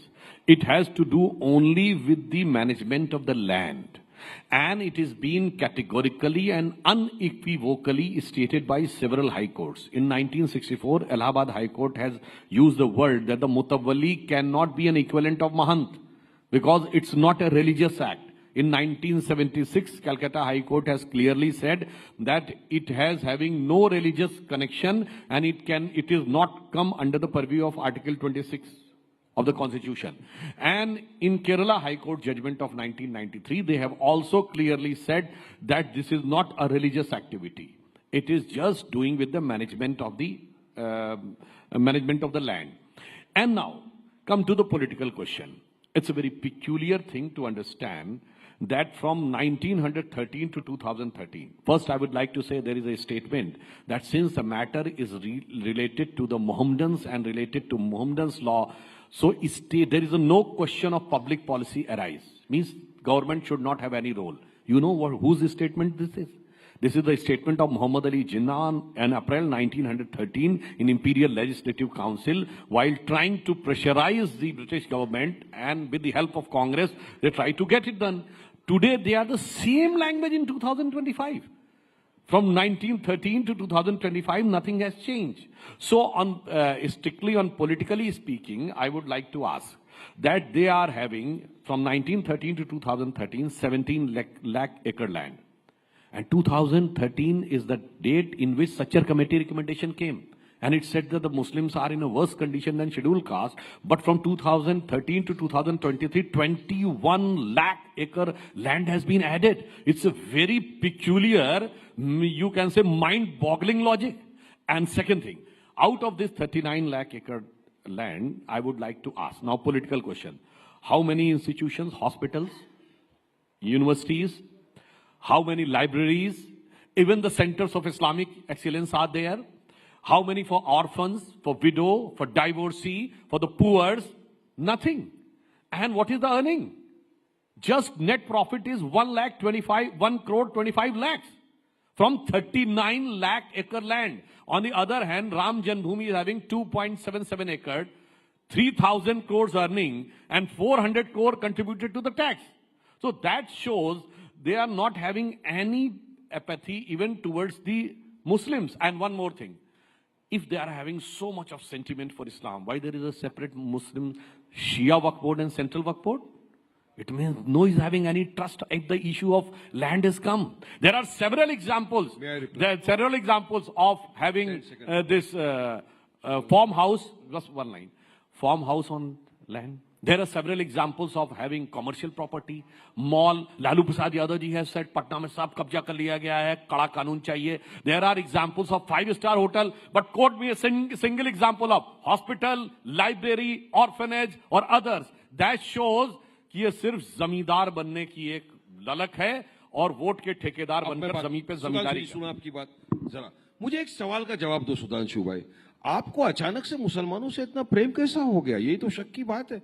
आपको हमारे 2 minute की अजान से तकलीफ है, 10 minute अगर कोई रास्ते में नमाज पढ़ लिया उससे तकलीफ है, आपको हमारे हिजाब से तकलीफ है, आपको हमारे खाने पीने से तकलीफ है, आपको हमारे दाढ़ी टोपी से तकलीफ है, आप अगर कोई चला गया शक की बुनियाद पे JSR नहीं बोला आप उसको मारते हो, आपको इतनी सारी चीजों से तकलीफ है, आप बिल्किस बानो के बलात्कारियों को खुले फिजाओं में छोड़ देते हो, जब छूट के आते बेल पे आप उनको गार्लैंड करते हो, टिकट देते हो, जकिया जाफरी इंसाफ मांगते मांगते मर गई, उनको आपने इंसाफ नहीं दिलाया। आपको अचानक से मोहब्बत ये जो आई है ना सुधांशु जी, ये वफ को बचाने के लिए, ये वफ को खत्म करने के लिए आप कर रहे हो, झूठ फैला रहे हो, आप भरम फैला रहे हो देश में। आप अगर आप यकीन में इंसाफ की बात करते हैं आपके तो जवाब मुसलमान बहनों को दीजिए, डिमांड रिवर्स आपके जवाब देने से पहले मैं एक चीज छोटी बात कहना चाहता हूं। मुसलमान जेल में बेकसूर बंद है, छोड़िए उनको, क्यों नहीं देते हो बेल उनको? वारिस पठान साहब, आपको उन मुसलमानों से आज तकलीफ है जो वकफ एक्ट को सपोर्ट कर रहे हैं। मणिपुर में घर जला दिया, नहीं आप मेरी बात सुनिए। वायलेंस इज कंडेमनेबल, मैं बोल रहा हूं आपको। That is not easy to say, no, because the chilling effect of that act, and it's not just against one Muslim in Manipur. There have been several incidents where Muslims who have supported the BJP's position on the Wakaf Act have been attacked. The chilling effect that goes through the community means that hundreds and thousands of other Muslims, women, pasmandas, others from different communities who are benefiting will also now keep quiet. So this is not an exception. And this doesn't mean that there's one incident. But one second, let him respond. Jafar in our community. Let him, no, Mir Jafar. Peculiar gains and benefits are so if people follow the constitution. Because Modi has given them okay, post, so one second. They want something from Modi. That's why they're one second. Are you saying, knowing that they are going are you saying that people who respect the constitution are Mir Jafars? No, this is the question of not respecting the Constitution. We are respecting the Constitution, and that is why we have moved the Supreme Court. Had we not respected the Constitution, we would not taken the due process of law. We have gone to the Supreme Court. Good. We have filed an appeal before the Supreme Court. That's a good thing. I'm not denying. But there are certain people who want to just sit with that so Modi gives them something. They have a And right. for their peculiar that is democracy, personal sir. peculiar gains and that benefits. That doesn't matter. That is also democracy. He has used the word that he is against violence. But Afzal Halat ka mara hai. Who was the mastermind of attacking parliament. याकूब मेनन की judicial killing हुई है, जाकिर नायक शांति का मसीहा है, इशरत जहां बेटी है, हाफिज साहब है, भारत तेरे टुकड़े होंगे इंशाल्लाह कहने वाले भटके नौजवान हैं। गजब की डाइकोटोमी ऑफ द कैरेक्टर है कि I am against violence but I am in favour of those. आप ऐसे मुस्लिम्स के साथ रहते हैं. Let me complete the sentence sir. Condemn करो. सुनिए, very important point I want to make. When Manmohan Singh was prime minister, who was invited to prime minister house? Yasin Malik, who was accused of murdering several IAF officers. When Modi ji became prime minister in 2015, which Muslim was invited? It was the 50th year of the martyrdom of Veer Abdul Hamid.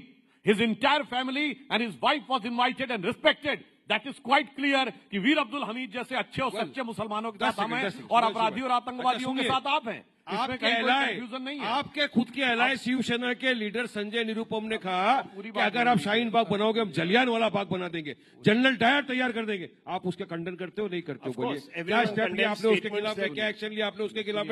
आप जलियांवाला बाग बनाएंगे, general Dyer बनाएंगे. उसके बाद भगत सिंह पैदा हुआ था और वारिस पठान बोल रहा है आप बनाएंगे, आप बनाओ जलियांवाला बाग, वारिस पठान आगे खड़ा रहेगा, मारो मेरे सीने पे गोली, आएंगे गोली हक की इंसाफ की लड़ाई के लिए. सुनिए, हाँ ये वायलेंस के अगेंस्ट है. 15 मिनट के लिए पुलिस हटा लो तो देख लेंगे. 20% 100 करोड़ पे भारी पड़ेगा. जलियांवाला की बात तो जुदा नहीं कर रहे हो. छोड़िए, गुल्ले काटे जाएंगे, राम राम चिल्लाएंगे, उसका कंडेमनेशन करो नहीं करेंगे. प्लीज वारिस भाई, look, we are coming to the serious aspect. We're one stage today. Can he quote a single Muslim country in which Waqf board is having this type of provisions which India's Waqf board is having? I challenge him. Second thing, can he quote a single minority community in India? Does Buddhists have this right? No. Sikhs have this type of right? No. Christians have this type of rights? No. Parsis have it? No. Jews have? No. Even the Christians, the Catholic Bishop Council of Kerala has written a letter on 31st of March this year that this should be amended because 400-acre land of Christians has been claimed by them.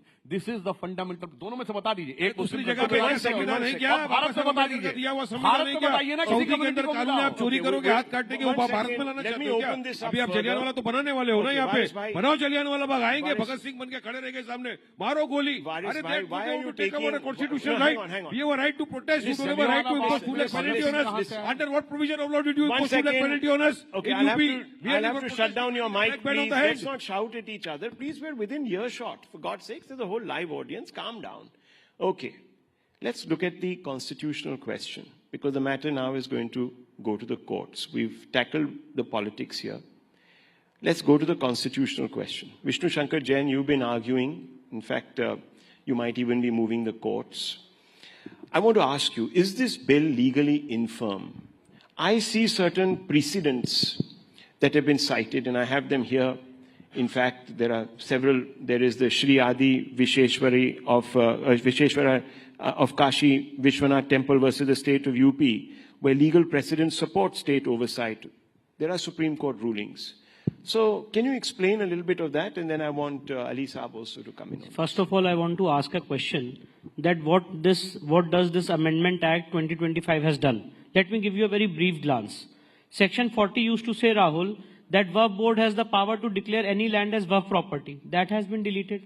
Section 104 used to give a provision that a non-Muslim can also donate to Waqf, which was against the Islamic tenets. That has been deleted. Section 107 gave an exemption of the Waqf from the Limitation Act. That has been deleted. The Administration of Evacuee Property Act, which all the properties were of central government, that was given to Waqf by Rajiv Gandhi government by Section 108, that has been deleted. So the unfettered and unchecked powers which were there under the Wakaf Act 1995 has been curtailed by the present Amendment Act 2025. Now, let's come to the constitutional aspect of it. The first Waqf Act in this country was introduced pre-independence in 1913, and the next Wakaf Act came in 1923. And Rahul, if you will have the provisions of those two acts, the only provision was there to get the Waqf property registered before the district judge. It is over a period of time, over these 100 years, that so much powers have been given that today we know a very well-known saying is there in the legal terms: power corrupts, and absolute power corrupts absolutely. And it is because of that Surat Municipal Corporation was declared as Waqf property. Allahabad High Court's land, A portion of Allahabad High Court's land was declared as the Waqf property matter travelled till the Supreme Court. Then Bed Dwarka was claimed to be Waqf property. Chandrasekhar Azad Park was claimed to be the Waqf property. So the present Amendment Act has only curtailed the unchecked powers which was given to the Waqf board. And Rahul, let's analyze. The major ground of challenge is what? That you have introduced two non-Muslim members in the Wakaf Council and in the Waqf board. This is the major ground of challenge. Now in the Wakaf Council, how many members are there? 22 members are there. And these two non-Muslim members will not be ex officio. It is mentioned in the Act. These two non-Muslim members in the Wakaf board will not be ex officio. So when you were receiving money from the non-Muslims under section 104, then also they were there. And I want to ask you a question. Waris bhai bhi mujhe bataएं, दो बातों का जवाब दें. Where is, in which Quranic text or in which hadith the concept of verb by user is there? Please tell me. Point number one. Point number two, Waris bhai, please bataiye whether the Wakaf Act 1995 does not apply, whether the Wakaf Act 1995 applies to non-Muslims or not. It applies. Because of the judgment of the Supreme Court, Rahul and Rashid Wali Beg. So if it applies to non-Muslims, just let me finish. If the Wakaf Act 1995 applies to non-Muslims, why should non-Muslim members should not be there in the Wakaf Council and Wakaf Board? If it applies to me. Okay, now and according to my submission, it applies. Acha Vishnu, you have raised a very nice question. I'll rebut it. You spoke about equality. You spoke about the Constitution. You say why it should not be applied here, why is applying there. Hindu Endowment Board. Why don't you allow Muslims to be a part of it? Because no, in Hindu Endowment Board, you will allow other people from other community to give waqf, to give donation. But that is not. It's not a masjid committee. Do you have removed now? About temple committees. And anybody can donate now. But as per the new amendment, Muslims can only donate to Muslims in our waqf. That too 5 years you have to show that you are a practicing Muslim. Now what is the criteria to show that a person is practicing for 5 years? Okay. What is the criteria? I want to know that because Rahul, if I want to donate, I should know the criteria for donating for 5 years. बहुत साफ बात है. देखिए ये बात मैंने parliament में भी बोली थी. I want to make it very clear.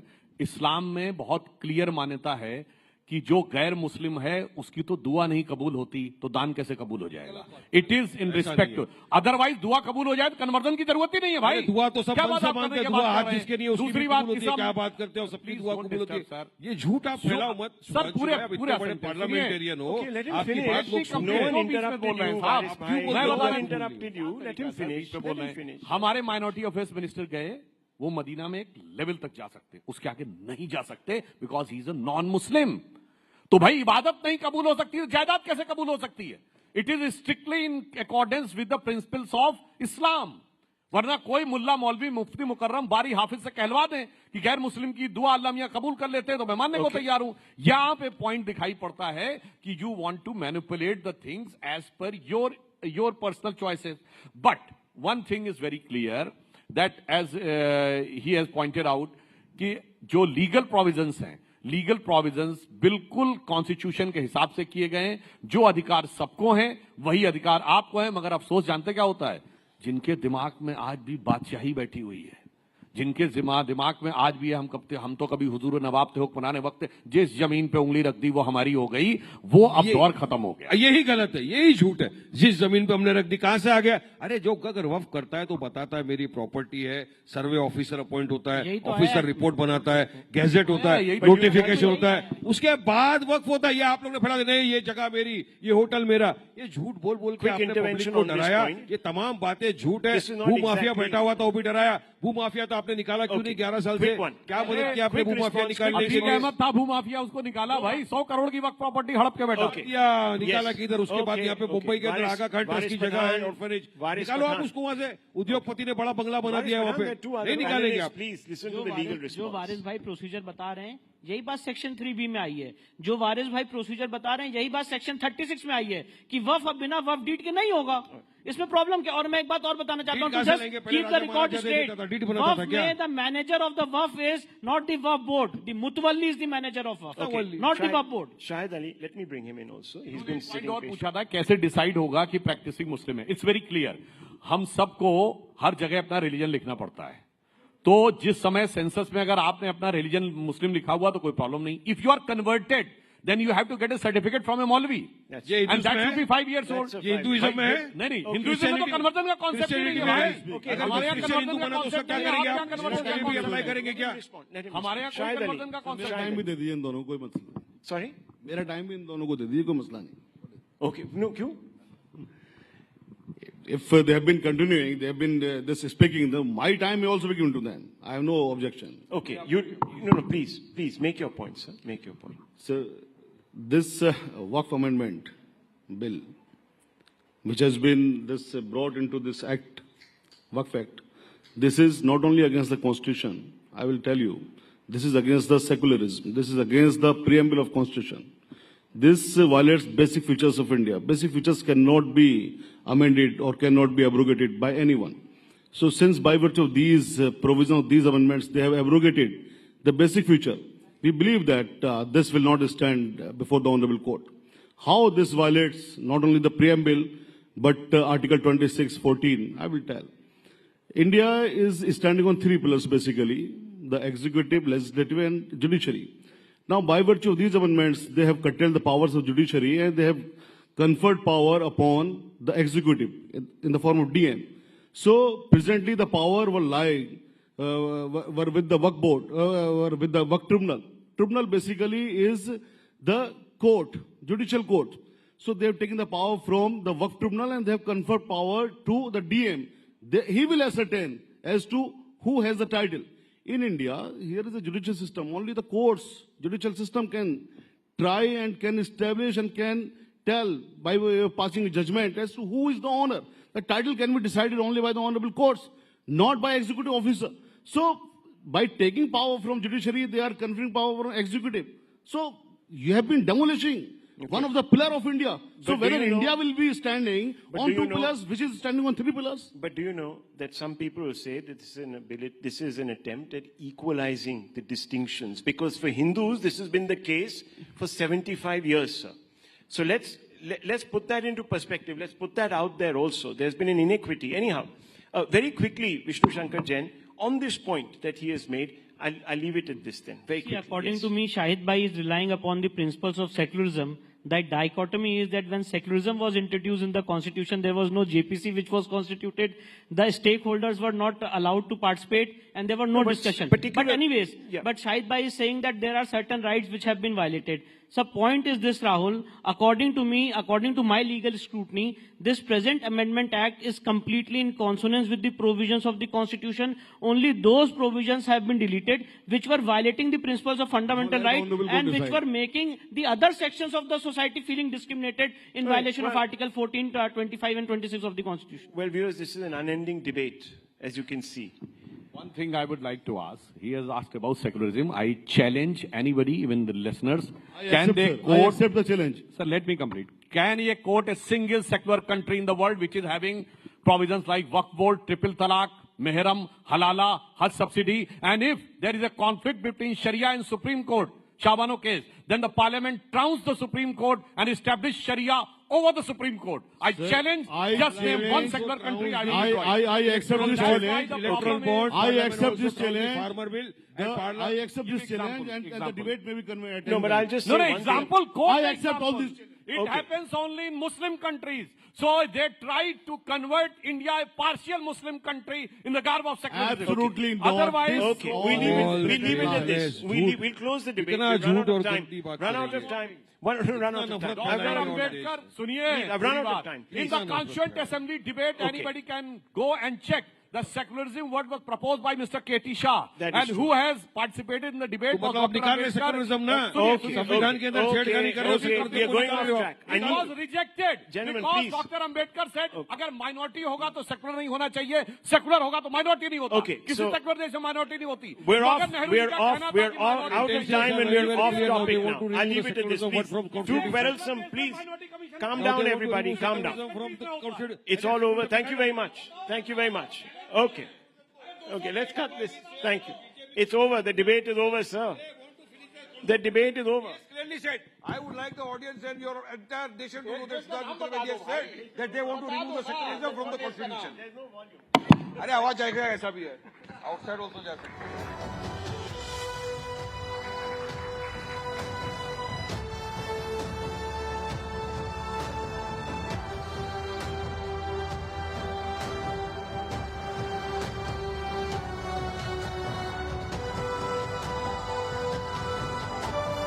Thank you, panelists, and thank you, Rahul, for that very fiery discussion. As many of you are aware, the global trade environment has become increasingly complex in recent years, as has the politics of our nation. And one of the most significant shifts has been the imposition of reciprocal tariffs by the United States. This move has placed India in the spotlight, highlighting the delicate balance between economic growth, trade policy, and international relations. This upcoming session today will focus on understanding how these tariffs are affecting India's trade dynamics, the challenges they present for Indian industries, and the broader implications on the economy. To provide a deeper understanding of how India can best respond to these tariffs while continuing to thrive on the global stage. My colleague Shivani Gupta will be moderating the session today. Shivani, the stage is all yours. And joining Shivani with us is Gusharan Singh, who's a renowned economist, Dipanshu Mohan, Director, Center for New Economic Studies, and P.K. Basu, economist. What a stellar set of experts Shivani has. And I'm sure you all can't miss this discussion. It's the topic of discussion today. In fact, Dr. Jaishankar was with us, and he couldn't help but touch upon that topic as well. The stage Absolutely. Thank you so much, Akansha. I know that we've had a few fiery rounds and people need a break, but a big round of applause, please, for the three gentlemen joining me here on stage. Actually, this is the burning issue of our times, isn't it? But we're going to have a much sober debate. I don't know whether that's a good thing or a bad thing, but let's have it at it. Let me begin with you, Gusharan Das, and I'll dive right in. India is in a precarious situation because we're kind of doing okay. We're kind of okay as far as the heat from US tariffs, reciprocal tariffs is concerned. But, you know, we are not the major player in the market. So we have to be very wary of the headwinds that come our way because of others that are getting affected, namely US and China. So US increased its tariff in a fit to 104% on China. Just yesterday, China has increased its tariffs on US goods to 84% now. Are we all going to burn in this fire, which is primarily between US and China? That's the big question. Well, first, I would say that India is in a relatively better position because we are not an exporting country. Now, that's not something to be proud of, but in this circumstance, it means that the impact will be relatively modest. And secondly, in the products that we sell to America, the tariffs on our competitors are higher than they are to us. So we have that particular advantage. Where we are going to get hurt is because the global economy is weakening as we speak, moving to a recession, and it will, and that recession in the world will hurt us. But actually, Gusharan Das, interesting you talked about a global economy. Many believe the global economy is dead. There is nothing called globalism going forward. Well, I wouldn't say quite that, but I would say that this is also an opportunity for India. If we play our cards well, this may be the opportunity to really become an exporting country, which is to say that the reality today is partly why we are not an exporting country is because our tariffs are too high. And therefore, we have not been able to join the global supply chains. And as a result of that, we have, frankly, and the main issue for India, there's only one big issue for India, and that is jobs. Right. Half of India's population is still on the farm. Mm-hmm. And the farms only need those, and that's a lot of people. Mm-hmm. And they have no future of rising. We're talking about India rising. Mm. They have no future. So the only way that this can be done will be through creating a larger manufacturing base. You know, every country that rose up, I mean, since 1991, India has grown at 6.35%. Now, this is very good for democracy. We have lifted 450 million people out of poverty. We have, the middle class has grown from 10% to 30%. Now, this is all very good. But we have to do so much more. We have not created an industrial revolution. Yes, and that has been a pain point for quite some time. We've been hearing about it for the last 15, 20 years at least. But Dipanshu, sticking to the tariffs, I want to press on this question with you. Is the global economy, the way it used to function, dead? Is that order dead? What is going to come after this if this is what is going to happen? Okay, thank you for having me here. Much more civic in terms of what I was listening in the last two sessions. So it's a very critical point in economic history and political history for nations. There are turning points in history for every century. This is precisely one of them. So a lot of things would look clearer 6 months, a year down the line. Where I think India is in a relatively better position is that it started aligning with other regional groups much earlier in the conversation. I think thanks to a little bit of foresighted thinking by the current administration, at least from projection purposes. So one good example is what India's been doing in BIMSTEC, within conversations as part of BRICS. It's trying as much as possible to be part of regional groupings where they have strategic interests. Is that the way to go, regional more than global? Absolutely, because in the rise of multipolarity, there are multiple poles of strategic alignment. And you have regional competitive advantages. Where I think India has been affected economically is that it's been very vulnerable on a few sectors, which I am sort of worried, which is agriculture, sectors like dairy, poultry, which will be big contesting points in its FTA conversations with the US. That's under a sort of discussion point. It's been a larger trade issue for many developing countries. Yes. And I think because we have lesser leverage given what the US is doing, you would find these sectors to be very critical in the way how India positions itself. Okay. As of right now, if you really look at the information out, we don't really have a very clear, cohesive trade policy vision.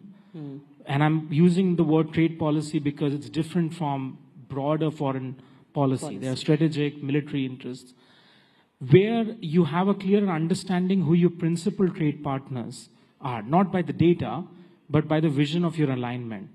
And India has right now an FTA negotiation, even with the EU. I think the diversion of the trade conflict from what you're going to see between the US and China will have ramifications on India as well. And I think it is there where there is a case for a better alignment of India's partnership within the Asian continent and in Southeast Asia. Yeah, you know, of course, a lot of people are also suggesting why don't India and China get together better and kind of ride this out. But we all know the problems we have, the geosecurity issues, the national strategic issues that we have. So if I have time, I'll try and touch on that. But PK Basu, I want to ask you this. Donald Trump is saying countries are coming to him and begging him. Should India also join that queue, or should we stand our ground? What is the best way to negotiate with Donald Trump? Well, let's get away from some of the rhetoric and the sort of abuse of Trump that is now sort of the global consensus. Donald Trump has been very clear, since 1988 at least, that America is being taken for a ride. I think in 1988 he was perhaps a little bit ahead of his time. But the simple fact is that what America faces and the world faces is one economy, China, that is not a market-based economy. And I have been saying this for 25 years, and I'm glad that Donald Trump now also says something similar in roundabout ways. But the simple fact is this. So if you look at China, In the year 2000, I'll just start with steel. Steel is a very basic thing that is produced all over the world. In the year 2000, world steel production was 840 million tons, of which China produced 128 million. And it was already the largest amount of steel produced by any country in history. By 2007, that went to 400 million tons for China.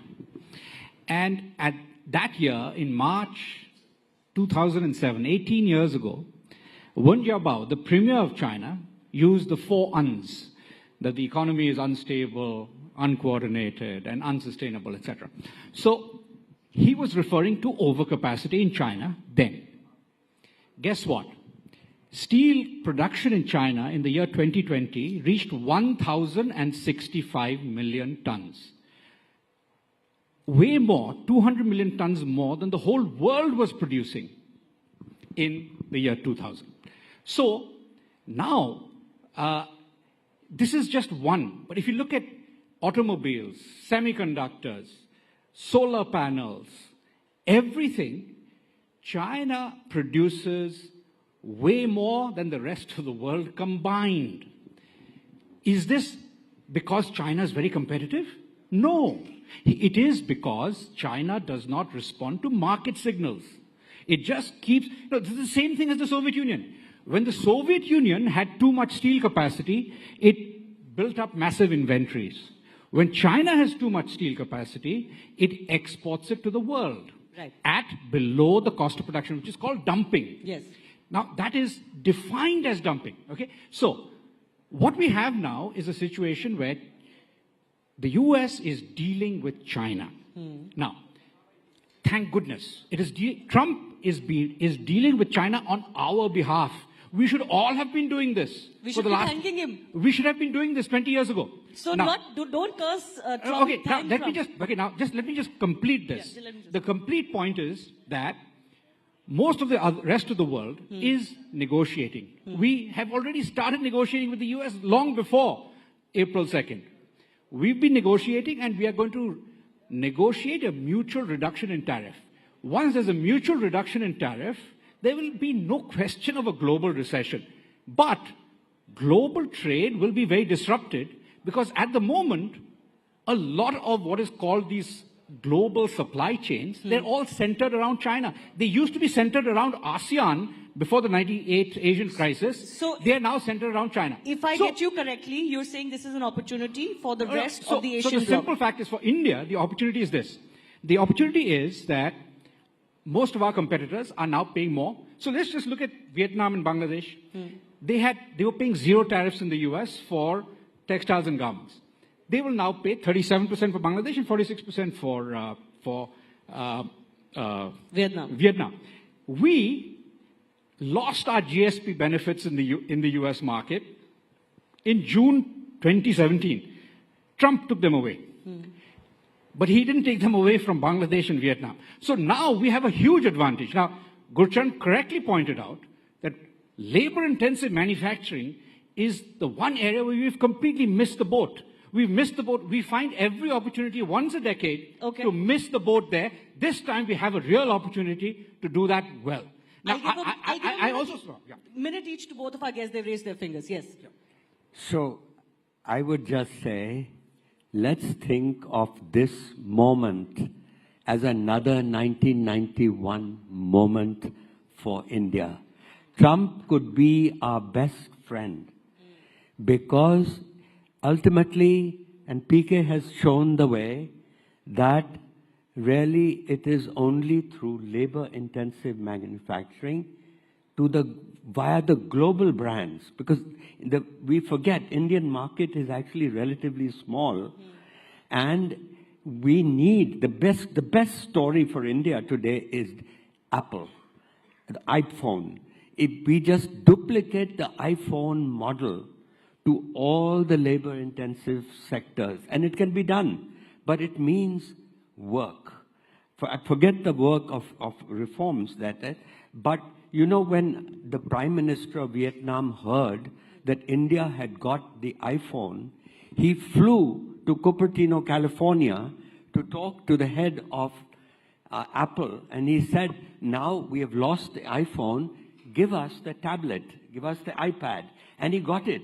Now, every chief minister in India has to behave in that way. And it can be done. So opportunity, but it needs to be grabbed. And as you were saying, gentlemen, that we have missed those opportunities in the past. Dipanshu, very quickly, I have a final round of questions. But one thing we have to be clear. We have 10 years of data of the current government and what it has done. My problem is a lot of this has been said year after year. They've had number of opportunities. What you would find it difficult to understand is the issue around precursor to labor-intensive manufacturing is human capital development.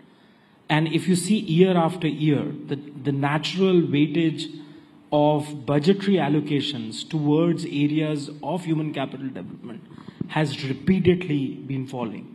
Now, where you would find India to become ready is investing in a medium to long-term vision, which I feel is more or less lacking.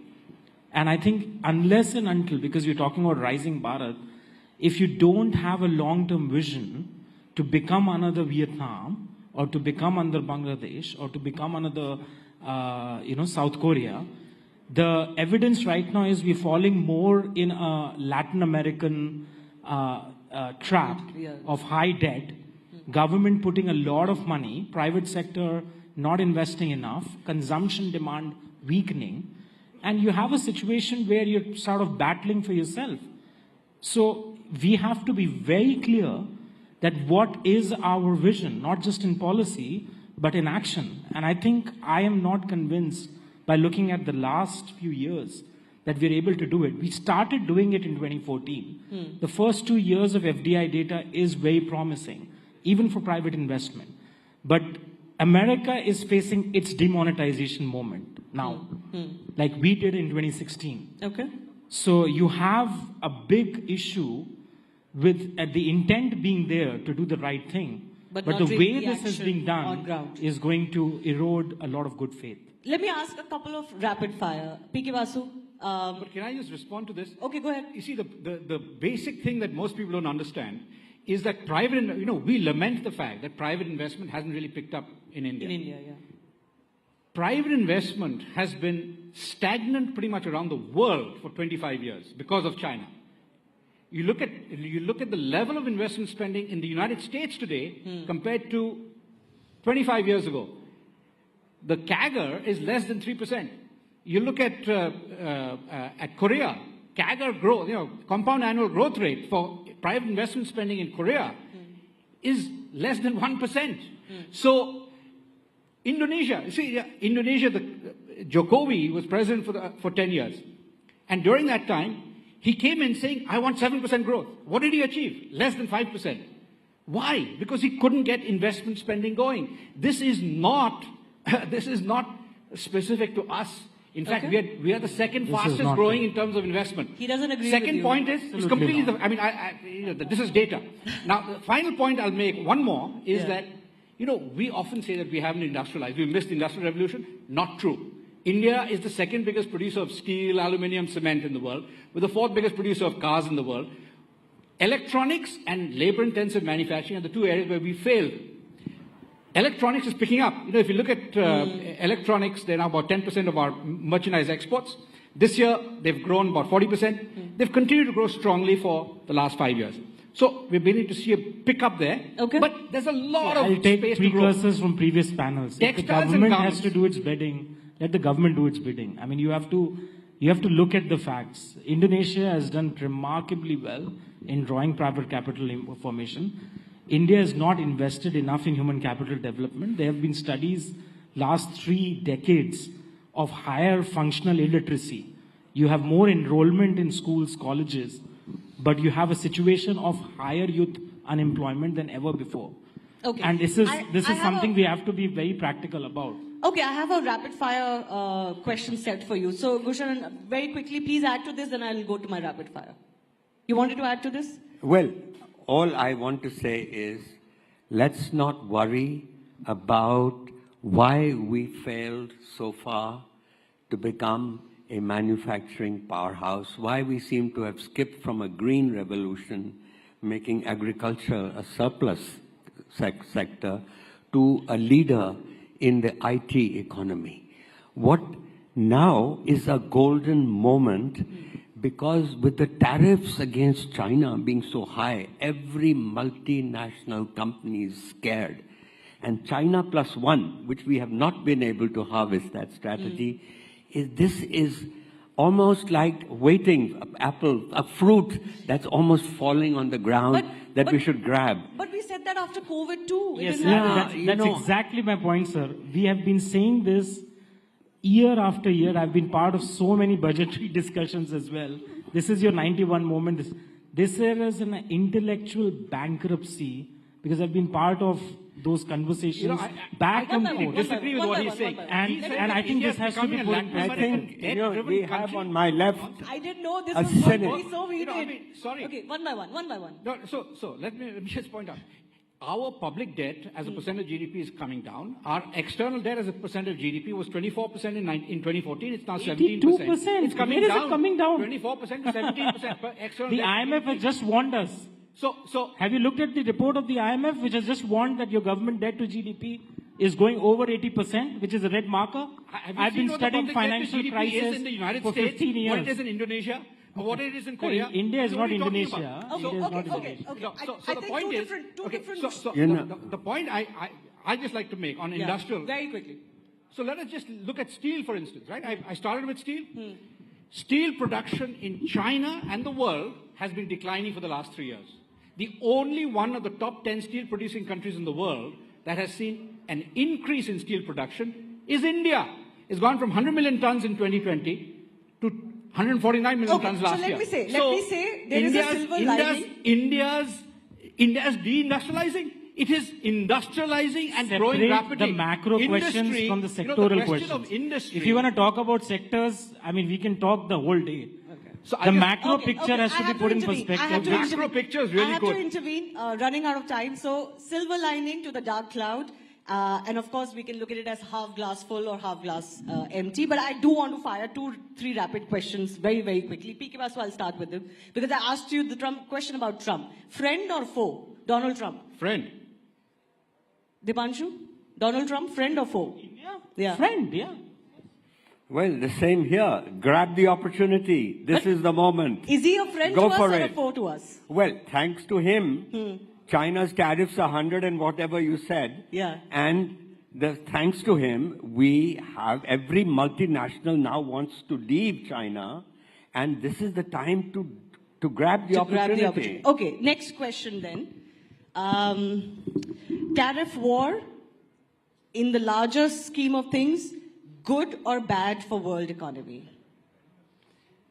Obviously bad for the world economy short term. In the long term? Good for US manufacturing strength in the medium term, and hence good for a broad-based industrial recovery in the US, which is good for the world. Dipanshu, same question. I just said, I mean, in the long term, we're all dead. That's what Keynes said. You have to be very honest. Okay. It is bad because, as I said, this is America's demonetization moment. Okay. We can capitalize, but we are not showing Rapid fire. Good or bad? Tariff wars. It is very bad for the world economy. Okay. It's also very bad for the United States. So this, I mean, there was a reasonably good order. And what we needed was to reinforce and return to a multilateral system. Okay, but at the same time, you all agree this is an opportunity for India, right? No, yes, yes, and yes. I want to just say one last thing. I do accept this cynic here. Most people are now saying that China is about to take over the world. You know, if you must understand the Chinese economy is a colonial economy. Even Chinese, China still has 40% of its population living in rural areas. Yeah. They provide the cheap labor that drives China's economy. So 10% of China, which is the Communist Party membership, benefits, and the rest are slaves. Okay, so we can discuss Chinese we system don't want to be versus part of our China. system Separate till discussion the on cows China. come home. We That's need a a separate separate discussion. But I did want to end on a nice, slightly better note. The RBI has cut rates today, so consumers are a little happy. We don't know what the markets will do, how they'll behave, but generally speaking, India not as you have bad to as see the whether rest. it is passed on by the banks to the consumers. Sure enough. Just sure because enough. RBI's cut rates doesn't mean Sure banks. enough, the government does need some sentiment boost. And let's hope that at least as far as India is concerned, it's going to be in a better stead than the rest of the world. I do have to thank our guests for joining us. Pleasure talking to all of you, and thanks a lot for making this heated. Thank you. A big round of applause, please. Thank you, everyone, for our esteemed guests. 3 economists never agreeing on anything, that's a good sign. Thank you, Shivani. Thank you, esteemed panelists. As Malcolm X rightly said, the future belongs to those who prepare for it today. And so, as Sir said, let's seize the moment. I'm sure you all enjoyed that very insightful conversation. As I was saying, that External Affairs Minister Dr. S. Jaishankar was also here with us at Rising Bharat. And he also spoke extensively about it, but good to hear all those varied insights. And since we are now talking about future, let's also talk about the past. Up next, we are about to embark on a journey through time, exploring how India's rich history shapes its present and will influence its future. In this session, we will have to ask ourselves those crucial questions. How do we learn from our past to shape our present? What role does history play in crafting the identity of modern India? And perhaps most importantly, what kind of India do we envision for generations to come? Let's dive into this dialogue and see where it takes us. And for that, may I invite Anand Narasimhan to please moderate this session for us. Anand, the stage is all yours. And joining us for this session are Mr. Uday Maharkar, who is a former CIC, Professor Makan Lal, who is a historian and author, and Sanak Pular, who is a historian and art collector. Many thanks to you, gentlemen, for joining in. Anand, the stage is all yours.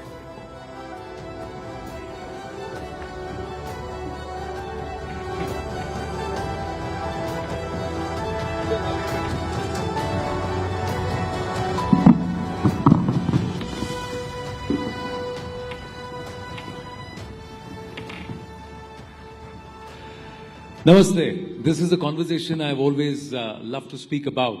Our history. The past, present and the future, let's have a historical dialogue. That's the thought process. Uday Maharkar ji and Makanlal ji and also Sanat. Thank you very, very much. My first question is, to understand our past, कहते हैं कि अतीत को समझना आवश्यक है, यानी भूत को, we have to understand. और भूत, if you are able to understand our past, reconcile with our past, accept it, that's when we can live in the present and perhaps look ahead to the future. How much do we know our history? And how much do we need to know our history to even be able to perhaps understand the present circumstances so that we can course correct for the future? I think there are many false and true narratives going around, in terms of history. I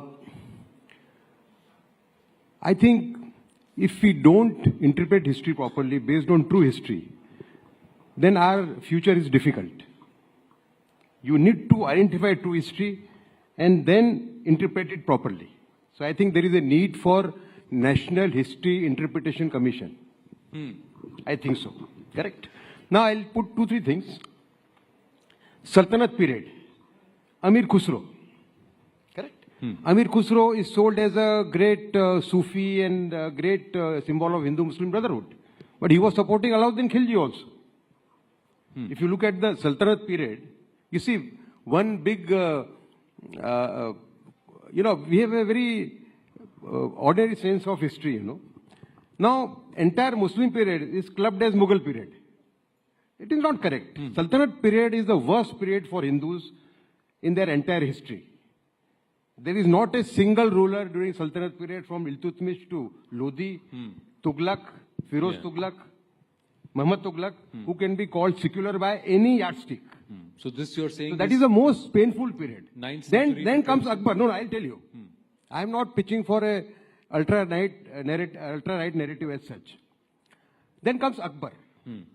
Akbar initially is a fanatic, and after 1570, he turns to modern interpretation of Islam and, becomes a moderate for that matter. Now, Akbar is the first person who withdraws jizya tax, He's the first person who puts a stop to temple destruction.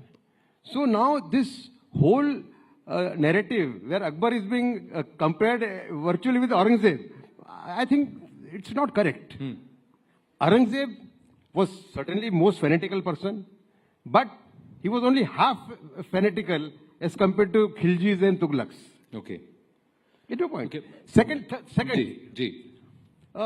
you see, the period between 8th and 12th centuries, when these Khajuraho-like temples were made, where even orgies were, depicted on the walls, correct? That is being sold as a golden period. My sense of history, my understanding of history, based on very good books, says that that was a decadent period of Indian history. Because Vamachari Tantric cult had taken over the society. There were Kapaliks who were doing sex in the open in the 8th and 9th century and 10th century. Correct? And that was the reason why Islam got a foothold in India. So what is being sold, by people who want to serve perverted content, sexually perverted content, that we are a land of those temples. Liberal values, open values. I don't think so, because that is the decadent period, because it was the period where Vamachari Tantric cult took hold of the society. Correct.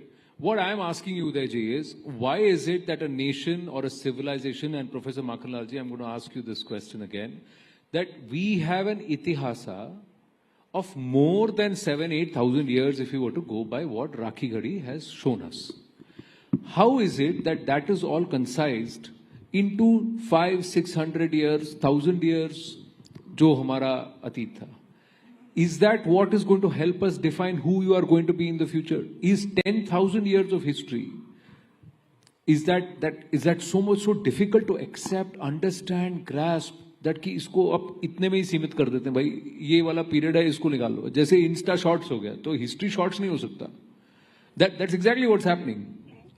I'm very grateful to you for asking this question, and this question I answer you as a university professor for 45 years. I taught in Banaras Hindu University, Cambridge University, Aligarh Muslim University. So this question is very dear to me. Why history? Why 500 years history or 10,000 years history?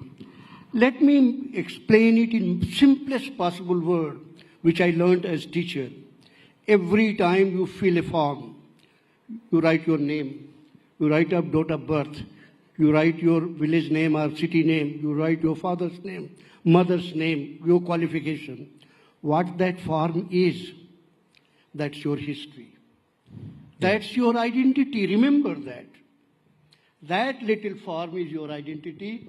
Because of that, एक column उसमें और रहता है. Is there any criminal case against you? That also is part of your own history. And therefore, same is applicable on nations. Whichever nation it is, they are your identity. History is your identity. And deeper the identity, deeper you are more stable. I will explain that briefly. But at the same time, always remember, why history is identity. Imagine a person who has lost his memory. ऐसा नहीं है कि we do not know. हम अब सब लोगों का वास्ता ऐसे लोगों से पढ़ा है जिनकी मेमोरी नहीं है. जिसकी मेमोरी नहीं है, is he able to relate himself with anybody? Memory जिसकी खो गई है, क्या वो अपने पिता को, अपने माता को, अपनी बहन को, अपने रिश्तेदारों को पहचान पाता है? He has lost his complete identity. आप उसको कहीं भी ले जाइए, he will not be able to understand कि जहां मुझे ले जा रहे हैं वो मेरे फायदा का है, गलत है. Same thing happens with a nation which forgets its history. History is not only its identity, history is also its future. And therefore, all the time I am asked this question, why history? क्या देती है हमको? अरे history gives you your identity, who you are. And that is why it's very important to study history, to know history. Believe me, to go to England, go France, go Germany. Even the most smallest house will have a rack full of history books to know their own people. Now I'm coming on very briefly, I will tell you why 500 years, why not 6,000 years. That is where the problem begins, when you become selective. History does not allow you to be selective. History does not allow you to write selectively. History does not allow you to write balanced history. No. History should be written as it is. And we, the people, consumer of history, must learn to live with history and not in history. Yeah, very nice. Live with history, not in history, and accept all of our history. That ये जो acceptance है ना उदय जी, and Sanat, I'll come to you in a bit. I'm just going to push Uday ji on this. This is what my grouse is, sir. If you believe that the Nehruvian historians balanced it out or tried to revisionize history, how is raking up the past in tones to say, this is the truth, this is what happened, going to help? Or is it to say, this happened, this happened, this happened, this happened, this also happened, and this also happened, and all of this makes us?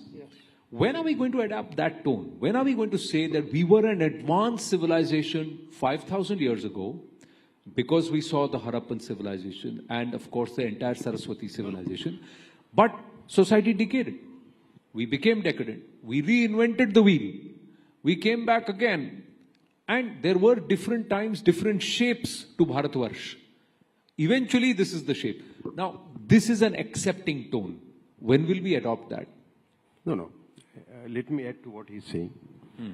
That it is, very essential that we know correct history and we interpret history in the right way. Correct. Now, you see, in that sense, Gandhiji's murder was a big jolt to the nationalist movement.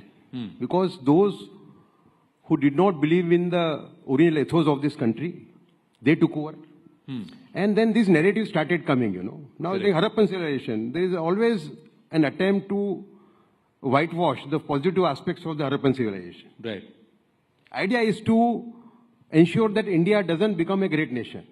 It is being done by a set of leftist historians, communist historians, and Islamist historians. Okay. The first thing which happened after independence, R.C. Mazumdar and Sir Jadunath Sarkar, two very balanced historians but patriotic people, they were sidelined soon after independence. No, Udayji, what I'm saying is, I'm not contesting all of this happened. Let's accept this happened. Jadunath Sarkar ji, R.C. Mazumdar ji were not allowed to present Itihasa as it happened.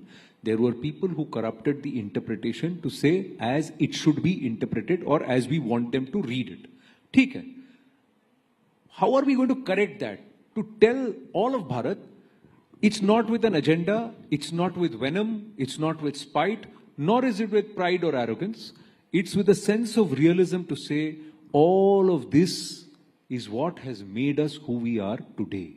Ye kab hoga? And I'm asking you this again, is unless this happens, I will repeat. Do you ever think that by 2047, that generation will be an accepting Bharatiya generation which knows कि ये मेरा भूत था, ये सब कुछ हमारे साथ हुआ है. How history is taught? And this is how it is. History is taught through schools. Right. The first lesson of history a child gets is from the school. Correct. So I'll repeat again. We need a National History Interpretation Commission based on scholars who will identify correct history and draw correct lessons from them. Otherwise, these false narratives, you can't tackle them. They'll continue. Ji Makhanlal ji. Can I intervene? Ji. Very simple way history is narrate the facts, all facts, first. So that people know what are the facts. There is lot of space for your own opinion, for interpretation, and always remember, you people have equal right to interpret the facts, not only historians. Correct. Therefore, I have always been of the view that first job of the historian is narrate the bare facts. Ji. Don't say this, that, and facts alone. Afterwards, you give the opportunity for people to make up their own mind about the fact. Ji. After that, you have all the time for interpretation. You have all the time for balancing. That will be history written by you, not necessarily the history itself. Right. That is your opinion of history, but public which reads the facts, they will be also able to form their own. Now the point is, how do I teach these facts? How do I make sure that every person sitting here understands the same set of facts and it is left to their interpretation how you want to interpret those facts? So that means a half glass full, half glass empty, and an empty glass after you drink it. No, there are three Anand, possibilities. Anand, then that can only happen when we set up a National History Interpretation Commission. So the point is, again, that is the only way. Otherwise, now there is all sorts of material is there in the market. Okay. Let me give just one example what is history, because he is also sitting quietly and very shy, not so aggressive like us. History, I'm telling you how to write. You may have a different opinion. He pointed out Gandhiji's murder. One fact is Gandhiji was murdered by Nathuram Godse. Other fact is court case went on. Those files are there.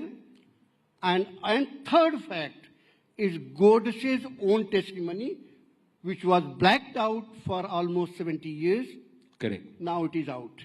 Now, these are three bare facts. You cannot amend any of this. You cannot hide away. Exactly. You cannot hide away Godse's statement. You cannot hide away. G.D. Khosla was the judge. He said, if there was a jury and all the people sitting in the hall were made part of jury, Godse would have been acquitted. That's Justice Khosla. I'll just, Anand, let me complete it. Let me complete it. I'll add something. Let me complete it. Let me complete it. Sir. But Justice Khosla gives a different judgment. Beyond that is all interpretation. Why Godse killed, what Godse meant in his testimony, why G.D. Khosla said if the entire hall was jury, Godse would have been acquitted. Now, all this is matter of your own interpretation. Correct. Facts have to be there. Correct. So what you are saying is put out rather than. Anand, I want to add one point. One point before giving a chance. Now. You see, take Savarkar's example. Savarkar is still being accused of Gandhi murder. Correct. In spite of other commissions, declaring him innocent, Correct. Now, in 1978, Manohar Malgaonkar, the great author, literary figure, he wrote a book, The Man Who Killed Godse. By no means he was a Hindutva person. Correct. He was an honest, patriotic Indian, Right. He met Digambar Badge, the person on whose statement Savarkar was arrested. Right. The one who became approver. Right. Badge told him in 1978, 30 years after Gandhiji's murder, that Savarkar had no role to play, had given the statement under the pressure of the then government. Right. No, I understand. What I am saying is, our itihas or history is... He was not part of the... Savarkar was not part of the trial. He was acquitted right in the beginning. Yeah, he was not. What I'm saying is, this has got to be history.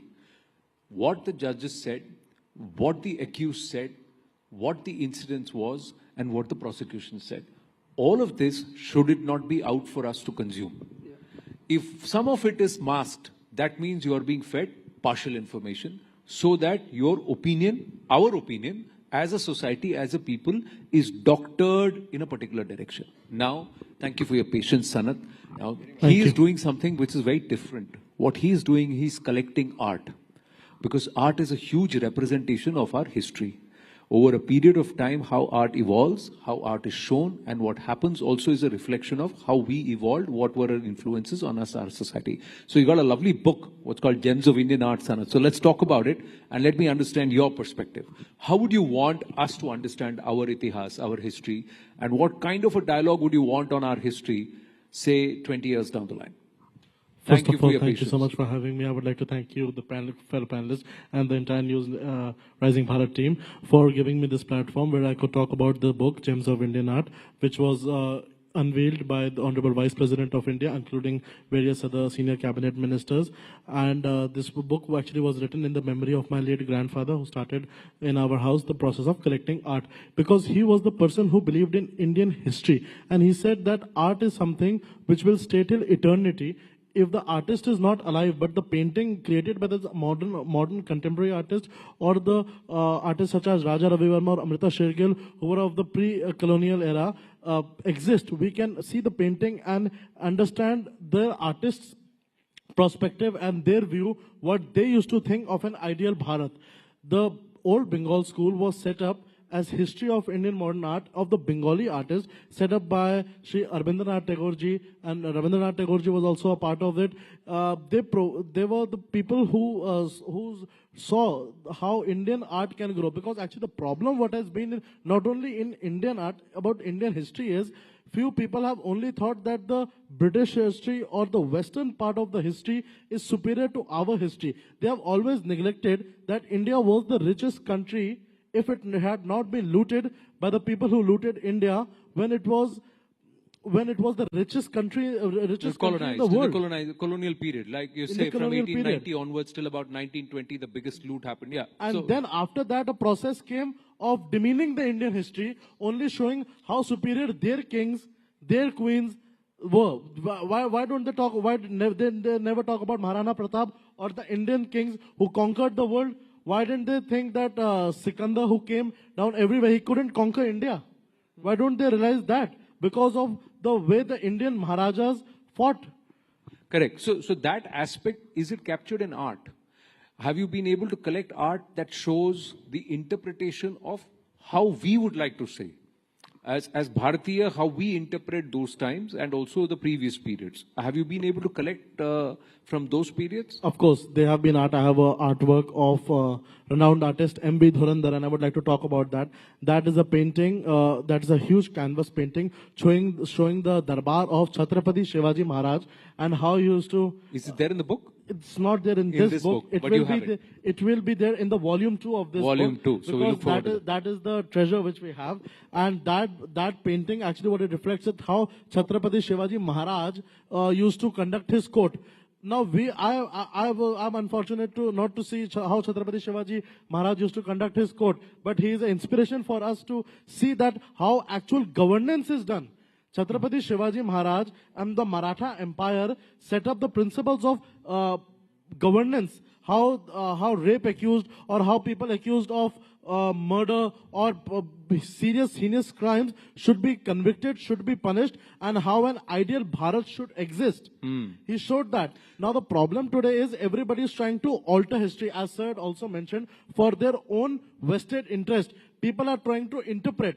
You should have the history put, you should have the paintings, you should have other forms so that people can decide these things. It's there. So the idea is, do you agree with that, Udayji?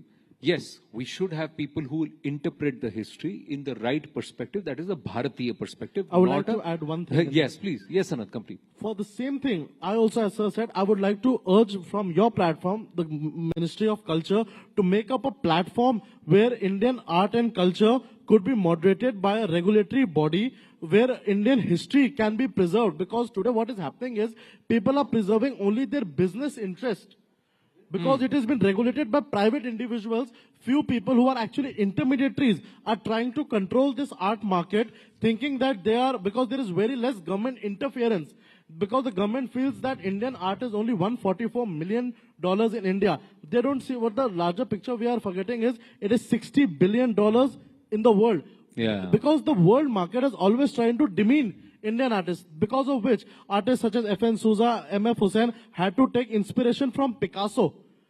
Right. Indian artists have now become something for which the newer artists which are coming will take inspiration from the Indian artist, the great history of India, to make paintings of the great history of Bharat, so that the future generations, 1,000 years down the line when we are not there, but the history, that painting exists, which is a part of the history, that should tell the world how the ideal Bharat looks like. Right. Very, very, very nicely put together there. But at least overall, do you agree that yes, we need to have someone who would interpret the facts based on how we want to shape the narrative for our country?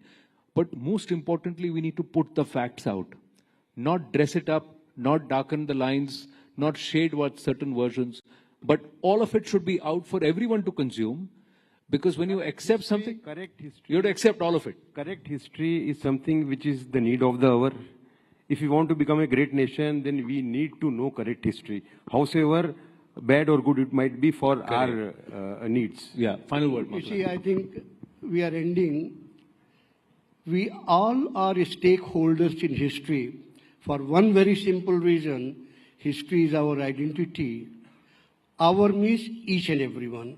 So therefore, we must be gracious enough to accept our history the way it is. Because there is no country in the world which does not have history. But only those people become great, those who accept the failures, successes, and everything else in the same spirit. You cannot be selective in history. Again, I will repeat one sentence. Please, please learn to live with history, not in history, and own everything. Good, bad, ugly, that is part of us. Not that this is not mine, this is not yours, this is yours. No.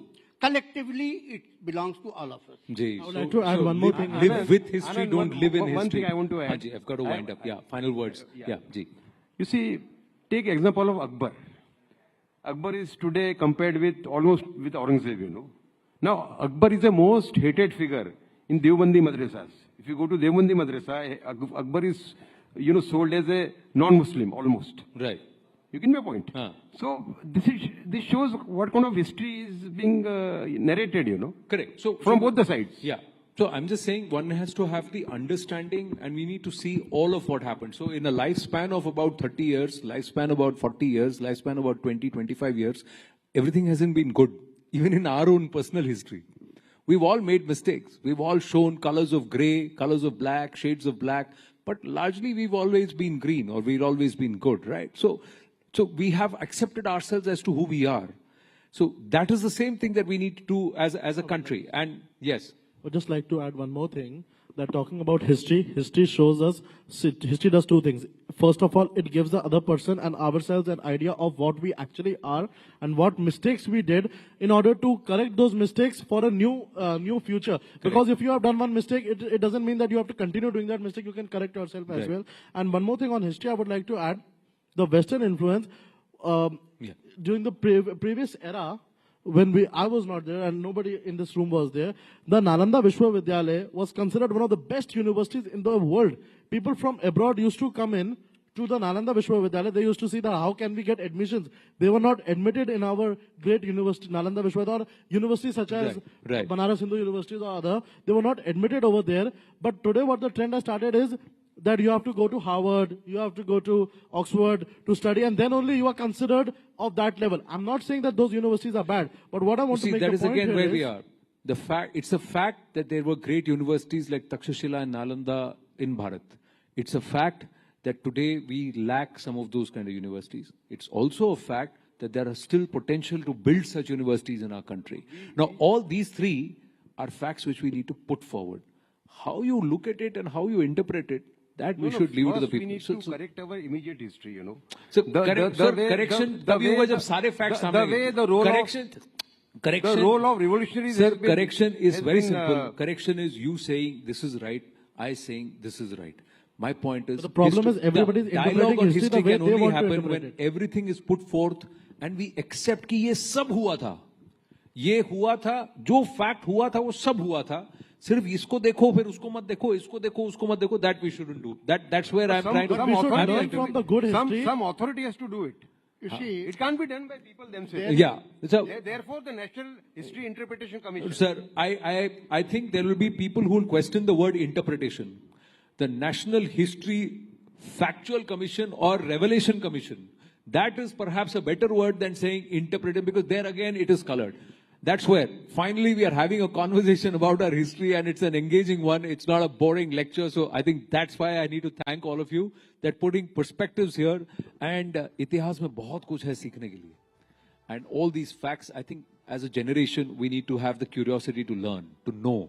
So that हम कौन हैं, कहाँ से आए हैं, कहाँ पर हैं और कहाँ तक जाना है, इसमें absolute clarity है. Thank you very much. Thank you.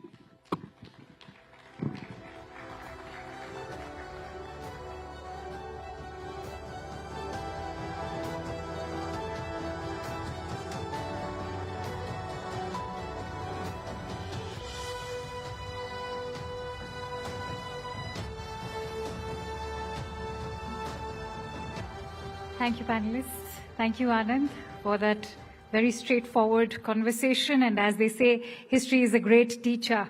We've learned quite a bit today as well. With that, it's also time to discuss about something that's extremely relevant today, the Indian judicial system. The judiciary is the backbone of any democracy, entrusted with the responsibility to uphold the rule of law and protect citizens' rights. But in order for it to remain effective, it must not only be impartial, but also accountable to the people it serves and transparent in its processes. And in this next upcoming session, we have top legal minds of our nation who will offer their views on judiciary's role in shaping the future of our courts. Ladies and gentlemen, please join me in welcoming on stage Avishankar Singhvi, who is an advocate at the Supreme Court, Arghya Sen Gupta, who is a legal scholar and founder and research director at Vidhi, Sumit Chandra, who is an advocate at the Supreme Court. This one is going to be my seat. And Ashish Dikshit, who's a senior lawyer at the Supreme Court too. Thank you for joining in. Ladies and gentlemen, let's welcome them with a huge round of applause, please. I have the pleasure of also moderating this session.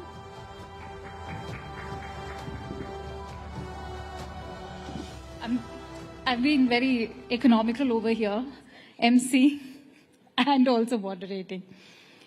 Avishankar. Avishkar, okay, so you've been spelt as Avishkar. But Avishkar, if I may begin with you, I just want to keep the tonality very informal because I happen to be a mother to a 13-year-old who always tells me, I want to learn more, but the legal jargon sort of gets boring. But I want to actually bring to the point why we are having this discussion is, of course, the month of March, which saw some international headlines, and that was also the case of Yashwant Verma. And that's why I want to ask you, when the Allahabad High Court says that you can't make us the dumping ground, where is the onus? Who takes accountability? Well, I'd start by saying that the Supreme Court is currently cognizant of the matter and a 3-member committee has been formulated. So I would exercise restraint in saying anything about the impending investigation.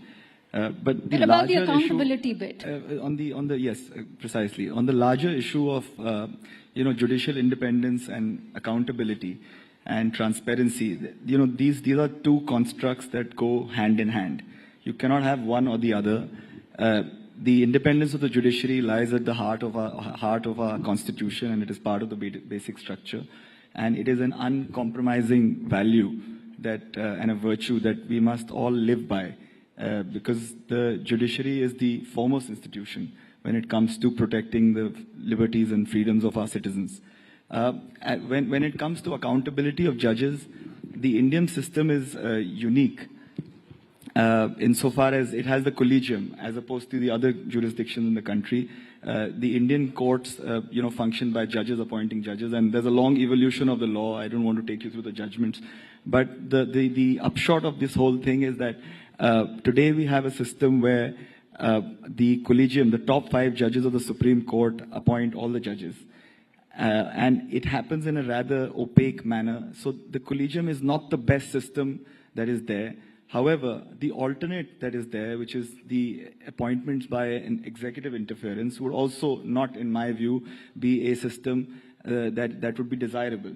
Because the collegium, for whatever follies it is still the best option in safeguarding the independence of the judiciary. But when you're talking about the follies, I want to bring you in on that note. In the year 2022, the law minister shared a figure of 1,600 cases where there were complaints against High Court and Supreme Court judges, but there could be no action taken.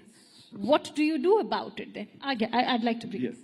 So I think the Indian judiciary has a serious accountability problem. And I think we must all be open in admitting that. The fact is that the provisions for accountability of the judges that were made in the Constitution were limited to impeachment, because we felt that these are persons of such high stature that it's unlikely that there will be too many allegations against them. And by and large, this is largely correct.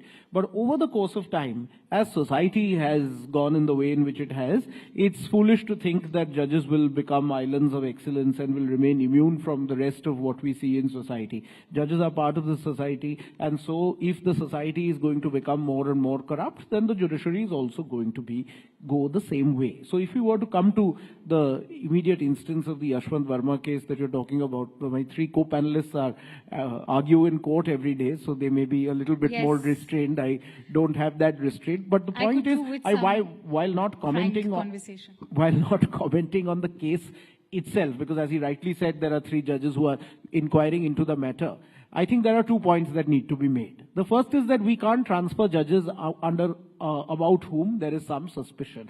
Transfer of judges cannot be done on the basis of the fact that there is something problematic about a judge, because an Allahabad High Court or earlier a Sikkim High Court or Guwahati High Court has a right to have judges who are entirely above board. So just because there is a cloud transfer, the gentleman somewhere, is not a solution. So my sympathies with the Allahabad So where is the solution? Perhaps pause a bit and think what should have been done. Maybe demand the resignation, maybe just pause the transfer, go for an inquiry. Wait for the inquiry? So the inquiry is happening, and I think the answer lies in 2 things. The first is that I think there needs to be a quick time-bound inquiry that needs to take place with a quick resolution as to whether the gentleman is, in this case, is that cash which is allegedly been found burning in his house, did that cash in any way belong to him? Because it's really unfair on the gentleman. We all know Justice Yashwant Verma is one of the finest judges in the Delhi High Court. This is if by any chance he is innocent, then this has damaged his reputation irreparably. So we need, not only from the point of view of judicial accountability, but also fairness of the person. And the previous gentleman was talking about fairness during Chhatrapati Shivaji's time. I think fairness in constitutional democracy in India requires the fact that there be a quick and speedy resolution. If the person is guilty, then make sure that impeachment proceedings happen quickly. And if the person is not, then please make sure that he can continue doing his work in the Delhi High Court. You used a very interesting word, impeachment proceedings. I want to bring Sumit on that note. Impeachment. So far, we've not seen any impeachment of a Supreme Court or a High Court or a lower court judge. Why so? Should they be enjoying such impunity? See, there is a provision in the Constitution which provides for impeachment in certain cases. Now, just because in the impeachment process, you need majority of both the houses of the parliament, and they feel that yes, things a certain judge needs to be impeached, by all means that process should go on. Now, just because that is not happening or not happening at a greater speed doesn't mean that you start getting involved into the collegium system. You start blaming the entire judicial system. There's an investigation process that is happening. Impeachment is an act of the parliament. The parliament needs to do it. If the parliament is taking time to do it or not doing it in certain matters, you can't again go back to the judiciary and say that, listen, it's because of the judiciary that the parliament is not acting upon. Impeachment is a process in law. It can happen. It should happen in cases where it is deserving. All right, but Ashish, if we look at the overall process of in-house inquiries also, proponents would, in fact, of those who feel that this can also be an executive decision, say that as far as in-house inquiries are concerned, they lack transparency. And that, is this going to be reliable enough a procedure? Questions are being raised about the authenticity of an in-house inquiry as well. We've had multiple cases where judges have been exonerated. The Karnataka High Court judges who were exonerated from sex scandals some years ago. I think it was 2014. So now they're saying that it's high time that the NJAC should be brought in. Your take. See, we have to see the background in which all these provisions were included in our constitution. We have to understand that initially, before this first judge's case came, the appointments were being done by the executive. But it is only when in the 1970s, the judges were superseded and executive and the parliament and the government of that day exercised much greater influence. I think this concept of appointment by collegium was introduced, and it's not in the constitution. It's an interpretation of the word that when the consent of the CGI is taken, that is interpreted to be binding. Now, this is a system which is going on for last 30 odd years, and we have seen that yes, collegium system will have its issues. The government tried to bring in an NGAC, but the difficulty with the NGAC was the composition of NGAC. It included the CGI, 2 sitting judges, law minister, and the difficult part was 2 eminent persons who were given the voting rights, and those people were to be selected by the government. So this was the situation wherein the Supreme Court said that if these people who are so-called eminent people are not given voting rights, then it can be considered. And there is a misnomer in the general public that the government has no role in the appointment. In every appointment, government has a very important role, and government views are taken, IB views are taken, and it is a consultative process. Yes, there has to be a little bit more transparency, but that also has its negative side. Because if suppose a person is a candidature for a judge, if he is rejected and that is declared in public before, then his entire practice gets affected. So that part has also to be balanced. Now, coming to the specific case of Justice Verma, as my friends have said, he is one of the finest judges we have seen in Delhi High Court. We all are surprised, and the inquiry is on. Perhaps the judges who were conducting the inquiry have now gone back and started holding their courts. Maybe we are going to see something very soon. But the difficulty is the protection which has been given to the judges in the Constitution, and the purpose for which the judiciary is there, that it is the watchdog of the Constitution. Eventually, it is the judiciary where everyone will go when their rights are violated. So we need to create a mechanism where those people are also protected. If you see Election Commission of CIC and all those people. I think that's a very valid point. Because these people have to be protected. How do you weigh in on that? And when we look at the collegium being challenged, many are saying that, it is going to be anti-constitutional also because it is diluting the division of powers. See, ultimately, we have to follow the dicta of the Supreme Court. The Supreme Court has said authoritatively with 9 judges. The NJAC was merely following the earlier judgment of the second judge's case in the 9 judges. So there was no doubt in my mind that the NJAC would have been struck down and the 99th constitutional amendment would be declared unconstitutional on account of it being violative of the earlier judgment. Now, the issue today is more fundamental. It is at the stage of selection of the judges. That is the area where you can employ more safeguards in the collegium system and actually have a more, robust mechanism where it is not as opaque as it is today. Today, the collegium system suffers from opacity, it suffers from arbitrariness, it suffers from a lack of judicial oversight, it suffers from other follies, but those follies are not, to my mind, equivalent to render the entire system undesirable and to have an NJAC sort of system, because as Soli Sorabji famously said that these are all human beings. Ultimately, human beings will be, they'll be falling foul to the integrity, to other issues. So you cannot ensure or legislate independence. Independence comes from within, and independence of the judiciary will only come by selecting the right people. And that is what should be emphasized today. And whatever happens in a particular case is not the reason for you to take a knee-jerk reaction. It must be well debated. So I'm not for a particular system. I think the current system must be reworked, tweaked, but you cannot go to NJAC, definitely. No, but has that been a knee-jerk reaction, what we saw earlier, when Prime Minister Modi during the 2014 tenure brought it in? That. Also, when you look at talking about a corruption-free India, is the onus just left on to the executive? We expect each and every organ of the government to be corruption-free. Why should the judiciary be granted this kind of impunity? So let me put it a little bit differently. So your daughter is 13 years old and she wants to know more about the judiciary. But she feels that this is stuck in this legal jargon, and everywhere you talk about the judges, people say that, "Arey, ye to lawyer wali baat hai." So, you suddenly feel that, oh, this is a no-go area for me, because this is a technical matter.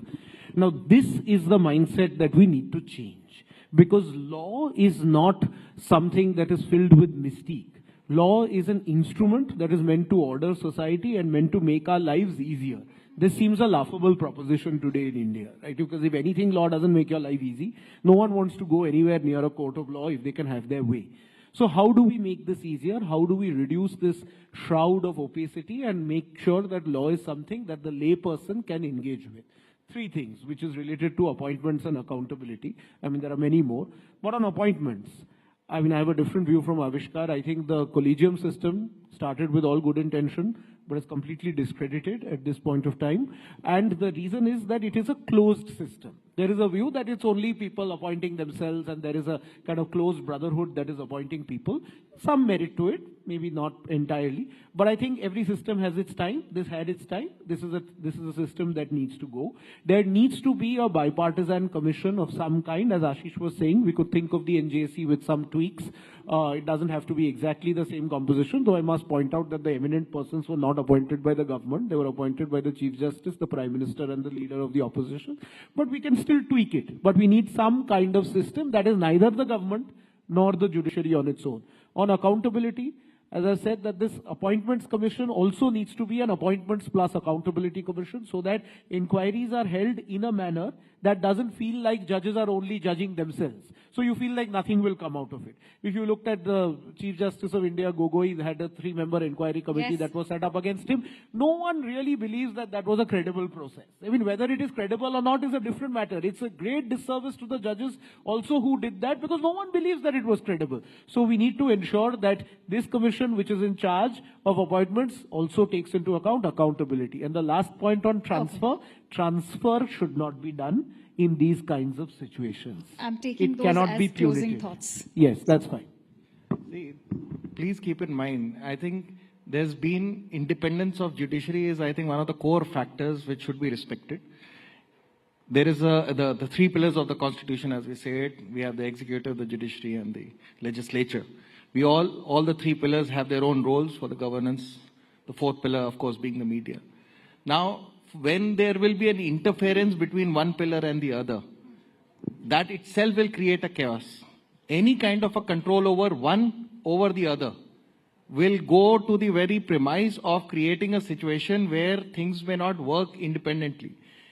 If there is an involvement of the government in judiciary in any manner, whether be it appointment or in any other manner, towards the end, would that not influence judiciary? Then we are depending again on an external factor.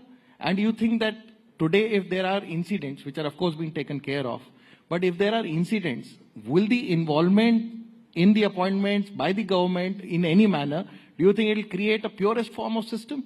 No. There is a system which is created and created in a manner to protect the very institution itself. But why hasn't the judiciary been able to ensure that, if the collegium was so reliable? Yes, so investigation is being taken place, at least in this case. But then again, we are questioning how reliable are the in-house judicial processes I'll answer themselves. that. I'll answer that. Why? Because see, everybody deserves a fair investigation. There are accusations, of course. In this case, there was allegedly what we call a purple banana being found in one of his rooms. And of course, that bag full of money, should be, just because it was found there, no investigation should be made at all. Secondly, who came out with that video? Towards the end, it came from judiciary itself. They said, yes, let this come to the media. There have been calls for a CBI or a TD investigation. Why not go ahead with that? Exactly. So executive is already doing the investigation. Judiciary is, of course, keeping a check on what the investigation is. There are judges from different states who have been appointed for the purpose of this investigation. Okay. I'm running short of time, so I have to quickly wrap that. Ashish, I want your closing thoughts, but as we discussed earlier, Mr. Chandrachud was here. And he made a very interesting point that just like the Indian Administrative Services, perhaps he's in fact one of those proponents who believe that it should also be applied to judiciary, that we should have a national level examination which is as stringent in perhaps ensuring that the best of the talent is the one that qualifies, and that he believes that it's not happening at a state level so far. See, I'll just make one comment on NGSC. We must understand that the biggest litigant in this country is the government of India. So if you want a litigant to have a complete say in the appointment of judges, Do we expect a fairness or a procedure where the good judges will be appointed? That's the thing which we have to see. No one is against the government in a consultative process, consultative mechanism. But whether the government should have the final say in the appointment is the part where, for the sake of independence of judiciary, we all have to oppose it. Now, coming to this larger issue of having the All India Judicial Service Examination, this idea has been mooted for long. As of now, the examinations are conducted by the High Court. Because the district judiciary is subordinate to the High Court of that state, the examination is conducted by the High Court. And High Courts have resisted this thing because eventually it is the High Court who is responsible for the implementation of law and the manner in which the cases are decided. When we say that there is a huge pendency, government is not blamed. It is the judges who are the blamed. So they have to see whether which kind of candidates are appointed. Justice Chanchud has a view. He did say that yes, there should be a commission, there should be a exam. And I must tell you, the examination which is done by the High Courts is equally tough, if not more. So it can be said that there can be a different mechanism, but I think as of now, the High Courts are doing a good job. The results are there. We are finding new judges. There is so much of diversity, and so many women have come forward in the district judiciary. 30 to 40% we see that there are women judges in the district judiciary. And High Court is also cognizant of this. I'd like to give you 15 I'll just seconds. say that if independence of the judiciary is part of the basic structure of the Constitution, then no matter what law Parliament brings, the Supreme Court will always have the right to strike it down if that law falls foul or impinges on the independence of the judiciary. And that was the precise reason for striking down NJAC. Today, they are free to bring any law in Parliament under 368, but that law must be within the structure of the Constitution, and it should not impede in any manner the independence of the judiciary. All right. I'm sure, ladies and gentlemen, all of you will agree that institutions are just not known by the strength of their decisions, but also by the integrity of their designs. Thank you so much for a very insightful conversation. As we all know, as far as Bharat is concerned, dharma is historic for us. It's in our civilization. Many thanks to you all for being part of Rising Bharat. It was a pleasure having you all over here.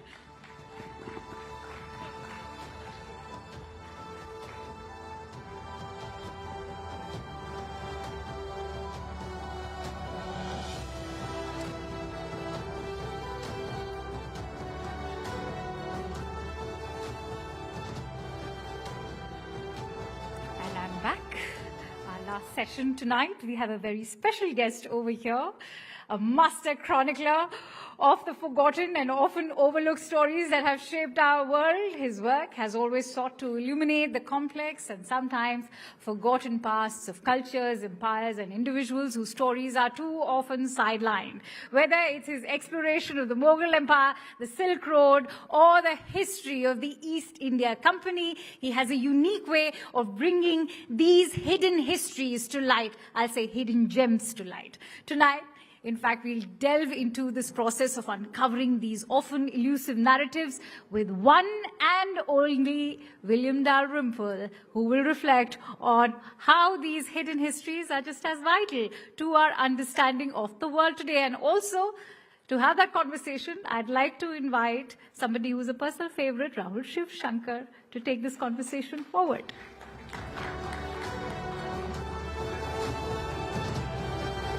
Yeah, enough.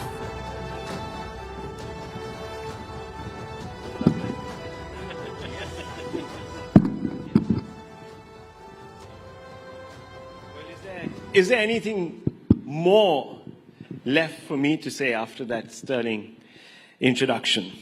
Let's get straight to it, William Dalrymple. We've, of course, spoken right after the release of your book, and that was quite a well-heralded podcast with you. You've long chronicled British and Mughal India. But now you've come up with the golden road that pivots back to ancient India. Why? And what's the central thesis here? So I spent 20 years working on the East India Company, 4 books: The Anarchy, White Mughals, Return of a King, The Last Mughal. And I think everyone, particularly my family, had thought that was enough East India Company and Mughals for one lifetime. Also, my beloved translator Bruce Wannell, who worked very, very closely with me, had a spectacular ability to read any Persian text, any Mughal text, as easily as you and I could read the Times of India, died of cancer in 2019. And in some ways, I felt I'd sort of lost the key to Narnia. I could no longer just walk into libraries in Tonk or in Patna and access the texts which we've been looking at. So I went back to the subjects which had interested me as a teenager. I was originally keen on archaeology and ancient history. And it was very exciting after 20 years, really, working the same world, to completely discover a new world, the world of early India, of this extraordinary period when India was completely the center of Asia. It was the center initially of the trade and the economy. The monsoon winds blowing in one wave 6 months and back again for the next 6 put India very literally in the center of things, connected to the Roman world, where it was Rome's principal trading partner, but also connected to Southeast Asia and to China. And one of the main ideas in the book is that the Silk Road has come to dominate our understanding of ancient Asia. The idea that there was this sort of motorway overland running from the Mediterranean to the South China Sea. But the idea of the Silk Road is entirely Sino-centric. It connects everything with China, and the idea that silk was the principal trading commodities is nonsense. It isn't reflected in any of the sources. And in fact, the idea of the Silk Road was invented in 1877 by a German geographer called von Richthofen. It's an entirely modern idea. No ancient source talks about it. What the ancient sources say is that India is the center of things. Pliny talks about a major balance of payments problem, just like Trump today worrying about America's balance of payments and inflicting tariffs. In the Roman period, Pliny is worried because he says India is the drain of all the world. Great Indian exports like pepper, cotton, ivory, nard, and silk, because actually Chinese silk came to Rome via India, were major exports, and they suffered a 30% tariff at the border, not so different from what Trump is proposing for this country now. And this provided as much as a third of the entire Roman imperial budget. So the idea in this book is that the Silk Road never actually existed before the Mongol period, when Genghis Khan's conquest did create a motorway that linked Mediterranean with the South China Sea. Before that, maritime routes rather than overland routes, and India rather than China. Well, it's interesting because I would have thought that for someone coming in from the West, you would have been at least passably acquainted with this huge legacy, and therefore would have been curious about it. But you seem to suggest that it's the translator's fault, that you sort of did not, that ancient India remained marginal in your work. No, it was the first thing that I loved when I came. My very first trip to India, I went straight to Gwalior, Sanchi, Khajuraho, Ajanta, Ellora. But over the course of time, got obsessed with the East India Company. The idea that a corporation could take over a continent seemed to me an extraordinary thing. And of course, it's something that's happening at the moment. We're worrying about this, the oligarchs in Trump's world, the way all the tech moguls were there at the inauguration. These huge companies like Amazon and Meta, and Apple and Microsoft, all of whose annual profits are greater than the GDP of most continents. This extraordinary power that corporations now have. It seemed to me a very interesting subject. But I have loved going back to this. And this was a lockdown book. We were all locked down. I had my library, and it gave me a wonderful opportunity to read very widely across different fields. And what I found was that the history of this period is often locked into different silos. So the Buddhist history is often told as part of a Chinese story, the Silk Road. The story of Sanskritization of Southeast Asia, how Indian epics, Indian language, Hindu kingship spread to Angkor Wat, where the largest Hindu temple in the world is built not in India but in Cambodia. But the largest Hindu empire in the world is the Khmer Empire. The way that Indian mathematics spread through the Arab world to give us the number system we all use, the nearest thing we have to a universal language. These seem fascinating ideas. And what I was trying to do was bring them all together under one roof and connect the dots, which I think people haven't done. The last time a book like this was written is probably A.L. Basham's Wonder That Was India, which is written in 1954. Of course, we've had some historians that have looked at that, but at that period. But wanted to ask you, because it's an interesting thought experiment, and it points to the rising Bharat that we see today. So it's not an accident, is it? So my view is that, I mean, if you look at Angus Maddison as the historian who studied trade figures historically, GDPs per head, and tried to work back from present figures to the sort of thing that was going on in Mughal India or medieval Ming China, for example. And it's unequivocally the case, although you can quibble details in these figures, because obviously ancient economic figures are hard to come by and don't have the same veracity as modern figures. But nonetheless, it's completely clear that for most of history, maybe as much as 70, sometimes 80% of the world economy was generated by the lands that are now India and China. That both of these had terrific trading traditions, both over land and by sea. Both of them had extremely advanced credit systems, groups in society who dominated the mercantile world. And this was the case not just in ancient India, but as recently as the Mughal period. When people discuss the Mughals, they often think of, Aishwarya Rai and Hrithik Roshan lying back in the palace, dropping mangoes into each other while white pigeons flutter around. What people forget is that those sort of riches, that incredible wealth, was generated, as anywhere else, largely by trade and industry. And so in the Mughal case, it's the incredible textile trade. Something like 1 million handlooms in Bengal alone, which is why the Portuguese and the Dutch and the British and the French and the Danish all turned up in the 17th century, because India was a major manufacturing center and was making the greatest, for example, cotton in the world. And the East India Company realized that the Mughals didn't have a navy, that they could be the exporters. So for most of history, India has been the richest region of the globe. Sometimes China pips it to the post, as in the Ming period. Sometimes India is ahead. But the dip comes, the freak comes, if you like, when the Europeans turn up. And with gunboats, from the moment that Vasco da Gama starts bombarding Calicut, India and China and Southeast Asia, all of them end up seeing gold for the first time in history pour into European pockets and disappear into distant parts of Europe. Then in 1947, the British disappear, the whole colonial system begins to self-destruct. It takes 20 or 30 years, it spreads through Africa, but by the late 70s, decolonization has largely happened.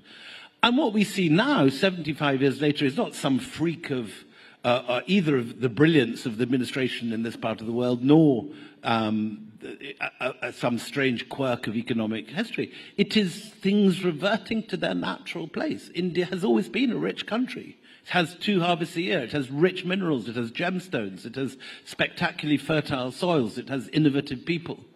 And so, seen from the long view of history, the rising Bharat that this summit is celebrating is not anything at all surprising. It's just the natural equilibrium of the world reasserting itself after 400 strange years of European colonialism. I want to ask you a little bit more about, you sort of talked a little bit about, a lot about the trade aspects of things, the economy. But this was also a knowledge system of vast study. Correct. So build on that a little bit. You've really delved into that in your book. There's Nalanda, and before that also you sort of talked about other stuff. Yeah, no, so Nalanda is the subject that the last panel but one was talking about. And they were quite correct to say that Nalanda was the main center of learning in Asia. Our main source for Nalanda is the Chinese monk Xuanzang, who comes overland by foot in the 7th century. And he leaves a very detailed account of this place, which he regards as the NASA, the Harvard, the Ivy League, the Oxbridge of his day. And we know that not just Xuanzang, but hundreds of other monks from China, from Korea, from Japan, come to this place because it has the best library in Asia, 9 stories tall, 3 sections, all the books in the world. You can borrow any of them as long as you put them back in your pigeonhole in the central courtyard in the evening. And Xuanzang is like some sort of bright-eyed undergraduate that's just turned up at Harvard for the first time. Everything is wonderful. Everything is extraordinary. The monks are men of genius. They all work hard. They all study. And it's something which I think has been forgotten. And when people go from this country to Southeast Asia, to Vietnam, to Cambodia, they see the effects of this period.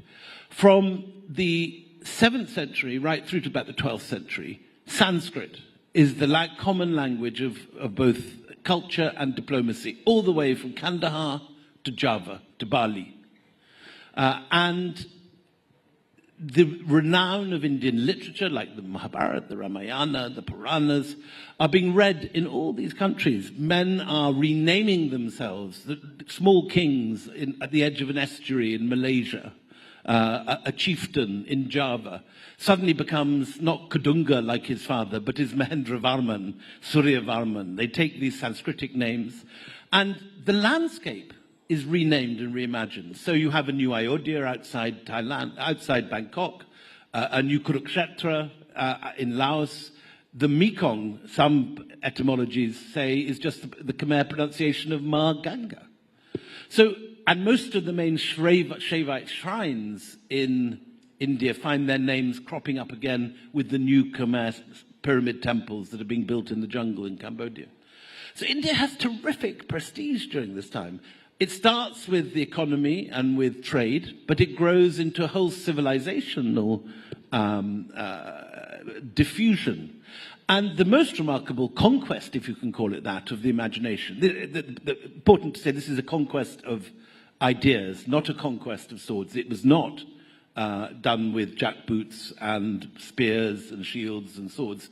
This was an empire of ideas, an empire of the spirit. The most remarkable conquest is China. And under China's only woman empress, called Wu Zetian, Wu brings in monks and scholars from Nalanda, some of them Chinese, some of them Indian.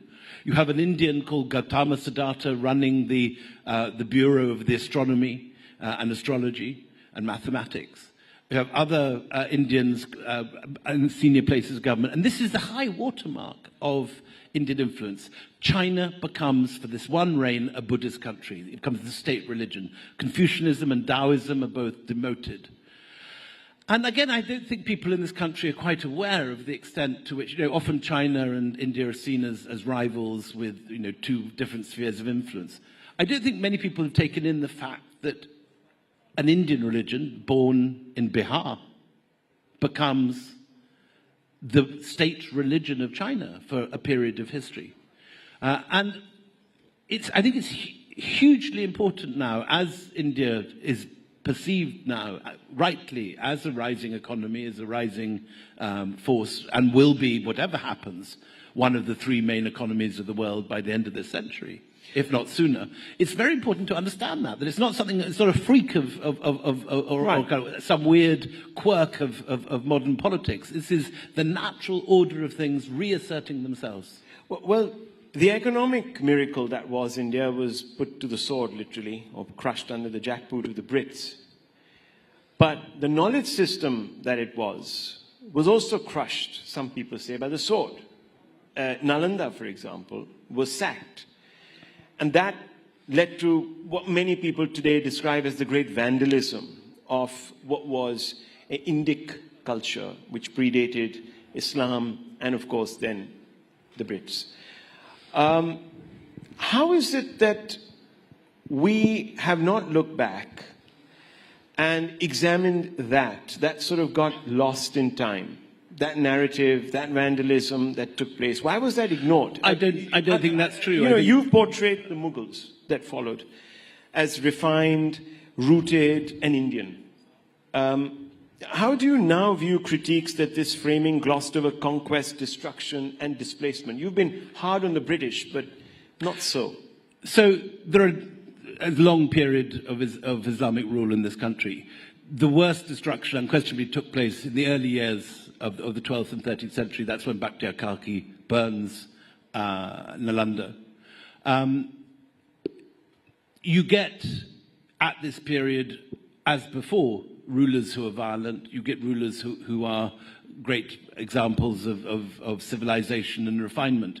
It isn't as if violence was introduced to Eden in the 12th century. If you read about Chola conquests, for example, completely destroying the Chalukya capital of Vatapati, ploughing it under so thoroughly that we don't even know where it is today with satellite imagery or anything. We can't find this capital because the Cholas destroyed it, or burning the temples of Sri Lanka as the Pallavas and Cholas did. Violence has always existed. The Cholas also raided Buddhist monasteries at Sompo Mahavihara, which is the equivalent of Nalanda in what is now Bangladesh. So violence is there throughout history, but you're quite right that there's a terrible things happen, and the burning of a great library, whether it's Alexandria in the 8th century or whether it's Nalanda in the 12th, is one of the great horrible tragedies of world history. Not everything is lost. It should be said that a lot of the manuscripts from Nalanda make their way both before the destruction and as the destruction is happening to Tibet. There are monasteries in Tibet that contain great works of Nalanda monks. The tradition lives on in Tibet and abroad, and much of the learning of Nalanda continues because it has been an international center of Buddhism. You have monks coming from Korea, from Indonesia, from Tibet, and so on. So while what happened is one of the great tragedies of world history, and I would entirely agree with you, it isn't that it's totally extinguished. There is a great deal which survives, and we actually know a great deal of Indian history from Chinese manuscripts translated out of Sanskrit into Chinese, and we have to translate back, like with Xuanzang, in order to understand our own history here. Would you agree with some of those who say that while the Hindu kings that you describe who went about invading other kingdoms, other Hindu kingdoms, they weren't necessarily supplanting a way of life?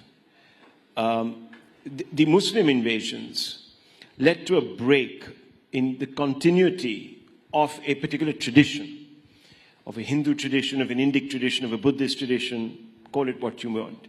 So there's a distinction. Would you agree with that?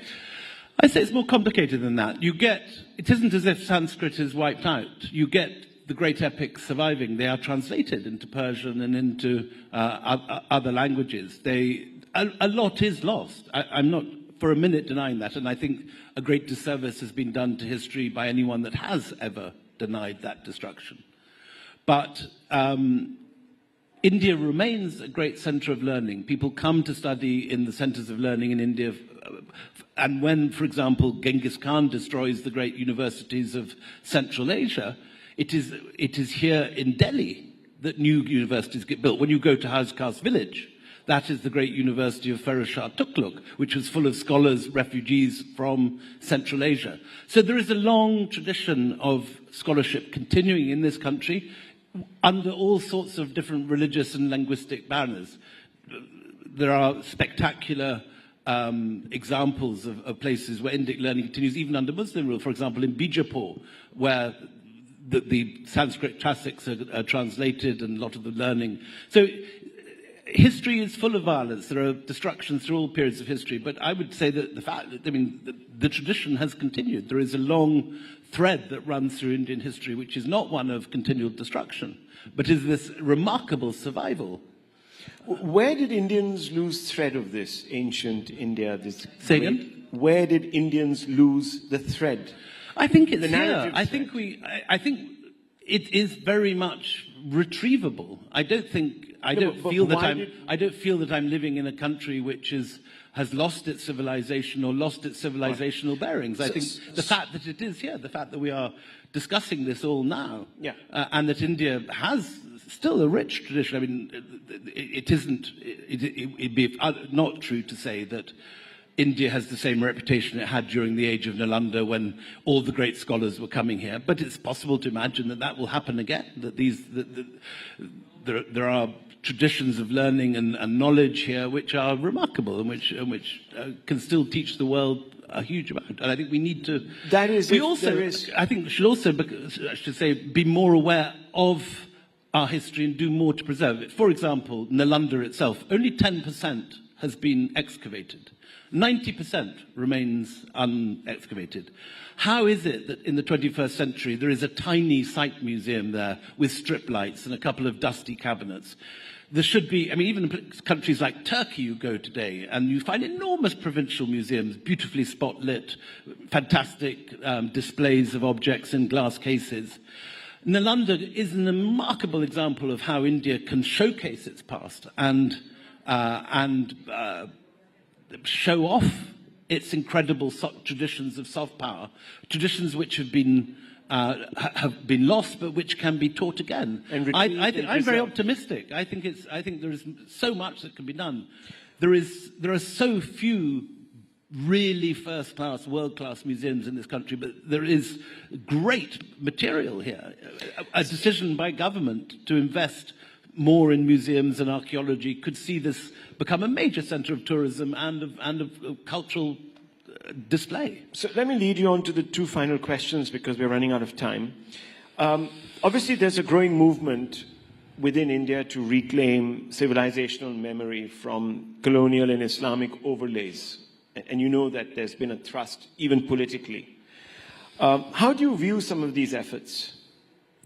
Which efforts are you referring to? This reclamation of the ancient history. And there are now obviously some amount of tensions that are building up in certain sites across the country where people are hoping that one community would abet in this great reclamation project by giving up their own control, so to speak, or their own rights. India is not unique in that it's a country with many different layers and civilizations, many different periods of different dominance. If you go to, for example, an island like Sicily in the middle of the Mediterranean, there are successive Arab, Byzantine, Spanish, Neapolitan. That island has been ruled from many different places.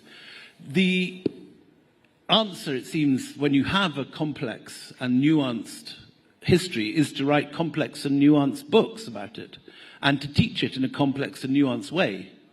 That if you go to Sicily, the Spanish rulers who were very unpopular, who were toppled by Garibaldi and the Risorgimento, their statues are not toppled, they're still standing there, they're still in the museums, their objects are on display. History is complicated. There are many parts of the world where civilizations lie in different layers like sediment, like geology.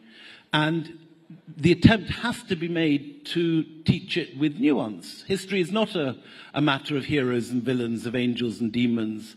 There are grey areas. People, human beings everywhere have both good and bad qualities. And I think that it's very important to try and teach and present history with nuance and with... So what would you say to those people who are accused of poking the majority community in the eye by going out there and celebrating the Aurangzebs of the world or other controversial figures in history, maybe making even a case for preserving roads that have been named after British colonialists and so on and so forth? How do you react to those? I think history is rich, and that to politicize the presentation of history and just to pretend that only one people have ever lived and ever ruled is a mistake. You would apply that same principle? I don't believe in knocking down statues or changing rules, changing roads. I think... Or cancelling out authors and so on and so forth from your textbooks, even if they've said vile things. Like in the West, there is this... I think you've got to struggle to have accurate history and nuanced history and to try and understand history. You don't learn about history by coming with a set political view and trying to find the facts that prove that view. So you would say that find the facts. Rudyard Kipling, for example, who is now sort of held up as somebody who was a person of his times but no longer relevant because his, frankly, racist views, etc., are offensive to one section of the world and therefore needs to be expunged. or not read. What would you say to that lobby? I mean, I think all of these things are interesting matters to be treated with proper scholarship. I'm not a believer in removing characters like that from the curriculum. I think they are of their time. They should be read. Ditto with Aurangzeb. He's not someone that I admire or hero worship, but he's someone who is part of history, who did certain things, and we should try and understand what he did. History is all about understanding. It's not about lecturing and sort of turning people into whiter than white saints and darker than black villains. It's the science of trying to understand the complexity of our past. And so to cancel people, to knock down statues, to remove things from a complex history which is full of complexity and variety and many grey areas seems to be completely the wrong way to approach these matters. Well, William Dalrymple, thank you for resurrecting the Golden Road, and a road that takes us back to the glories of ancient India and hopefully runs right through and connects us to the present. As a foreigner coming to this country, I am in awe of the variety of the different periods of history. In the sense, I don't have a dog in this race. I don't support one team or the other. And I can get as much pleasure from visiting the Taj Mahal or watching a Mughal manuscript as I can from visiting Vijayanagar or going to the Tanjore Great Temple and being amazed by the Buddhist frescoes of Ajanta. It's all a very rich history, and it should all be celebrated. We leave it at that. Thank you very much. Thank you very much.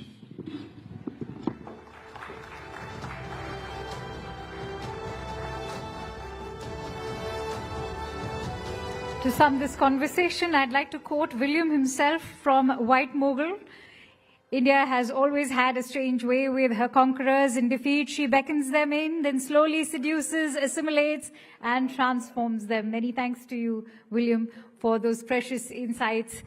Now, as we come to the end of these 2 impactful days at the Rising Bharat Summit, I want to take a moment to express my heartfelt gratitude to each and every one of you for being part of this incredible journey.